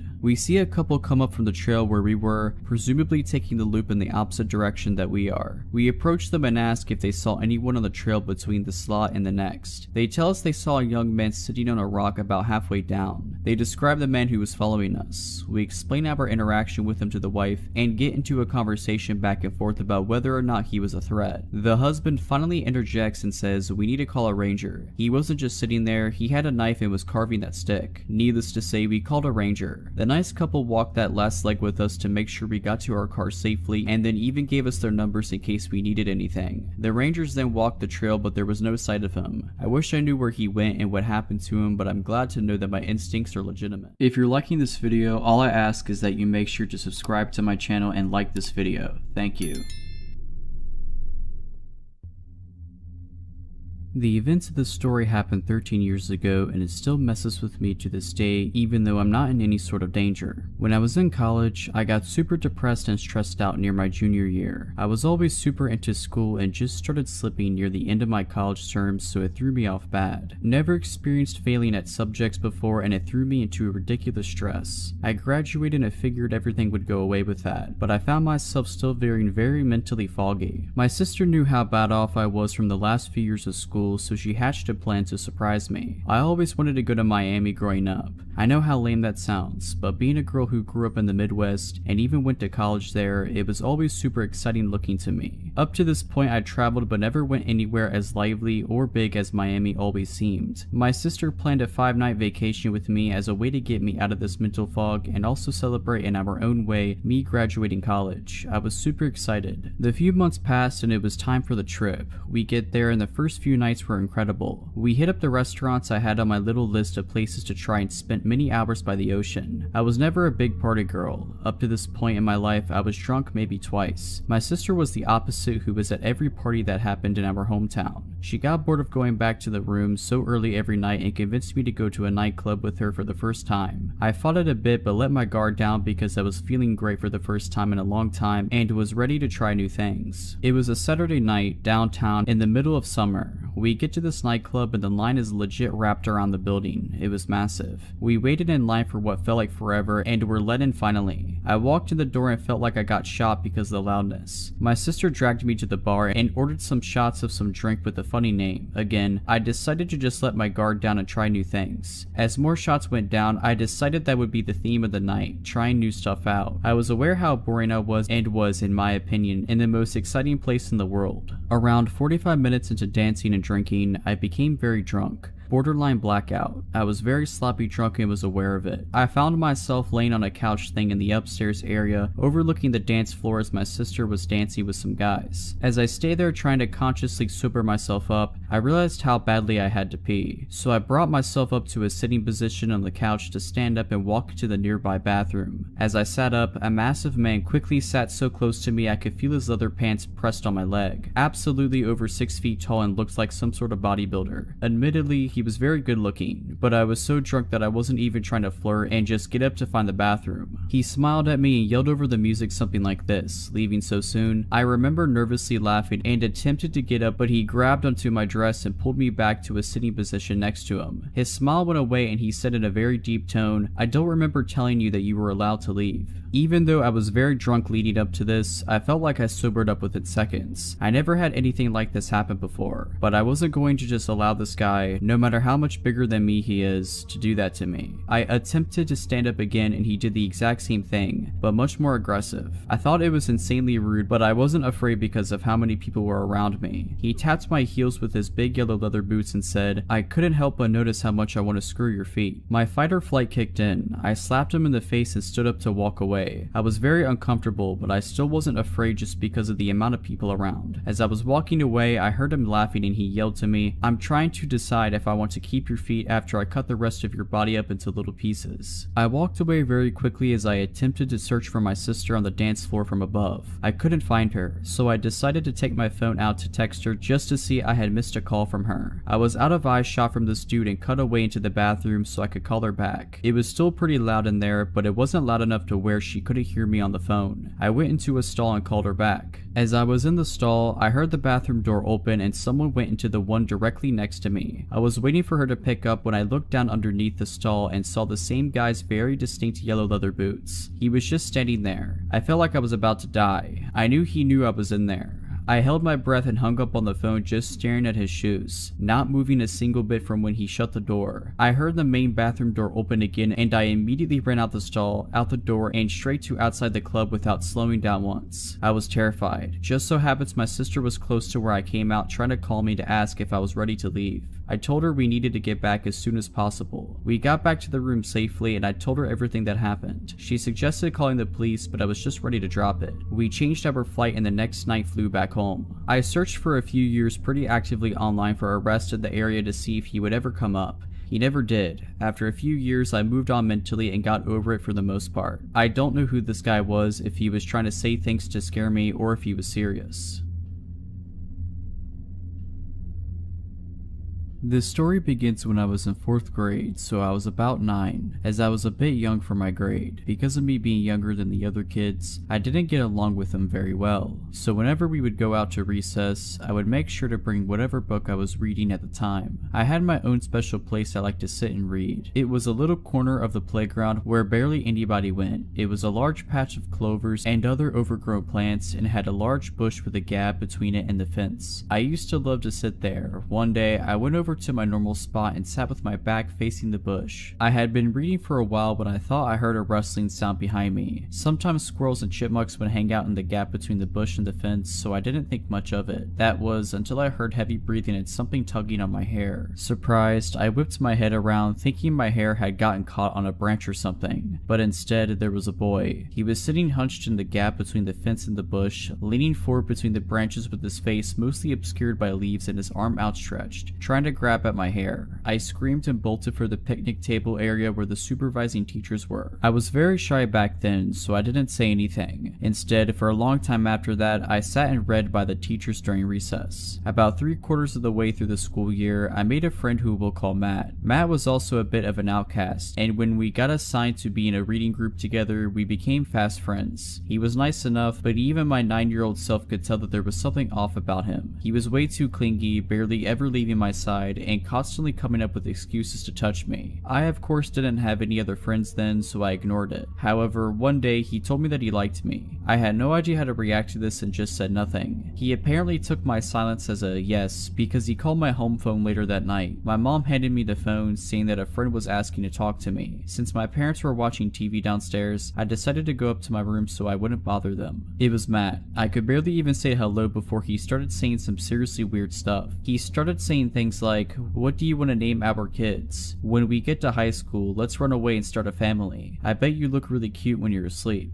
Now, this would be creepy for anyone, but I was 9. I had no idea how to handle the situation, so I just stayed away from him. He was not happy about this, constantly glaring at me and just being all around super creepy. A year later, I was halfway through 5th grade and had a serious bully problem, but that's a story for another day. It got so bad that my dad decided one day to not wait until the next school year and instead switch schools the following Monday. 5th grade at my new school was great, and starting in 6th grade, my parents got me my first phone. Of course, I called up Clara, who became my friend after the Matt incident, and let her know about my new phone. A couple more months passed, and one night, I got a call from an unknown number. Picking up the phone, I froze when I heard Matt's voice. I still vividly remember what he said. "Hey, I missed you so much. Why'd you leave me?" Not even a second after he said that, I hung up, blocked his number, and called up Clara, as she was the only person at my old school who had my number. Apparently, after school, he had asked to see her phone to call his mom, as he had forgotten his at home. She handed it over to him, as she was a very kind but quite gullible girl. Soon, she noticed that he was taking a while and that he had a pen out and was writing something on his arm. She yanked her phone away and he panicked, sprinting off. Looking down at her phone, she saw that he had opened up my contact info. I was freaked out but felt safe, as I had blocked his number. That didn't stop him though. He would call me every single week from a different phone, leaving at least 10 messages every time. Every time I would block one number, he'd somehow call from another one. When I got a new phone, the call stopped and I forgot about it until freshman year. At my high school, there were a couple of kids from my old school, and I suddenly remembered Matt. I asked one of the boys, Harry, if he knew what happened to Matt. According to Harry, he got expelled. Teachers had caught him smelling and touching girls' hairs, touching female students, and trying to sneak into the girls' locker room. The realization hit me like a semi-truck. Smelling and touching girls' hair. It was Matt from all of those years ago when I was reading at that tree.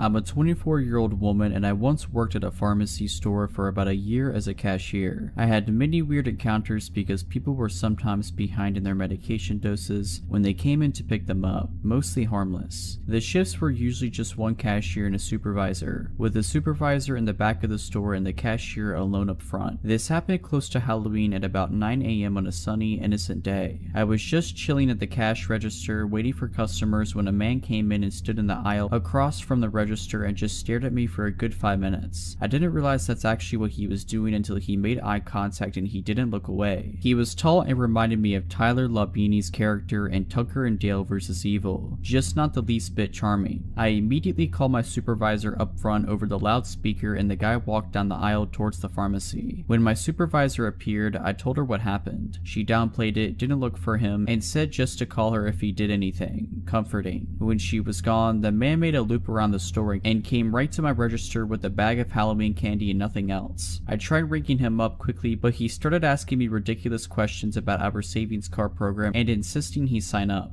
I slid him a pamphlet to fill out his information because I did not want to speak to him more than I had to. He just stood there holding the pen and staring at me, then suddenly asked if I knew how trick-or-treating originated. I didn't have time to answer him before he started describing how, back in the day, the men that ruled the country would go house to house every year on Halloween and demand the daughters of every age to be handed over so they could, that was trick-or-treating in his mind. As soon as I heard that, I said, "Get away from me," and walked to the other register and called my supervisor loudly over the speaker because he was blocking my way to the back. He didn't flinch as he followed me to the next register and started talking about how all women are bad and are meant to serve men. He noted my wedding ring and said my husband could also rent me out because it was his right, and on and on. I was considering jumping the side of the register to put some distance between us so I could run. Luckily, the male pharmacist heard the panic in my voice and rushed over to the front of the store. He saw the man and shouted, "Jake, get out of here." The man, Jake, just stared at him as he calmly walked out, and it was so scary and stupid at the same time. Turns out that Jake had been a regular customer until he stopped picking up his medication. Instead, he would just come in and harass female workers, and he'd been on a police-enforced ban for over a year. My savior, Mr. Pharmacist, called the police and the store manager to cuss her out for still scheduling girls alone after everything Jake did in the past, such as ripping a toilet seat off of one of our toilets and threatened to beat a girl with it who used to work there. I quickly transferred to a different location because I just could not get over it, and the manager kept scheduling us alone.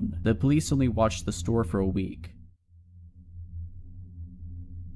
I'm going to tell you the story of a terrifying old creep that had stalked me since I was 16 years old. I'm currently 20 years old. I worked in a restaurant which was inside a bigger shopping center. My stalker, an old man named Eric, worked for the actual shopping center itself and not a store inside it like me. I had one other friend at my job who was my age, and her name was Jessica. Jessica had worked there for longer than I had, and one day she asked if I heard of this guy who worked in the shopping center called Eric. Jessica described Eric as very strange. She didn't describe him as frightening or unsettling, or even someone to be afraid of, just as a very eccentric man. Jessica has also told me that Eric had brought her a present on Valentine's Day, chocolate. Anyone would think this was friendly behavior or harmless flirting, if he wasn't a 50-something-year-old man bringing chocolates to a 16-year-old girl he barely knew. I began to see for myself that Eric wasn't just an innocent old man with a slight crush. He had other intentions. The first time I remember Eric approaching me was when I was filling up a machine near the entrance of my work. This machine was out of the view of all the other employees and the restaurant was empty. Eric wasn't supposed to enter my place of work when he was working at the shopping center, so he had deliberately gone out of his way to come and speak to me. To describe his appearance, he had gray hair with bald patches and had beady little eyes which he never averted from yours. Eric must have sneaked up on me as I looked up and he was standing right next to me, a little too close. "My name is Lucy." Eric asked me, "Lucy, are you married?" He almost laughed after he asked me this. He had a smirk on his face. Eric liked to ask me questions that he already knew the answer to, just to see my reaction. I began to clock on to the fact that Eric had been going a little further than just approaching me at work, and instead stalking my social media accounts in the weeks following this first encounter, such as Twitter and Instagram, when he began asking me very specific questions about things I had posted about in the days before. For example, I had posted on Instagram about a tattoo I got, which was in homage to my favorite band. I was serving a customer one day, only to be interrupted interrupted by a shrill but quiet voice. It was Eric. His eyes were huge and he had a look of pure excitement and menace on his face. He had yet again entered my workplace when he wasn't supposed to, just to talk to me. He asked me, "Lucy, what's your favorite insert band here song?" I felt creeped out. The tattoo I had gotten was covered by my work uniform, so the only way he could have seen it was going through my Instagram page. I forced myself to forget all about it and carried on working. Over the course of a few months, Eric would come into my workplace more and more frequently, asking me bizarre questions and still reciting back to me things that I had tweeted about or posted on Instagram. Every time I would see him, I would get visibly uncomfortable, and he liked it when I got uncomfortable. All while this was happening, Jessica approached me and let me know that Eric had followed her in his car on her walk home from work, slowing down to ask her where she lived. I had also been told other disturbing news about Eric from multiple different people. It seemed as if he was becoming more invested in whatever his intentions were towards me and Jessica. News had traveled to one of my managers about Eric's unsettling actions towards me, and this manager informed me that a few years ago, Eric was rumored to have followed a young girl who used to work for our restaurant into a toilet. Things didn't quite make sense to me. He was known for being a creep, yet still employed at the shopping center. On one hand, I was glad to know I wasn't just creeped out for no reason, but on the other hand, I was frightened as he'd been doing this for years, yet no one had stopped him. There was a woman who worked at the same place as me called Rebecca, and she had some sort of disability which caused her to befriend and be trusting to people without knowing anything about them. It seems that Eric took advantage of her, as he had asked for her phone number and she gave it to him. Rebecca had shown me her text with Eric. He had texted her things like, "Rebecca, are you alone?" and "Rebecca, are you sat on the bus alone?" But the most unsettling part of it all was the text from Eric that read, "Rebecca, could you please let me know any information on the girls that work at insert restaurant name here?" I was stunned. I was constantly questioning why this old man was so bent on finding out everything I do in my life. He had gone out of his way to source information about me through a vulnerable person I worked with, and I was scared he was going to go further. One night I was watching the movie Grease with my family, and I tweeted something stupid like, "Grease is my favorite film because it's a great film, right?" Anyways, the morning after my tweet, Eric approaches me in his usual way and utters, "Do you like the film Grease, Lucy?" The same usual smirk lit up on his face. I tried to carry on with my day, but spent the entirety of my shift feeling a little shaken up. The very second I clocked out of work and got into my car, my phone went off. This was a notification for PayPal. I clicked on this notification to see that I had received £3 from an Eric, and the note attached to it read, "To Lucy, Grease is the word from Eric." He literally found my PayPal and sent £3 to it and quoted the movie Grease. If this wasn't crazy enough, in the days following I received a string of anonymous and incessant calls, one after the other. My phone rang all night. I had to turn it off to get away. Even when I turned my phone back on, the calls continued. The phone calls that I did answer were just someone breathing down the phone, making a point to breathe heavy. I had no proof that this was Eric, but it wasn't hard to put two and two together after all the links he had gone to in order to track down my personal information. If he had found out my PayPal address, my phone number, and all of my social media accounts, what was stopping him from finding out where I live, breaking in, hurting me or my family? I reported Eric to my managers and they passed my complaint on to the managers of the shopping center. At this point, I was genuinely scared for my safety. Multiple girls added to my statement and added details of times they had witnessed Eric's unsettling behavior, of times he had been inappropriate with them too. Eric had been cautioned by the shopping center's management, yet nothing was done, except the fact that he was warned not to talk to me. Eric found ways around the no talking to Lucy rule. He would make animal noises at me when he would see me, like a monkey or a dog or any bizarre noise that would get my attention. I think he just wanted me to think that he outsmarted me and found a way around the rules. After this, I stopped working at the restaurant as a full-time job and saw Eric less and less, which was obviously great for me. I moved cities as I went away for university and made new friends which distracted me from my old life in my hometown. After moving away and starting my new life, I forgot about Eric. I was soon going to remember though. On Christmas Day, I was back home in my hometown with my parents. My phone buzzed with a notification. I received a notification from PayPal and it was the exact amount of £3, only not from Eric this time, but from a girl whose name I didn't recognize at all. I opened up the PayPal app only to see a note attached to this payment I had received. The note read, "Sending on behalf of Eric." I had forgotten all about Eric and now he was antagonizing me through other people. I threw my phone down on the couch and spent the night drinking with my family, until I forgot about the notification. I since haven't seen or heard anything from him and I wanted to stay that way. I'm not sure if he still works at the shopping center, but I don't go there anymore so I don't have to find out.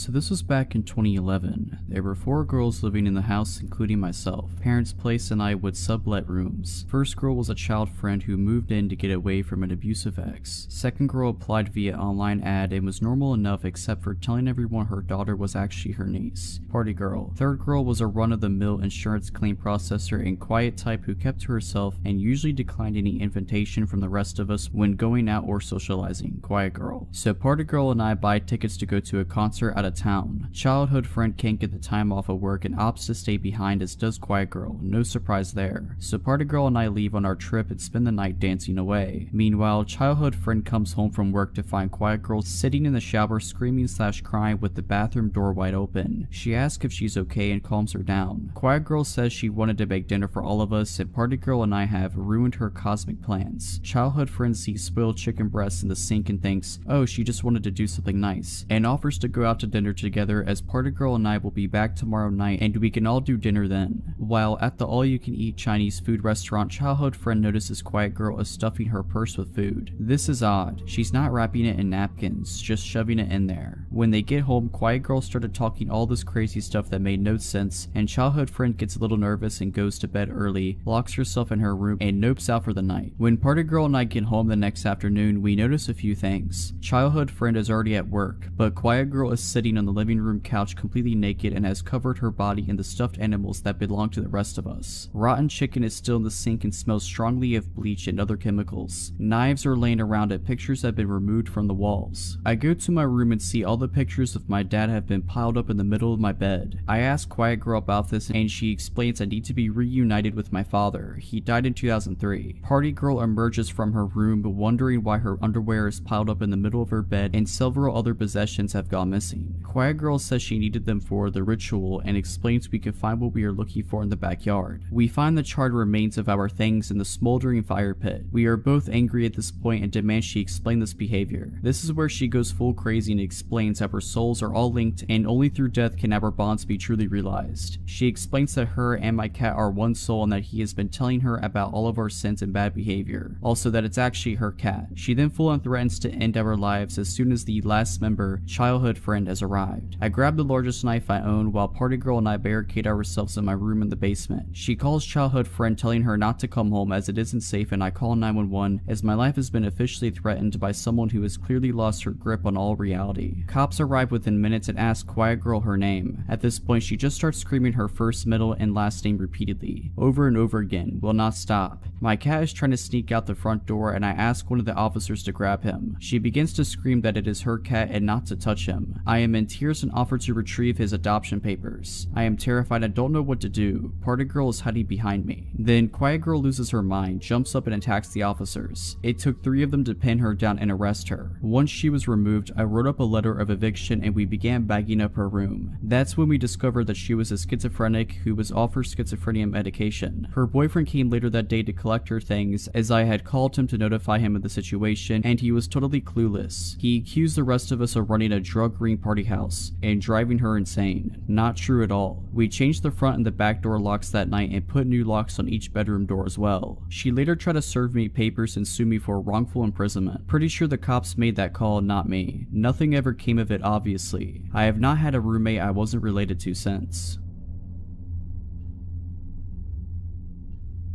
This happened about 2 years ago when I was 22. After work, I stopped at a local convenience store to buy beer. The cashier looked familiar, but it's a very small town, population of 6,000. He acted odd. I asked how he was doing to make small talk and he just stared at me. I instantly felt uncomfortable, so I only glanced at him a few times before I left. I arrived home 10 minutes later and decided to browse Facebook. I had a friend request. The guy looked familiar. He was a local, so I accepted him. A few hours later, I realized it was the cashier. He'd got my name off of my ID and added me not even 5 minutes after I left. I told my boyfriend, we agreed it was weird. A few days later, he came into my work. I asked my boss, she'd never seen him in there before. He grabbed milk and initiated small talk with me. I felt uncomfortable. He asked if I remembered him, told me his name and that we'd been good friends in high school. We never said 2 words to each other. I was trying to be polite, told him yes, I remembered. After a few minutes, my boss pulled me in the office. She was watching through the window and could tell I was uncomfortable. It was a small farm pharmacy, and we were all close. He started coming in every few days. If I wasn't there, he'd ask for me. After a few weeks, my boss would pull me in the office whenever he'd walk in. All the managers were briefed and did the same. That was all they could do until something happened. Then he stopped coming in. We didn't see him for a few weeks. I was relieved and went about my business. I was allowed to carry my cell phone on the floor. My mom was very sick, so if she needed anything, the managers were fine with her calling me. I got a text from a random number shortly after. I asked who it was and they replied, "You don't remember? You gave me this number. It's my stalker. I'll call him George." My heart started pounding. I sent a polite, short message back. After I work, I checked to see if my phone number was anywhere on my Facebook. It wasn't. George started messaging me daily, calling me babe. I was freaked out to say the least. My boyfriend was working out of town with limited cell reception, so I couldn't let him know what was going on. A few days later, I got a message from an old classmate I still talk to once in a while. "Hey, did George ever get a hold of you? He said there was an emergency and needed to contact you. Is everything alright?" I broke down crying, finally acknowledging that yes, I was being stalked. I didn't know if he was violent and he knew where I worked, so I sent him something like, "Hey, I just wanted to let you know that I have a boyfriend. I didn't want there to be a misunderstanding between us." That's when it got bad. He called me a liar, telling me he doesn't know why my ugly self would even think he was interested in me. "No man would be interested in your nasty self." I asked him to leave me alone. The insults got worse. I shut my phone off and tried to ignore him. A few hours later, after calming down, I turned it back on. The last message he sent read, "I know where you work. I know where your house is. I could kill you in your house. Try to call the cops on me. I'm in New York right now. Do it. They can't protect you." Obviously not as legible. I could tell he was mad and wrote it in haste. I called a friend and explained, showed her the text. She took me down to the police station where I showed them the text. I filed a report and later got a restraining order against him. Turns out he already had 2 other restraining orders from girls he'd done this to as well. My boyfriend came back a week later and I told him what happened and had to stop him from hunting him down. Last year, he tried getting my number from a friend over Facebook. She blocked him. I haven't seen or heard from him since, thankfully. There have been very few times in my life I've been that scared.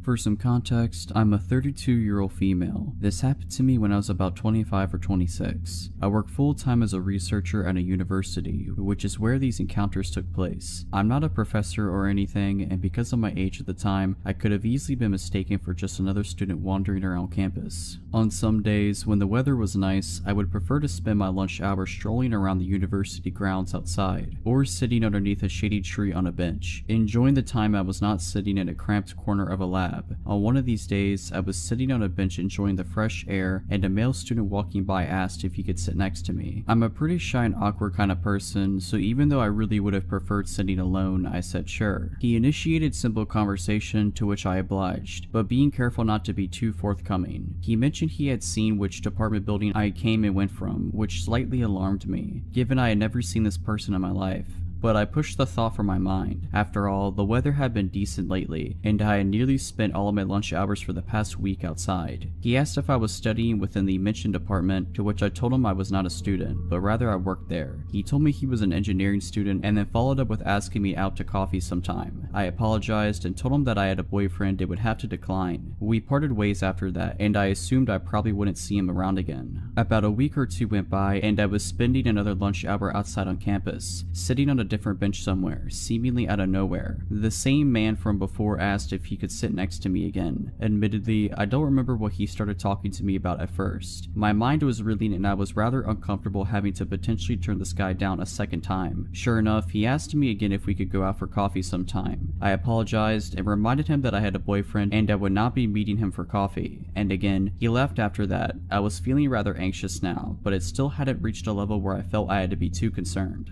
A few days later, I had finished work and was leaving the building to walk to where I had parked my car. The university charges a fortune for parking passes, even if you're employed by them, so I had always opted for free street parking about a 10-minute walk away from campus. My walking route would take me down several quiet residential streets, with minimal car traffic. Even pedestrian traffic was pretty sparse on the busiest of days. It wasn't until I was about halfway to my car, down one of these quiet back streets, that I noticed someone walking directly across the street from me. But keep keeping a few faces behind. I noticed him from my peripheral vision and didn't want to flat out turn around to stare at him. It wasn't uncommon to see someone else by any means. I was just always trying to be aware of my surroundings when walking the streets alone. I had to make a few turns coming up anyways, and the chance that they would be going the same way as me was slim. But he did. He made all the turns I did, still walking on the sidewalk across from me, a few steps behind. I still did not want to look at whoever this was. I didn't want him to know that I was aware of what I thought he was doing. I quickened my pace to a speedy walk.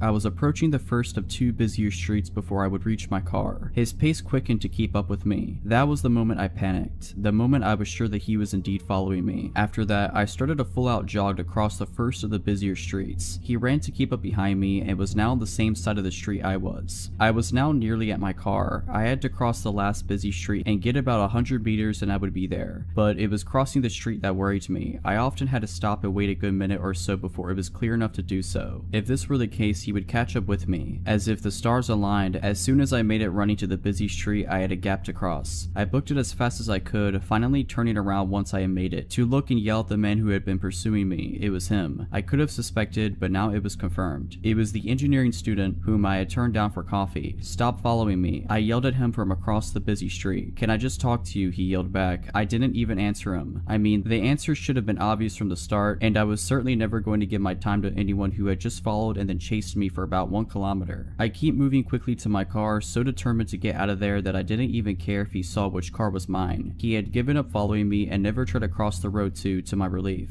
I got home and broke down. I was shook. I had some anxieties walking to and from work after that. It wasn't long before a coworker and I would walk most of the distance back to our cars together after work. I even changed where I started parking for a time. A few weeks had passed since the incident, and I had not seen him around campus at all. I had started spending my lunches in the lab instead of outside, but occasionally I would go to the student center to buy lunch instead. This one particular day, the food court in the student center was packed, almost shoulder to shoulder. I was standing in line at a burger stall, and I heard a guy try and get someone's attention through the crowd. I look up and it's him again, waving to me and trying to make his way through the people. I panicked, and even though I'm terribly shy, I started a scene and yelled to him to leave me alone. His face dropped instantly as people stared at us, and he slinked back into the sea of students. My heart was pounding and I was shaking. I don't even remember if I ended up getting food after that. I went back to work, and from then on was even more focused on my surroundings than I ever was before. It's been 5 or 6 years since then now, and I still work at the university. I am so relieved to say that I never saw him again after the food court, and haven't had any other harrowing accounts on campus. I never asked the guy's name, so I couldn't even report an incident to campus police or anything. All in all, I'm just glad I never saw him again, and I can only hope he never did this to any other girl before or after me.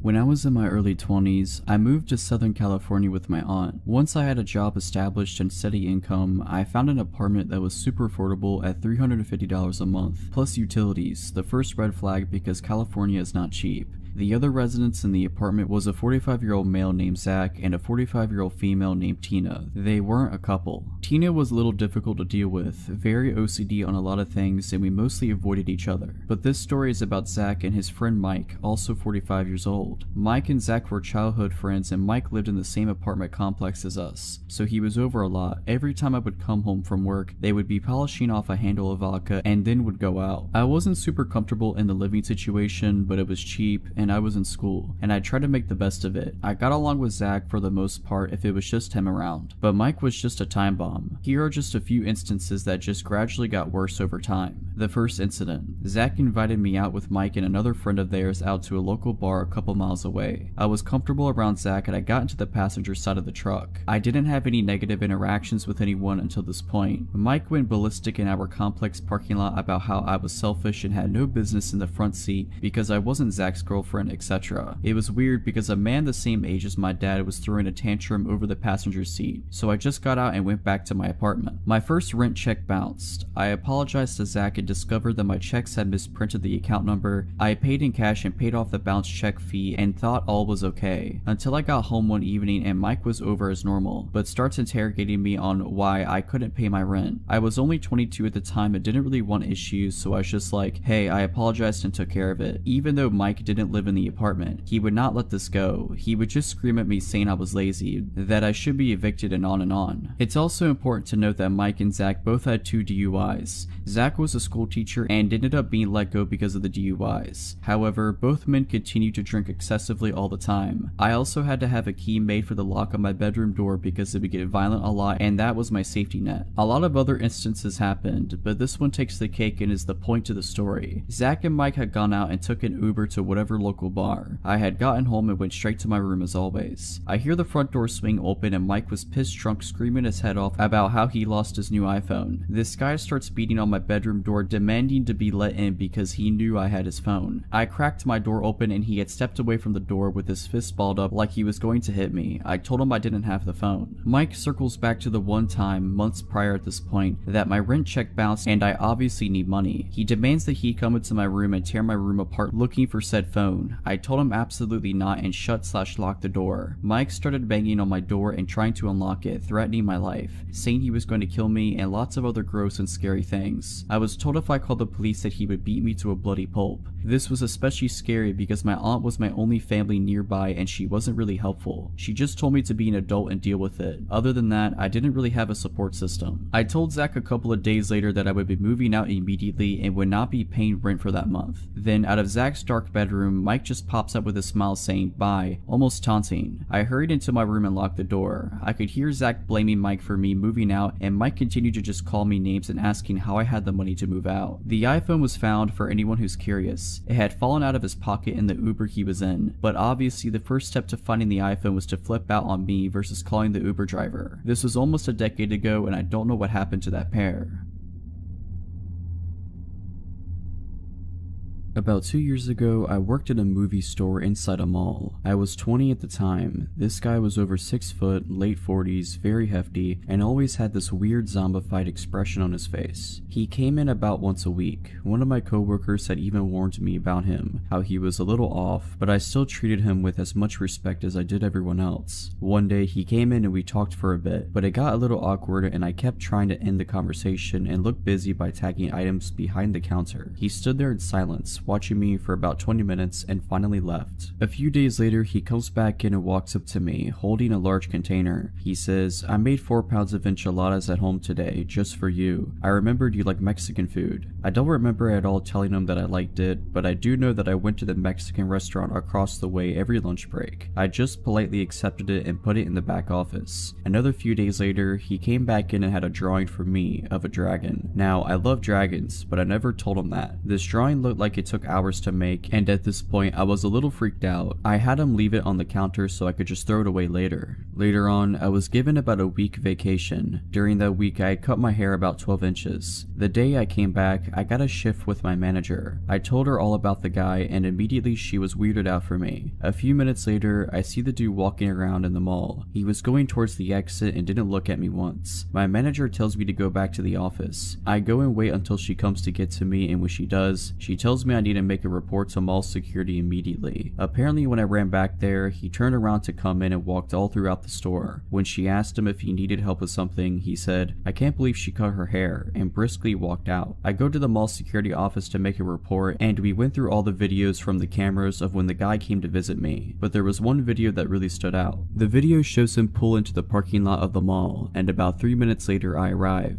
This was really early in the morning and no customers were here yet, but there were cars in the lot. I didn't notice him at all. It shows me walking through the entrance and him following me. Right as I open the entrance door, the man starts sprinting towards me. I walked inside just in time. It shows him stop and just stand in front of the door, watching me through the glass walk a little further away. He begins walking normally inside the mall. I never noticed him behind me. That part really screwed me up. The video gave the security every reason to ban him from the mall, and they did. They later told me they gave him a background check, and he had 4 counts of stalking with restraining orders from different girls on his person and was on probation. When I was like 13 years old, probably close to 12 years ago, I went trick-or-treating with some friends from school. We were the type to bring pillowcases and get as much as we could, then wait at the end of the night. We've been all over the neighborhood. We lived in a suburban area, but we were quick. We were able to get most of the houses before lights started turning off, and we all had a hefty turnout of candy. Trick-or-treating was starting to calm down by this point. The time must have been around 9:30 or 10 maybe. There was this one house with the lights off, but we still walked up anyway because there were a couple couple cars parked outside. We rang the doorbell and nothing, so we rang a few times, still nothing. I'm not defending what we did at all, we were seriously stupid kids back then. One of us starts banging on the door and talking bad like, we're gonna egg your house and so on. Right after that, this man jumps out of the door and basically slams it open. We all jump back startled. It was pitch black inside his house. Where were the other people? There were 2 cars right in front of his house. He had to be late 20s or early 30s with a scruffy beard, wearing a white beater and black zip-up hoodie, and had this look of total rage in his eyes. He comes out with this huge dog on a leash that starts barking, growling, and showing his teeth in our face. I couldn't really make it out at the time, but it appeared as though he had a knife in his other hand as well. We're terrified because we didn't expect this. He just busts out the front door and starts chasing us down, and we start sprinting away in total fear. He's screaming things like, I'm gonna kill you, and you shouldn't have screwed with me, or better hope my dog doesn't catch you, or get back over here. He ran after us for probably 10ish minutes. The whole time he was just frantically waving his arm with the knife, shouting mostly incoherently with his dog by his side on that leash. It was horrifying. We got away thankfully, somehow managed to lose him after running for a while, but I can't imagine what would have happened if we stayed there for any longer. I'd probably be chow for his dog, but thankfully we were all pretty healthy kids so we could outrun him. I'm honestly surprised that nobody else was really around to see this maniac chasing us in the middle of the streets. I knew it was later at night, but still. We had to beeline back to my place looking over our shoulders the whole time because we didn't notice when we lost him and we didn't see him walk back towards his house. He was just gone after we turned a few corners. Now, I understand it would be frustrating for some kids to be at your door being annoying like that, but what gets me is that the reaction from this guy didn't really seem appropriate. I would have just opened the door and told the kids to screw off or threatened to call the cops or something like that. We went back to my parents' house and played Smash Bros on the Wii all night and ate a bunch of candy. We managed to hold onto our pillowcases of candy the whole way home. My friends started crying after we got back. We locked all the doors and windows obviously. We were pretty sure he wasn't around when we went into my house, so it seemed safe.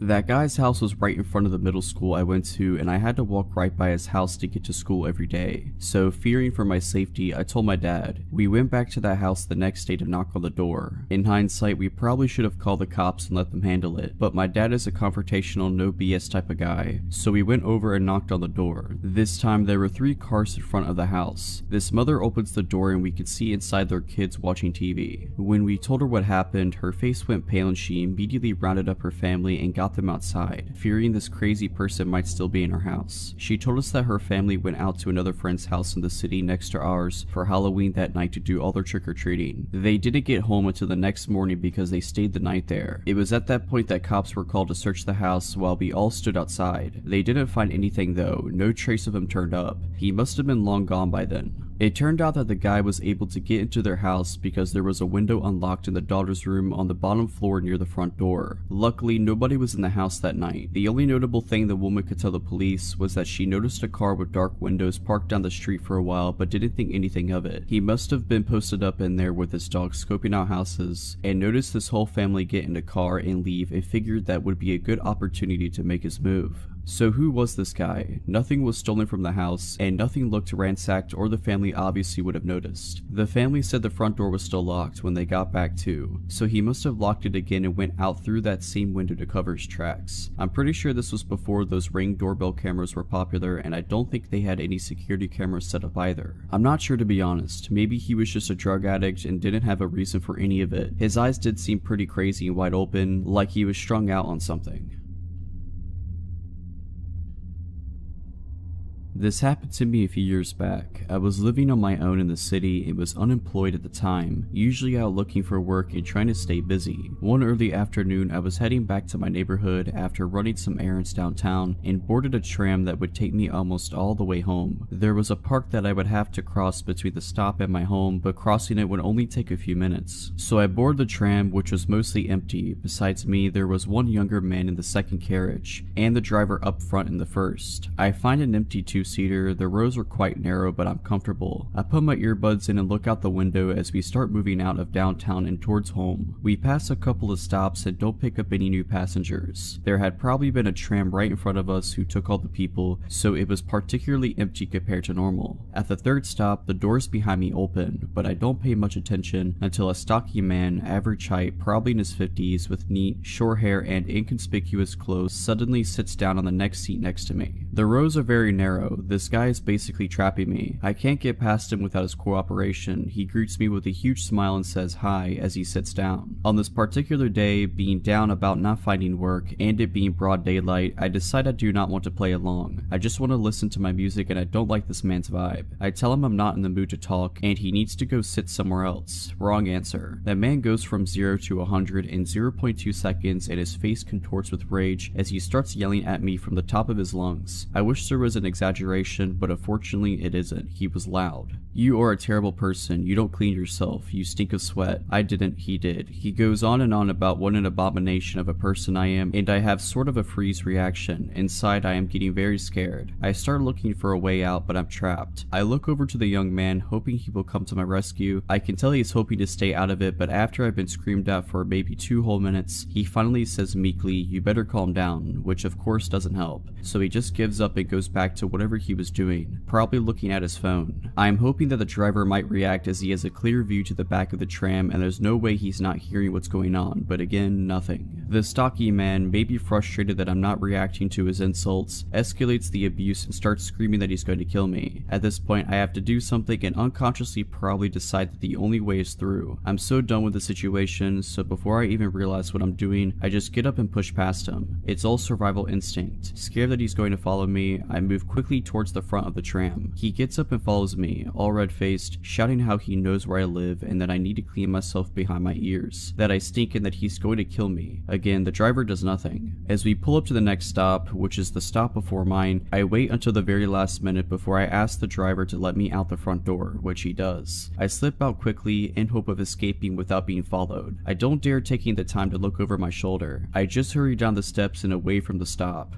I am so scared. Only when the tram has left the station do I take a second to look around me and he's not there. A brief sense of relief washes over me before I start worrying that he's going to get off at the next stop, which is normally my stop, and that he will be waiting for me there. It should have come as no surprise that I do not want this guy to follow me through the park or know where I live, so I spend a good hour just walking around, trying to get my nervous system out of panic mode and staying close to shops where there are other people around before I finally make my own way home.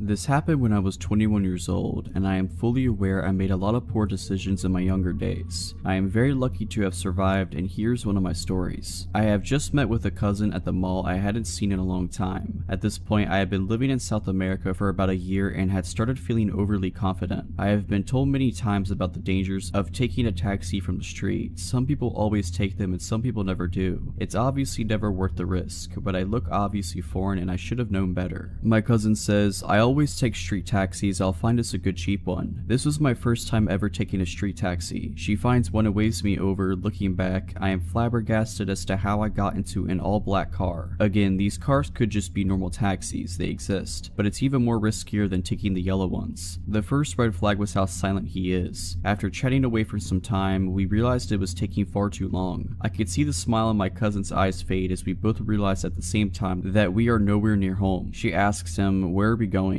and he mumbles under his breath, not really saying anything. We both know at the same time that something is very wrong. I remember vaguely thinking we had just went into a circle and wondering why he'd waited so long to rob us. It had to have been over 30 minutes. He finally gets off a highway and stops the car just past the ramp, and we are on a very quiet street. He opens his dashboard and pulls out a gun. I'm terrified to say the least. In that moment, all you think about is surviving. A car drives by and he yells, "Don't turn your head." He then tells us to give him everything we have. I take off my backpack and even my jacket out of panic. He orders us to hand over our phones, which we oblige. He then says, "I will let you go, but if you turn around to look at my license plate, I will come and kill you." He lets us out of the car and we run for it, but we are in a very, very bad area. I'm dressed inappropriately for the area, especially after handing over my jacket. A foreigner wouldn't dare come here. Everyone on the streets was staring at me up and down, and one man yells, "Aren't you going to get cold?" I try to cover myself with my hands as I felt so unsafe. We ask a couple of people to try and contact for help, but what do you know, they they have no more minutes on their phone. In South America, it can be very dangerous and very poor. We find no police, but we do find security patrol people. They take us back to their office to contact the police, only for them to tell us we have no data and the phones are broken. So my cousin and I keep walking. It's the middle of the night and we are again in some obscure area. An hour must have passed by now. Then we see a police car and we are running for it. We tell them we had just been robbed and they ask, "Did you get a license plate number?" I reply, "No." The police officers shrug and say he's probably at the club now celebrating all the money he made, and proceeded to laugh. I then asked to use their phone to have someone come pick us up, to which he says, "Hurry up, I don't have much data." We get home, but I find out that the person who robbed us used my cousin's phone to contact her family. Luckily, she was already with her parents at the time when they called, but there was a woman in the background crying hysterically, faking to be my cousin, and they were trying to get a ransom from her parents. He was never found and nothing was done. I wonder what would have happened if it had just been one of us, and I am grateful that nothing more sinister happened. A week later, my friend and I are ordering a taxi, the safe way of course.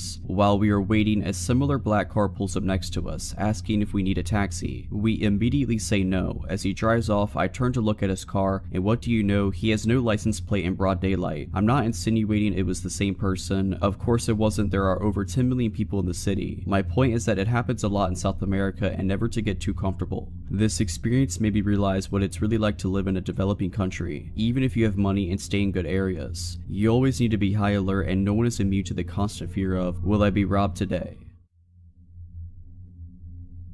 Brief setting and context. I'm a woman in my 30s, caring for my elderly parents, so staying in a downstairs room in my childhood home at the moment. The window faces the main street, which is an average residential street in a fairly quiet area. The bed faces the window. I often leave the window open at night since I need it to be cool to sleep, and I haven't really worried about it since there's a cabinet with an aquarium in front of the window area, not blocking the window from view, and I can reach to open and close it, but it would make it difficult for someone to climb in. My dog, Sable, also always sleeps in the room with me. While she's a sweet-natured, medium-sized dog who doesn't look the least bit threatening, she's a fantastic guard dog in that she's always alert to any noises, and will stand her ground and bark and growl if she senses a threat, so I've never really worried about the open window. After tonight, I won't be able to do it again. It started at maybe 3:30, 4 a.m. sometime. I was awake. Since I care for my parents, I often have disrupted sleep patterns and I'm awake at odd hours. I was reading a book and heard Sable growl, low and deep. Then she jumped off the bed and began pacing a bit, looking up at the window before jumping up at the cabinet by the window, barking. I shouted, "Hey, we're calling the police, my dog will bite," just in case there was someone there, and went to look out of the curtains to the side. I didn't see anything. I pulled the curtains closed again and made sure to pull the right curtain over, then drew the left side curtain, the one that covers the open part of the window, all the way over, covering the right side curtain too, tucking it down so any wind wouldn't be able to move it. I wasn't really alarmed then. It's a fairly quiet residential street, but there are foxes around that we sometimes hear, and occasionally someone passing by or the neighbor's gate next door will make Sable growl or bark, but she doesn't usually react the way she did this time. She'll usually growl but stay on the bed, and her reaction was much stronger than normal. I thought that even if it was someone scoping out the open window to potentially break in, they'd see now that the room was occupied by a person and dog, and would go find an easier target, but mainly I guessed it was just a random noise that she heard outside. I was wrong. It was a good half hour or more later after I'd relaxed and thought I might doze off soon. Then I heard her growl again, a really serious, deep and low growl, and I listened, again, thinking it might be foxes or something, but I heard what sounded like deep breathing noises. I sat up and looked up at the window and my heart stopped. The curtain had been pulled back and lifted at the bottom, like someone peeking under it, and I could still hear the heavy breathing. I shouted, "Hey," again, and moved from the bed to the side of the window so I could see past the curtain, and saw the figure of a man move away from the window to the right towards the front door and the exit of the front garden. Too dark to make out features or clothing, it was just a dark male figure. Shaking, I immediately thought that since I knew he'd moved away and wasn't at or under the window, I reached and pulled it shut, grabbed my phone and called 911. one. One thing that creeps me out in hindsight is that it would have taken a few seconds for me to move from the bed to the side of the window, and that was after I'd shouted and he knew he'd been seen. But he must have stayed there even knowing I'd seen him until I moved the curtain and could see out. Then he moved away. The heavy breathing also had to be deliberate. It was so loud, like someone trying to frighten me. While on the phone with the police, I went around the ground floor of the house turning lights on, making sure the rest of the house was still secure, and it was. Very careful to lock doors and all the other windows at night, and everything looked undisturbed. 2 patrol officers came shortly before 5 a.m. and took the report. They suggested asking the neighbors if they have camera footage and to let them know of a potential prowler in the area tomorrow, and they went to drive around the area, saying that they'd be wanting to know what someone was doing wandering around at 5 a.m., the time the police arrived anyway. Since the dark meant I only saw the shape of a person, no real description, I doubt they can do much. I couldn't even be 100% certain it was a man, but the breathing and the figure I saw instantly made me think male. The outline of his head looked smooth, so either bald or wearing a tight cap, and height would have been probably around 5'8" to 5'10". I'm still shaken but feeling angry and violated, and wishing we had a camera system now. We'll be looking into that. I never thought anything like that would happen. Don't have any enemies, no recent exes, no one I know of harboring any grudges, since I'm caring for my parents full time now. I'm not out socializing or making any enemies, nor are my elderly and disabled parents. I have to think it was someone who was looking to break into a house, but for the fact that they came back so much later, maybe someone on drugs or having a mental health episode. There's a passage around the side of the house to go from the front to the back of the garden with only a small side gate, meant to keep the dog confined, not designed to keep others out. It would be easy for someone to access against the back of the house. They were bold enough to come back a second time, even knowing a person and a dog were in the room, perhaps hoping I would have fallen asleep by then maybe.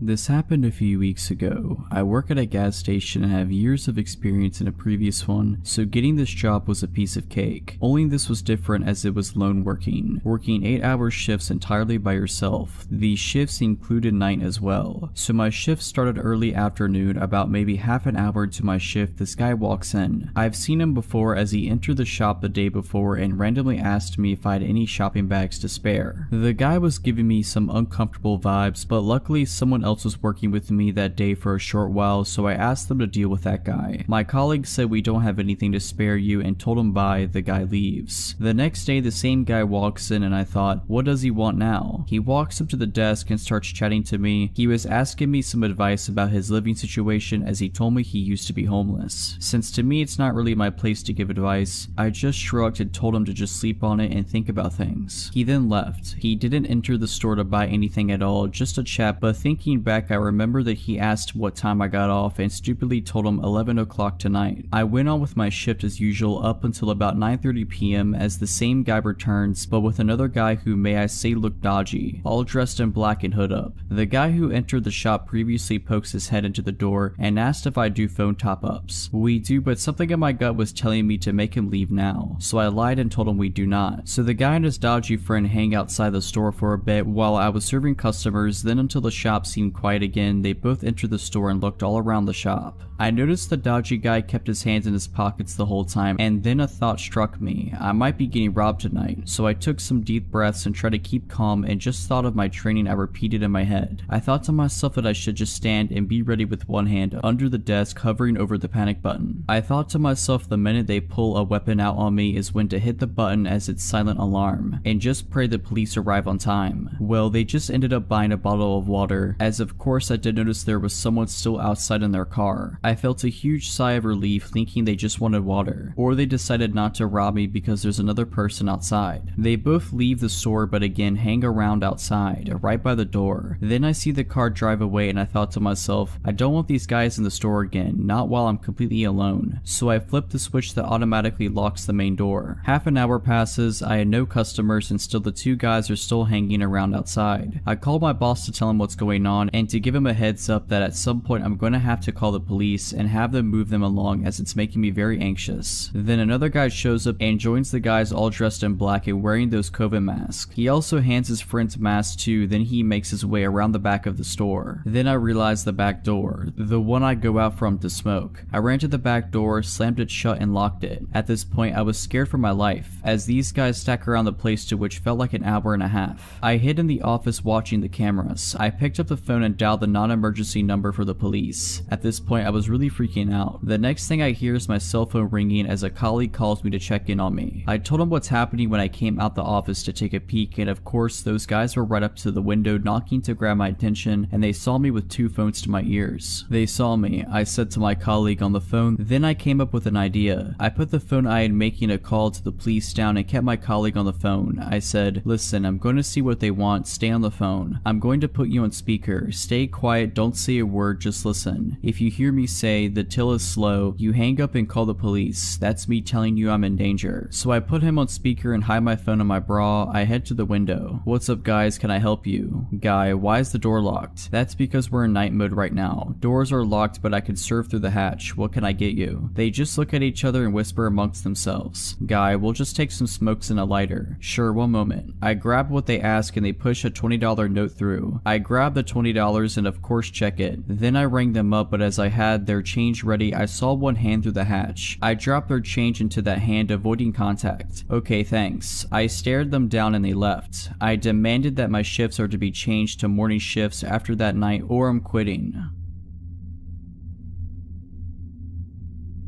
Back when I was around 17 or 18, I would go out to parties with my friend at night. It was my best friend at the time, Ivan, and his cousin Caesar that would invite me out that night. I had been talking to a friend of Ivan on Facebook about meeting each other. This girl had a birthday party that day and invited us all to join her. So I took a bath, got ready, and my friends pulled up for me in a small car. I said bye to my mom and got in, and we went to buy beer for the night and a pack of smokes for everyone. Back then I would smoke a lot. My friend told us that he had been in contact with this girl on Facebook and that she accepted to come to the party with him tonight. We were all impressed and happy for him. We pulled to her house and parked near a park to wait for her. I remember a group of people walking around the park, but since they seemed our age, we weren't too bummed out. My friend called her to come out and my friend Caesar stepped out for a smoke. I was sitting in the back not wanting to come out because of these guys outside. They seemed to be asking for trouble because they begun to argue about something really dumb with him. So my friend Ivan told me to step out just to have his back in case anything went down. We went to the party and had a great time. I hit it off with the girl I was talking to and later found out she kissed pretty much every dude that was there before me. Nevertheless, I was still grateful for the opportunity and said goodbye. As we headed back to my house with my friend's date, she seemed very quiet. I knew they hit it off during the party but now looked stiff and even scared. My bud and I were riding in the back to let them have the front to themselves, but she was just nervously looking at her phone. When we arrived, she wanted to get out and my friend, trying to score points, said, "Wait, I'll walk you in." She did not like this and said just go. We were a bit buzzed in the back and wanted to have a smoke, so we all stepped outside and watched them go to her door. I remember laughing about something with my friend when the mood suddenly became so dark. She started screaming, "Go now, get out of here." A car pulled out nearly in front of us and people with bats and blunt instruments got off so fast I barely remember how I got back into the back seat. The girl said something along the lines of "leave them alone" and held him while a bunch of dudes got out. My friend Ivan got into the driving seat and started the car. Thankfully, it started right up without trouble, but a big bottle of liquor then hit the windshield, cracking the top corner. I saw some guys come from the right side of the car where we were standing and quickly went to the other side to let my friend have easy way in into the back right seat. As I turned the corner, I saw this massive looking guy come up to me and barely had time to close the door and pull the lock down. Dude was punching my window. My other friend wasn't so lucky since he actually got hit in the head and had barely made it in the car. He couldn't even close the door because one guy was grabbing his leg. All of this happened in the span of 6 seconds. I acted all out of instinct and thankfully we got in, and my friend stepped in the gas while zigzagging in case they would shoot at us. We were all scared and wondered what had happened. As we got back to our neighborhood, my friends were fuming. Both of them knew their way around the fight and could hold their own. Thankfully, I still had some cash left and told them we should go buy some illegal beer at midnight and tried my best to calm them down and convince them to not go back. My friend Caesar had actually woken a dude up in the middle of the night with a phone call, and the man was ready ready to show up and throw down. After a few beers and a lot of talking, I convinced them it wasn't worth it and to just let the night end. I got home and my parents never found out and I just fell asleep.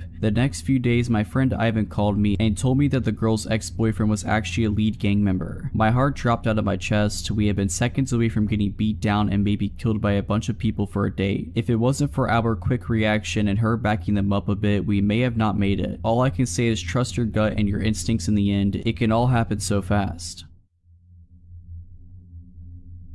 Many years ago, before kids, rescue animals, a mortgage, and a husband, I was a travel writer in Europe. I did most of my trips alone. This story is about the first time I visited Prague. I had never been to Prague and the trip was last minute, so I had little time to prepare. My travel partner had dumped me in another country and I was determined to make the best out of my trip by visiting a place I'd never been. Upon arrival at the train station, I visited the accommodation office and asked for a hostel not far from the center. In my early 20s, winging it was part of the fun. These days, I'm far less adventurous. The hostel they sent me to was a sprawling, crumbling, slate gray, art decoration building on a nondescript street about a 10-minute walk to Stare Mesto. The inside was probably beautiful at one time, but by the time I checked in, it was full of shabby, mismatched furniture and cheap stained carpet. Most of the light fixtures were broken, leaving everything but the lobby dark and gloomy. It smelled of standing water and dust. I found my room, a double for $12 per night, and made note of the fact that I had a roommate. She wasn't there, but on her side of the room there was a suitcase, dressed neatly folded across the back of a plastic chair, a scattering of makeup containers on the beat-up desk, and a stack of German fashion magazines on the bed. As I had no plans or goals on this impromptu trip, so I spent the afternoon exploring Old Town Square, the Jewish Quarter, and Wenceslas Square. I purchased some Czech crystal for my mom and painted eggs from a street vendor for myself. I also made reservations for a sunset dinner cruise for one. At around 6 p.m. I returned to my room to shower, change clothes, and unload my purchases. When I left my room about an hour later, there was no indication that my roommate had returned at any point during the day. After the cruise, I stopped at a tiny bar in Tinska and had a glass of wine. It was nearly midnight when I returned to my hostel, so I was surprised to find that my roommate still hadn't returned. That wasn't uncommon though. Backpackers are a fickle lot. She could have gone on a short overnight trip and just left her stuff behind, hooked up with someone and was holed up at their place, or hanging out at another hostel, so I was surprised but not concerned. I took another shower before bed, however, and was surprised to find that things in the room had changed up in my return. Her bed was neatly turned down, the magazines had moved to the nightstand, and the dress was gone. The strangest thing though was the addition of a pink silky nightgown spread across the bed, my bed. Maybe she thought she still had the room to herself. I didn't see how. My shopping bags, clothes, and toiletries were in plain view. I gently moved the nightgown over to her bed and then settled in for the night as I wrote in my journal. I assumed she was in the shower or somewhere nearby, so I expected her to return shortly. After about an hour though, her side was still empty. I needed to use the restroom before I went to sleep, so I made one last trip down the hall. The building was unusually quiet. There weren't the regular sounds of chatty backpackers, the clinking of glasses, or music that would normally leak through the walls. There was nothing. It was hushed, like a church after the congregation has left. I found myself practically tiptoeing back. My room was near the end of the hall and I couldn't shake the feeling that the corridor was darker than before. The few working lights were blinking as they struggled to stay lit, and it reminded me of a funhouse. A tightness began to fill my stomach and I subconsciously quickened my steps. There wasn't a soul behind me yet. I kept glancing back over shoulder, convinced I'd see someone gaining momentum on me. The only sound was the soft thud of my flip-flops as they struck my soles. I was flooded with relief as I flung open my door, but it didn't last long. Everything was exactly as it left it, except for the silky nightgown which was now back on my bed. Sleep came in fits and starts. I left the lamp on for a while, still convinced my roommate would be right back, but the shadows it cast made the room even spookier. It was too dark with the light off. I'd finally slipped into a deep sleep when I suddenly heard the door open. A man stood in the darkened doorway, the hall light behind him showing just enough for me to see his contorted face. "I didn't mean to," he sobbed. "You have to help me." Too confused and disoriented to be scared, I sat up, scrubbed up my eyes, and reached for the lamp switch. But once the room was light, I saw that the door was closed. There was no man. I quickly bounded off the bed and went for the door. It was locked. Nobody could have entered without a key, and the hallway empty. empty. I passed the rest of the night fully clothed, sitting up in my bed and with the light on, though I'd pay for 2 more nights. At 7 a.m. I gathered all of my stuff and went down to the reception desk to check out. By the way, I said to the 20-something receptionist, my roommate never returned. I'm a little concerned. She picked up the room key, looked at it hard, frowned, and then glanced at her computer. What room were you in again? When I repeated it to her, she looked back at her screen. Ma'am, that room's been empty for 3 weeks and it's been cleaned since. We only have 6 people in the whole building. The hostel has since been renovated and is now a luxury hotel.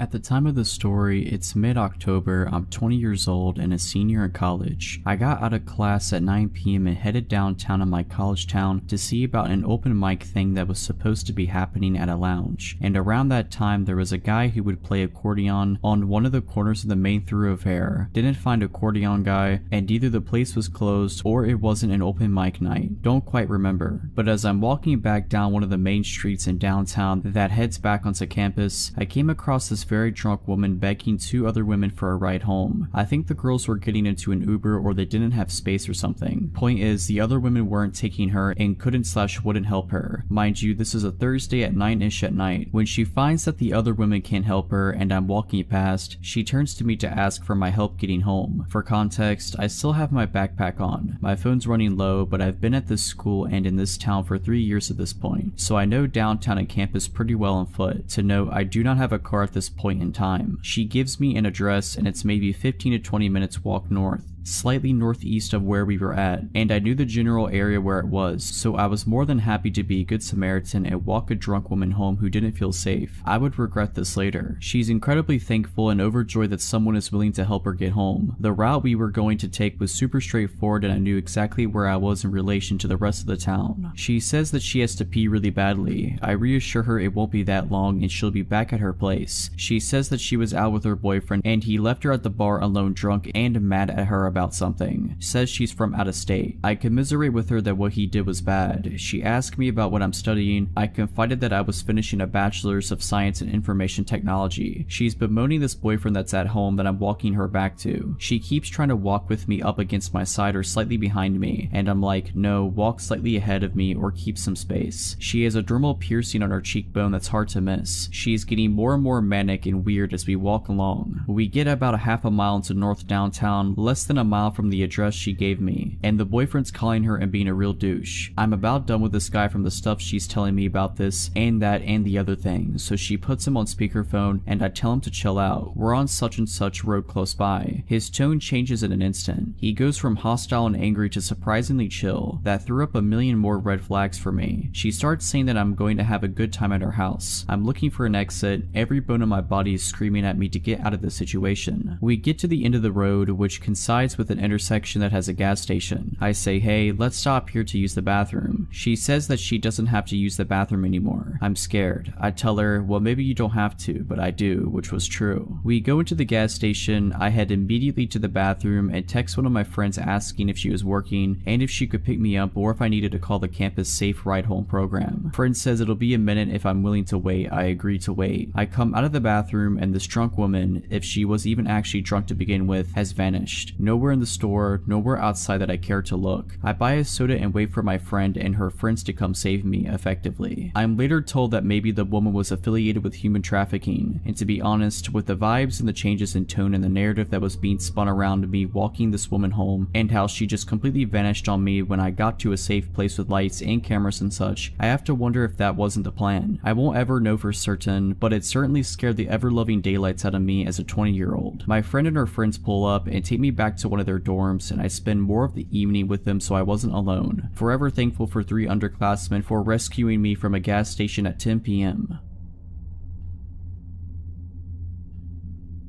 Last year I was on vacation in southern Europe with a large group of friends. We have been there for a while and always took an Uber from our rented house to the city, which had very nice bars and clubs. The thing with Uber is, it allows very cheap and flexible transport, but it also opened the door to a lot of creeps. I've had Uber drivers who are super cool, but also extremely drugged up road ragers who drive like maniacs and think they're impressive. But the guy we had that day was by far the worst. It is late evening and Uber picks us up and drives me, 27-year-old male, another one, 25-year-old female, and 24-year-old female, to the desired old town where we plan to go clubbing and drink. While driving, the driver constantly looks at the two women in the back seat via the mirror. They only told me this afterwards. He kept starting conversations, but basically only addressed the girls who left answering to the guys, who gave short, non-detailed answers, basically signaling that we, 1, don't want to talk, and 2, don't think he needs to know our plans. To us, he seemed way too pushy, and he wasn't really that big on hygiene. Meanwhile, we can't wait to arrive at our destination and get out of this uncomfortable but not super horrible situation. But that stuff did not feel this great when this guy didn't stop on the road, but instead pulled into a parking spot. He started fumbling with his phone and we were like, alright, weird, but let's get out, and left the car. To our surprise, the guy then turned the car off and got out as well. We saw that red flag and just started walking away towards the bar area of the town without saying a word. Cars can't enter the old town. After 400 feet, once we reached the gates, we stopped because this was the meeting spot for the other half of our group, who took a separate Uber, and found out that this guy was following us and stopped as well. You know the classic circle people form while talking, where one guy's just kinda standing next to it because people don't let him in? Yeah, we did that. We started making conversation about how long the others will take to get here, where they are right now, etc. And this guy keeps throwing in comments like he is a part of the group. Oh cool, even more people. This must be a great evening. Then we texted our friends at a group chat that we are changing their meeting place to this bar, because the Uber driver is following us around and we want to lose him. So one of us started leading the group at a quick pace through the streets. They are very small, lots of people, high old town buildings all around them. We make turns at every corner trying to lose the guy, but he follows. Finally, we reached a big plaza where there were hundreds of people closely together, basically queuing to enter the narrow street up ahead. We pushed through like rude douchebags and successfully lost the guy. Finally, we could head straight to the bar after our detour and linked up with the other part of our group. 2 hours pass, life is all good. We decide to head to another bar a bit further away, because the drinks and prices kinda sucked in this one. We had 2 drinks in that bar, and guess who walks through the door and stands next to the table? That guy. Hey guys, he says. At this point, a friend, 28-year-old male, who is good at communicating and frankly quite big, tells the guy that we want to keep to ourselves and have no interest in hanging out with him. Please leave us alone. Fortunately, the guy says it is no problem and leaves. Unfortunately, at around 3 a.m., while dancing in the crowd at a club, the same guy announced his presence by tenderly pressing his body against the back of one of the girls who he has been staring at through the mirror in the car. The girl's boyfriend recognizes the guy, gets angry, grabs him by the collar, and essentially tells him that if he keeps following us, he will get beaten up.